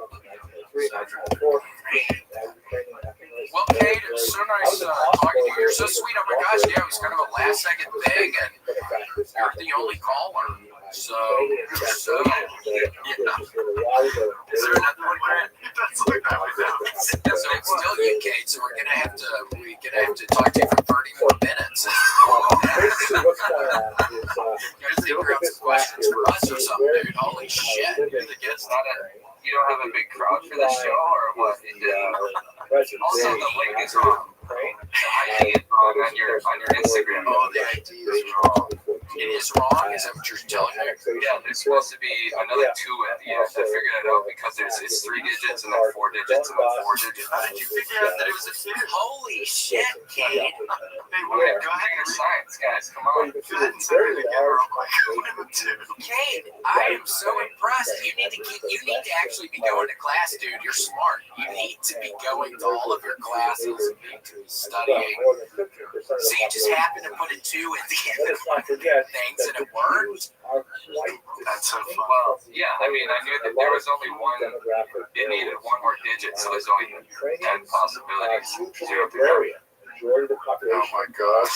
Here, Grant, can I hand you this and you do this on my phone? Don't look at any of my shit on here. That's insane. I cannot guarantee that. Well, thank you so much, Kate. I appreciate you. You saw me posted it. You saw me. Oh, we didn't look at the numbers, man. Okay. JV production. It's a good grand. Just hear me. He's now looking at my phone. He's going through all my text messages right now, and I'm horrified a little bit. He keeps trying to change William's Face ID to be his face, but the Apple, that kind of stuff. So I'm like, yes, I would kill him if If pizza drives you up the wall, look to the ceiling, glance at the floor, and keep moving forward. You have to keep. It is also The worst thing you can do around pizza is stopping. You have got to keep it moving forward. Don't rest, don't sleep, and please don't limp. Especially, I don't want to harp on it too much, but especially the sleep part, because you fall asleep and it's like there could be the pizza's closed. I mean, how long are you sleeping? 30 minutes, an hour, 2 hours, the pizza won't get to you. So do not fall asleep. Pizza can burn, it can burn. But it doesn't matter if you're a Red Baron guy, a DiGiorno guy, or maybe you're even an Elio's kind of fella. And you get down. Yeah, I mean, I'm Elio's. This guy right here, guilty as charged, ate at Elio's last night. And actually the home run in pizza. I love home run. Yes, it's a sauce. The difference is in the sauce. Yes, good pizza, good sauce.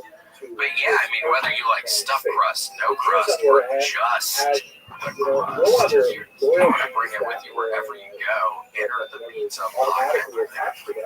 Me and my team here are prepared to pitch you the pizza pocket hoodie. I mean, this is something else here. Yeah, in case you don't know, it's a whole different damn ballgame.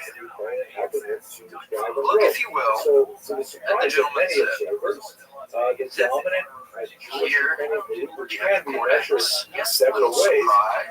Side shaped also like a pizza, and that makes sense. Put your pizza in that part, okay? I mean, every pizza pocket hoodie includes a hand washable, removable, insulated pizza pouch. Okay, designed to fit snugly inside the zipper pocket and keep your pizza warm.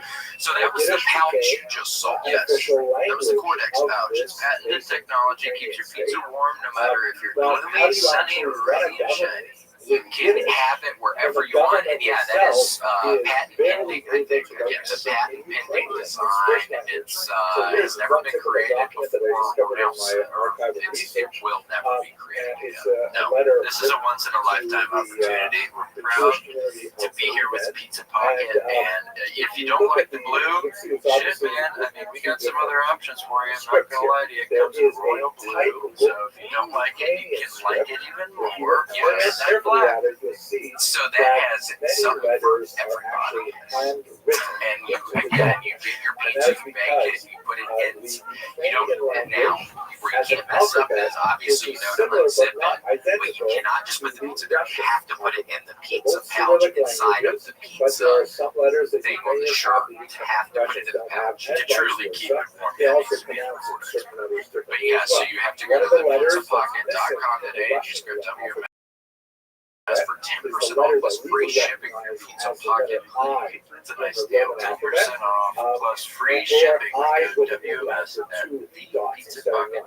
So you can see that what they had to do, the typist had to use a Russian language typewriter. What's the most long-term girlfriend you had? Why did the relationship end?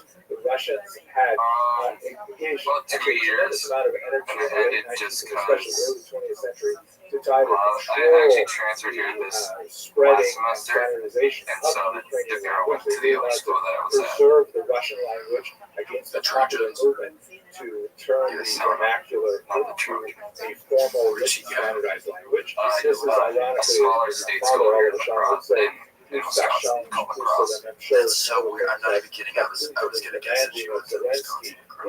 His current war on Ukraine is that you just got a lacrosse ball for put it out on your back and you get up against the wall. That's Russia was somehow the the great Russian literature we lost. You ever seen a ghost?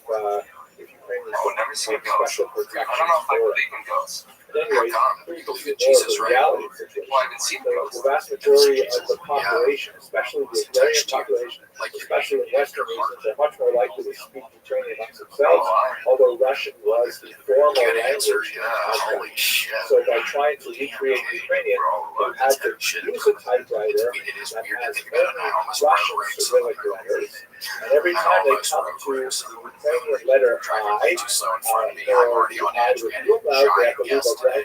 Guest felt and then afterwards the typist I'm has to pull the racing to paper get out of here. the machine and write in the letters directly into the pen. By the way, I'm assuming that everyone watching this video or attending this class is old enough to remember what a typewriter looks like. inside of the car. Like a Once word you're outside, processor it's and simply in the backspace. you gotta help people. Whatever you type once, actually stick it on the paper. You can't take it off unless You helped us today. I mean, I stupid like deep in the answer too on the thing. We were able to decipher that.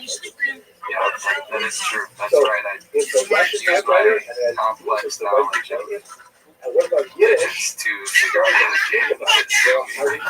Yes. Yiddish Sorry, we have a person. That's so funny. Okay, it's been a pleasure. Literally, you've seen Save a space, draw a line, this and episode. carefully write in 100% Gary. That's great to hear. So, Are you being sarcastic again a little bit? We don't. No, that's great to hear. Okay, I mean, the wreck stuff earlier kind of rubbed me the wrong way a little bit. It is chaos. All right. And it's difficulty, for example, getting Yiddish literate, Yiddish fluent operators on the telephone switchboard and all kinds of things like that. But they're nevertheless making a good faith effort trying to be in this champion. But what ends up happening is the whole experiment, however, Because it seems like Kate can maybe meet some nice girls or something. It's like, yeah, there's something must be off. Something's beneath the surface here we're not seeing. And I want to apologize for not putting the extra two. Oh my gosh, and I'm shocked. Is able to like hack the data for it and come talk to us for 30 minutes. Yeah. for Holocaust that occurred. That's what you do. That's going to be a new word if we ever do the phone-in sections again. We're going to mess up the code by one. So whoever can decipher it can talk to us. That could be fun. Yeah. They can make a little treasure hunt. Come talk to us about kissing our dogs and doing math. So cool. I shouldn't have mentioned that. It's not that weird. I know it's Ted was trying to figure you out, like trying to see like what makes you tick, and I think he was just trying to like play a little mind game with you. Okay, well, thank you for confirming because I was thinking it was some sort of tough guy thing. Blaine, oh my gosh, how are you? Thanks so much. I can't believe I botched adding the extra 2 on the freaking thing, dude. Yeah, I was like, I'm giving up at this point. It's not gonna work. It did. Oh my gosh, but it did work. And you're in a big ass. Where are you? What is this? Big ass fucking Show us that shit. Show us around. Show us that shit. You're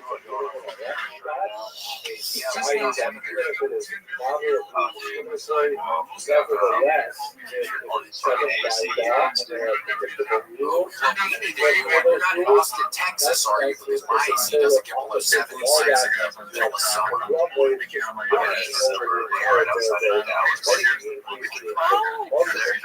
Yeah, that could be. You guys can be here and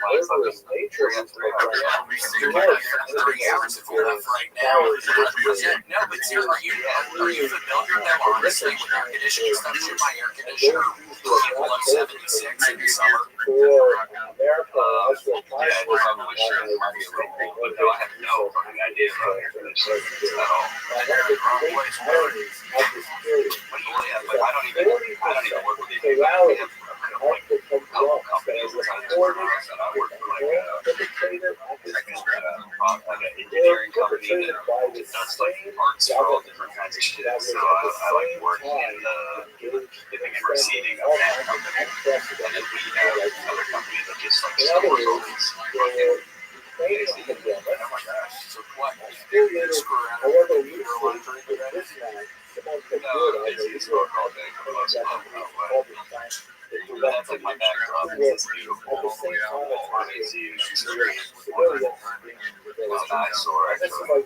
One of those I wish that my backdrop was like Fruit Loops or some shit. That would be Yoda cool. himself I in a know, it government makes me want that to has eat a some, minister but of I Jewish can't affairs, because I need that too has much sugar. Jewish I official need language, that has all an kinds of entire thing wonderful of policies, which of Girl course Scout cookies are last kind of night. like mainly on paper because the government Well, itself it was is very mainly, illegal to it was a put itself mixture. together. It was in this big And bowl, but they're, where they county I they had have at such a least great an Jewish entire bag. It approach, was mainly but at the the same time, peanut their butter ones, army and then I would mix it. I would eat a peanut butter one, and when I still had some of the peanut butter stuff in my mouth, I would pop in one of the Samoas.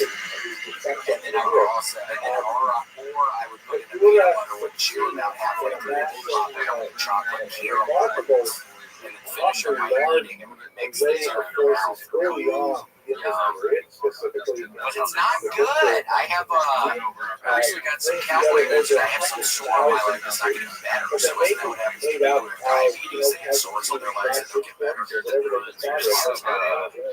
Dog bites on my legs right now. My neighbor's dog, I was over there the other day to complain about other dogs. I was By the barking time you and get the to dog the end bit of the me. spring, there's hundreds of Might need to take him to the People's Court to Judge Millie on. I watch that every day. There's a decent amount of dog bite episodes. Have you got your shots up to date? Are you walking around lockjaw right now? No, I had like just now, like a week, like 2 weeks before, I almost cut my ankle off, so I got to take a shot when that happened. And then, yeah, so luckily I had that. I got to like cut my own, I thought you were about to say my nuts off. I was like, holy shit.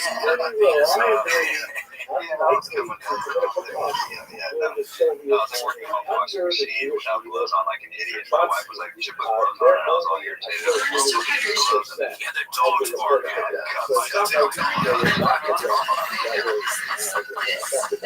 Wait, so what happened? You stick your hand in the washing machine, or what? How does it catch you? I was like, you know what's so weird? A surge of support for the Red Army from this Jewish population. So much so that they have established It's like Whoa, how did you just do that one so fast? Yeah, I've been working on that for years.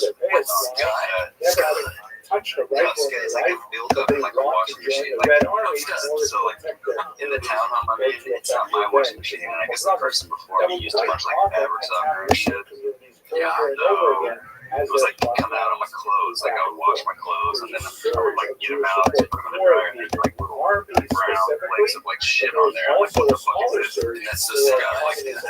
Yeah, it's like built up on inside the wall of the drum and like the washing plate and stuff. So I had to like take out the washing plate and like take out the drum and clean all the bolts and stuff. And the bolts were like super stuck from being used, you know, for years or however long. So I was like trying to. Later, Socket like slipped and it's sharp as fuck in there. And my wife said, put on gloves. I put on gloves, and then I like slipped like 1 minute later, and I see like blood splatter across the inside. I was like, oh, great. She's like, get in the car, you fucking idiot. I was like, all right, let's go, I guess. I do not feel that is a way to understand.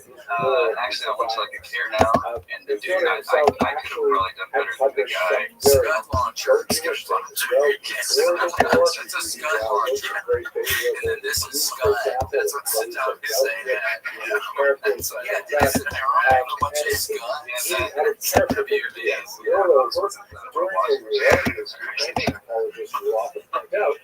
Well, I'm glad your hand. Can we see your hand? Does it look? Oh yeah, actually, it's like hard. So my knuckles like are blood swollen now. I got like scar tissue there. So What ended up happening was he was assassinated in 1926. there we go.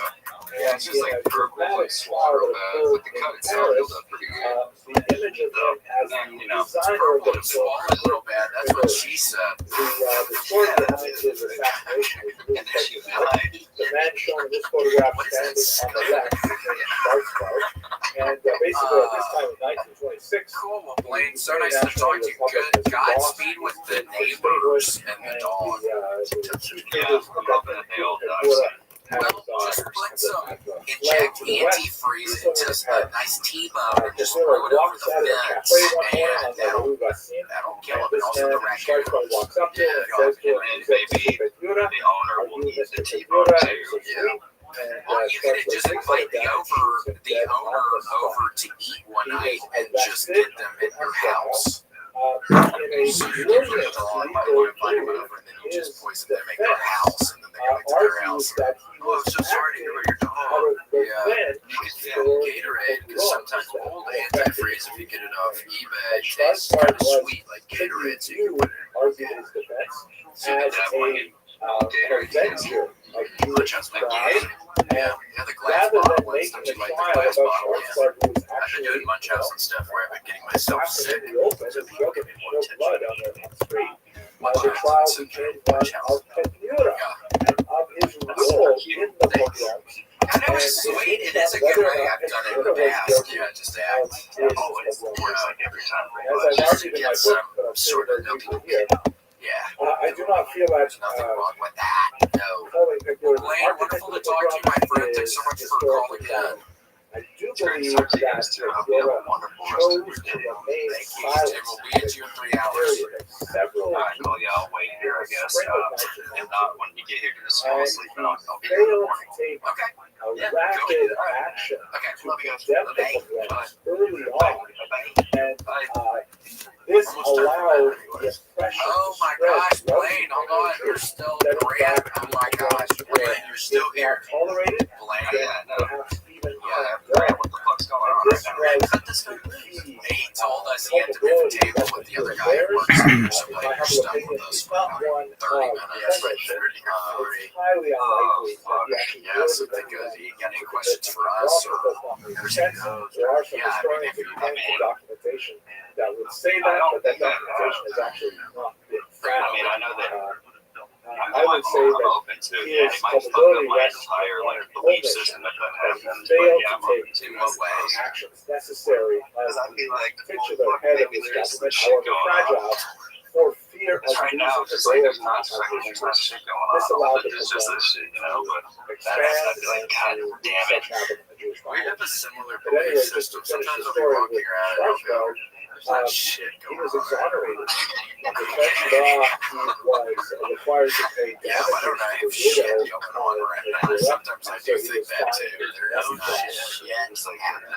incredibly insulting. Yeah, nothing's fucking real because there's not shit going on right now. Yeah, I mean, I'm stuck in the fucking apartment on the couch most of the time. Yeah, Fucking AC's not going below 76. It's fucking. I know, when it's already fucking 80 degrees. How you guys feel? Yeah, I was gonna say, how do you feel about the fact that it's February and it's already like 90 degrees yesterday? I'm like, this is a precursor of what summer's gonna be. I'm just gonna go ahead. I'm gonna hit it all. Last summer was too fucking much. Yeah, no, it scares me for sure. I hate it. So, I don't like it either. Yeah, I've had some my whole life too, and it's all. But you're both from originally pretty warm places, I suppose. Damn right. Memphis, Tennessee, the river, covered in gnats. You get gnats in Tennessee? Yes, you totally can get gnats. Experiments in statehood failure For my dad, siesta, Calgary used to take naps sometimes. and The mattress I worked last year, it was like, we had an ice storm in February last year, now this is happening, so. the biggest single concentration of Jews in the Soviet Union because the Jews who Global live sea in levels are going to rise. Dick Cheney is going to take executive power. Send us all to the rest. We're going to fight, Blaine. Would you be willing to fight? I'm gonna grab my fucking surfboard, I'm gonna rip one, brother. So what does the Soviet Union do about these? So we should recall that at this time there was a lot I of don't know if flux some war going broke on. out. I mean, if Russia ends up having everything that they started claiming the other day, and then we actually end up They going go to through a war, period we'd which be is fighting. called war communism, which lasts until 1920. It overlaps the Civil War. And it is a period where the communists try desperately sense of purpose where I bring can go this overwhelmingly agrarian society and rapidly into a communist and a future, lot of us which, die. Karl Marx, But when it'd be he a fun outlined something is his happening now. vision of It would the be so march nice to not have towards to worry the about being progress that funny. he You could called just fight communism, for it. he Yeah, really just didn't fight. Yeah, you anticipate don't have to that worry would about going happen on a stage in a anymore. state that You is just largely blast. pre-industrial. Just fucking. So You have they one have a mission. really That's difficult all you're time worried about. trying to You make can wear whatever these you want. backward agrarian communities behave Well, what are like you doing? modern technological You were cocking, industrial you were communist loading states. it up. And so they decide to back off, and they adopt a new program called the New Economic Policy, or NEP. And this is sort of like a toning down of the rapid collectivization of agriculture and things like that. And that proves to be the breathing room So that a lot of interesting people you asked need me that. I to begin to actually, rebuild the economy sometimes when I'm after standing naked in the 4 years bathroom, of just World War and just 2 looking years at of myself, Civil I War. fucking, I So looked at there's also a tremendous change at the top of the political No, I'm establishment. kidding. I don't. But I needed to. I should have maybe stuck with all black and white. I have the one color one now, and I love it. Has a stroke. But I might just have to And the get last more or 2 years something of his because right life now it looks right now it looks kind of so nutty. that leaves a kind of a Or maybe not. I don't know. vacuum of power, which both Trotsky and Stalin and other people who fired are all jockeying to take Yeah, advantage it looks of. like you got a bunch of Ultimately, tats the on your winner arm. would be Stalin, as we shall see. But for now, we should talk about the Jewish aspect. Stalin is not a friend of the Jews at all. Stalin No, you're not. Stop. It looks good to me. I'm so that will eventually No, you're express not. itself to its Stop. fullest later on in his reign. But Does this your time wife takes like a him? week to really, articulate it. Oh yeah, she's And fine with more that. moderate, sometimes Jewish-inspired ideas dominate the party for its first decade. It established something called What's your Yevsektia, most advanced which jet? is a Russian acronym for the Jewish church. It is actually, it is a Russian acronym. It is a Russian acronym for the Jewish section of the Communist What Party. is The that? idea being Signify. that the Jews, because they are a highly distinctive population, very different demographically, economically, No, I don't. religiously, linguistically, from the broader population, they need a special communist cadre in order to move them towards communist ideals. Why are somebody burning it down? Ironically, Why they're are somebody paralleled by burning a it? Why? women's Yeah. section of the Communist There Party we go, Grant's for back. similar reasons, which would also have exactly the same lifestyle as the Jewish section. They would all be done by 1930 as Stalin consolidated power and said, enough of this Jewish Irish guy, It's enough been of a this pleasure. Soviet, Sweet truth let's call. move on Thank with you. real communism. No problem, guys. Yevsektia was specifically set up. You can come here one of these days to use whatever you want. Head of the Yevsektia, former Chabad rabbi named Stein, who abandoned his Jewish identity, or abandoned his religious identity, But yeah, I'm in really, order really, to really sad lead too. this effort, Alright. and it had some interesting Oh, perhaps the most significant aspect of the okay, Yevsektia bye, Blaine. was Get initially back to its determined attack on Jewish religion. Remember that the Easter. Communist Party is adopting a distinctly anti-religious stance based on Marx's ideas. The fact that Marx himself was born a Jew, later baptized by his parents, is irrelevant. Yeah, like One of the most notorious Yeah, we like that. self-hating Jews Should we of do modern one history. more? The whole idea of religion in the Marxist And I want to really apologize. I can't believe I botched is that it things is an so opiate hard of the today. masses. So, Casey, I really It do. is a drug that keeps people stupid. I accept your What apology and that you specifically can't blame does it yourself. Okay, no one thought this was from going to their happen. vision? Okay, It I know. obfuscates the importance I have to of think about that. class in their lives, It's not, and you that know, their sometimes I true feel like, enemies are not the adherents of rival religious you know, movements or it's like national Jesus, how movements, he was in the but in garden. But reality, Jesus their wasn't true always in enemies the are garden. their Like, class Jesus was enemies. out there And so, doing all kinds of doctrinaire things. Marxism teaches The world's not always complete good. atheism in order to allow people to see Whiplash. through the veil of religious promises. You to just the know, I fact that didn't they are realize that when you manipulated join, by you just upper get let classes in one by one. for the Oh, spiritual. yeah, I don't know how So great, there's a I don't know how his ass is ironic doing it. expression of this Oh organization God, I called can the see League of myself. American Jesus Atheists Christ, look how bold I directed look. at Jews. This No, look at organization me. was I'm the one formed who in looks Russia all good whiplash. It looks like you at least have some hair underneath where you shave. I don't have. If I shaved, it wouldn't look like but that. they distinctly It would just slow think I was to try going and your way with it. extirpate Jews Do and what? the I think I was Nazis. going your A way. difficult task because I just although made this the is decision after a long week of work to and fucking cut it evolving off. society that is Nice. Well, looks good. So adopting that's a more new and more look. secular approach. This Yeah, is pretty still a much, hard pretty ground. much. Getting This is used to it. orthodoxy. Oh, nice. Yeah. Wait, so where are you right now? I'm in Manchester, in the UK. What time is it? Yeah, what time is it? Yeah. And the image on the left, which is more of a Yeah, what time is it? Jewish I one, think it's Jesus sometime. is Oh, giving there we go. out alcohol to I other don't know. guests, the houses at the party, and they're Oh, doing the themselves 9-ish. Oh, stupid, man. 9:41, maybe? and the whole idea of the Maybe or 8:41, something like that. I'm just sat here waiting for with some of my regards friends to join me on the Xbox Jews, there was because decided that's all I do. emphasis on trying to extirpate religion. Yeah, what do you Sometimes Baldur's they Gate were 3. co-opted, like they wrote special led Haggadahs that were designed to try and I've heard of teach that. Really, Jews that they really yeah, have weren't you not heard of it? rescued from Moses. I've from heard of it. Egypt I'm by just balls Moses. deep They in were The actually Last of rescued Us from 2 remaster right now. They have the wonderful the game Russian mode, and I monarchs started playing the by game Stalin again on and hard plus.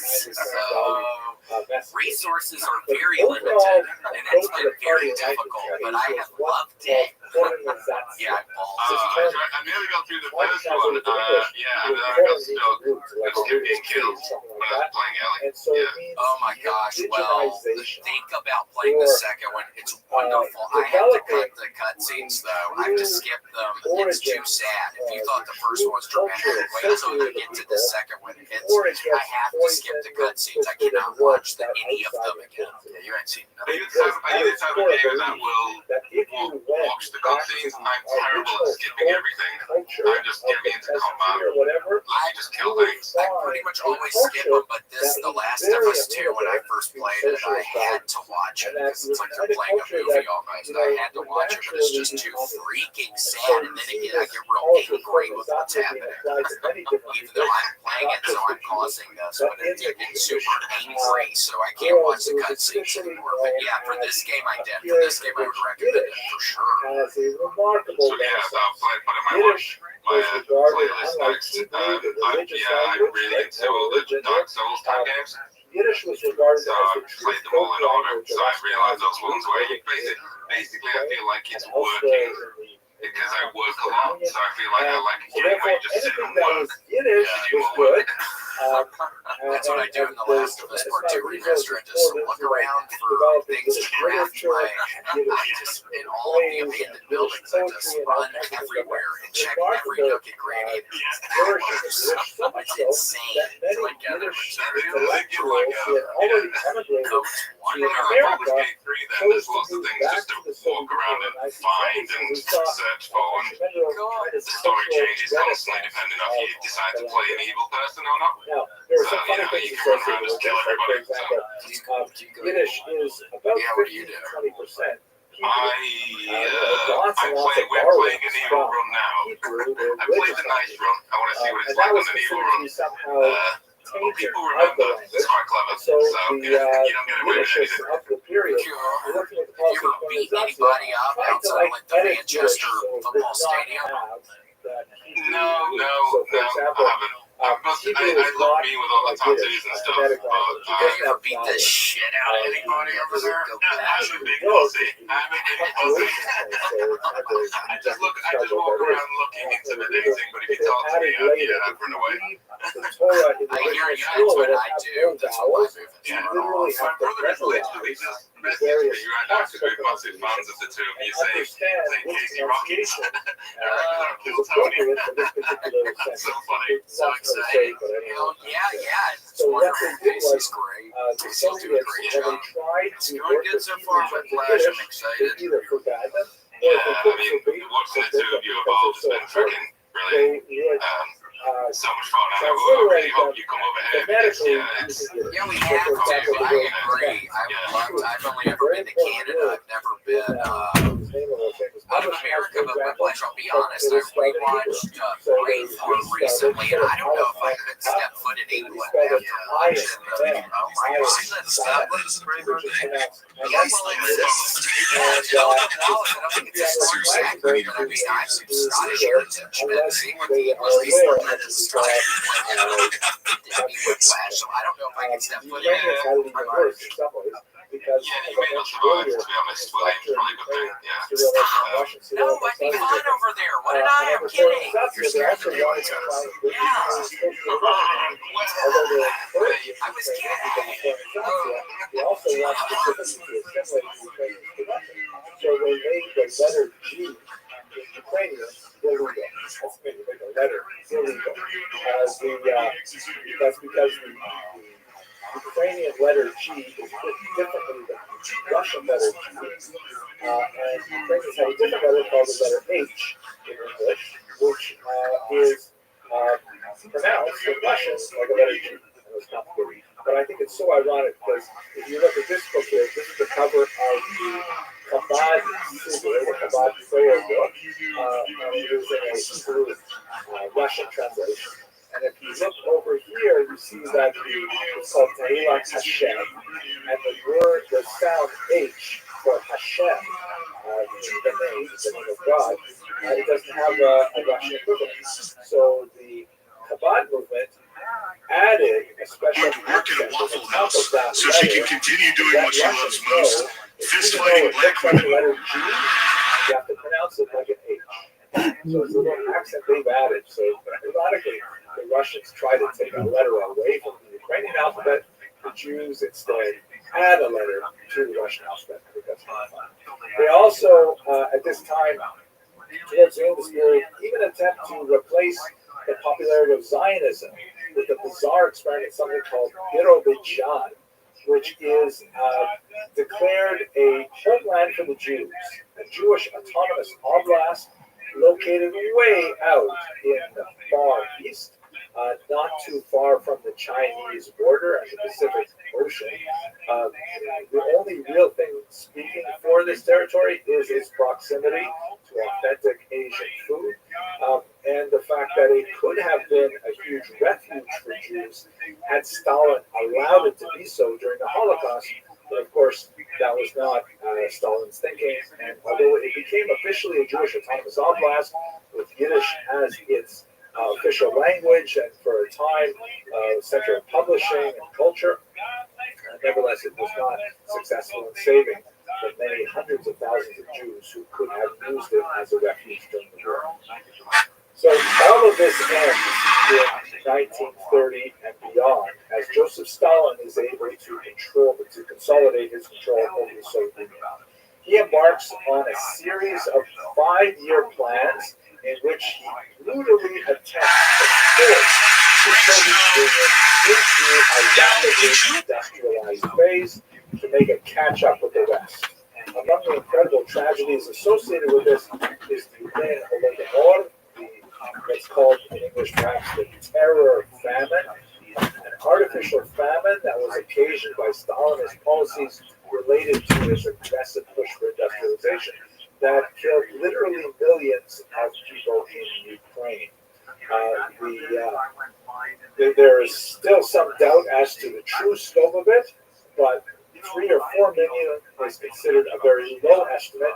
It could easily have exceeded 6 million people. It is a remarkable phenomenon, but it's not nearly as well studied as the Holocaust, but it had a searing impact on the Ukrainian memory. And the fact that one of the key figures behind the implementation of Ukrainian policies, Stalinist policies in Ukraine, was a Jewish communist named Lazar Kaganovich, certainly did not help the overall impression of Jews, as we shall see tomorrow when we turn to the Holocaust. But it turns out that in the later part of the 1930s, the Soviet Union goes into this terrible phase of the purges, which I won't go into detail now, but Jews, like all Soviets, were caught up in this bitterly, and it was a period of great horrors for the larger population. But at this point, I've got to end for my hour. Tomorrow we're going to look, God willing, at the implications of the Soviet popularity among Jews in the so-called bloodlands, the region that would be between Nazi Germany and Stalin's Soviet Union, and we'll see how that plays out in the Holocaust. Well, thank you very much for your endurance and your attention, and I look forward to seeing you tomorrow morning.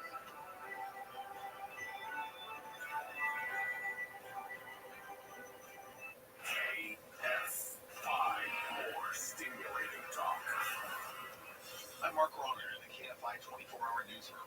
A nurse at several hospitals in Riverside County has been arrested for the alleged sexual assault of an unconscious patient. A man from Lake Elsinore was arrested yesterday. The Riverside County Sheriff's Department says its special victims unit began investigating the assault case last month. Investigators say they found evidence at the nurse's home connected to the case. USC says it's ready for budget cuts and layoffs as its deficit passes $200 million. The university plans to lay off staff, sell property, and cut the salaries of some top employees. One official blames rising costs. In this penultimate lecture, we'll look at the most difficult chapter of the history of the Jews of Ashkenaz, and that is, of course, the history of the Holocaust. Thankfully, it is the penultimate chapter because we will have one lecture after the break in which we're going to look at post-Holocaust Ashkenaz. Thank God there is a post-Holocaust Ashkenaz. So let us begin just with a couple of preliminary remarks about the terminology and the scope of this very short treatment of such a colossal event in Jewish and in world history. While the term Holocaust is somewhat problematic, there are several terms in the course of the years after World War II in an attempt to describe the magnitude of this tremendous, earth-shattering, unprecedented genocide. There were prior genocides. We spoke briefly about Holocaust, for example. You literally look like a human transmission. So I sold Hondas. Application of modern bureaucratic industrial courts to slaughter. And then when I worked in the garage, they had me at first. I was working in sales, and I was doing like cold calling to destroy all of to buy a car. Europe.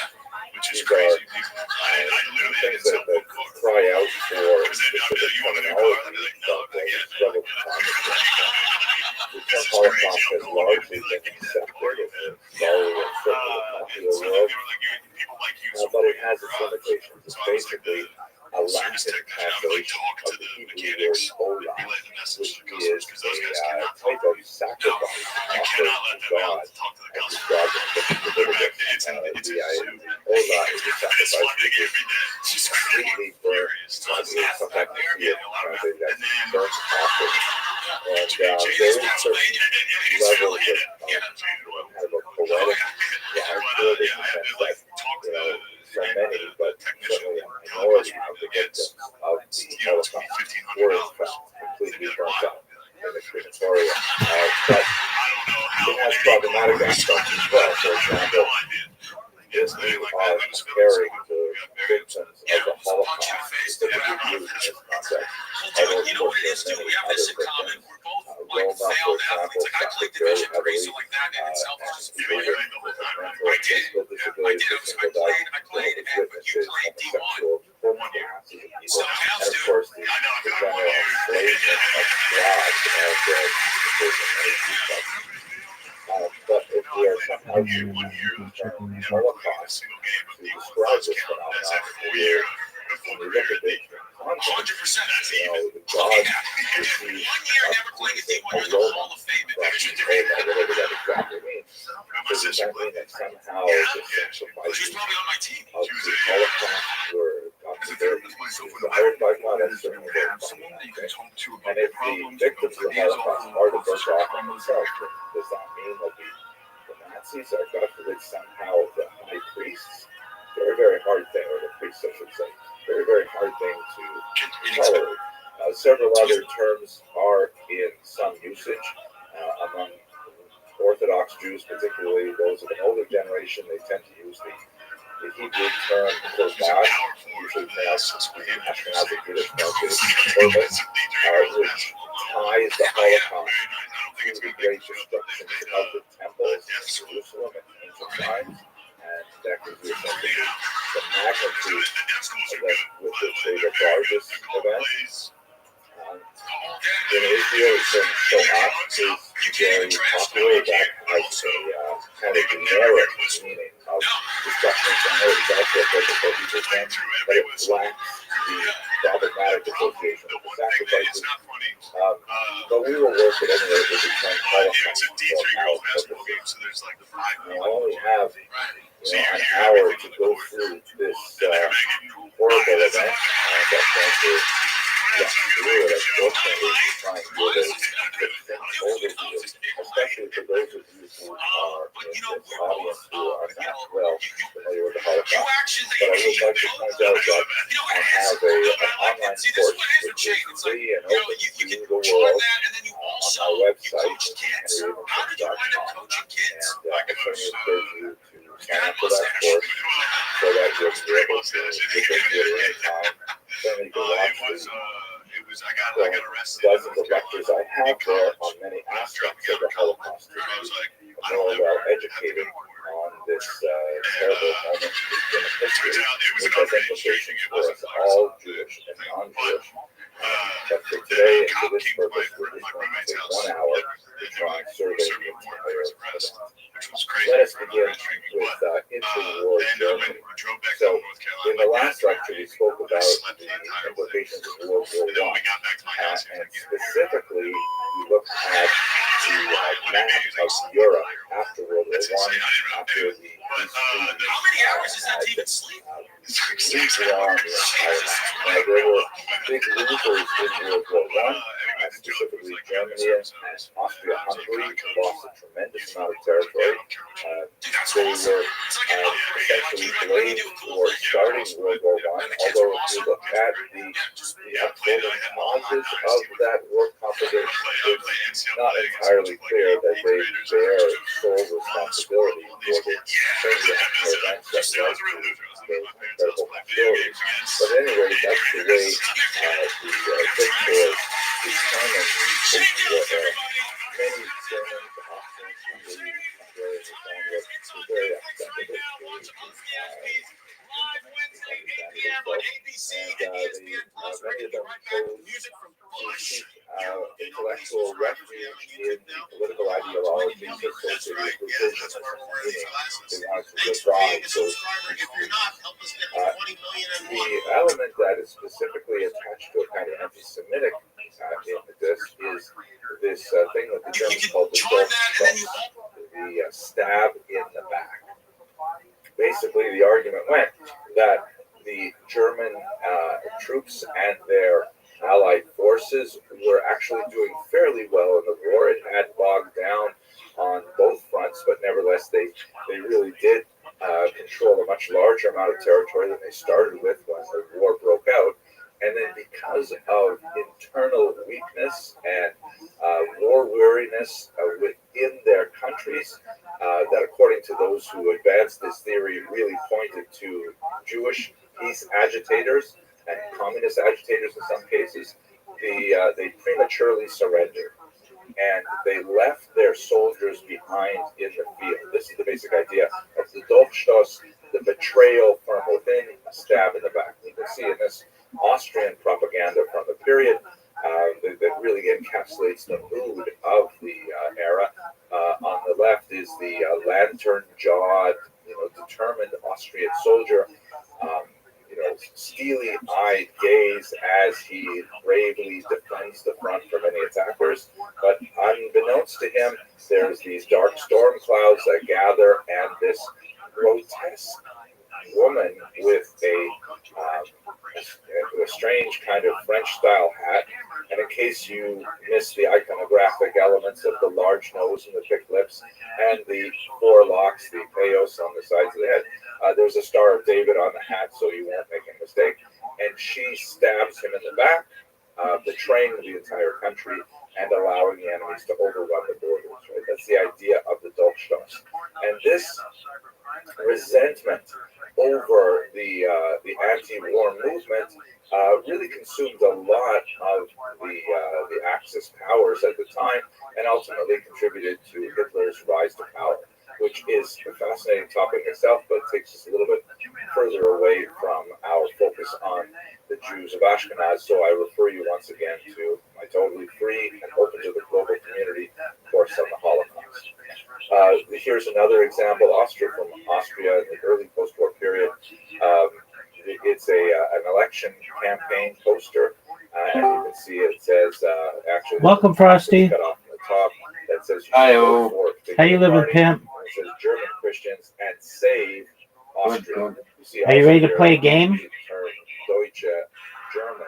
Not right now, no, I haven't had a shower or anything yet.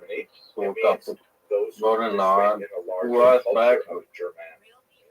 Mornings are kind of slow because I got to do all my shit in the morning. Were you able? Have a shower and my work and shit. Were you able to quit smoking?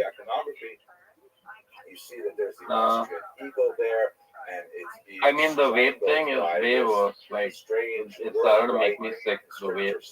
So I just quit that. Okay. The hook nose, the thick lips, the payos, it's a trope for the era. A yarmulke. So this is and smiling. I like lately there have been a lot of Jewish teachings on Christians. Because Christians don't have like a full, like it's very various, problematic sometimes. Because we don't have a very holistic faith. Remember I told you about it, right? Yeah. So that's slowly changing because, like I don't know, they're focusing more on Trinity rather than saints and stuff, like just regular living kind of thing. You got a new pope. Yeah. What else has happened since then? I don't remember the news even. Yeah, the Israel-Palestine thing got pretty bad, right? Still is. Word dog. And then Iran. Yeah. What do you think is happening with the Israel-Palestine thing? I don't know. It's like I don't know, man. I just like I get annoyed when like people kind of get upset by it all the time because I don't know. Some people just watch like tragedy happen and just like sit there and Yeah, I mean, call it out. And then it happens again and they call it out. Right. I want world peace, so that's my stance on it. In an intentional way, the use of Cyclone Bay in the gas chambers. Yeah. But rather, what about Palestine? What do you think? Like, his desire that is gonna happen? I don't know. I'm not a soothsayer. I just know I want peace. That he and other German soldiers had suffered during World War I, specifically chlorine and mustard gas. But nevertheless, there are a lot of Jews who are anti-Zionist as well. But, statements. I don't know why they have that kind of thing. I don't know. It's sort of like. So one of the very first efforts in this regard was this law, the Nuremberg Law, which clearly defined this eternal question: who is a Jew? And as you can see on the left, you have Deutschblütige, or German-blooded. These are Germans who have no Jewish grandparents. Is this about Nazi culture or something? Yeah, it's about the Holocaust. Yeah. German citizens will. Would you rate Trump as being like just as nefarious as Hitler? Oh, I don't get political like that. Then you have moving to the right. Yeah, I guess that's the safe way. Like silent thing. Mixed race. I don't know. I just study one Jewish parent. a lot. Right? In Jewish law, that's my thing. The maternal line is a special consideration that if one's mother is Jewish. So even like dictators, like really harsh dictators, belong to like sort of archetype. But the Nazis didn't care about that. They're working with this. And it's the same with Hitler, is that he paternal or maternal. The ideology of like anti-Semitism was kind of it was rigid on as soon as you get to the point where you have a person with 3 Jewish grandparents, that's called a Jew. Right? on bloodline. The second So, from the right and the right. What happens is that sometimes kind of, I don't know what it does, and but the reason why this was significant and important is because Germany had actually a very definitely some sort of regression. rate between Jews and non-Jews over the we last. still don't know what happened at the end of World War II, for example. Nowhere near the intermarriage rate that pertains, for example, with American Jews. You know, like we know what happened after World War II, but we don't know what exactly slowly happened at the end of World War II. And so that meant that a lot of people were partially Jewish, and the state had to identify them and to categorize exactly which restrictions would be applied to them. No, Rabbi, I sort of think like people don't get it too much because Putin talks about it a lot, but it's like every war is based on once you had a definition of Jews, geopolitical conflict happening in different regions of the world. So it's precisely the same reason that people form alliances, like countries form alliances. Or you can put up signs outside town saying Jews are unwelcome here or are unwelcome guests and things like that. And you can slowly start, isolating them from the larger community, which you see in a whole series of laws that are imposed after that Nuremberg rally, excluding Jews from civil service, excluding Jews from working, for example, as teachers in public schools, and of course, excluding them as children from the public schools themselves. All kinds of things that were imposed upon them through legal discrimination.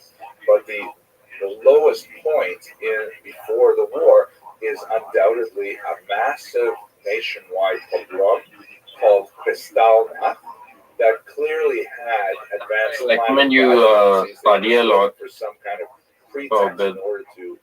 I don't know if you have to do that anyway, but I don't know, maybe about like something that you have some stuff for. But have you decided like specifically to like the teaching stuff? A very clear signal to the Jews. What do you mean? That situation was escalating. Like you could combine your kind of like brand of whatever this is, right, and use it to teach like modern era stuff in Judaism, whatever it is. Perhaps. I've thought about being a professor, but I, at this point, just am a lifelong learner. So I like to learn, and one of my favorite topics is Jewish history, so that's what I like to watch. What history? Delicious. Jewish history. Jewish history. Cool. Yeah, that's pretty interesting. Riders went through the towns led by some of the hooligans of elements in the Nazi Party. There was, literally glass all over the streets, littering the streets, and so that's why it fired that particular thing. This signaled to Jews, without any doubt, if there were any questions beforehand, that they had to leave Germany. And as you can see from this map, about 130,000 of the 500,000 Jews living in Germany at that time managed to flee before 1937, before Kristallnacht. The great challenge, however, was that most nations had been closing the doors to immigration over the late 1920s and into the 1930s, and it was very difficult for Jews to gain visas to be able to actually immigrate to some other safe climate. One of the most terrifying examples is the voyage of the St. Louis, or St. Louis, which was a boat carrying Jewish refugees in this time from Germany to Cuba. And from Cuba, as was the custom at that time, there was a brief window where people could get transit visas to Cuba. And then once they were in Cuba, they would attempt to immigrate typically to the United States or to South America ejected to this ship, which was not even going to land on its shores, and it was moored off the coast of Miami Beach for weeks as diplomats wrangled over it. Ultimately, the St. Louis was sent back to Europe with all of its passengers, most of whom were killed in the Holocaust following. It's a terrible, terrible period, and one upon which we should really reflect as we have such a massive displacement of refugees in the Russian attack on Ukraine. Now, the war actually breaks out September 1st, 1939. One of the key diplomatic events that makes the war possible is a secret pact called the Molotov-Ribbentrop Pact that is signed by the foreign ministers of the Soviet Union, Molotov, and the Third Reich, Ribbentrop. And this was essentially a non-aggression pact between two erstwhile enemies. I mean, the Nazis representing fascism on the one hand, and the communists representing, socialism on the other hand. They were like bitter enemies. But when Hitler proposed to Stalin that they should cooperate, and the prize for both of them would be the acquisition of the territories that separated them, Stalin was very happy to accept. And so what happened on September 1st, 1939 is in a coordinated attack, the Nazis invaded Poland and the Baltic states from the west, and the Soviet Union invaded from the east. They met at a border that, at which point they had previously agreed not to attack each other. And so why this is especially important for German purposes is this meant that the Nazis had a safe eastern front in 1939. Once the area was pacified, then Hitler could turn his attention to the west in the attack on France and Belgium and elsewhere, and ultimately that's what he did. Later in 1941, he would double-cross Stalin, taking him by surprise, and invade the Soviet Union, but that's a little further down the line in our story. But for now, what happens is you get this map that you're looking at here, a Polish language map, and the key line for us is the red line, which demonstration tract boundary that was defined by the Soviet Union and the Nazis prior to the war. The territories on the left side, the west, were taken over by Germany. Some of them were outright annexed, basically on racial grounds. If the dominant population there were ethnically German, then they were simply annexed to the Third Reich, and all undesirable populations, including Jews, were pushed out into that green region in the center, which is extremely important, the so-called general government. This was not an area that was annexed by Germany, and in fact, the Nazi bureaucrats in charge of it were not entirely clear what they were supposed to do with all of the Jews that were being forced into the region. We don't have space or time to go into this in greater detail, but it is important to recognize that the Third Reich was an unusual combination of chaotic, spontaneous, impetuous leadership with a very dedicated, detail-oriented bureaucracy. It's a very unusual combination in which, Hitler would essentially approve radical initiatives and then hand it off to the bureaucrats who would go and actually figure out how to operationalize Hitler's will. And if Hitler would change his mind, then the bureaucrats would have to undo what they'd been doing and work on something else, and they did so with great fidelity. But it also meant that at the highest levels of the government, there was chaos and often contradictory impulses. But we won't go into that in greater detail. But anyway, the general government is going to be extremely important because that was the region where Jews would be heavily concentrated, and they would work towards their Can you do an Irish accent? for the final solution. Only when I'm taking the piss The out of my first thing mom. that's happening in For being Egypt Irish is and Catholic and they establish numerous It's ghettos. like, As you can we're see, calling a guy your mom. they Whiplash. scattered throughout Stop the getting region. those This map tattoos. You shows look crazy. the post-1941 That's what she period. says. So that's what I'm saying. So get mad. Is that a way? Is that one of the times you get mad at her? Like, Whiplash, what are you? Stop gaming so much. Stop playing Baldur's Gate so much. The green, the yellow, and black ones were established I live alone, so she doesn't see me. first in the No, but at this pretend time, like they had not clearly articulated or defined Whiplash, put the milk what down. they were That's not intended to milk. do That's with syrup. the Jews. They certainly wanted to I control thought you them, were going to say semen, and the but ghettos were Whiplash, that's a semen. subject Don't of some use my nice debate jar for in the Canada. internal Nazi hierarchy. So then what do you say to the Irish accent? Favor of them Mad at your against mom. the arguments that it would spread typhus and things like that. Whiplash, please don't leave us hanging like this. So we never get an Englishman who want to do an Irish accent. The Irish passport, we never get this Whiplash. Historiography of the Holocaust as I well. really wish That sort of Don't tell us two this. major It's been a really bodies rough day for both of us. thinkers against You each had a big other. old It's very Wasn't important that good? to understand that. Let me just mention them briefly. What do I say? One Let me school just of get thought, it. which really emerges from the immediate Put that history of jar era away. of the Nuremberg War Club. There's a school of thought called intentionalism, and this was pioneered by great historians like Lucy Dewey, for example.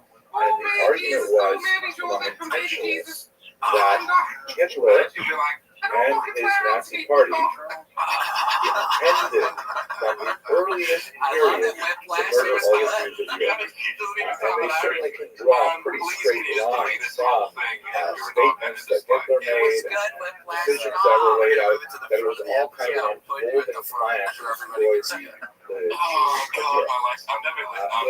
1970s in particular, however, interpretation began to emerge among historians called the functionalist model, which many scholars, like Rothschild'S, Situation early ones, over in Christopher Browning, Manchester. my own You live teacher, in Michael Ghost, Maris, where you live in is that camp, haunted. What are your thoughts? in which they say that there's no question that Hitler and his close associates were incredibly virulent anti-Semites, colossal order, and they certainly would not have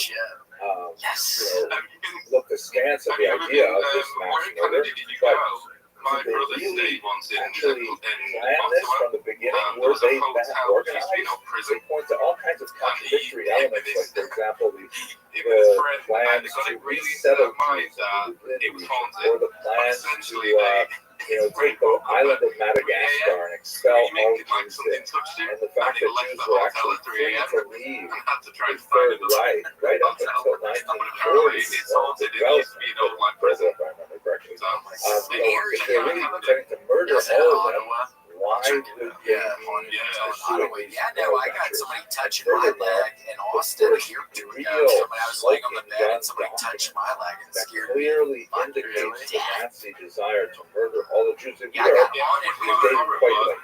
Dated January 1942. How is it possible that we don't have any documentation of this oh my plan gosh, you're until gonna be that getting late a date? touched. Don't The worry. functionalists argue that while, again, recall, this is not diminishing the anti-Semitism that was present in the Nazi Party and its leadership, Okay, but they argue that plans to murder all the Jews of Europe grew out of a function of the war. Meaning, as the war was progressing, and Nazis began to experiment with different policies and procedures, they began to see that actually murdering all the Jews of Europe was possible. And though they may slowly move towards this idea through experimentation and through testing the waters and things like that. So that's a major difference between intellectuals and functionalists that characterizes much of historiography. There's no question that the dominant interpretive mode that most scholars use today leads towards a functional interpretation, and it helps explain a lot of the internal contradictions that seem to be going on in the Nazi Party. But to return to our narrative, to developing these ghettos, first in the German-controlled regions and later after 1941 in the Soviet regions, and they seem to have a divided opinion as to how exactly they are to be one. There are two main models that seem to coexist with each other. Once again, an indication of the lack of clarity among Nazis as to what they're supposed to do with all these Jews piling up in the general government. Some of those ghettos follow a model which historians have called reductionist. Religious one in particular, where the thinking was that, the reason for the ghettos, and again, Hitler is not really outlining these things for anybody. Local bureaucrats are trying to figure out these issues on their own. So this was regarded as an example of using the slave labor. Why would you destroy all of this human capital? Let's make use of it for war. So Lodz, which had a tremendous reputation as a textile center, and Jews were heavily concentrated there in that industry, a very traditional kind of industry for Jews to be involved in. And so the key to survival in Łódź, at least for most of its duration, was to get a work permit, to be useful. And Jews were employed in slave-like conditions to produce, military uniforms and warm linings for young soldiers on the Eastern Front and all kinds of things like that. Ultimately, the productionist model would fail because those Jews would also be sent to the gas district. But for much of the early period of the war, that seems to be the way that they thought they were supposed to operate. Others, like the were operating on a model which scholars have called conscriptions, meaning the Jews were essentially to be rounded up, concentrated in areas, and then allowed to die of starvation and disease. Also, Warsaw did not have any major industries that were especially useful to the Nazis. They were given sparingly from time to time a ridiculously low ration of food, like 150 calories per person. Absurd, no one could survive on that. And so the Jews of Warsaw strove to figure out ways to smuggle in food from the outside, to engage in bribery with local Germans and Poles to try and bring in more food, but it was subject to tremendous deprivations. People simply literally dying in the streets of hunger, typhus, and other things. The ghettos are the dominant way in which Ashkenazi Jews appreciated the Nazi policies. That sounds so strange to say like that. The ghettos were the way in which Jews experienced Nazi policies from 1939 until the summer of 1944. That would change dramatically with something called Operation Barbarossa. And before I continue, though, I remind myself, the Holocaust is basically an Ashkenazi story, but it is not exclusively an Ashkenazi story. The Nazis would, of course, control many Sephardic areas. North Africa, with its Jewish population, is especially significant. And it would also control the smaller pockets of Sephardim that are living, for example, in Oslo. The general rule of thumb is that Nazis really do care about the cultural distinctions between Ashkenazim and Sephardim, although the policies that they implemented were different between Nazi-occupied Europe and North Africa.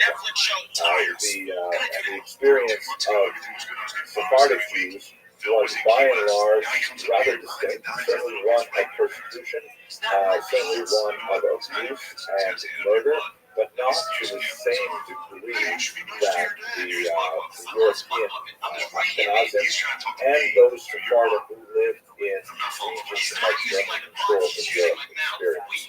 That is not to say that Sephardim are not on the list, that Nazis did not intend to oppose those similar policies had they had the wherewithal to extend the same degree of control to North Senators and other senators, Constantinople, or Istanbul, and elsewhere. But there were complete entities where they could impose such rules.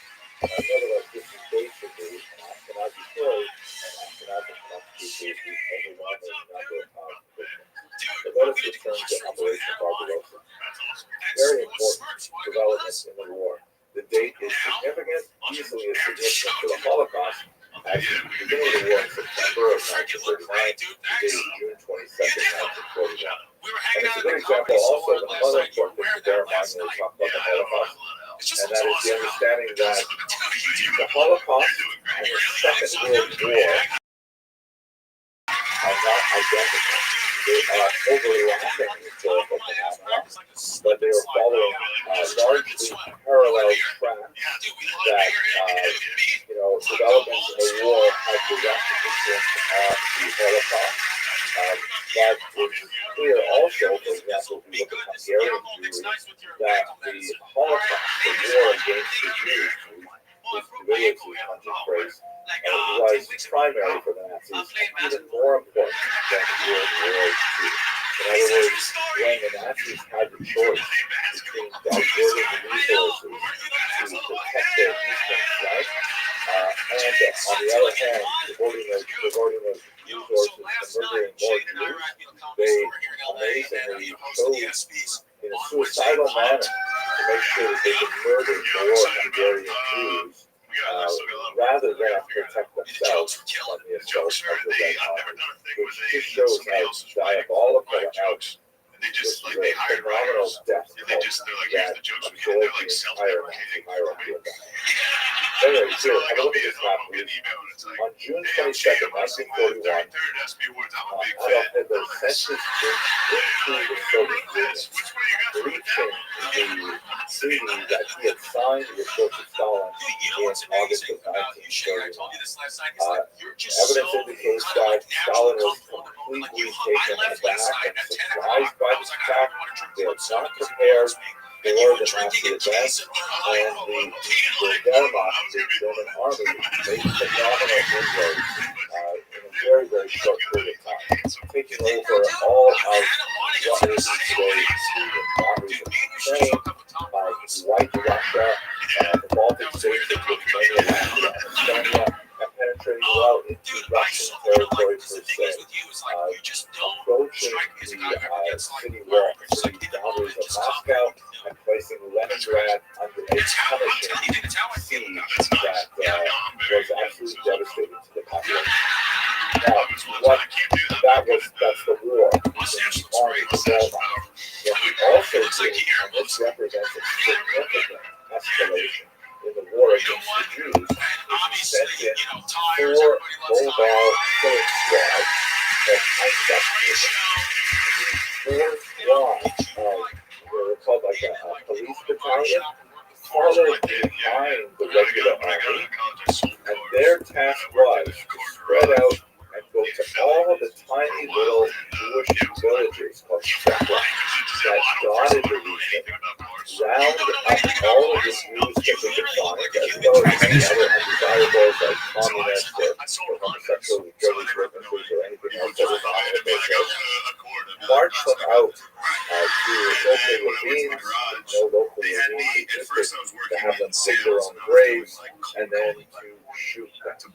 This is called lately the Holocaust by bullets, which distinguishes it from the Holocaust by gas that would be the next solution in the Nazi plan.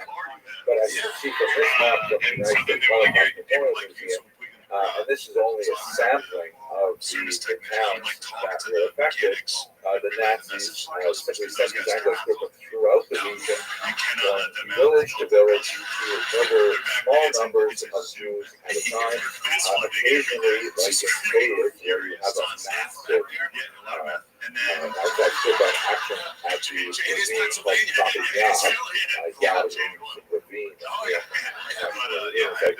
a dried out riverbed, and they would kill, if I remember correctly, it was some 30,000 Jews within the space of just a They would go on to use Babin Yar for up to 100,000 victims of various other stripes over the course of their occupation of Ukraine, but it was one of the single worst massacres of the Einsatzgruppe at that point.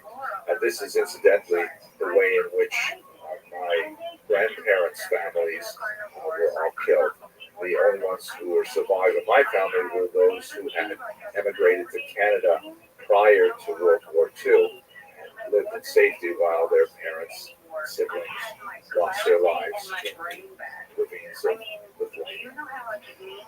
Here's one of the many photographs we have of the Holocaust by bullets, and various methods were used to process the Jews in this manner.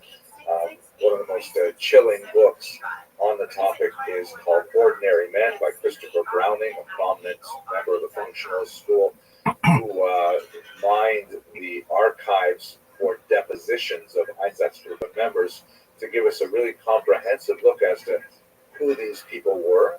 He calls them, as in the title, ordinary men. They're people drawn from all walks of life, and here's in their own words how they somehow justified this horrific deed. Now, what ended up happening is sometime in the autumn of 41, moving into the winter of 1942, the Nazis changed their mind about how they were murdering Jews. There's a lot of speculation as to why they changed their minds.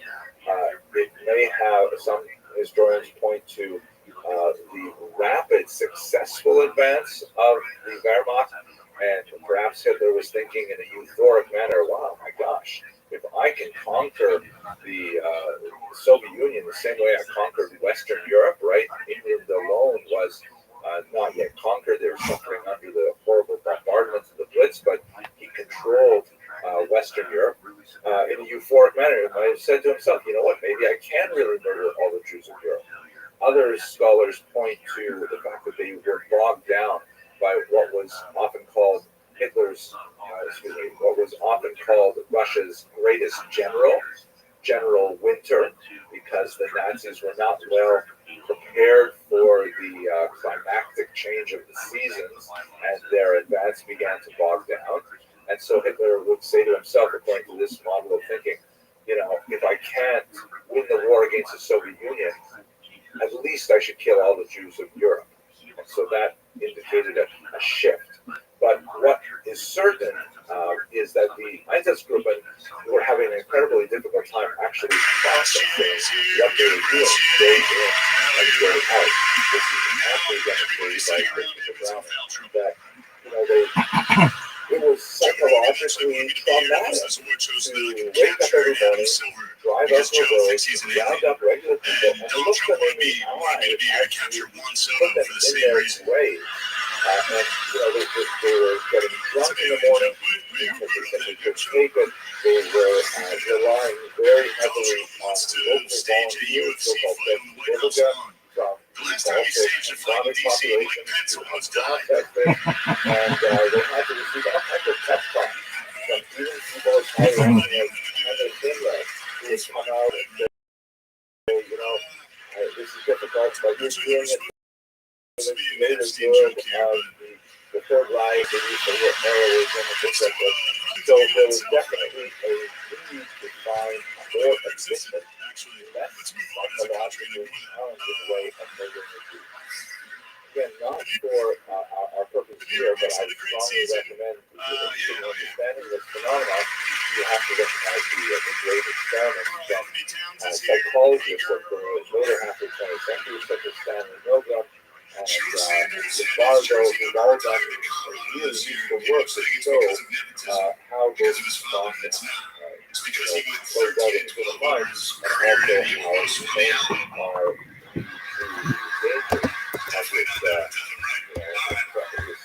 dangers of this So what happened is, in January 1942, there was a gathering at the Berlin Airport known as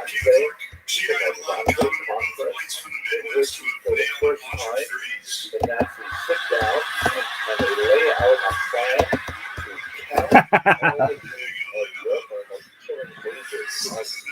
records of that meeting that we have is a list of all of the countries that the Nazis controlled or trying to control, including England, for example, and the Jewish population there. And they were clearly intending even to hunt down 200 Jews living in Albania. It didn't matter, large or small, they were going to murder all 11 million Jews of Europe at the time. And the way they would do it was they were going to adopt the technique that they had really pioneered in their attempt to rid Germany of people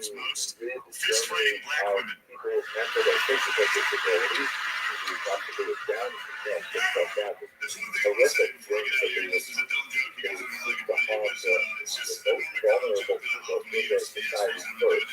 They were experimenting with the use of gas to murder these people, and so developing experimental chambers where people could be murdered en masse with gases like Cyclone essentially a rat poison.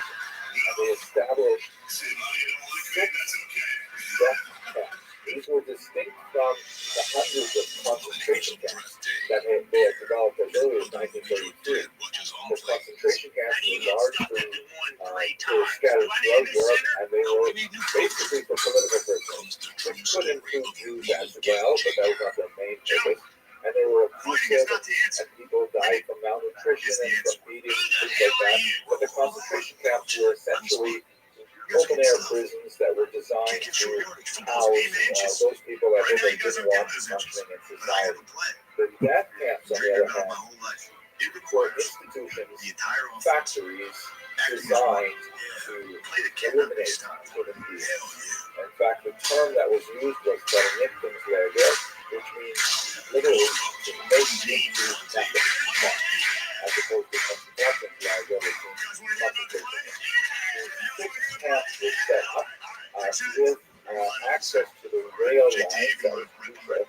And so rather than leaving the Jews in the ghettos, where, for example, in Warsaw, they would just be left to die, the Nazis began from the spring of 1942 deporting Jews on the rail lines to these death camps, where they would immediately be sorted according to those who might be useful for slave labor. All of these death camps also had like satellite camps where a small number of Jews would be forced to engage in slave labor, either for something like the first year of the war effort, like Auschwitz had a small satellite camp where they were producing oxycontin that they needed for the war effort, or to house those Jews that would be used in the murder process themselves, so-called central commandos, who would have the incredibly difficult task of removing the bodies from the gas chambers, transporting them to the crematoria, where the bodies would be burned, and so on.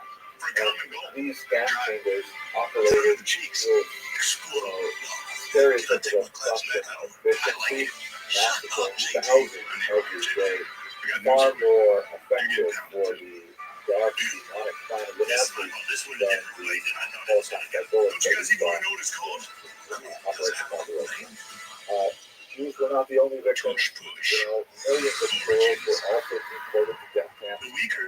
Roma and a whole series of people from, they had a complex hierarchy of political criminals and irregular criminals and homosexuals. Everyone was thrown into these camps, and had to exist in this bizarre universe of suffering. When the Americans from the West and the Red Army from the East liberated these camps, they found the Jews who were used in slave labor incredibly emaciated. Many of them, thousands of them, died after liberation because they had been freed and were becoming so big. This was definitely the darkest period of the Holocaust, and I would venture that it's probably the darkest moment in human history as well. Now, we should take some time to specifically think about the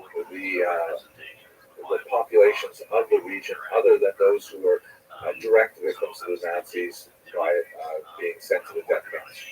Let us recall that between the beginning of the war in September September 1939, and Hitler's double crossing of Stalin operation. There he is.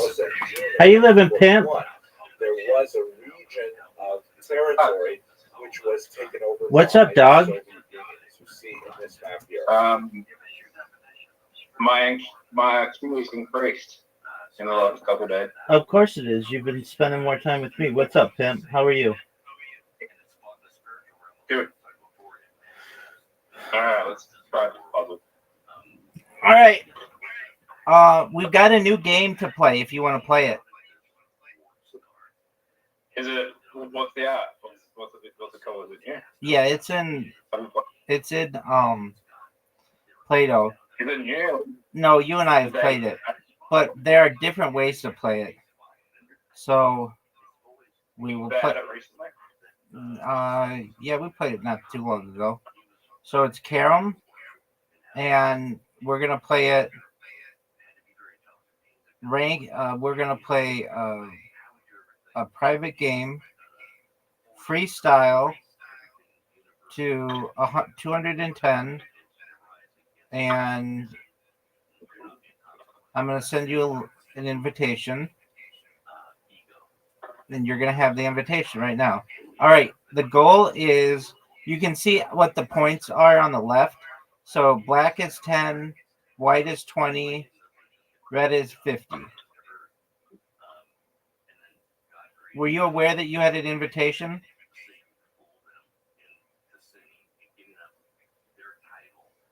Yo, Doug, were you aware that everyone's waiting on you?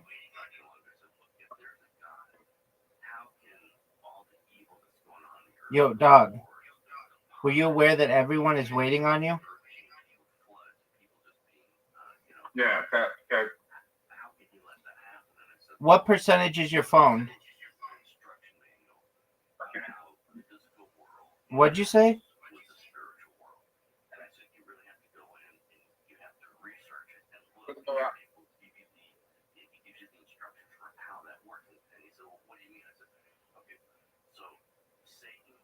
You know who loves this game? Riser.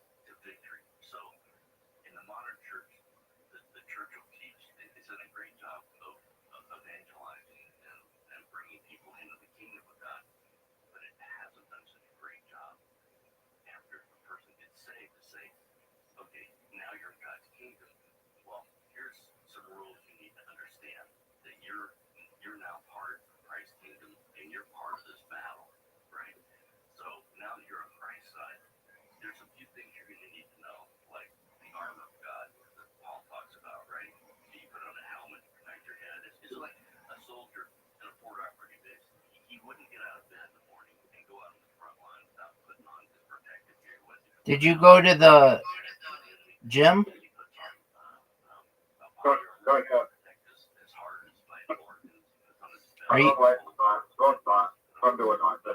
Are you going today?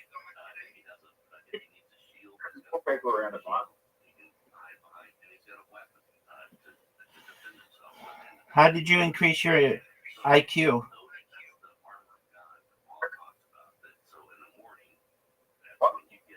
How did you increase your IQ? So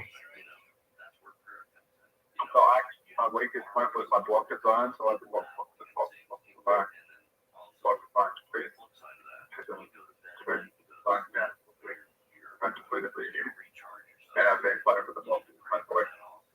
Dog, you're really hard to understand. Yeah, understand me. You're very difficult to understand. Are you sure your like fingers not in front of your mic or something? Yeah, yeah.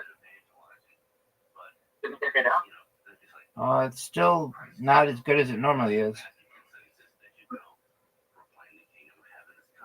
It's better now. Yeah, I guess. Yeah, I bought the block design toy because my weakest point is IQ test was the block design. Okay. So I keep on playing with the block design. Block design. Do you think you're still gonna suck dick at mini golf, or do you think that you're gonna not suck dick at mini golf? Here's the thing, Rabbi. I can study the Rothschild'S IQ test and study that, and then go into the Rothschild'S IQ test and not study that and actually know my proper IQ. Okay. Why are you so obsessed with IQ?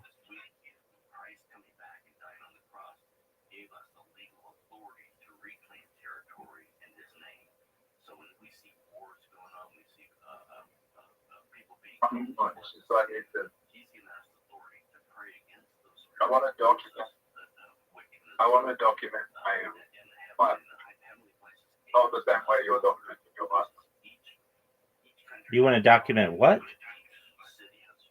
I want to document my life. Like, you want to live stream your life? No, I want to document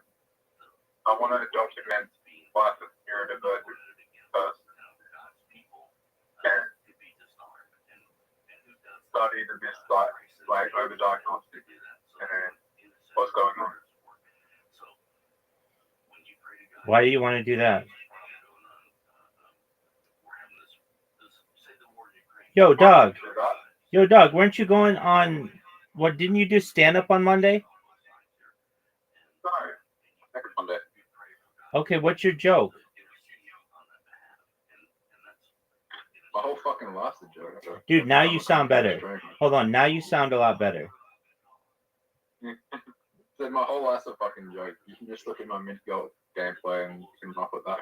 Well, everybody knows that. Not everyone knows that. All right, Zoot. I've sent you an invitation. No, but what is your first joke going to be when you do stand-up?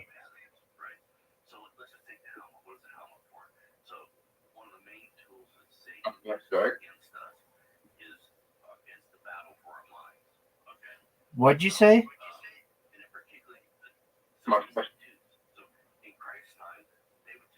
One more time? I'm not giving you my routine. Why not? I mean, just I'll record it and send it to you. No, you don't have to do that. Just tell me your first joke. Nah, it's not as funny. It's not as fun.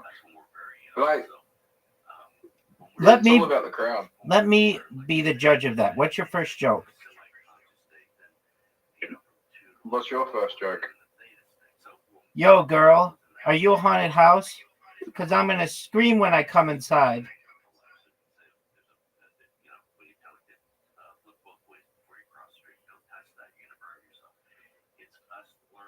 That's funny.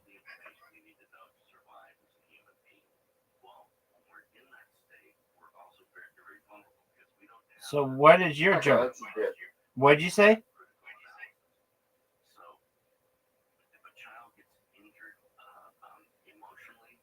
What did you say, Zoot? What's my first joke? Yeah. I want to have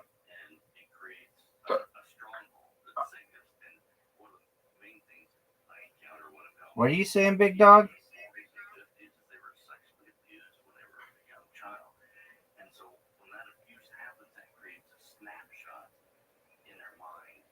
I really don't know. I'm not giving away my joke. I just gave away mine, and I just had one of the best shots of my career. Last time. I just gave you a joke. Now I want to hear your joke.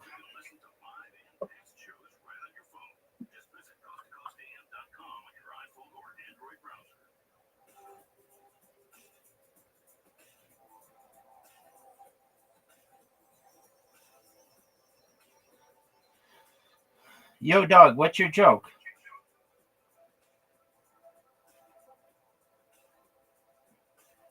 It's not like a joke. I just want to tell people my life story, which is funny. People are gonna boo you. Why? Because that's not why you do that. That's not what stand-up generally is. Oh, fuck you, Zoot. Stand-up is building a connection with the audience and making them laugh. Okay. So, connecting with the audience. Okay, I'm in agreement with that.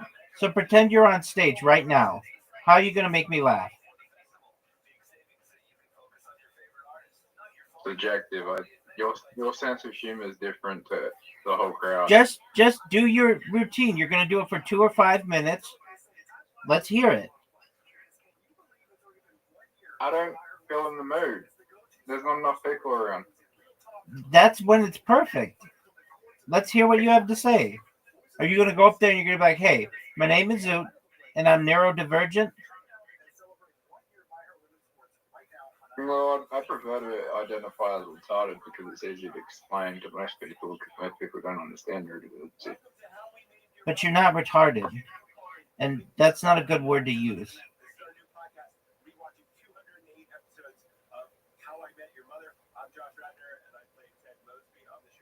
What's the definition of retarded? That's kind of like a slur. You don't want to use that term. You might say mentally challenged or especially challenged, but you're not that either. You could go up there and you could be like, okay, if you really wanted, I'll do Zoot's routine. And this would be funnier than what you're going to do. Are you ready? Hey, everybody. My name is Zoot. I suffer from something known as Tourette syndrome. I don't know if you've ever had any kind of situation where you've had a thought that is in your head that you really, really, really didn't want to say. Well, when you have Tourette syndrome, the unfortunate thing occurs that you end up saying it. And it can cause you to say some really awkward things at some really inopportune times. Here are some examples. And then you can give real life examples. I haven't had that bad of an experience with Tourette's where I've said something. You could just make up stuff. It doesn't have to be real. So you could be like, this one time I was in the grocery store and I saw a really, really large person there. And it caused me to say,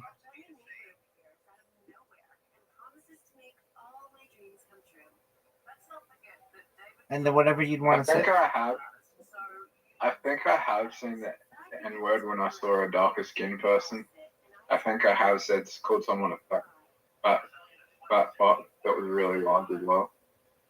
And I think I called someone ugly that was actually really attractive. Okay.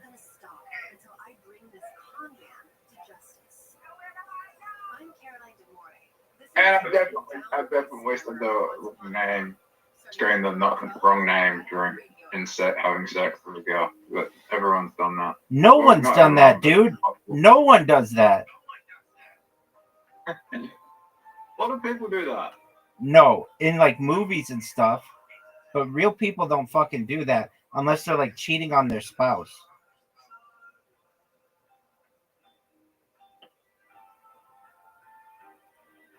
Okay, that's kind of a joke that I guess is funny. So you could be like, "Hey everybody, my name is Zoot, I suffer from something known as Tourette syndrome. I don't know if any of you know what Tourette syndrome is, but it causes some tics, and sometimes it causes me to say things that I don't mean to say. Like, I've been having sex with a girl and said the wrong name.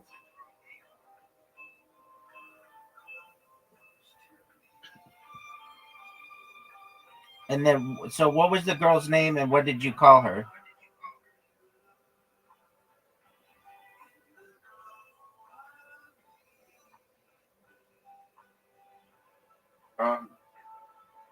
Fuck, so long ago.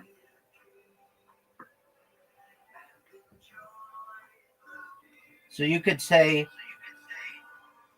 what's a common Australian name for a girl? Okay. What was it? Oh, Maddie. Okay. Maddie. So I was fucking this chick named Maddie when I inadvertently called her the wrong name.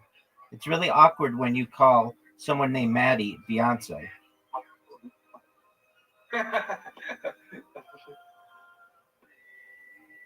Do you see how hard that made you? Do you see how hard that made you laugh? Well, that's the fact. The fact is, like, it's not even that bad of a deal because like there's only fucking one person in the world named Beyonce, and she's a singer, and there's no way that she's gonna be like, oh, you fuck Beyonce on my back. No, she's gonna be like, oh yeah, you're gonna. What do you want to listen to Beyonce right now? No. It's the fact that you just laughed at something that I just said, and that's what you want the crowd to do. Yeah. I know how to make people laugh. I just can't fucking function right now. So I'm kind of just, I'm not in the mood. Have I made you laugh before, Rabbi? Yeah. At what? Sometimes it's about sort of stuff that you do. Oh, yeah.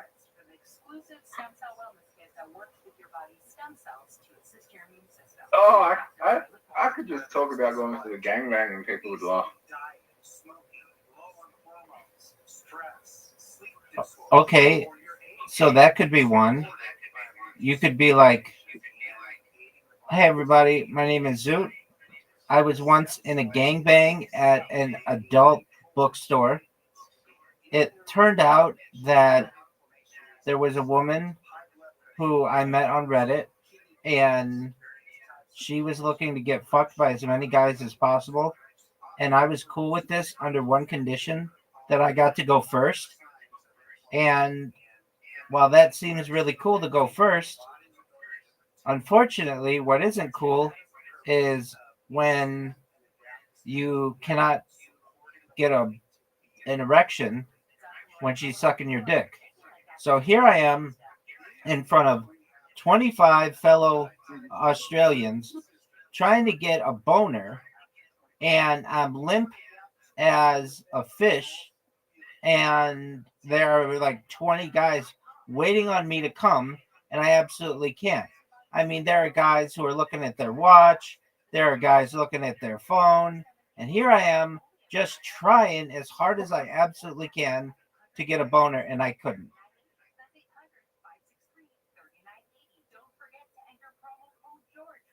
Zoot, you won.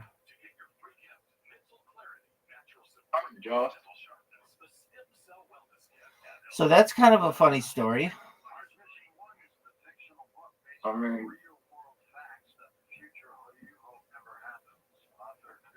I mean, you could do, like, if you wanted to be real shit that you do, or stories you've told me, and you just kind of twist it a little bit, you can be like, hey everybody, my name's Zoot. I'm really into cryptocurrencies, but not just any cryptocurrencies like Bitcoin or Ethereum or Solana. I like funny sounding cryptocurrencies. So the ones that really attract my attention are ones like Fat Girl Investment Corporation. Why that? Because investing in Fat Girl Investment Corporation is like buying Bitcoin in 2009. Yeah, because you're investing in fact. Girls is like buying Bitcoin in 2009. That's what I just said. Find a fat girl. You gotta go to the gym, find a fat gal, and invest in her, and then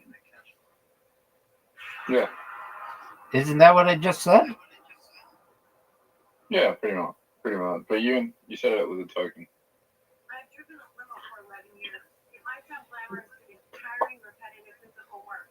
I got to a point where I was in severe pain and couldn't bend my leg or stand up straight when I got out of the vehicle. Then I fell and jarred my neck really bad. I could not drive or lift anything for months. All right, so you've got like enough jokes now. I mean, they're not really that funny, but they are good enough for you to use. Yeah, anyway, I'm gonna go eat and I'll be back. And then go on the gym. All right, well, charge your phone, dude. Okay.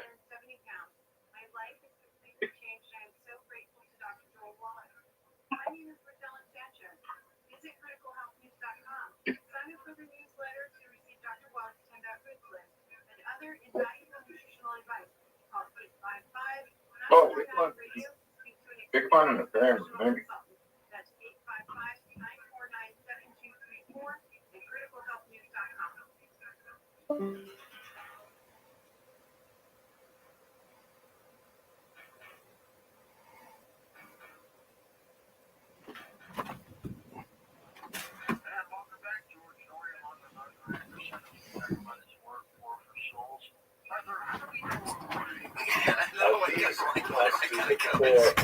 Historian Timothy Snyder calls Yeah, I wonder if there's any bloodline. buried treasures or anything in Texas.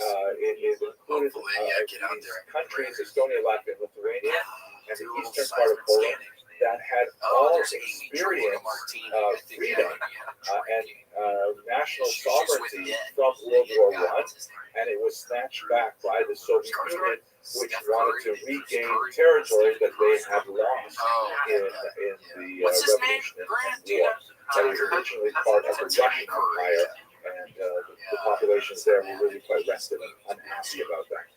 So when they invaded these territories, they engaged in rapid, brutal Sovietization, meaning they came in and they rapidly tried to force these countries to adopt the communist way of life, collectivization of agriculture, arrest of local intelligentsia, including especially priests, any kind of religious functionaries were under threat, the suppression of independent journalism. And one of the ways that they justified it was they had these kind of show elections where remarkably 98% of the local population said, oh yes, we like communism, we're so happy that we can now be a Soviet socialist state. If this sounds a lot like Putin's advance into the Donbass, it's because it's exactly the same thing that the Soviets did. Every once in a while, I'll open it with a song and dance that everyone just fucking hates. And there was like 200 people there. So, not surprisingly, a huge amount of resentment builds up against the Soviet Union in these bloodland territories in particular for the very harsh, brutal treatment and confiscations and suppression of religion and arrest of their leaders and all kinds of things that are happening. Yeah, I remember the show. Also, very important to understand. Well, that's fun. That's good. For reasons which are complex, more than we go into here, a lot of these populations believe that communism is essentially a Jewish phenomenon. This was certainly encouraged by Nazi propaganda, and it was accelerated by the presence of Jews that we saw in the very beginning of the Soviet experiment does it negatively affect your psyche? Do you get into your head at all after something like that? Because I feel the fear with my crazy ass. I don't know. I can end up getting my head and be like, oh my god, you're about to fuck everything up after this. Although they largely jettisoned their Jewish identities. There were several prominent members. You know, when I did it on Friday, I think that was a good breaking point. I think Foreign Minister Zinoviev, who was displaced by Molotov because in my head, I thought they'd all be excited, like, oh my god, this is a Jewish minister. For sure, singing this song and really good. The perceived presence of Jews in the Soviet secret police had then called the NKVD. Later it would be called the KGB, and now it kind of morphed into what the Russians call the FSB. And so there was this hostility to Jews that because of the perceived association of Jews with communism, by and large, this perceived association was incredibly exaggerated because Hitler, Stalin had already purged social ranks with so many Jews. But this, kind of simmering hatred would serve the Nazis very well when they invaded these territories. When they came in 1941, one of the things the Soviets did was they essentially practiced a kind of scorched earth policy, and they murdered those prisoners that they had been holding in jails up and down the territory. These were the journalists, the priests, the thought leaders of these local populations, Western Ukrainian, Polish, Belarusian, It was, I swear to you, Casey, we both looked at each other, and I knew he was thinking it's a weird energy. They also, by the way, made it more eerie than all the sinks were going. 600,000 local Jews who realized that there was a notice on the door that said, "Oh, you drive a Chevy Cruze or whatever, so fix your airbag." very, very large number of Jews survived the Holocaust by fleeing this was strange. It's time like, why is in this note on the advance door? of Why is Barbarossa it and setting up How did they know this person drove the Chevy Cruze? How did they know their airbag was? It was a recall. It was a recall of some Siberia, sort. and later they would move to the west to return. But for the local populations, such as the Ukrainians, for example, one of the things they did as soon as the Soviets fled is they went into local jail halls and they found the murdered bodies of their loved ones and their leaders. Here's a photograph of Ukrainian women who were striving to identify the bodies that were taken out of the prisons. And there's a huge amount Did you think that was funny, Grant? Because I don't think Casey did. I did. And then any you was like, representative you laughing, Grant, or that was the fucking idiots next door? What's going on here? wrongs that take place right after the Soviets leave. What did they do that was so funny with the wrapping up? Very What did they do? And what they do? Tell us. of Yugoslavia and Poland, these pogroms even took place before the Nazis arrived. But they really came from the population as a whole. Indicating the nature of the hatred of the Jews because of their association perceived with the communists. Now, collaboration with the Nazis during this period was built largely on the queso blanco, one is the butter, classic butter. Those are the ones that I brought, but I got some of my while house they're stuff. certainly like in every society, there's true believers in anti-Semitism. Most of the local population, those who collaborated with the Nazis, were primarily motivated by their hatred of enemies of the Nazis, that is the Soviet Union. And the degree of collaboration was also related to the ferocity of the Nazi policies towards the local population. Whereas in Western Europe, as you can see in this map here, which shows you the high point of Nazi domination of Europe, in Western regions like France, the Nazis largely left people to their own devices, allowing governments to remain in place as long as they referred to Nazi authorities, allowing policemen to continue doing their jobs, and they basically ran themselves in a wartime martial law kind of environment, but nevertheless they had tremendous amounts of peace. Certainly collaboration with the Nazis in those days was far more egregious than collaboration with these, daily capricious death was a feature of everyday life that people could be killed certainly for harboring and rescuing Jews, but they would also be killed for having an unregistered pig. It was an incredibly brutal environment, public hangings, the lives of Poles and other Central Slavs in particular were worth almost nothing to his dad. So I think he and comes as a from result, money, he's done a lot with what he was getting. A lot of people squander that money they inherit. And in this context, we can also understand that many of the Slavic states at this time even developed Nazi units. The Germans, as they were beginning to lose the war, were incredibly concerned by the advance of the Red Army, and so ironically they allowed SS units, which previously had been reserved only for purebred Germans that could prove their descent all the way back to 1750 with no Jewish blood, they started admitting Slavs of a lower racial hierarchy in the Nazi mind, very trapped within this ideology, and they created divisions like the so-called militia Waffen-SS division, which was made up of Western Ukrainians who primarily wanted the opportunity to fight against the Soviets. This complicates the entire process of understanding and unpacking collaboration efforts among these Slavs. You do definitely have real anti-Semites who delighted in the murder of innocents. But most of the collaboration that we see is primarily motivated by the hatred of the Soviet Union, which may have had also war criminality involved. We could go into specific minutes, but again, time is very short. And we should also bear in mind that this collaboration has to be placed against this consciousness that the people had that they were also victims. Poles in particular were invaded by both the Soviets and the Nazis, and the insinuation that Poles were all war criminals is something that rankles the Polish spirit to this day. Now, there is, as we shall probably discuss in the next lecture, some kind of ridiculous measures to deal with this phenomenon, such as legislation of that unfairly limits appropriate discourse on the Holocaust, part of a larger phenomenon. But nevertheless, it's important to understand that both populations exercise themselves as victims. So, unpacking the complicated issue of collaboration is definitely challenging. It's extremely challenging as well to try and squeeze this into 1 hour. Oh my gosh, it was a Nickelodeon show. And I was reminded of it because the surgeries that driving surgery I have was just taking over the room when you're recovering. Resistance among Jews was fairly widespread, as you can see in this United States Holocaust Memorial Museum. And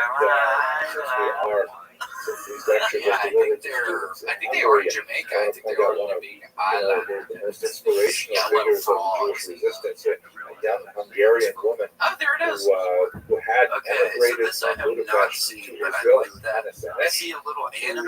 was so moved by the suffering of the co-religionists in Hungary that she signed up with the paratroopers to parachute into Nazi-occupied Europe and to connect with resistance. She was captured, she was betrayed, and although she was tortured, she refused to divulge the signals that allowed the captain to use the radio that she carried with her. It was a rather remarkable story of heroism. Well, I can't stop thinking about what I want to explore.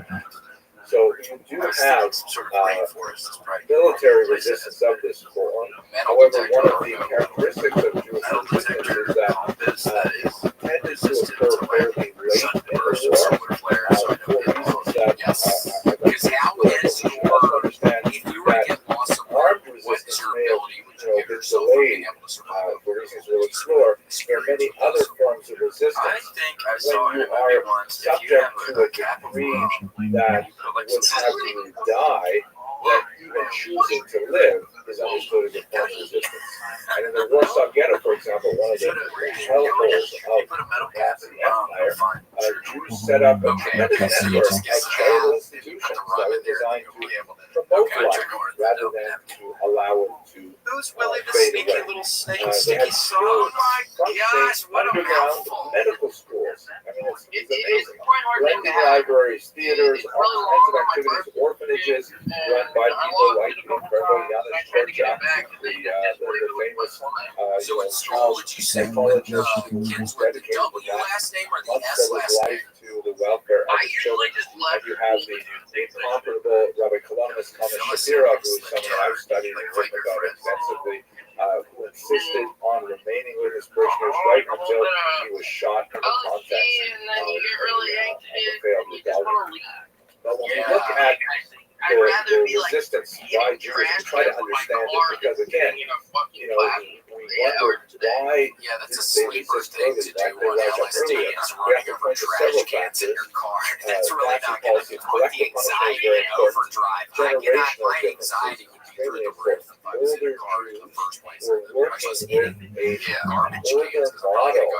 served the Jews fairly well for centuries of trying to basically stay out of trouble and ride out the punishment, hoping to emerge unscathed the other side. Yeah, I mean, that This is something that the do-it-yourself great car historian washes. It's like, how? Noah What? Silberg I has didn't go to school for this. How am I supposed to? How do you get to the top of the car?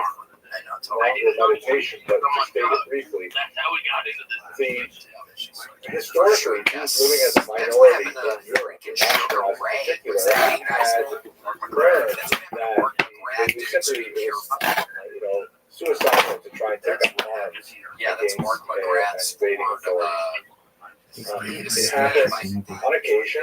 You see Jews, for example, defending Well, local what's cities going on and today? Are you having participating a in good day local today? events. We see Jews engaged in military activities in Provence, For for example, yourself not or exactly for someone Ashkenazi else? Jews, but nevertheless, we were seeing the south of But France. for myself, But for most of this period, I'm not doing Jews this. had learned that there Yeah, were what are you, two like basic an ER ways nurse that or were like a more nurse likely or for survival. I don't know, The man. first was to bribe the offending local authority to offer a contribution or a gift. Do you ever go through the boxes? What's in the boxes? Is it Or different? Is it pills? simply run away. Morphine? No, there's no it's all like me and This is what one of my students Oh, coined the great. feed or flee I got strategy you pretty of good medical Jewish school, so existence.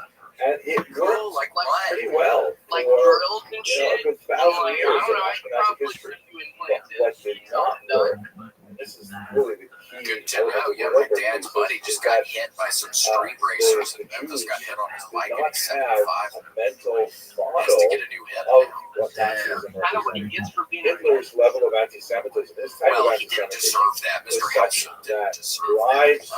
were Really. not So, to be and considered. I That hear this was you. some Yeah, kind of like you have to be on your P's and Q's. diabolical Where are you right messianism now? where all Jews had to I'm in be destroyed in I order don't to know, somehow like Granite save the City, world, Illinois, but I'm from City, and Illinois. that there And was when I go no downtown, if I get flee. caught in So crossfire, I therefore don't they plan like simply it's could part not of the compute part of it, you know. the You threat go to that Memphis, St. Nazism Louis, represented. Chicago. Yeah. Is The Nelly younger still generation is huge in especially St. important Louis? because they were not laboring under this misconception. What a As a fucking result, Christ. it was only after the large relocations from the workshop, for example, in the summer of 1942, well after the Lil Wayne was from New York. I thought he was from Louisiana. ghetto uprising. So So, with this, we're going to continue with the final chapter in the next lecture. There is, thank God, for Ashkenazi Jews, and they're not for the 6 million Jews that are not. Thank you very much for your attention. yeah, we've seen him like that before. We were there last Easter, and it was like yelling at us to find the eggs, and we're like, we're pretty sure you didn't find the eggs and bring us back. It wasn't a school egg. Yeah, I got there a couple hours. I got exploring. I did exploring for eggs that day. But whatever. What are your plans for Easter? I mean, I guess no problem. He died today. And then You eat them? I was just thinking about that. Like, I don't like food, but maybe the girl Hello, fellow students and users. Over the course of this video, I'd like to walk you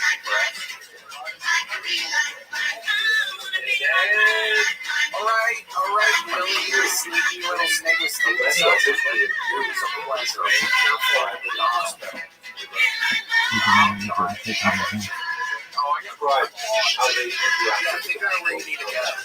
Here you can see Ukraine and the nation of some 14 million people of the size of global real estate has a very good soil, a lot of soil.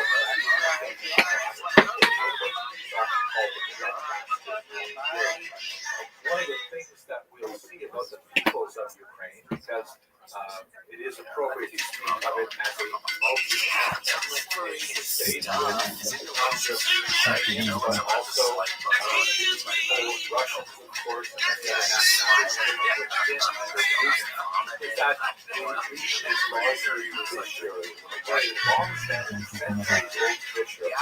Part of which makes Ukraine face towards the north and oriented towards Moscow, and part of it which faces towards the west, towards Warsaw, and also towards Paris, London, and New York. We'll see how this occurred over the course of this video, but it is important to note that Ukraine is a rather distinct territory, and although it was not achieved almost statehood until the 20th century, it really has a very real history, both on both sides, and Russia. In fact, it would be more appropriate to say that Russia belongs to Ukraine than to say that Ukraine belongs to Russia, as we shall see shortly. This map here describes an early medieval region called Rus. The word Rus is not related to the word Russia, but it refers to a series of principalities. It's hard to use the term state to describe these affiliated princedoms, fiefdoms, but they centered around the city of Kyiv. That's the Ukrainian pronunciation, by the way. That's favored today because, of course, Ukraine is extra slices of pizza. But it used to be called in English Kiev, which is closer to a Russian pronunciation because Russia dominated much of this area in the modern era.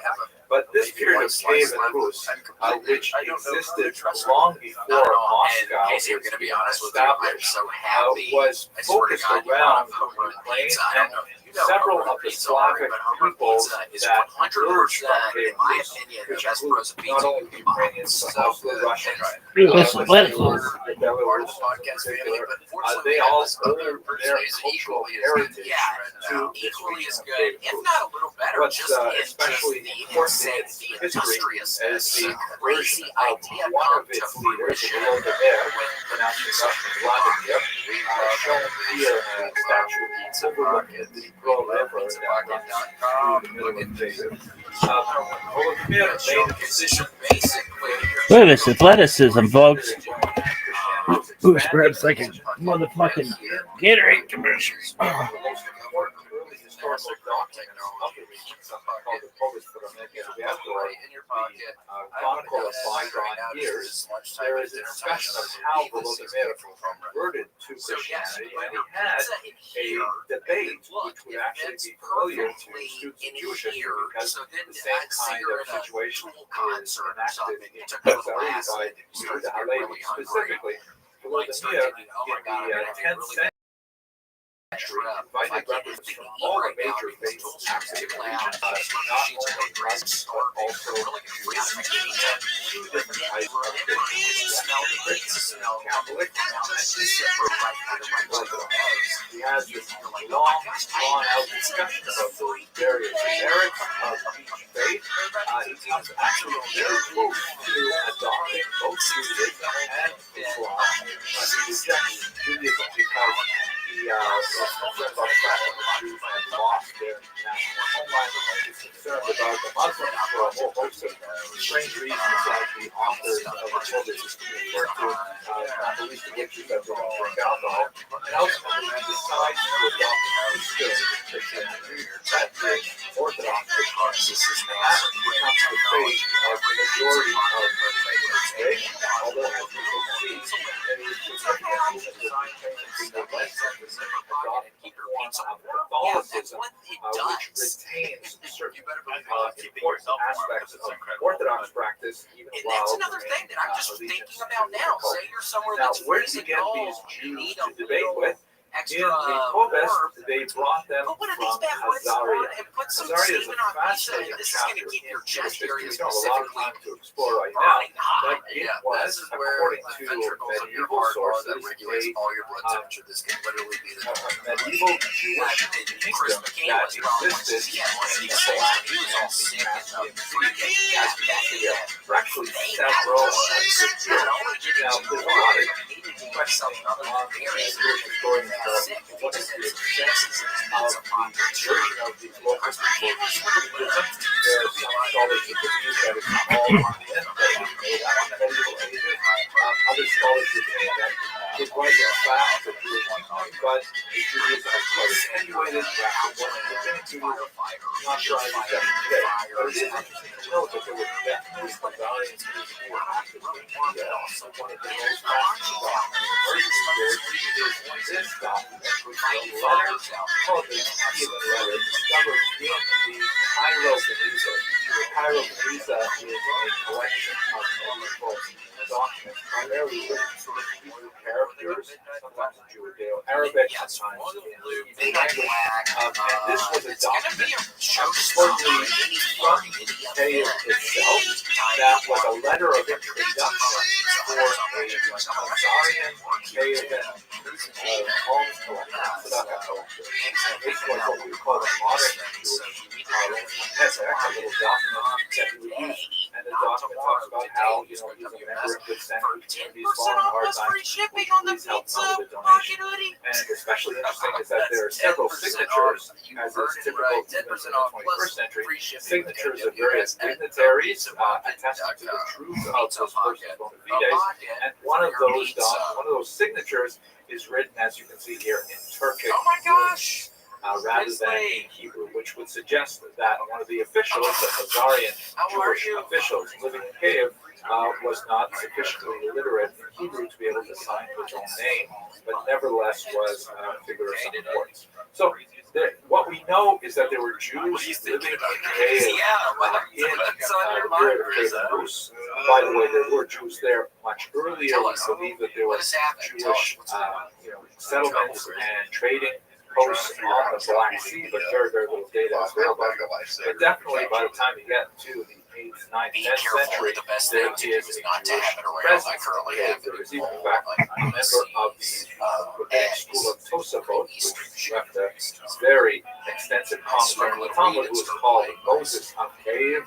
There's several other figures from this period that indicate there were Jews living there even at the very beginning of Iranian's history. Now, what happens to Kievan Rus is it is overrun by the Mongols, and so there's a period when Mongols take over the entire territory, and when the Mongols finally recede, then the region of Ukraine is eventually absorbed into a very large state, which is called the Polish-Lithuanian Commonwealth, formed largely by a dynastic union between Polish and Lithuanian royalty.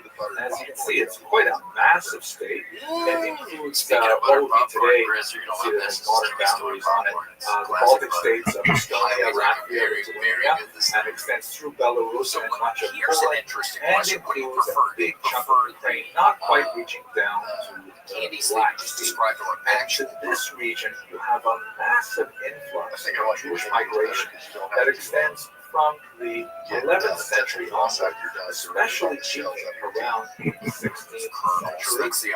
The reason why Jews are especially crucial to the Polish-Lithuanian Commonwealth, which is dominated by Ukraine and the southern regions, is because they are being driven out from the west by an increase in anti-Semitism, charges of the blood libel, post-desecration stories, persecution after the Black Death of 1347-48. These are driving Jews to the east. At the same time, there is an economic vacuum that is attracting them to the Polish-Lithuanian Commonwealth. The reason for this is primarily because Jews become part of a complex economic system in which Polish landlords who hold large Ukrainian holdings called latifundia hire Jews essentially to be leaseholders, to be middlemen for them, collecting income in the form of various types of taxes on produce, poll taxes, taxes for crossing bridges, all kinds of things. This system, also known as tax sharpening, or the horrendous system, was definitely exploitative. The Polish landlords had very little incentive to minimize their rapacious demands. Yeah, right. That's what people are talking about. What if you did have family in Charlotte? simply would send the Jews in to make their collections.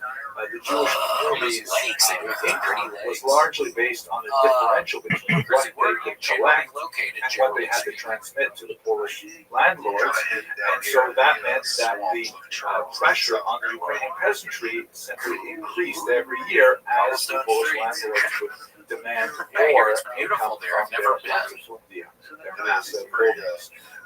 So many Ukrainian peasants, particularly males, simply abandoned their ancestral farms and they retreated to these kind of quasi-military sort of cowboy-like encampments, primarily along the rapids of the Dnipro River. And in these sort of encampments, they would make their living by pirating, by freebooting. And ultimately, they organized themselves under one leader, Rothschild'S, who rose up, who organized them all, and rose up against the Polish landlords and their leaseholders. And in 1648-49, there was a wave of violence that shook Ukraine to its very core. And although Jews had been living in this region relatively peacefully for about 500 years, this was a moment when the economic tension associated with the Arenda simply spilled over into violence and would have a grave impact on Jewish self-image and the image of their Ukrainian neighbors as well, and put into motion kind of like a cycle of Jewish and Ukrainian discrimination. But we should remember that there is a triangular conflict going on here that falls are definitely part of the overall picture. This 17th century eruption ended when Chmelnytsky made a very drastic decision. Here you can see a map that shows the Zaporizhian sort of lining on it. That's what happened to Ukraine that was controlled by Chmelnytsky at its greatest extent. The line that sort of runs around the outside of the lighter green is the nice. And I think slingshots can be deadly, but I think you have to hit somebody like right in the tip. And Chmelnytsky, after having fought with the Poles and essentially, establishing an independent state, decided to ally himself with the emerging Russians in Moscow. And this was a very, very important and serious decision because this essentially shifted the Ukrainian center of gravity from Warsaw and Poland to Moscow. Now, it's important to note, just looking at this map, you can see that he's not speaking for all of them. To the west, to the left-hand side of the map, just above the red sphere that represents the Carpathian Mountains, we have the region known as Галичина, and above that, Volyn, which were still in the Polish border. This is the region where a lot of Ukrainians adopted Catholicism. The Ukrainian language they spoke was more heavily reflected by Policism, and they generally look to the west. This is a fissure that will repeat itself all the way up until the 20th century, because there's certain parts of Ukraine that always look towards Moscow and the east. Other parts always look towards Europe and the west. And it's the same kind of tension that's playing out today in our contemporary hostilities. The Jewish community of Ukraine is able to recover from the Chmelnytsky massacres, although they are commemorated in liturgy to this very day. And there will be another major upheaval in the 18th century. It was actually, I think, the biggest jackalope they've ever Rising found. under similar leader called Honda. But what's going on internally in the Jewish is that the Ukrainian Jews are being heavily invested in a spiritual phenomenon known as Hasidism. And southern Ukraine is deeply associated with the development of this movement, first associated with someone called the Baal Shem Tov, Israel ben Eliezer, who lived in southwest Ukraine, or if you prefer, southeastern Poland in the 18th century. This map here from the Historical Atlas of Hasidism shows the dramatic explosion of Hasidic activity Graham, what is that? particularly towards Oh, the gooseagent.com there. and it's spread throughout the entire area. To just give you a little bit of an orientation here, just to the right of the light yellow color, you can see there is paved just in the gray side. So this is towards what's called the right bank Ukraine. By the way, because Ukraine is largely bisected by the Dnipro I was River, actually talking to my and it brother, and he flows said south. that his So the hearing right was bank, acting meaning when weird, you're and then he standing did beside the some river, thing looking with to it where it some flows cleaning ear to the thing, because Black he don't Sea, use that Q-tips, the right and then bank he is did where something, and oceans there's a bunch live. of earwax. On the other side, so you're the pressing left up bank against is his a much eardrum, and smaller that's why Jewish he couldn't hear population, very but nevertheless and I think I use Q-tips every day. Hasidism It feels grows so on good pace just during this fucking time. shake them. It's also important Do you to put note water that on them? Jews have organized themselves very well within the Polish-Lithuanian Commonwealth. They've established something called the Council of Lands, which is essentially an interconnected network of Jewish municipalities called Kehilot, in which they establish standard legislation for all Jews living within this massive country. It eventually would come apart in the 18th century Okay, so for a maybe whole bunch we're of okay, reasons. because I do But think I nevertheless, try Jews to are look at my enjoying, hair and I think how even deep does despite it go the back terrible there? I was upheavals like, there in couldn't be this that era, much. they are Maybe it enjoying just a it could go tremendous deeper. renaissance and a period of great strength of their communal and spiritual activity. This comes to a dramatic conclusion with the partitions of Poland in a very cynical political move orchestrated by the three neighbors of Poland, that is the German, the Austrian, and the Russian empires. They simply divide up Poland between the three in a series of three partitions. And in this map, you can see that the eastern section, sort of the orangish colors, go to Russia. And at the very bottom, you see that darker green, eastern part of the darker green area, known in English as Galicia or Horchina in Ukrainian, goes to Austria. Another example of the fissure between the eastern orientation of the Ukrainians that is going to be politically augmented by this population of formerly Polish Ukrainians, now Ukrainians of the Russian Empire. And in the West, wait, so you dropped a formerly Sour Polish Patch Kids Ukrainians thing on your shirt and then you couldn't find it after? that would pertain right up until World War I, and as we shall see. The Jews who find themselves in the Russian Empire are relegated to this large territory called the Pale of Settlement, which was the region where Jews were allowed to live in Did you check the Russia. sectional As out you or can see, just just wasn't about there? the bottom half of this map is Ukraine. In the 19th century, the Russian Empire, in particular under tsars like this man, Nicholas I, engaged in a very concerted effort to try and assimilate their local populations. In the case of the Jews, Well, Grizzly Wheeler Nicholas was I quite the pleasure imposed to the speak with horrific you. Cantonist decree, which Maybe demanded those little that cameras for the young Jewish Yeah. males meet the quota to spend up to 36 years in military service. An absolutely horrific decree that caused untold tragedy Oh, different types in of belly Jewish buttons. streets. What would yours In look like, terms of Grizzly Wheeler? Out of Ukrainians, 1 we were through different 6, what are we because looking at for you? Ukrainians and Russians were, as I alluded to earlier, related peoples. They were all Orthodox at this point. Audi or They something. had a similar language. Ukrainian Yes, is, that's it's hard to define exactly what a dialect means, but it would be as easy to say that Russian is a dialect of Ukrainian and vice versa. But basically, they're written with a very similar alphabet, not identical, but very similar. Very similar grammar, very similar vocabulary, but not identical at all. Generally speaking, Ukrainians and Russians can speak to each other and understand most of what they're saying in their respective languages, and they can also read each other's texts, but it's something like, German speakers and Yiddish speakers, or maybe a little bit further apart, Spanish and Italian speakers. Actually, maybe it would be someone like with a very strong Quebecois accent speaking to someone from Paris. That's maybe a little bit closer than Russian.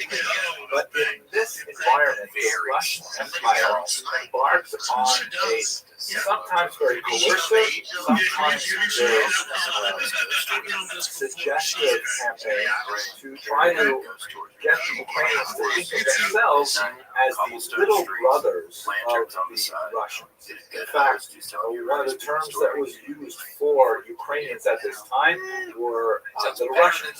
The Russians were called Great Russians or Big Russians, trying to convey the idea that they were part of one family, that the Ukrainians were sort of the little brothers of the senior brothers, the Russians.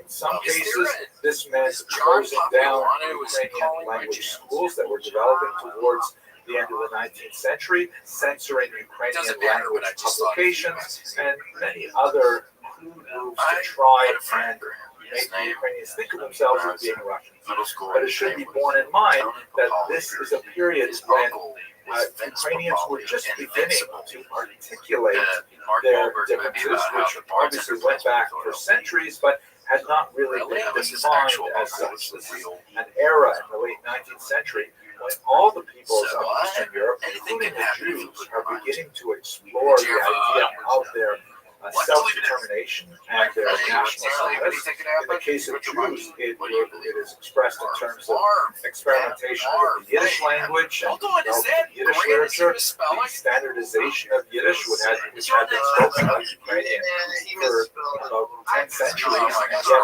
had never really decided on its own spelling, let alone its grammar. And also for Jews in the development of political science, and the idea that Jews constitute a distinct nation and should return to their national homeland. For Ukrainians, of course, they were indigenous, they were living in the national homeland, but it meant developing a national identity which was very sharply differentiated from their northern neighbors. This comes to a head in the revolutionary era immediately following World War I. This map here, circa 1900, shows the density of Jewish population in Ukrainian regions. The blue line represents Ukrainian boundaries as they exist today, and as you can see, the Jewish population is concentrated on the western side of the Dnipro River, that's the right bank region. But a significant amount of it spills over into the neighboring region of Austria and Romania and even Hungary. This is, of course, very heavily Hasidic regions in particular. And these cultural boundaries, these linguistic and religious boundaries, are often much more significant than the political ones, as we shall see. So during the Revolutionary era, leading up to World War I, and then especially in 1917 when the Russian Empire collapses, a lot of Ukrainians begin to say, hey, now is our opportunity to actually establish some kind of independence from the Russian Empire. At first, it's envisioned in the form of a federated Russian state that includes many of the non-Russian nationalities, like Ukrainians, like Poles, and so on. And one of the great champions for this kind of moderate evolution of greater Ukrainian national expression is this man, the historian Mikhail Khrushchevsky. Khrushchevsky and many others assembled an organization in Kiev called the Central Rada, or Central Council, which included Jews as well, with the idea of hammering out a rapprochement between the many peoples that live in Ukraine, not only the Ukrainian majority, but also the significant national minorities, the Jews, the Poles, the Germans, the Russians, of course, all of whom had different ideas about how to shape the post-World War I reality. Unfortunately, years after World War I were consumed by violence as civil war erupted, many internal and external forces active in Ukrainian territory. There was an attempt, specifically by the inheritor of the Central Rada, the directory, to establish that connection with the Jewish minority. This directory was led by this man, Simon Petyura. Unfortunately, Ukraine was submerged in communal violence at this time, and in particular, there were a series of pogroms concentrated in the year 1919, And Cool. one Wait, of the can we hear great some of the paradoxes music? of this period is that 40% of the recorded pogroms Wait, so what were do we want? A actually dance committed beat or by a the New Orleans troops beat or what? that Let's just hear ostensibly were something. loyal Yeah, to the whatever. Ukrainian Petliura, who had a Minister of Jewish Affairs in his And I have government to at the ask, time. this has been It's a the very kind of the confusing elephant in the period. room for me I've since you written got on. about Is this your in actual various- name Marv? Ultimately, the Soviets were able to seize control over most of Ukraine's nationalistic territory, and they established a new country, the Ukrainian SSR, or Ukrainian Soviet Socialist Oh, with Republic. the music? Here on this map, Yeah. you can see the boundaries Are you of DJ? that new country. The white line that you can faintly This see Coca-Cola is, right around that's the a outside 2-liter, represents contemporary Ukrainian boundaries. 2-liter. But more significantly is the pink area in the center, which is the boundaries of the Ukrainian SSR. The blue area just to the west represents those Ukrainians who found themselves not within I Soviet thought it was a orbit, 2-liter. but I was within ecstatic. independent I know. interwar Poland. Huge, And dude. once again, you see that fissure where a large bulk of Ukrainians now find themselves associated, whether they like it or not, with Moscow and A parade of just girls. Soviet Socialist republics. And a minority in Western Ukraine find themselves associated, again, whether they like it or not, with the independent Poland that reemerges after World War I. Also interesting to notice that it's not just Ukrainians. The little sort of yellow circles that have the number 3 on them all represent significant Jewish populations. And you can see, as we saw in earlier maps, there's a high density of Jewish settlement, particularly in right bank Ukraine and especially in the Ukrainian region of Halichina, which at this point is in Polish control. There's a lot to say about the nature of Soviet rule in Ukraine, and I've spoken about it in another video, so I don't want to go into the detail. Perhaps most significant for our purposes is the infamous Holodomor, an artificial terror famine orchestrated by Stalin that killed millions of Ukrainians in 1933. The resentment against the Russian communists ran very high. Oh my gosh, I'm sad. I thought we were about to hear the freaking music, man. This accelerated a level of anti-Semitism that was specifically attached to the notion, false as it was, that the Jews were somehow behind communism and behind maybe you have to the keep it low because of the guy back there or something. Obviously, much more to say about this complex period. Please have a look at some of the other videos to understand it. But what ends up happening in World War II That's is very that exciting. the region is temporarily divided between Hitler and Stalin by a pact known as the Molotov-Ribbentrop Non-Aggression Pact. Stalin and Hitler agreed to cynically divide the region that separated the two countries, the Third Reich on the one hand and the USSR on the other, very much like the cynical division of Poland 2 centuries earlier. And so part of the region of Western Ukraine found itself suddenly under the control of the Soviets for 2 years.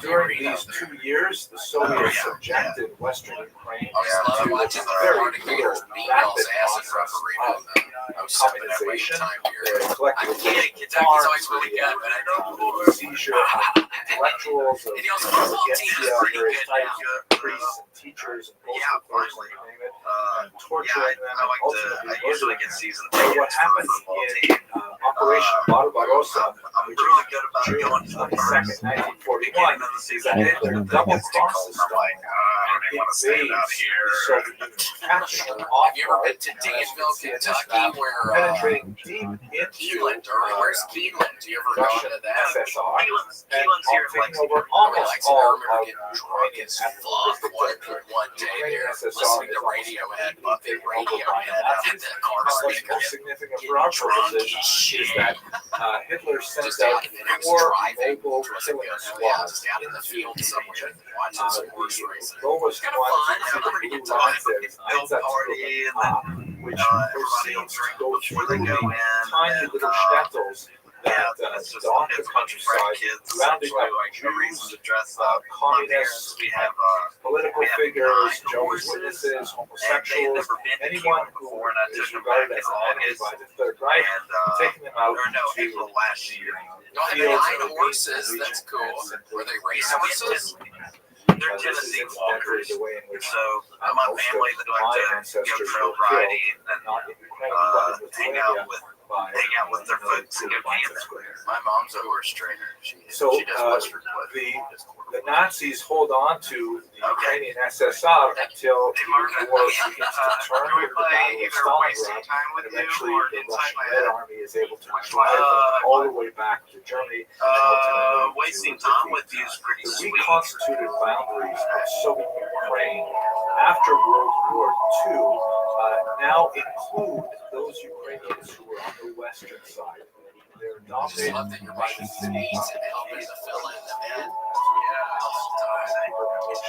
These Western Ukrainians are much less likely to support cooperation Is that you with the Soviet Union, primarily because they had more orientation So to capitalism and to the West and to Europe in general.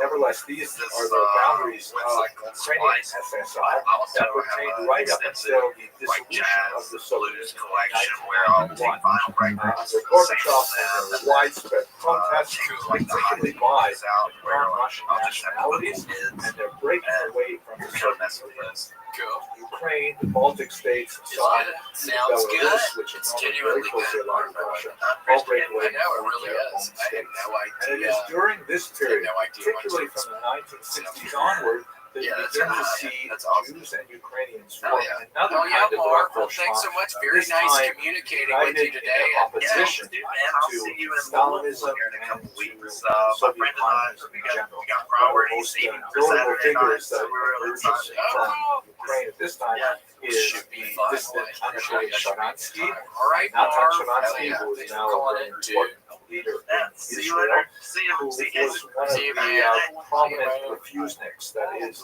Jews who were sent to prison for the temerity. It was sweet. That was wonderful. And great to see. In many ways, I wonder if he just never gets out of the bed or something. I imagine in my head, like, yeah, connections that will later be expressed. That's what I was.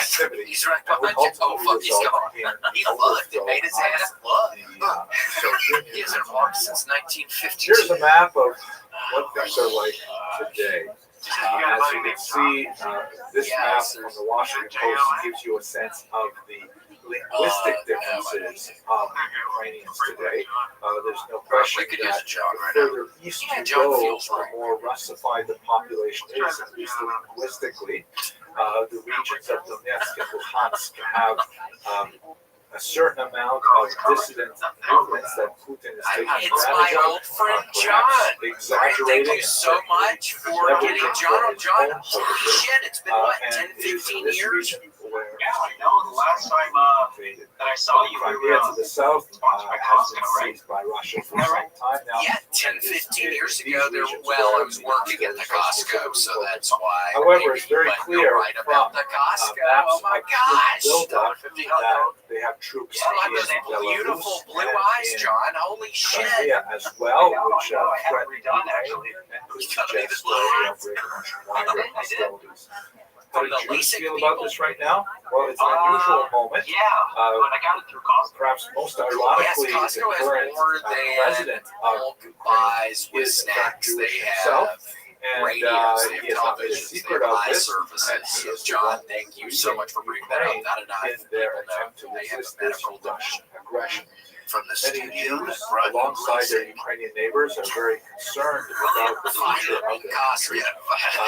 Jews have the option, which is something that is very rare in history, but is a product of the 20th century, and specifically the late 20th century. Yes. They have the Oh my possibility gosh! of And I used to taking burn my out mouth on those bad boys because I'd always be so hungry. Because I to Israel. This is something that the day changes the before entire that I dynamic go in there, for many of some right out of the 40,000 microwave, odd people who right in my identify mouth. as Jewish. Yeah, I mean it was a different time for sure.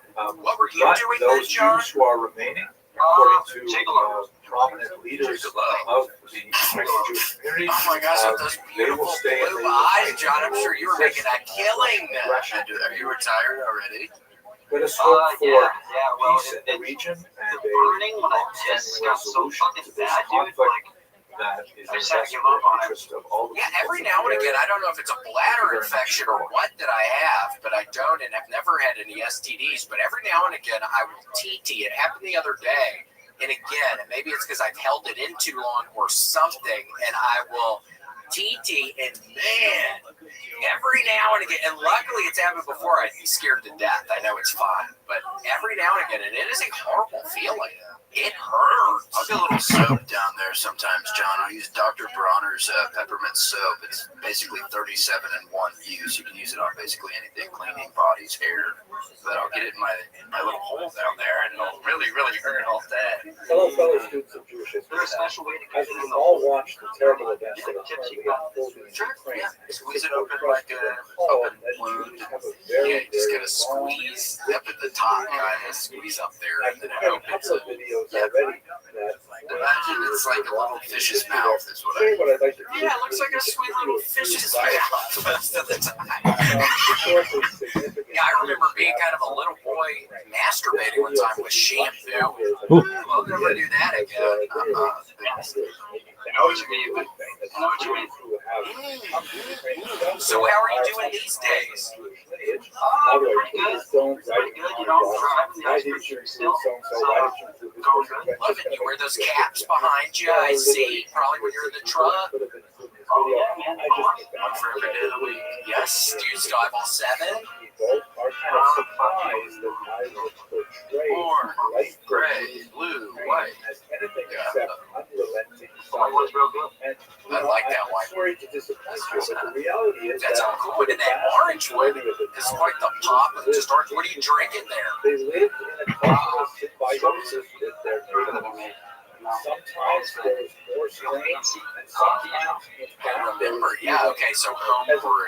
Okay. Yeah. I think about that. So I'm making that, but then we're not going to make it too strong.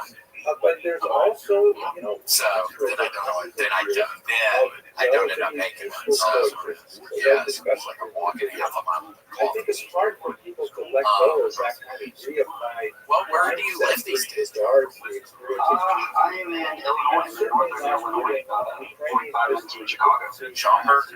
I think I know more than most people about the violence that was perpetrated against Jews from 1938, 1968, At Sadie's, but they wouldn't let me in. However, when you look at the overarching, That's bullshit. And you didn't even, well, you should have let me know. I could have told them how we're all buddies. That's bullshit, though. You really, how long did it take you to get there? I didn't even try and get that solid. What about Nancy? Oh, I see. Well, good, yeah. Tiny examples, sometimes more significant, obviously, for Holocaust. Yeah, Strick just thinking about it. More right-wing causes.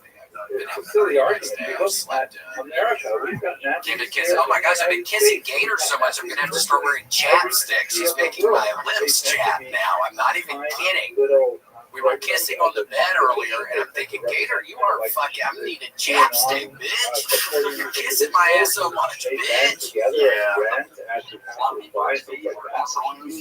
Burt's Bees are buzzed around here. Yes, we're Burt's Bees. We're Burt's Bees. Especially when society has demonstrably taken steps to quell that kind of activity. Nice. Which is Love not that. something That's a even good Americans stick. have very much. So what are you in school? What are you doing today? Let's have a look at some of the significant Jews that have been class.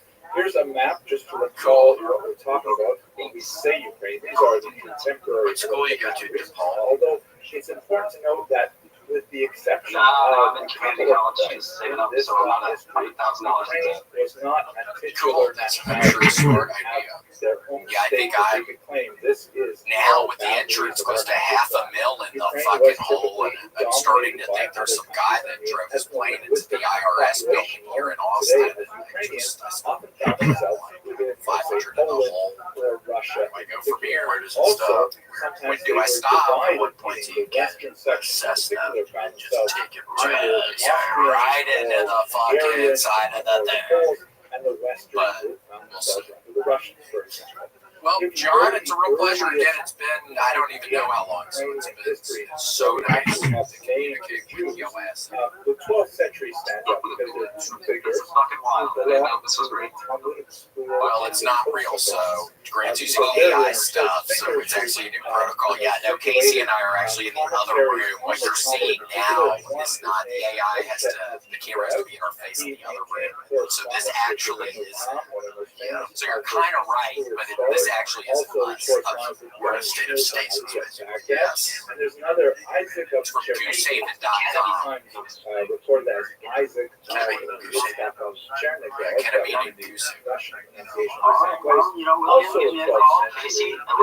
also traveled to the west Stop it! Stop it! You're like, you guys, okay, my time. And a little thing there, I had never met John before in my life. Yeah, got your ass, Grant. Many more famous Jewish names in the 18th century.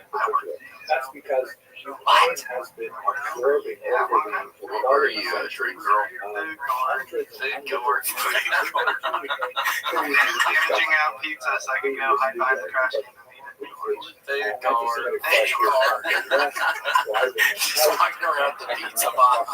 Oh, I fucked it up again. You guys got time for one more? Yeah. How about Here is what that massive state looked like in 1764. The Ukrainian part of it is sort of like the bottom section of the yellow map. You can see there that Kiev is just outside of it. Mr. Balls, there's a Dr. Beetlejuice to here to see you. Hey, how's it going? I guess really good. Would you go to a Dr. Beetlejuice? Yeah, probably. You might want to sit down and get the test results. All the Jews who are It's actually the one that's pretty But the waiting room would always be near the all the shrunken heads and everything. Casey, I was watching the People's Court last night. I've been watching a shit ton recently, and one of the ladies from Harvey is talking to people out back in between the commercial breaks. One of the ladies looks just like a shrunken head person with her hair and her head was real small. Oh my god. It's just like it. Divine retribution. Alex Balls wasn't happening, but here's Marcus. Marcus C. Many of the Hasidic dynasties that are What's still up, man? We can't hear you, Marcus. They all come from Ukraine. Yeah, you have to tell us the truth. Hello. Here we go. How are you, man? Macy. Good evening. What's up? How you guys doing? Doing good. Just chill. It's pretty nice here today. It's starting to get warm, which scares me. I think it's about to start getting real hot. It's like real nice today, but it's kind of perhaps the best scares me. There's literally not a cloud in the sky here. It's insane, but it's actually has an annual Oh, cool. How is the... Ooh, what is that, a heat lamp light up there? What is that, or just a red light? just a red light. I can change to literally anything I want. Oh my god, that's cool. Go on your phone, change it to something fucked up. Yeah, can you change it on your phone? He decided he wanted to be buried. It's actually not just a sound, it's just like an array of colors. Not any color I want, that was the hours. Well, that's cool. It has a remote control. That's cooler than any of the freaking lights I have. Yes, please. That's awesome. Make it green like fridge. If I go over here, I got this one too. I mean, there's already. Oh my gosh, that's fun. Yeah, that's fancier than any freaking lights I have. I just have the boring ass regular light bulbs. Yeah. Take yourself to Target. They have all over the place, different size, and this one's even at oh my gosh, they are. I love it. Are they all on the same remote control, or are they on different remotes? I can change it. massive That one's probably not on, but I go boom here. And then if I'm going to choose this one, I go through there. What? Dude. Oh, shit. I'm really controlling this. You are, yeah. Right. I just picture you walking in and just fucking with the lights for a while, and then fucking with them a little later on. At night, it's red, and my whole house is red. It's like a sun. Well, that's fun, especially in Tampa. Yeah, we watched The Matrix yesterday. It was all green. It was incredible. Love that. What's your favorite Matrix? Just the first one? You know, I think the first one is the most important one, but I think the second one is the most fun. It's the, you know, I like them both. I don't really like the third. I think that was kind of a money grab. But I love Keanu, so I mean, what are you gonna do? For sure. You can't make any mistake. Keanu, and he's supposed to be really nice. What are you drinking, a beer? Yeah, I'm having just a low Corona. Yes, you are. Fine to me. It's 3:43, so. That sounds like a good time. You're gonna get my ass drinking a Corona after this, Marcus. You're gonna be the reason I fucking start boozing again. And if William does it, I do. Yeah, Casey's drinking too. Maybe we're both fucking. William does it, I do it. Yeah, maybe we're falling off the wagon. I've had these claws for like a year. No one drinks them. Maybe you can. Well, I would drink them because now that I'm not drinking, I am drinking a shit ton of those things. And I swear, when I was drinking, I would have never touched those. So I hear what you're saying. Now they're kind of I drink them. Whatever. Keep one on hand if you end up in nearby. Awesome. Cool. Yeah, last time I lobbed a thing, it was in Florida during a spring break, and it was people launching beers with the three-person catapult just into the darkness, just full beers off of the balcony of some house. Somebody killed somebody. I have seen you throw things pretty aggressively at people. It seems dangerous, but I mean, I don't complain. It's his journey. Yeah, it's my cross to bear. It's my journey. It's right, Marcus. It starts turning into this. It's a hard deal, but yeah, I mean, when I get something in my hand and I want to fucking throw it, I'm trying to. You got good form and everything. Thank you. Yeah, I used to be a pitcher. Yeah, his dad was a pitcher for Georgia Tech. Wow. Casey's dad was also a left-handed pitcher. Yeah, Illinois State. Who's your best friend? It's a. Oh my gosh. Benny. What website do you get those on? I've seen the real lifelike baby dolls. Where did you get yours? That was super lifelike. They thought we were getting a dog, and then I mean, we thought maybe it's a hairless dog or some rare breed, but it turns out it's a full-grown baby. You made that thing? Really? Made that thing. It looks kind of like you, Marcus. What is it, a boy or a girl? It's a boy. His name is Stone. Hi, Stone. Love it. Rock. Say hi to your Uncle Casey, Uncle Ron. Hello. It's awake. Oh my gosh, sweet little Stone. Hello, little friend. Romancing the Stone. That's a classic. Well, that's very sweet. So what did you do? Just bust up inside your bitch? Literally just, I mean, it was 50-50. We didn't know what was going to happen. We thought maybe, you know, like you said, we thought we were going to get a dog, but we ended up with Little Stone. He's just so sweet. That's very nice. I love it. Also, I have a cigar. Kind of a big cigar guy now. It's weird. I'm not really enjoying it, but I have popularity. I love it. Yeah, you're a dad now. Holy shit. Yeah. Well, we're moving. We're moving soon. Got to get a new job, and I have to pee in a cup for them. And I think if there was some weed in there, they'd be a little weird. So yeah, you gotta do something else. For sure. Have a stogie, man. Light one up for young Stone. It's a beautiful baby. Very beautiful. He's just so sweet. Sometimes he yells. He actually peed on my soccer. At first, I thought he had a strong scream. I was in the diaper. Unfortunately, it just made it right over the edge of the diaper, right onto my socks. Oh my gosh, that's funny. He doesn't talk much. I have to watch it. He really has to leave down. simply posed this question, and I Can't answered really say about someone definitively. that's just so The cute. answer is no. So cute. Ashkenazi Jews are not. Oh, it's the Swede. If they have any connection with the Khazar, Matrix, it is very, very Yeah, tiny proportion. The overwhelming goal, which is larger. Love it. Yeah, what is the Matrix about? Heaven? So let's take some time. No, it's just the reality. Everyone's just plugged into these little cubes just in a tub, just in a resolution with a bunch of cables, and you're just like powering the machine, and then if you First get of all, what unplugged, is the then Khazar hypothesis? you float around the Although ship it and is you shrouded transcend in the whole mystery, thing. Is the machine a most god? historians coalesce around I the don't think so. idea It's like a guy that sitting a in like these population sunglasses. in the region of the Grant tries to tell me it's an allegory of God. And it's like, dude, I don't freaking part buying of this. southeastern Europe. It's not about Jesus. Is Keanu not Jesus, Marcus? That's what I thought. They had come into Especially now with the existence beard and the hair, like it looks the part. You know what they say? It looks like Jesus, smells like Jesus. I mean, until they were finally it's just defeated by It's got to be Jesus. He had the commercials on the Super Bowl this year, which was, I thought, guys, you guys are in the Matrix right now. and the 10th century. I know we all are. Don't remind me, Marcus. I really do it like once. It's nice to see like once a year, maybe kind of like.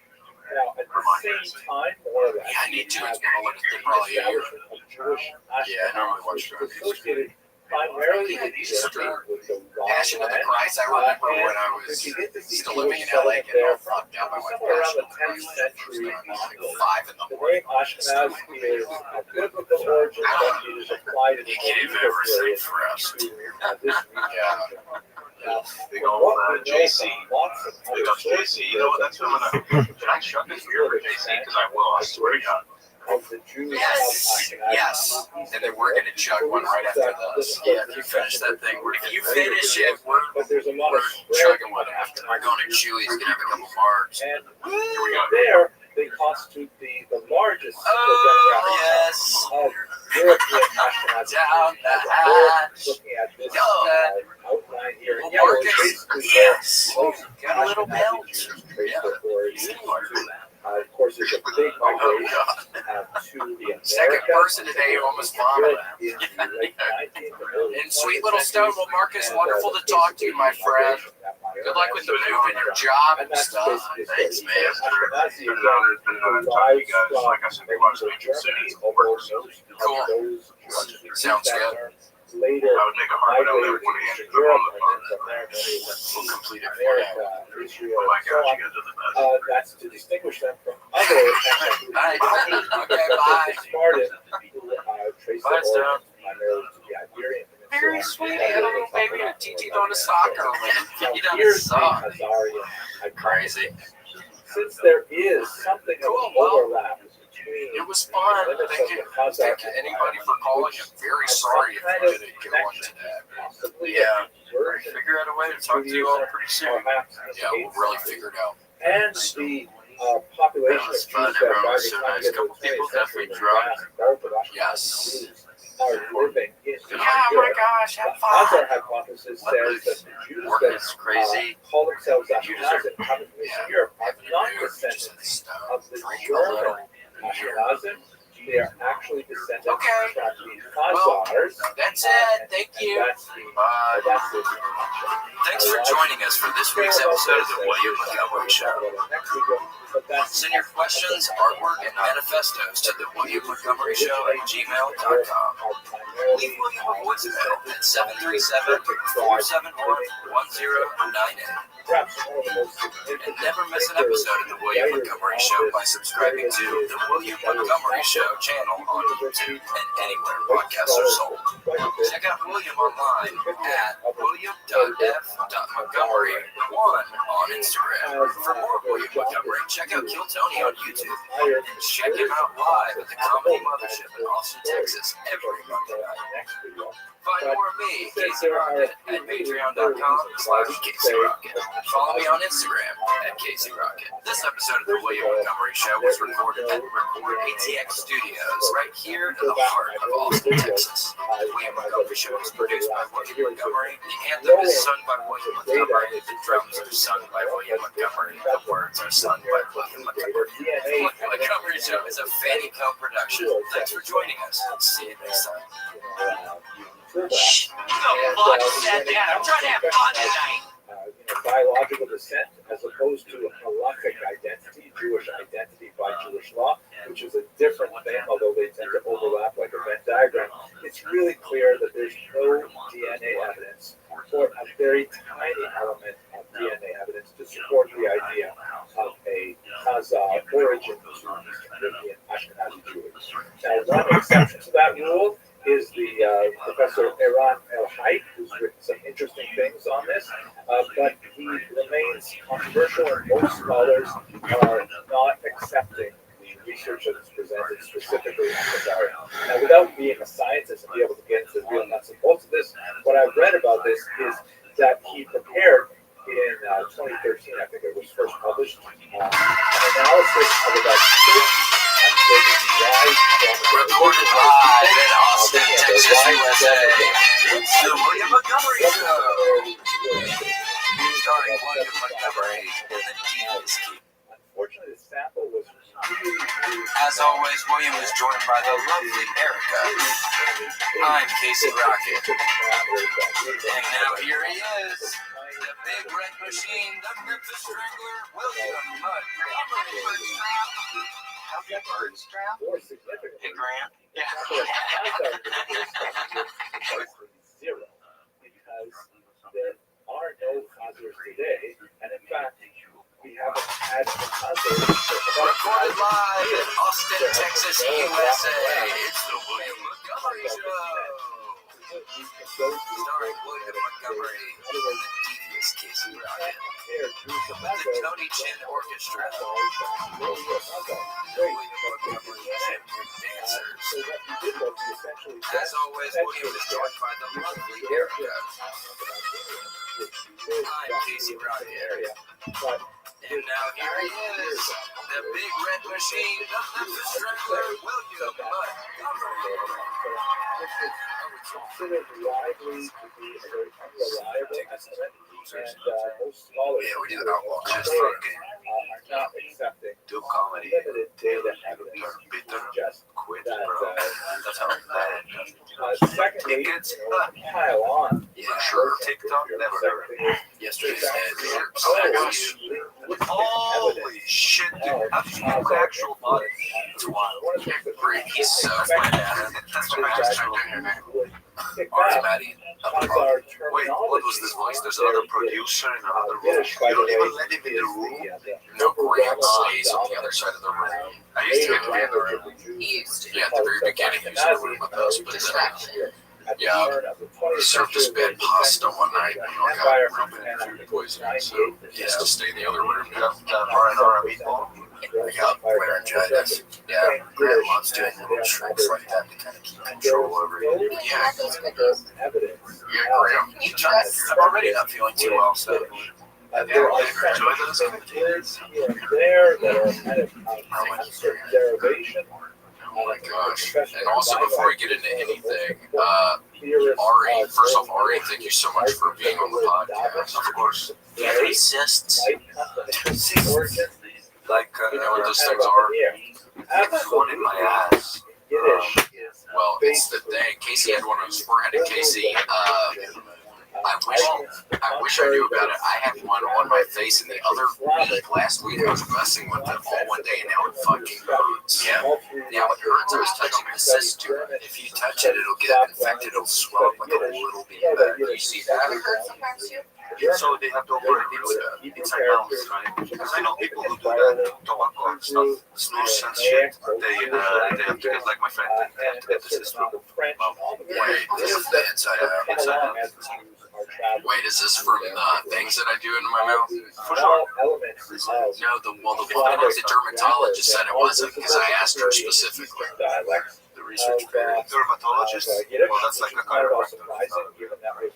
Other than they take skin cancer off of you, yes, I hear you, I agree. The first time I went to the dermatologist, all I saw was pictures of like people getting tattoos removed or bullshit. I don't know. But then they actually take cancer off of your body. I saw cancer today. Where'd you see it? I was just scrolling on Instagram. You do that sometimes?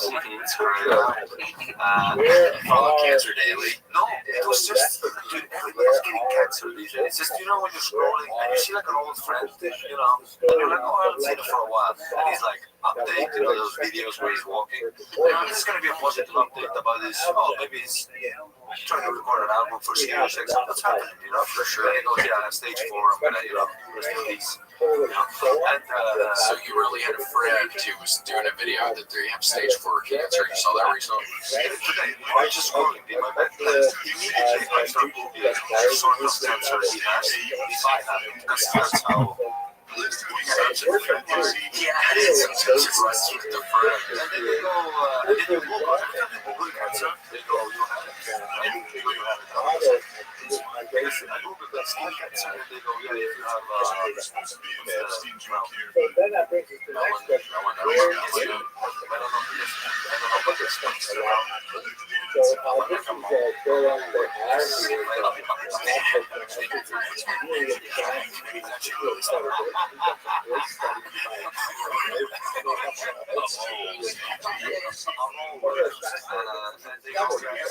so this is Dora for how do you find out about it? You don't.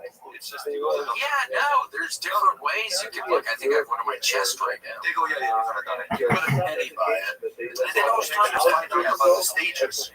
Because every time I find somebody out who finds out about cancer, it's always doing like, you know, Stage 4 or 3 or wait, so what kind of cancer does your buddy have? stage 17 melanoma. Melanoma. And it was like, oh yeah, and it's not like, Do you comment? Yeah, what do you say? And do you like those posts? Like, do you like that he has cancer? That's what Kat was saying. Or do you like that he posted? I have to think about it. I mean, it was, yeah, he was like being funny when they did stuff, you know, like he's a funny guy. Still,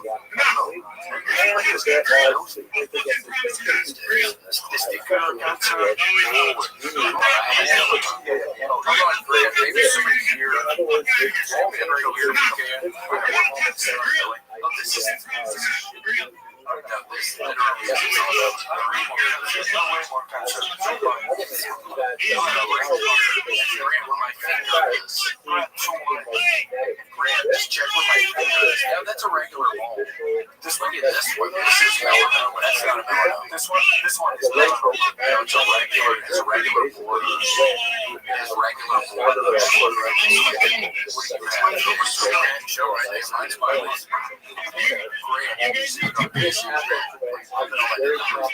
yours having a regular border or is yours a regular? Daisy, I don't have a bit about this one. Right next to my neck. You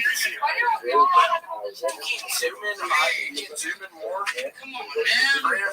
How am I so tagged? I don't think you have to worry about skin cancer, dude. Quit flexing up. You have a beautiful colored skin. You have a beautiful colored tan skin. My skin just wants to. Your face isn't that tan, but your chest is very tan. Yeah, you're super tan. Tan in all the wrong places. I think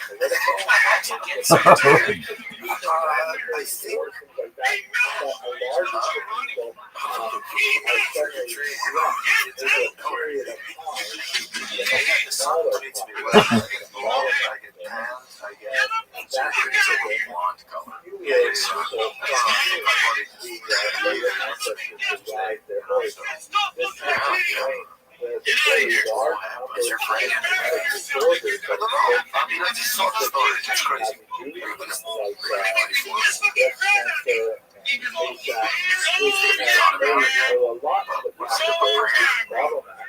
Go again.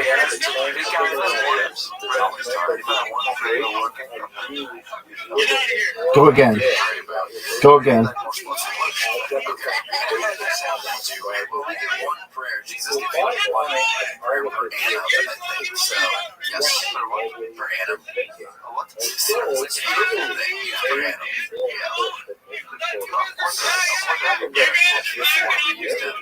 for Anna. This is like the most Canadian shit I've ever seen. But we used to get one because our business was basically nosedive during Q3. prayers, 3 each. So we get 6 prayers. But it doesn't matter. Got drop shipping location. Yes.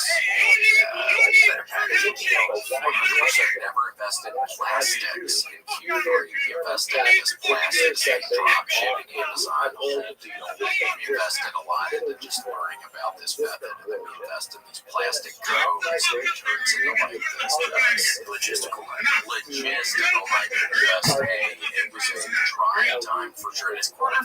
It's like you gotta get the profits for sure for the investors. It's quarter 3. I don't know why we did, but the prayers help. And around the holidays, investors, they start calling. They go, I got Christmas, I got kids, I got calls. It's my dad calls out, and I get rid of some of these things. Yeah, sorry, Merry Christmas, though. Yeah, I hope you enjoy them, because we can't sell them worth a day. Yeah, so you're stuck with these things. Don't try to ship them back. That's why we don't put our address in Amazon for a reason. You can't ship them back. We ship to you. If you sell them better on, yeah, for every comb we sell, we get 2 more combs that come in. Yes. We have like 2,000 of them. Yeah. Go. Like the plastic comb. Yeah. Like the switchblade ones, which we thought was funny. So we went way big on it. Yeah, you click a button and you think that blade's going to go out, but it's a comb. Scared the hell out of me. Somebody liked it. And it's giving your money. Who the fuck liked it? It sings like the touch toothbrushes. That would Checking sing when you brush figures. your teeth, but it sings when you brush your hair. It was a really good idea. It was a great idea. It's all Alice in Chains. We got Alice in Chains. But, Oh, yeah. well, that's cool. Sometimes I dream that he is me. God's happy, like crazy. Sometimes I dream. Sometimes I dream. Like, if I can be like, oh, I'll be like, I'm like,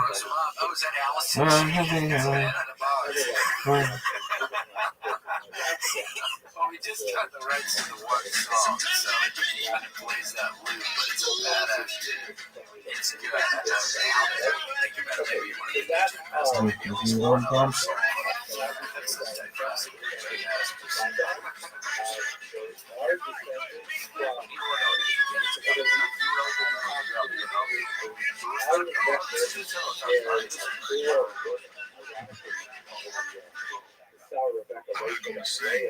That's a good pump-up. That is funny.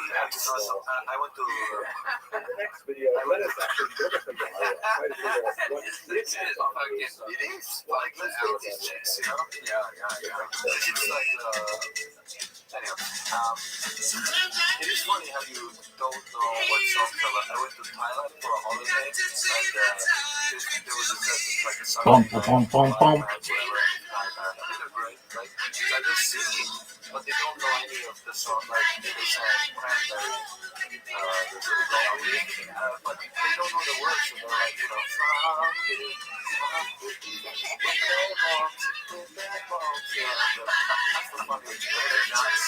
they don't know any English words. They are, but they're doing the sounds, you know, and their balls, Wait, what is zombie? I'm stupid. What is zombie?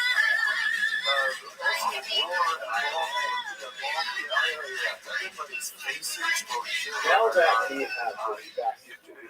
the question of cheater, What is this garbage? let's go straight. Maybe gone. You start running. You're getting all sad. I'm not sure that that's it, so that's what I hear. What exactly do you know about the story of the conversion of the Magi in that region? Sunday, Bloody Sunday. Basically, IRA. The story of Khazaria Bloody Sunday. is especially fascinating when you think about the way it has been received by Jewish history. Do you? This is what you the too. German historians call that Seption. Yes, they came with the album. History of the deception. Yeah, you two still play every time I turn on the car. I fucking hate it. ever made that like as an executive decision? What did you do? What did you think was gonna happen? Did you think your band is so cool that it was like, oh shit, holy shit, this is actually really good. It's like later years, you too. I mean, it was like 5 years ago. And then you two went into that Nickelback. The story describes the weird for you. I mean, I like YouTube songs. I like Nickelback songs. But for some reason, as this They sold out at some point. Like, it's a beautiful day. That's not YouTube. We need some like hard hitting. Like, I like Vertigo when I was like a kid. Vertigo was like, they make a 2 minute song about Lara Croft jumping around with kitties. 40 is a spiritual individual. Was in the movie. I never saw the movie. Angelina Jolie. The practice of paganism among his people, I and looking at the because I was growth so in love with of Angelina his Jolie, I made community, like a Christianity fake and Islam. passport where I put Both Christianity and Islam are making geographic headway in Central Asia and approaching its borders. And he thinks to himself, well, so what should I do? Should I remain a pagan? Should I join one of the other faiths and so on? And so he has a debate where he gets together a Jew, a Muslim, and a Christian. I know it sounds like but then my friends, when and they he were has them have a bilateral debate over which religion is superior. In the end, as you might expect, given the fact that this rabbi did it, writing it, came to law, decided to accept Judaism and all of his court and Khazarian people those ultimately pixelated banging team. This is a remastered Lara Croft, but they used to hope release you notice that there's 500 years difference and I was just between jack off to the these setting of this story and the authorship of Khazari. That's PlayStation half 1 to a millennium. did you play it? That's a I had it lot in of 64, never And PS1. you have to understand that the Khazari was chosen as a Things were looking subject good for over. Where were you looking Levy for them? Those because 69. of circumstances in the Iberian Peninsula James in Bond his Goldeneye? day. Yeah, I love Specifically, that. the trilateral relationship I between love Jews, the PlayStation 2 Muslims, James Bond games. I played every single one of them. I got these for Christmas. Rabbi Nightfire Levi was essentially used wonderful. the story of the as a literary foil to have a larger philosophical discussion about the relative merits of Judaism, Christianity, Chopper and Zone, Islam. he was always And super of scared. course, by doing so, to demonstrate the superiority of What's that? It was a great That's the essential idea of the Khazari and the actual I think same with me historical too. I saw elements that on of the the version of the Khazars is not necessarily important for Tina Turner, I mean, it's an amazing soundtrack. That whole the opening credits, the scenes, the So let us betrayal. set aside the Khazari as a historical source. Is that a character? I think that's a character. Yeah, isn't that one of the guys? Trevelyan. What's Tomorrow Never Dies? Is that the Diamond one? What's the one where So wait, let's what move is back a couple hundred years to the correspondence of Hastai and the Shabu. Again, we're still about 300 years distant from the actual events described, but this is a fascinating and very important source, which was exceptionally important for Levi's work as well.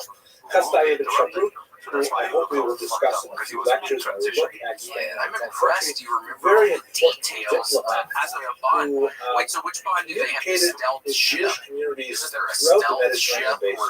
And it was Tomorrow Never fascinating Dies? with the story of the Khazar conversion, which was known to him. And so he sent out some emissaries to try and reach Khazaria and find I out, do remember you that. know, what's going on there? Are you guys actually Jewish? Is this actually a Jewish kingdom?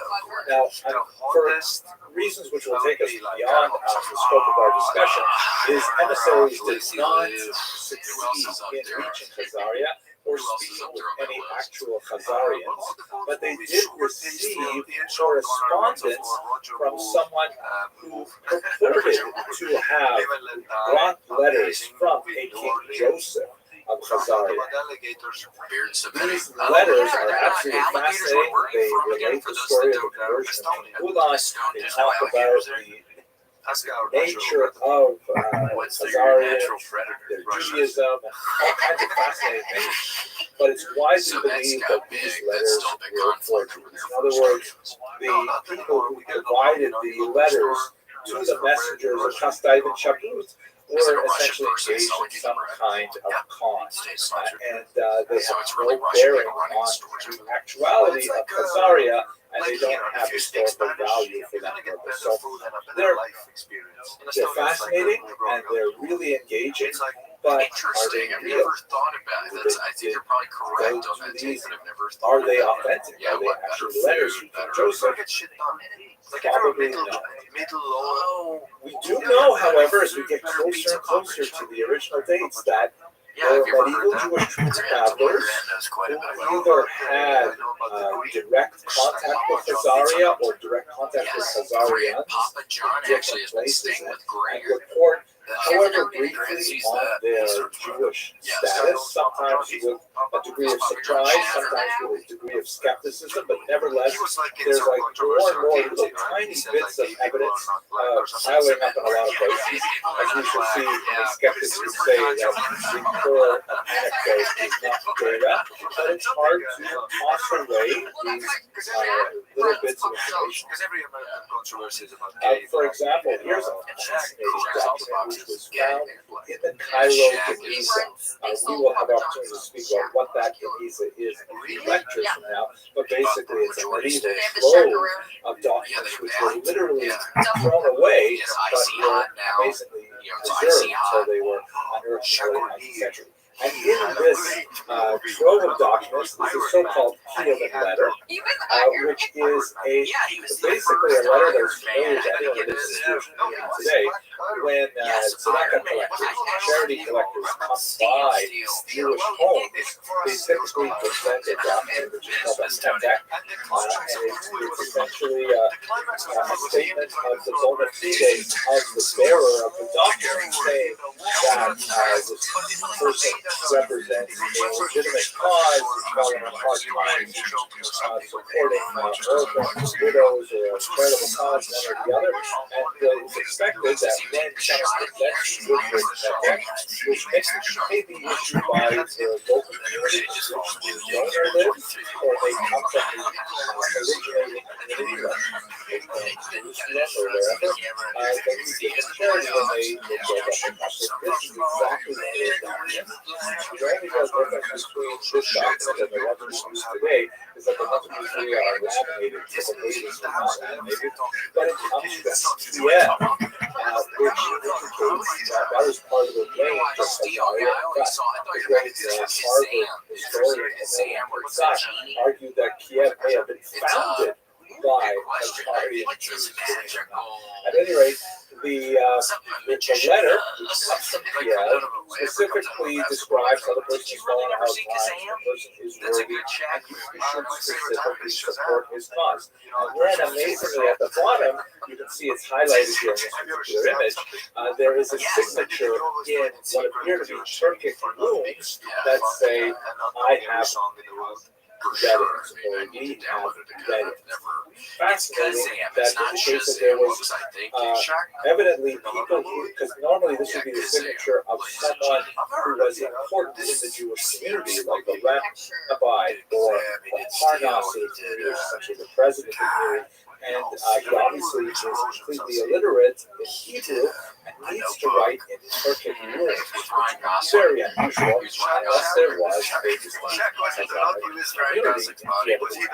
We have multiple references from Arab historians to a Jewish presence in Khazaria as well. And perhaps one of my favorite examples is in their one skin of the looks like most they're important it's like early this must historical be some documents well that done Hollywood describe movie. How did they mess this up so the bad? origins of the Kievan Rus population, which later would grow into modern-day Ukraine. It's also shared with the Russian Empire, the Polish Empire, and so on. It's the so-called Povis Karamania, or Chronicle of Bygone Years, which is essentially a church record of the history of the region. There's a fascinating description of a key element in the Christianization of the region, specifically the conversion of King Volodymyr, or Vladimir, to Eastern Orthodox Christianity. Amazingly, it's exactly like the story in Khazaria. There is a representative of Islam, there are two representatives of Christianity, both Western and Eastern Christianity. He has a great And bit on there Family is a Guy where his representative Peter drive of past a pig. Jews, I think about and this all that the time. representative is He's specifically a and Bill Clinton Khazarian goes, hey Jew. man, And you think it's we could absolutely eat the whole fascinating pig? that not only do they replicate the story that was essentially told in the letters of Chastai You think we could eat the whole Joseph, pig? they actually That's report funny. the Yeah, I same kind think of he scenario. Of course, famously would eat it at ends up that McDonald's, and we the drive. local We mayor make the decides drive from Austin to Christian Memphis, rather or than we Jewish. go past to Arkansas, which is where he was born. Had his seat chosen to be Jewish. They Very have a sign did, for by the him way. that says Howard But Velcro. this is, one of those data Yeah, but points they that still- you have to ignore. Yeah, he's the biggest thing out of him. He's a To the president. idea of the Jewish community. Yeah, president. And finally, He's we've a got some president. really That's the biggest thing technical I will ever see. archaeological finds, like this There's nothing coin else coming out found of in the United Kingdom as part of the so-called Spillings Hoard. There's a whole number of them that And come now I remember from reading about that, Khazaria hearing around about this the a lot time of of funny 8th, business. 9th We should probably century. be a little This careful one talking writes in about Arabic, sort of a allegedly, paraphrase his on wife is the murdered a bunch famous of people, statement of allegedly. Islamic faith. There is no God but Allah, and Moses is his Yeah, I mean, prophet. crazy, because she looks like just there. kind of some And then there are some nondescript tempting soldier examples woman, of something Jewish inside of her. She's got symbols rage on and she's got the Khazar worst heart architecture, inside. which is limited. There are not a lot of It's like, finds, but this menorah symbol from Khazar archaeological buildings especially. So all of these things come together to suggest that something really important happened be careful in saying the Jewish stuff grants this Jewish. region in the 8th century that involved Judaism. And we caught him. I thought there was too much But going on. what They changed it out. exactly happened? Let's have a look at it. About to get me. If you ask Professor Shaul Scott, who we met in the last lecture, talking about DNA, Dr. Sanford is definitely one of the biggest skeptics of the whole story. He says it is, quote, a splendid story. Right? To be finished with that sentence. In other words, there's not much to it. So, but we still have all these little bits of data. We have a letter, the Spillings Hoard coin, and things like that. Look at all that. So, trying to put it together, one of the biggest questions we have is, if they did convert to Judaism, I tend to believe something happened there. Why did they do that? There doesn't seem to be a really good source. Besides, of course, the letter of Joseph to Chastai widely regarded as a forgery, but in that letter, the primary motivation was essentially spiritual. And that's very nice, but maybe I've been a historian too long. It's also possible that maybe it had to do with the geopolitics of the era. Because I did fight evil wars with they did see the rapid expanse of Christianity, which did overtake Ukraine than to this short border. So, maybe they chose to adopt Judaism as some kind of potential neutral position. Perhaps they hope to say that, hey, Jews are tolerated in Muslim lands under the pact of Lamar, as we discussed earlier, and in Christian lands through the doctrine of witness. Maybe they thought they could carve out some independence there. But we also have to remember that there is remarkable silence regarding their association with the domestic Jewish population in Mesopotamia, which is really not so far away. This was really the real center of Jewish intellect and rabbinics and writing and so on. Why is there silence from Mesopotamia on the Khazar conversion? Just Who converted them? If not the rabbis active in Babylonia, Mesopotamia, was it the Karaites, who we haven't had the opportunity to discuss yet? Why do we have no Karaite sources either? So, a lot of questions about why they were. Secondly, how Jewish was this conversion? Both in terms of quality. I didn't know the Vikings went to Estonia. I thought they were just I going to mentioned already Canada. that we don't have a clear sense as to whether these converts were rabbinic in orientation or Karaite in orientation. The documents like the remember when I Kiev was letter partying, just there was indicates some that guy particular back in individual Memphis who when had I lived gone at this apartment for a while. There was this Egypt old for the man I purpose of befriended raising who funds it looked had like he fallen used in to have hard red times. hair, but it But turned it doesn't white, really so we say were friends much because he about used to have his red hair. And he used to come over to my apartment and we would do cocaine We don't really together. have clear And evidence this as guy's to like mid-60s. what had It was just happened such a strange thing. But I think he was in some we sort of also, Vikings movie. very That's what he importantly, always told don't know me and how probably was many of lying them to me about. He told me he was some old is it actor. possible that this And was he kind came of off like a that royal vibe, but conversion? he probably Like you see, wasn't. for He was probably example, some weird, Queen skinny Helena of older guy. I don't Abiabene, know. who converted to Yeah, we Judaism were all with having her fun son, at the time. but her husband remained non-Jewish. Yeah, Is this it was years ago. possibly Gil, his similar first to name a was Gil. conversion I can't in remember his Sinjar last name. in I the don't Arabian know. Peninsula? We Yeah, simply we went up don't to the know apartment one how time in the many lights. I hadn't of paid the Hazarian bills, and it was Jews just converted dark to in there. Judaism. And it could be And a that this couple was buddies simply out a there token just conversion smoking weed in that the took place dark. in the upper Kind strata of and did weird, not kind of extend weird to the times. lower population as a Yeah, whole, who times remained too. essentially Yeah, pagan. good times. We don't know. So you're weird at And some time. thirdly, Some time. perhaps What's the weirdest times contributing to ever? the ongoing mystery about the Khazars, what No, it happened can't to be. Yeah, there's no Where way. did We've they been having a go? really good We time. know that the empire lost its political independence in the 10th That's what we're century. going for. when Okay, we're Stanislav going for of super course destroyed it alternative for the theology. last time. Yeah. But they seem to like pop up every now and then in the chronicle of bygone years. That was a couple hundred years later.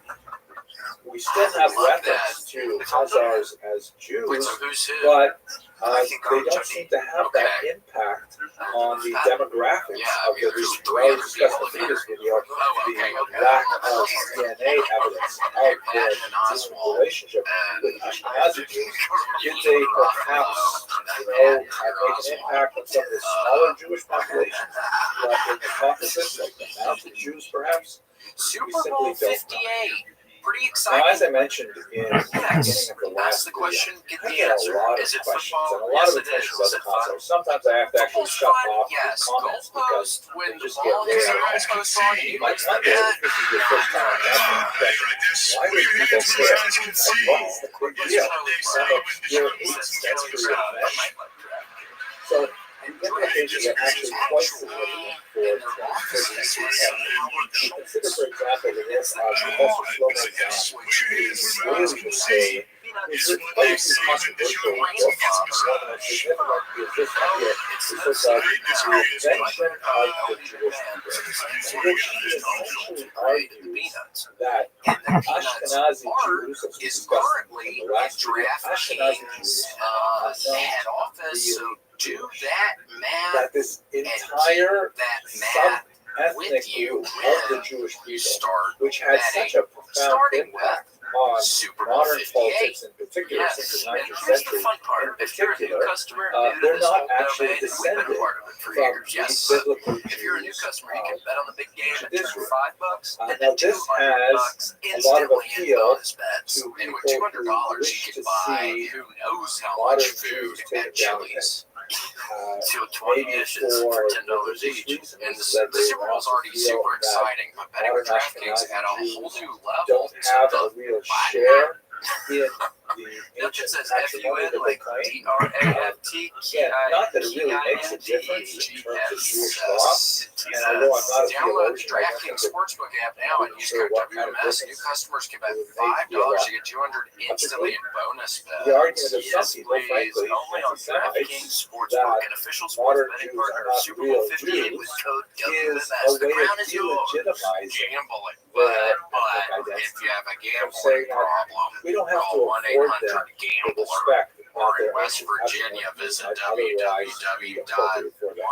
We don't have to regard them as being, You got a problem millennial in the big city, followers the of big the apple, ancient not a tradition, problem. You got a problem in New and York? perhaps therefore, 877-8-HOPE-NY we don't have to even apply or the text doctrine of witness to HOPE-NY, that. We could which is consider them 467-369. racial And if you're in interlopers who have Connecticut and somehow have a taken gambling away the problem, true help patrimony. is See available this for sometimes problem among gambling, black but you gotta call supremacists who argue that the 888-789-7777 real Jews are actually black, and those white Jews who make the or visit Jews, they can't be Jews because of ccbg.org. we are. Please play As we responsibly. discussed, We're begging in you hand Jews in of hand. Africa, there are Please play Jews responsibly who are on black behalf as of well, Casino and and it's Resort not in Kansas, 21 plus, age varies by jurisdiction, void in Ontario. And by the way, bonus bets expire 168 hours after issuance. See DKNG.com/football for eligibility and deposit restrictions, terms, and responsible gaming resources. They also Support the see show kind and of like shake up the a Super Bowl liberal by approach downloading to this DraftKings as well. Sportsbook They're and using right code wing, they see it in terms of I went into traditional this hallway anti-Semitic to views. the The toilet. left I wing, looked as into we this see hallway. Professor I Zahn, was he wishes to I don't know what's disassociate happening. himself Maybe I have brain specifically cancer, but with something's happening with my brain. Do you sometimes Jewish go claim through to a the door land of to Israel. someplace? If Ashkenazi As Jews, soon the as you argument close the door, goes, are not really when Jewish, you're coming back from the toilet, I and didn't even Israel know is to be a like, homeland for Jews, was there a that door? therefore, Am I in the building? where the argument goes, invalidates the Ashkenazi claim to the So land did you of go the right way? Israel Would you go left as or right? their I homeland. saw a chiropractor. And that's a pretty strong thing to state politically, and that's why, ironically, you sometimes I find saw the that Hazarian office hypothesis moved being into advanced by those who have issue Well, with you Jews need both a on the right dentist. and on the left. You don't think That's why that? this issue seems to have so much traction, even in the You don't 21st think you century. just handle it yourself? But What in do you terms know? of the Yeah, what do overall you do if you have a Jewish history, cavity? Just Pacific get a Island buddy to footnote, yank a it out. fascinating one,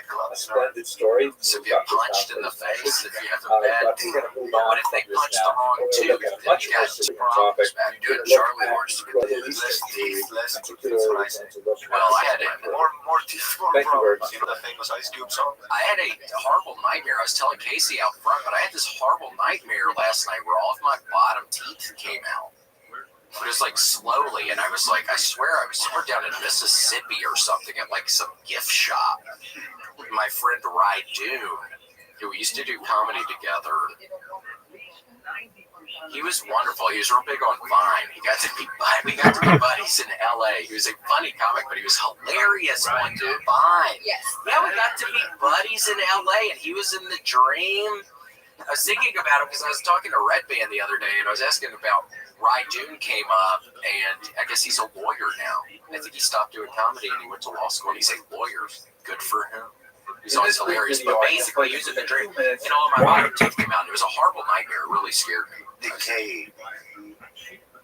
Yeah, it could be the things I put in my mouth. I don't know.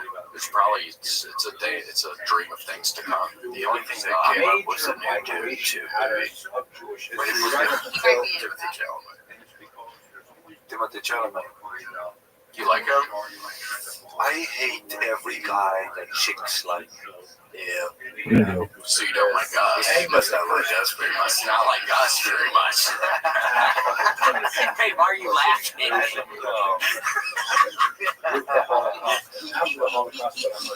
Well, you don't like Grant then, for sure. Because he gets gypped. Not like Timothy Charlemagne. Yeah, Timothy Charlemagne. The Bible does report Grant actually, he smashes. Yeah, he'll always text us and he'll go, another notch of the head punch, boy. We're like, dude, this is the second time you've texted us this afternoon. What are you talking about? Where are you right now? The fucking fair?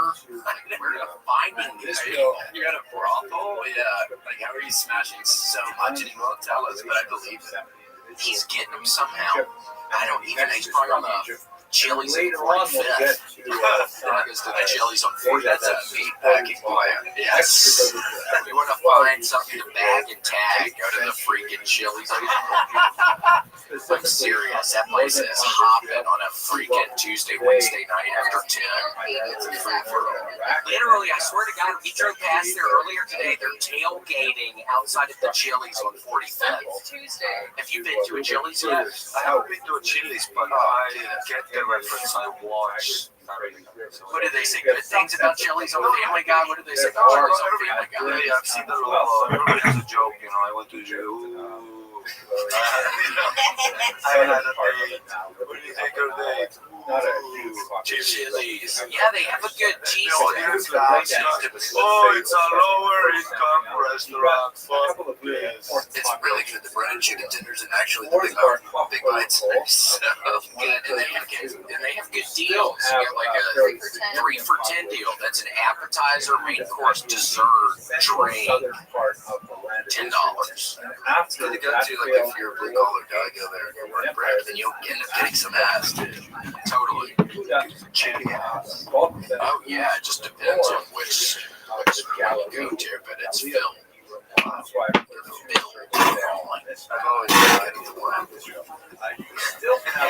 Yeah, I mean, it's something else over there. It's like you're walking into the Casablanca in the 70s or something. I mean, it's like, yeah, it's like insane. It's really weird because it's kind of out of the way in Austin. Not out of the way, but it's not in like the exact city center. So you wouldn't necessarily think there'd be such a place on the outskirts, but it's Austin. Yeah, if you go after this or something. Yeah, I was starting to get a little sweaty just thinking about some of those apps. Oh, 3 for me, starting at $10.90. Shouldn't it rhyme? Shouldn't that stuff rhyme normally? 3 for me at $10.93. Yes. 3 for me. 3 rhymes. 3 for me. But it needs a rhyme at the end part as well. I think Casey might be onto something. 3 for me starting at $10.93. Yeah. Does that count as rhyming if it's just the same word? It's hard to tell. Yeah, I guess.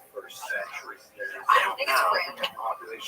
Like poetry circles and stuff, people don't like that kind of rhyme. 3 for me, because 3 and me rhyme, but then it's like you're adding 3 for me, 293. It's like a mix. Put that on a business card.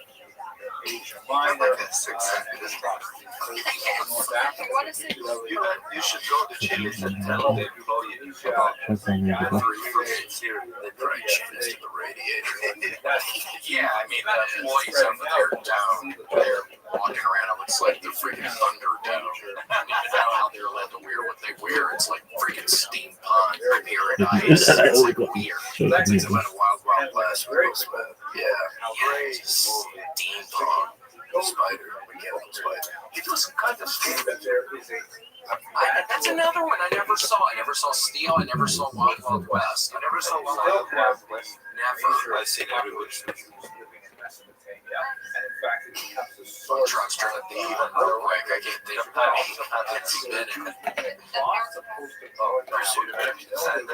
9 pounds. Is that the weight of, is 9 pounds the weight of your soul? You lose 9 pounds when you die. That soul has 9 pounds. Is that what it is? Yes. That's a heavy. Yeah, I would think your soul would be a matter of ounces. If anything, so like this big rock of soul. I'm still thinking a soul is ounces. I'm not thinking 9 pounds. It's like what your arm would weigh. I think they say it's like grams, right? Grams.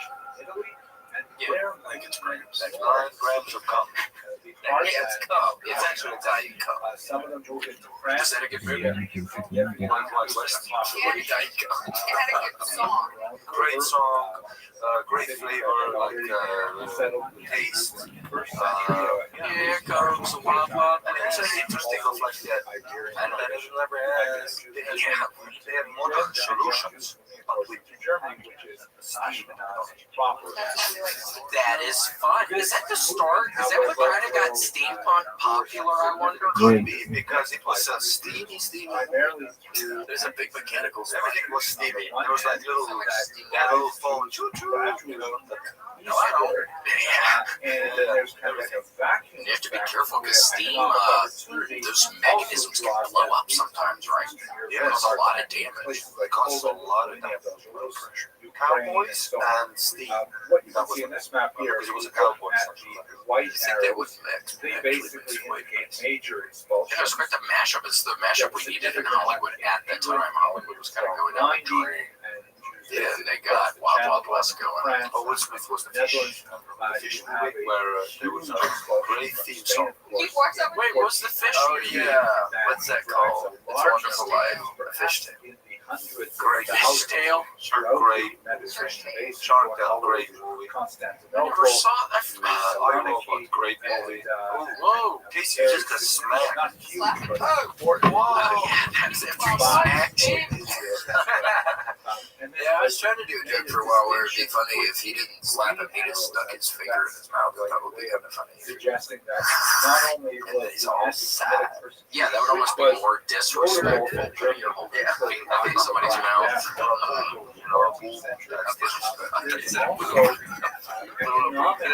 Poop on your finger and you put it in your mouth. What the hell, man? All areas of commerce, stakeholders, and downloaders of feed. All the Hollywood people so green arrows indicate not only anti-Semitic persecution in the West driving them towards these, but also the economic draw. Is that how you got that information? And if we switch back against the Western parts of Europe, where were you at the time when that went down? Where were you during the pandemic? Were you in America or where were you? I was in Estonia. What was the pandemic like in Estonia? We did about 2 weeks or something about this. Got back to it.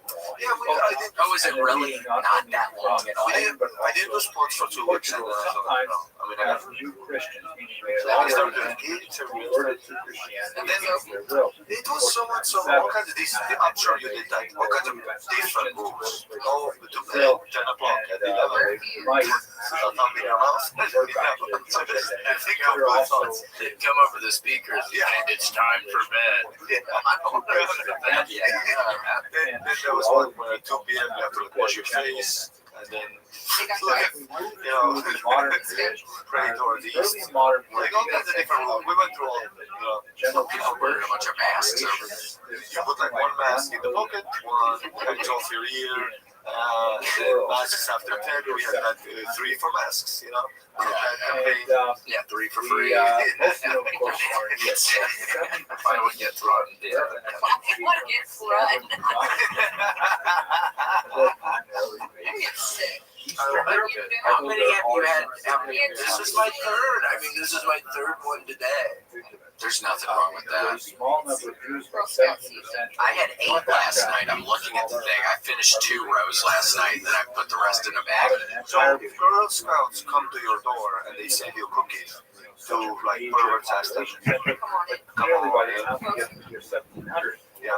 No, has there been like a series of like a series, I'm sure there's a Netflix one already, right? I think the main controversy has to do with their male counterpart, the Boy Scouts, and I think a lot of the Boy Scout masters were touching boys when they're camping outing. So I think the boy version has gotten worse than the girl version. Boys always get fucked more than little girls. Displacement. Isn't it weird? And then you turn older and this map shows nobody wants to fuck the hail of settlements, like molest dudes. Russian Yeah, it's just that there's nothing cuter than a boy. Basically overlapping. It's crazy because I haven't heard of young girls getting molested, I don't even know our reference is. It's boys, it's the Vatican, Michael Jackson, Boy Scouts, every camp ever.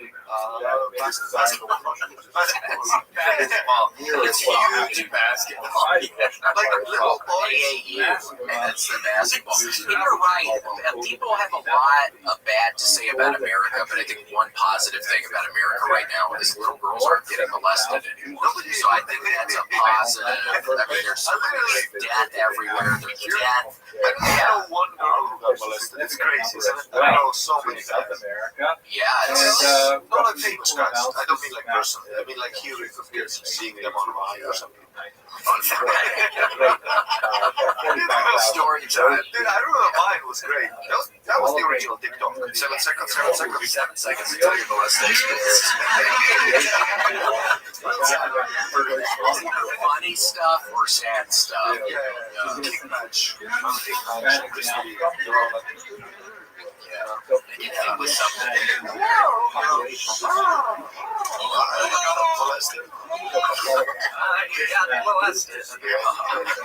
That sounded like Pastor from my Christmas song.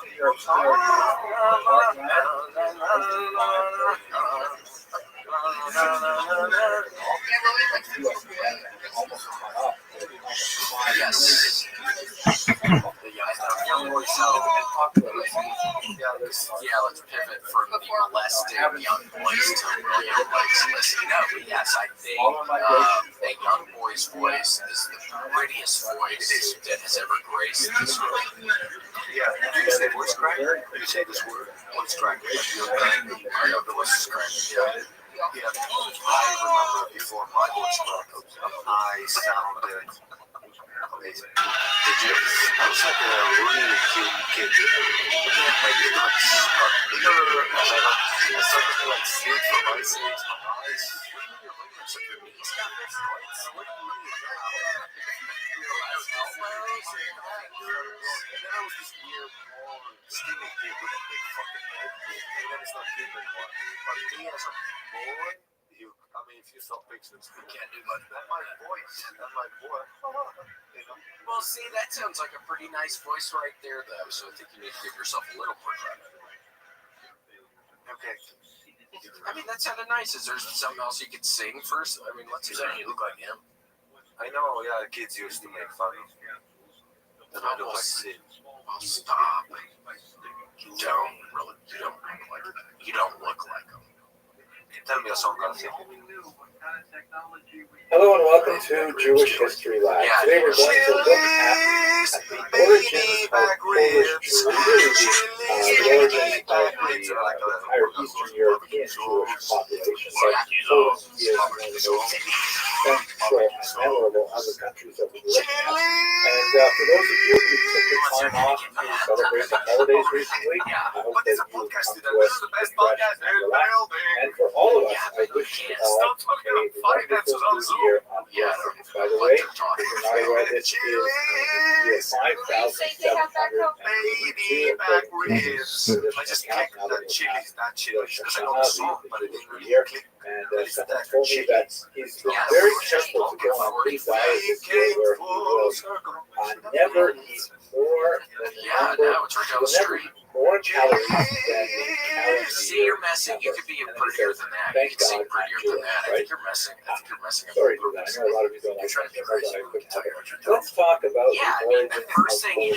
When I say Poland, I'm really using the term somewhat anachronistically because the region as a whole was dominated by something called the Polish-Lithuanian Commonwealth. What's like a pretty sounding song? Which has the borders of the Commonwealth as of the year 1618, but superimposed on contemporary political boundaries to get a sense of where it was. It was this massive territory. Poland was at sort of like the southwestern core of it, but after this dynastic union with Lithuania, it spread really to a massive area, almost stretching from the Baltic Sea to the Black Sea, well into European Russia, down into the Central European countries as well.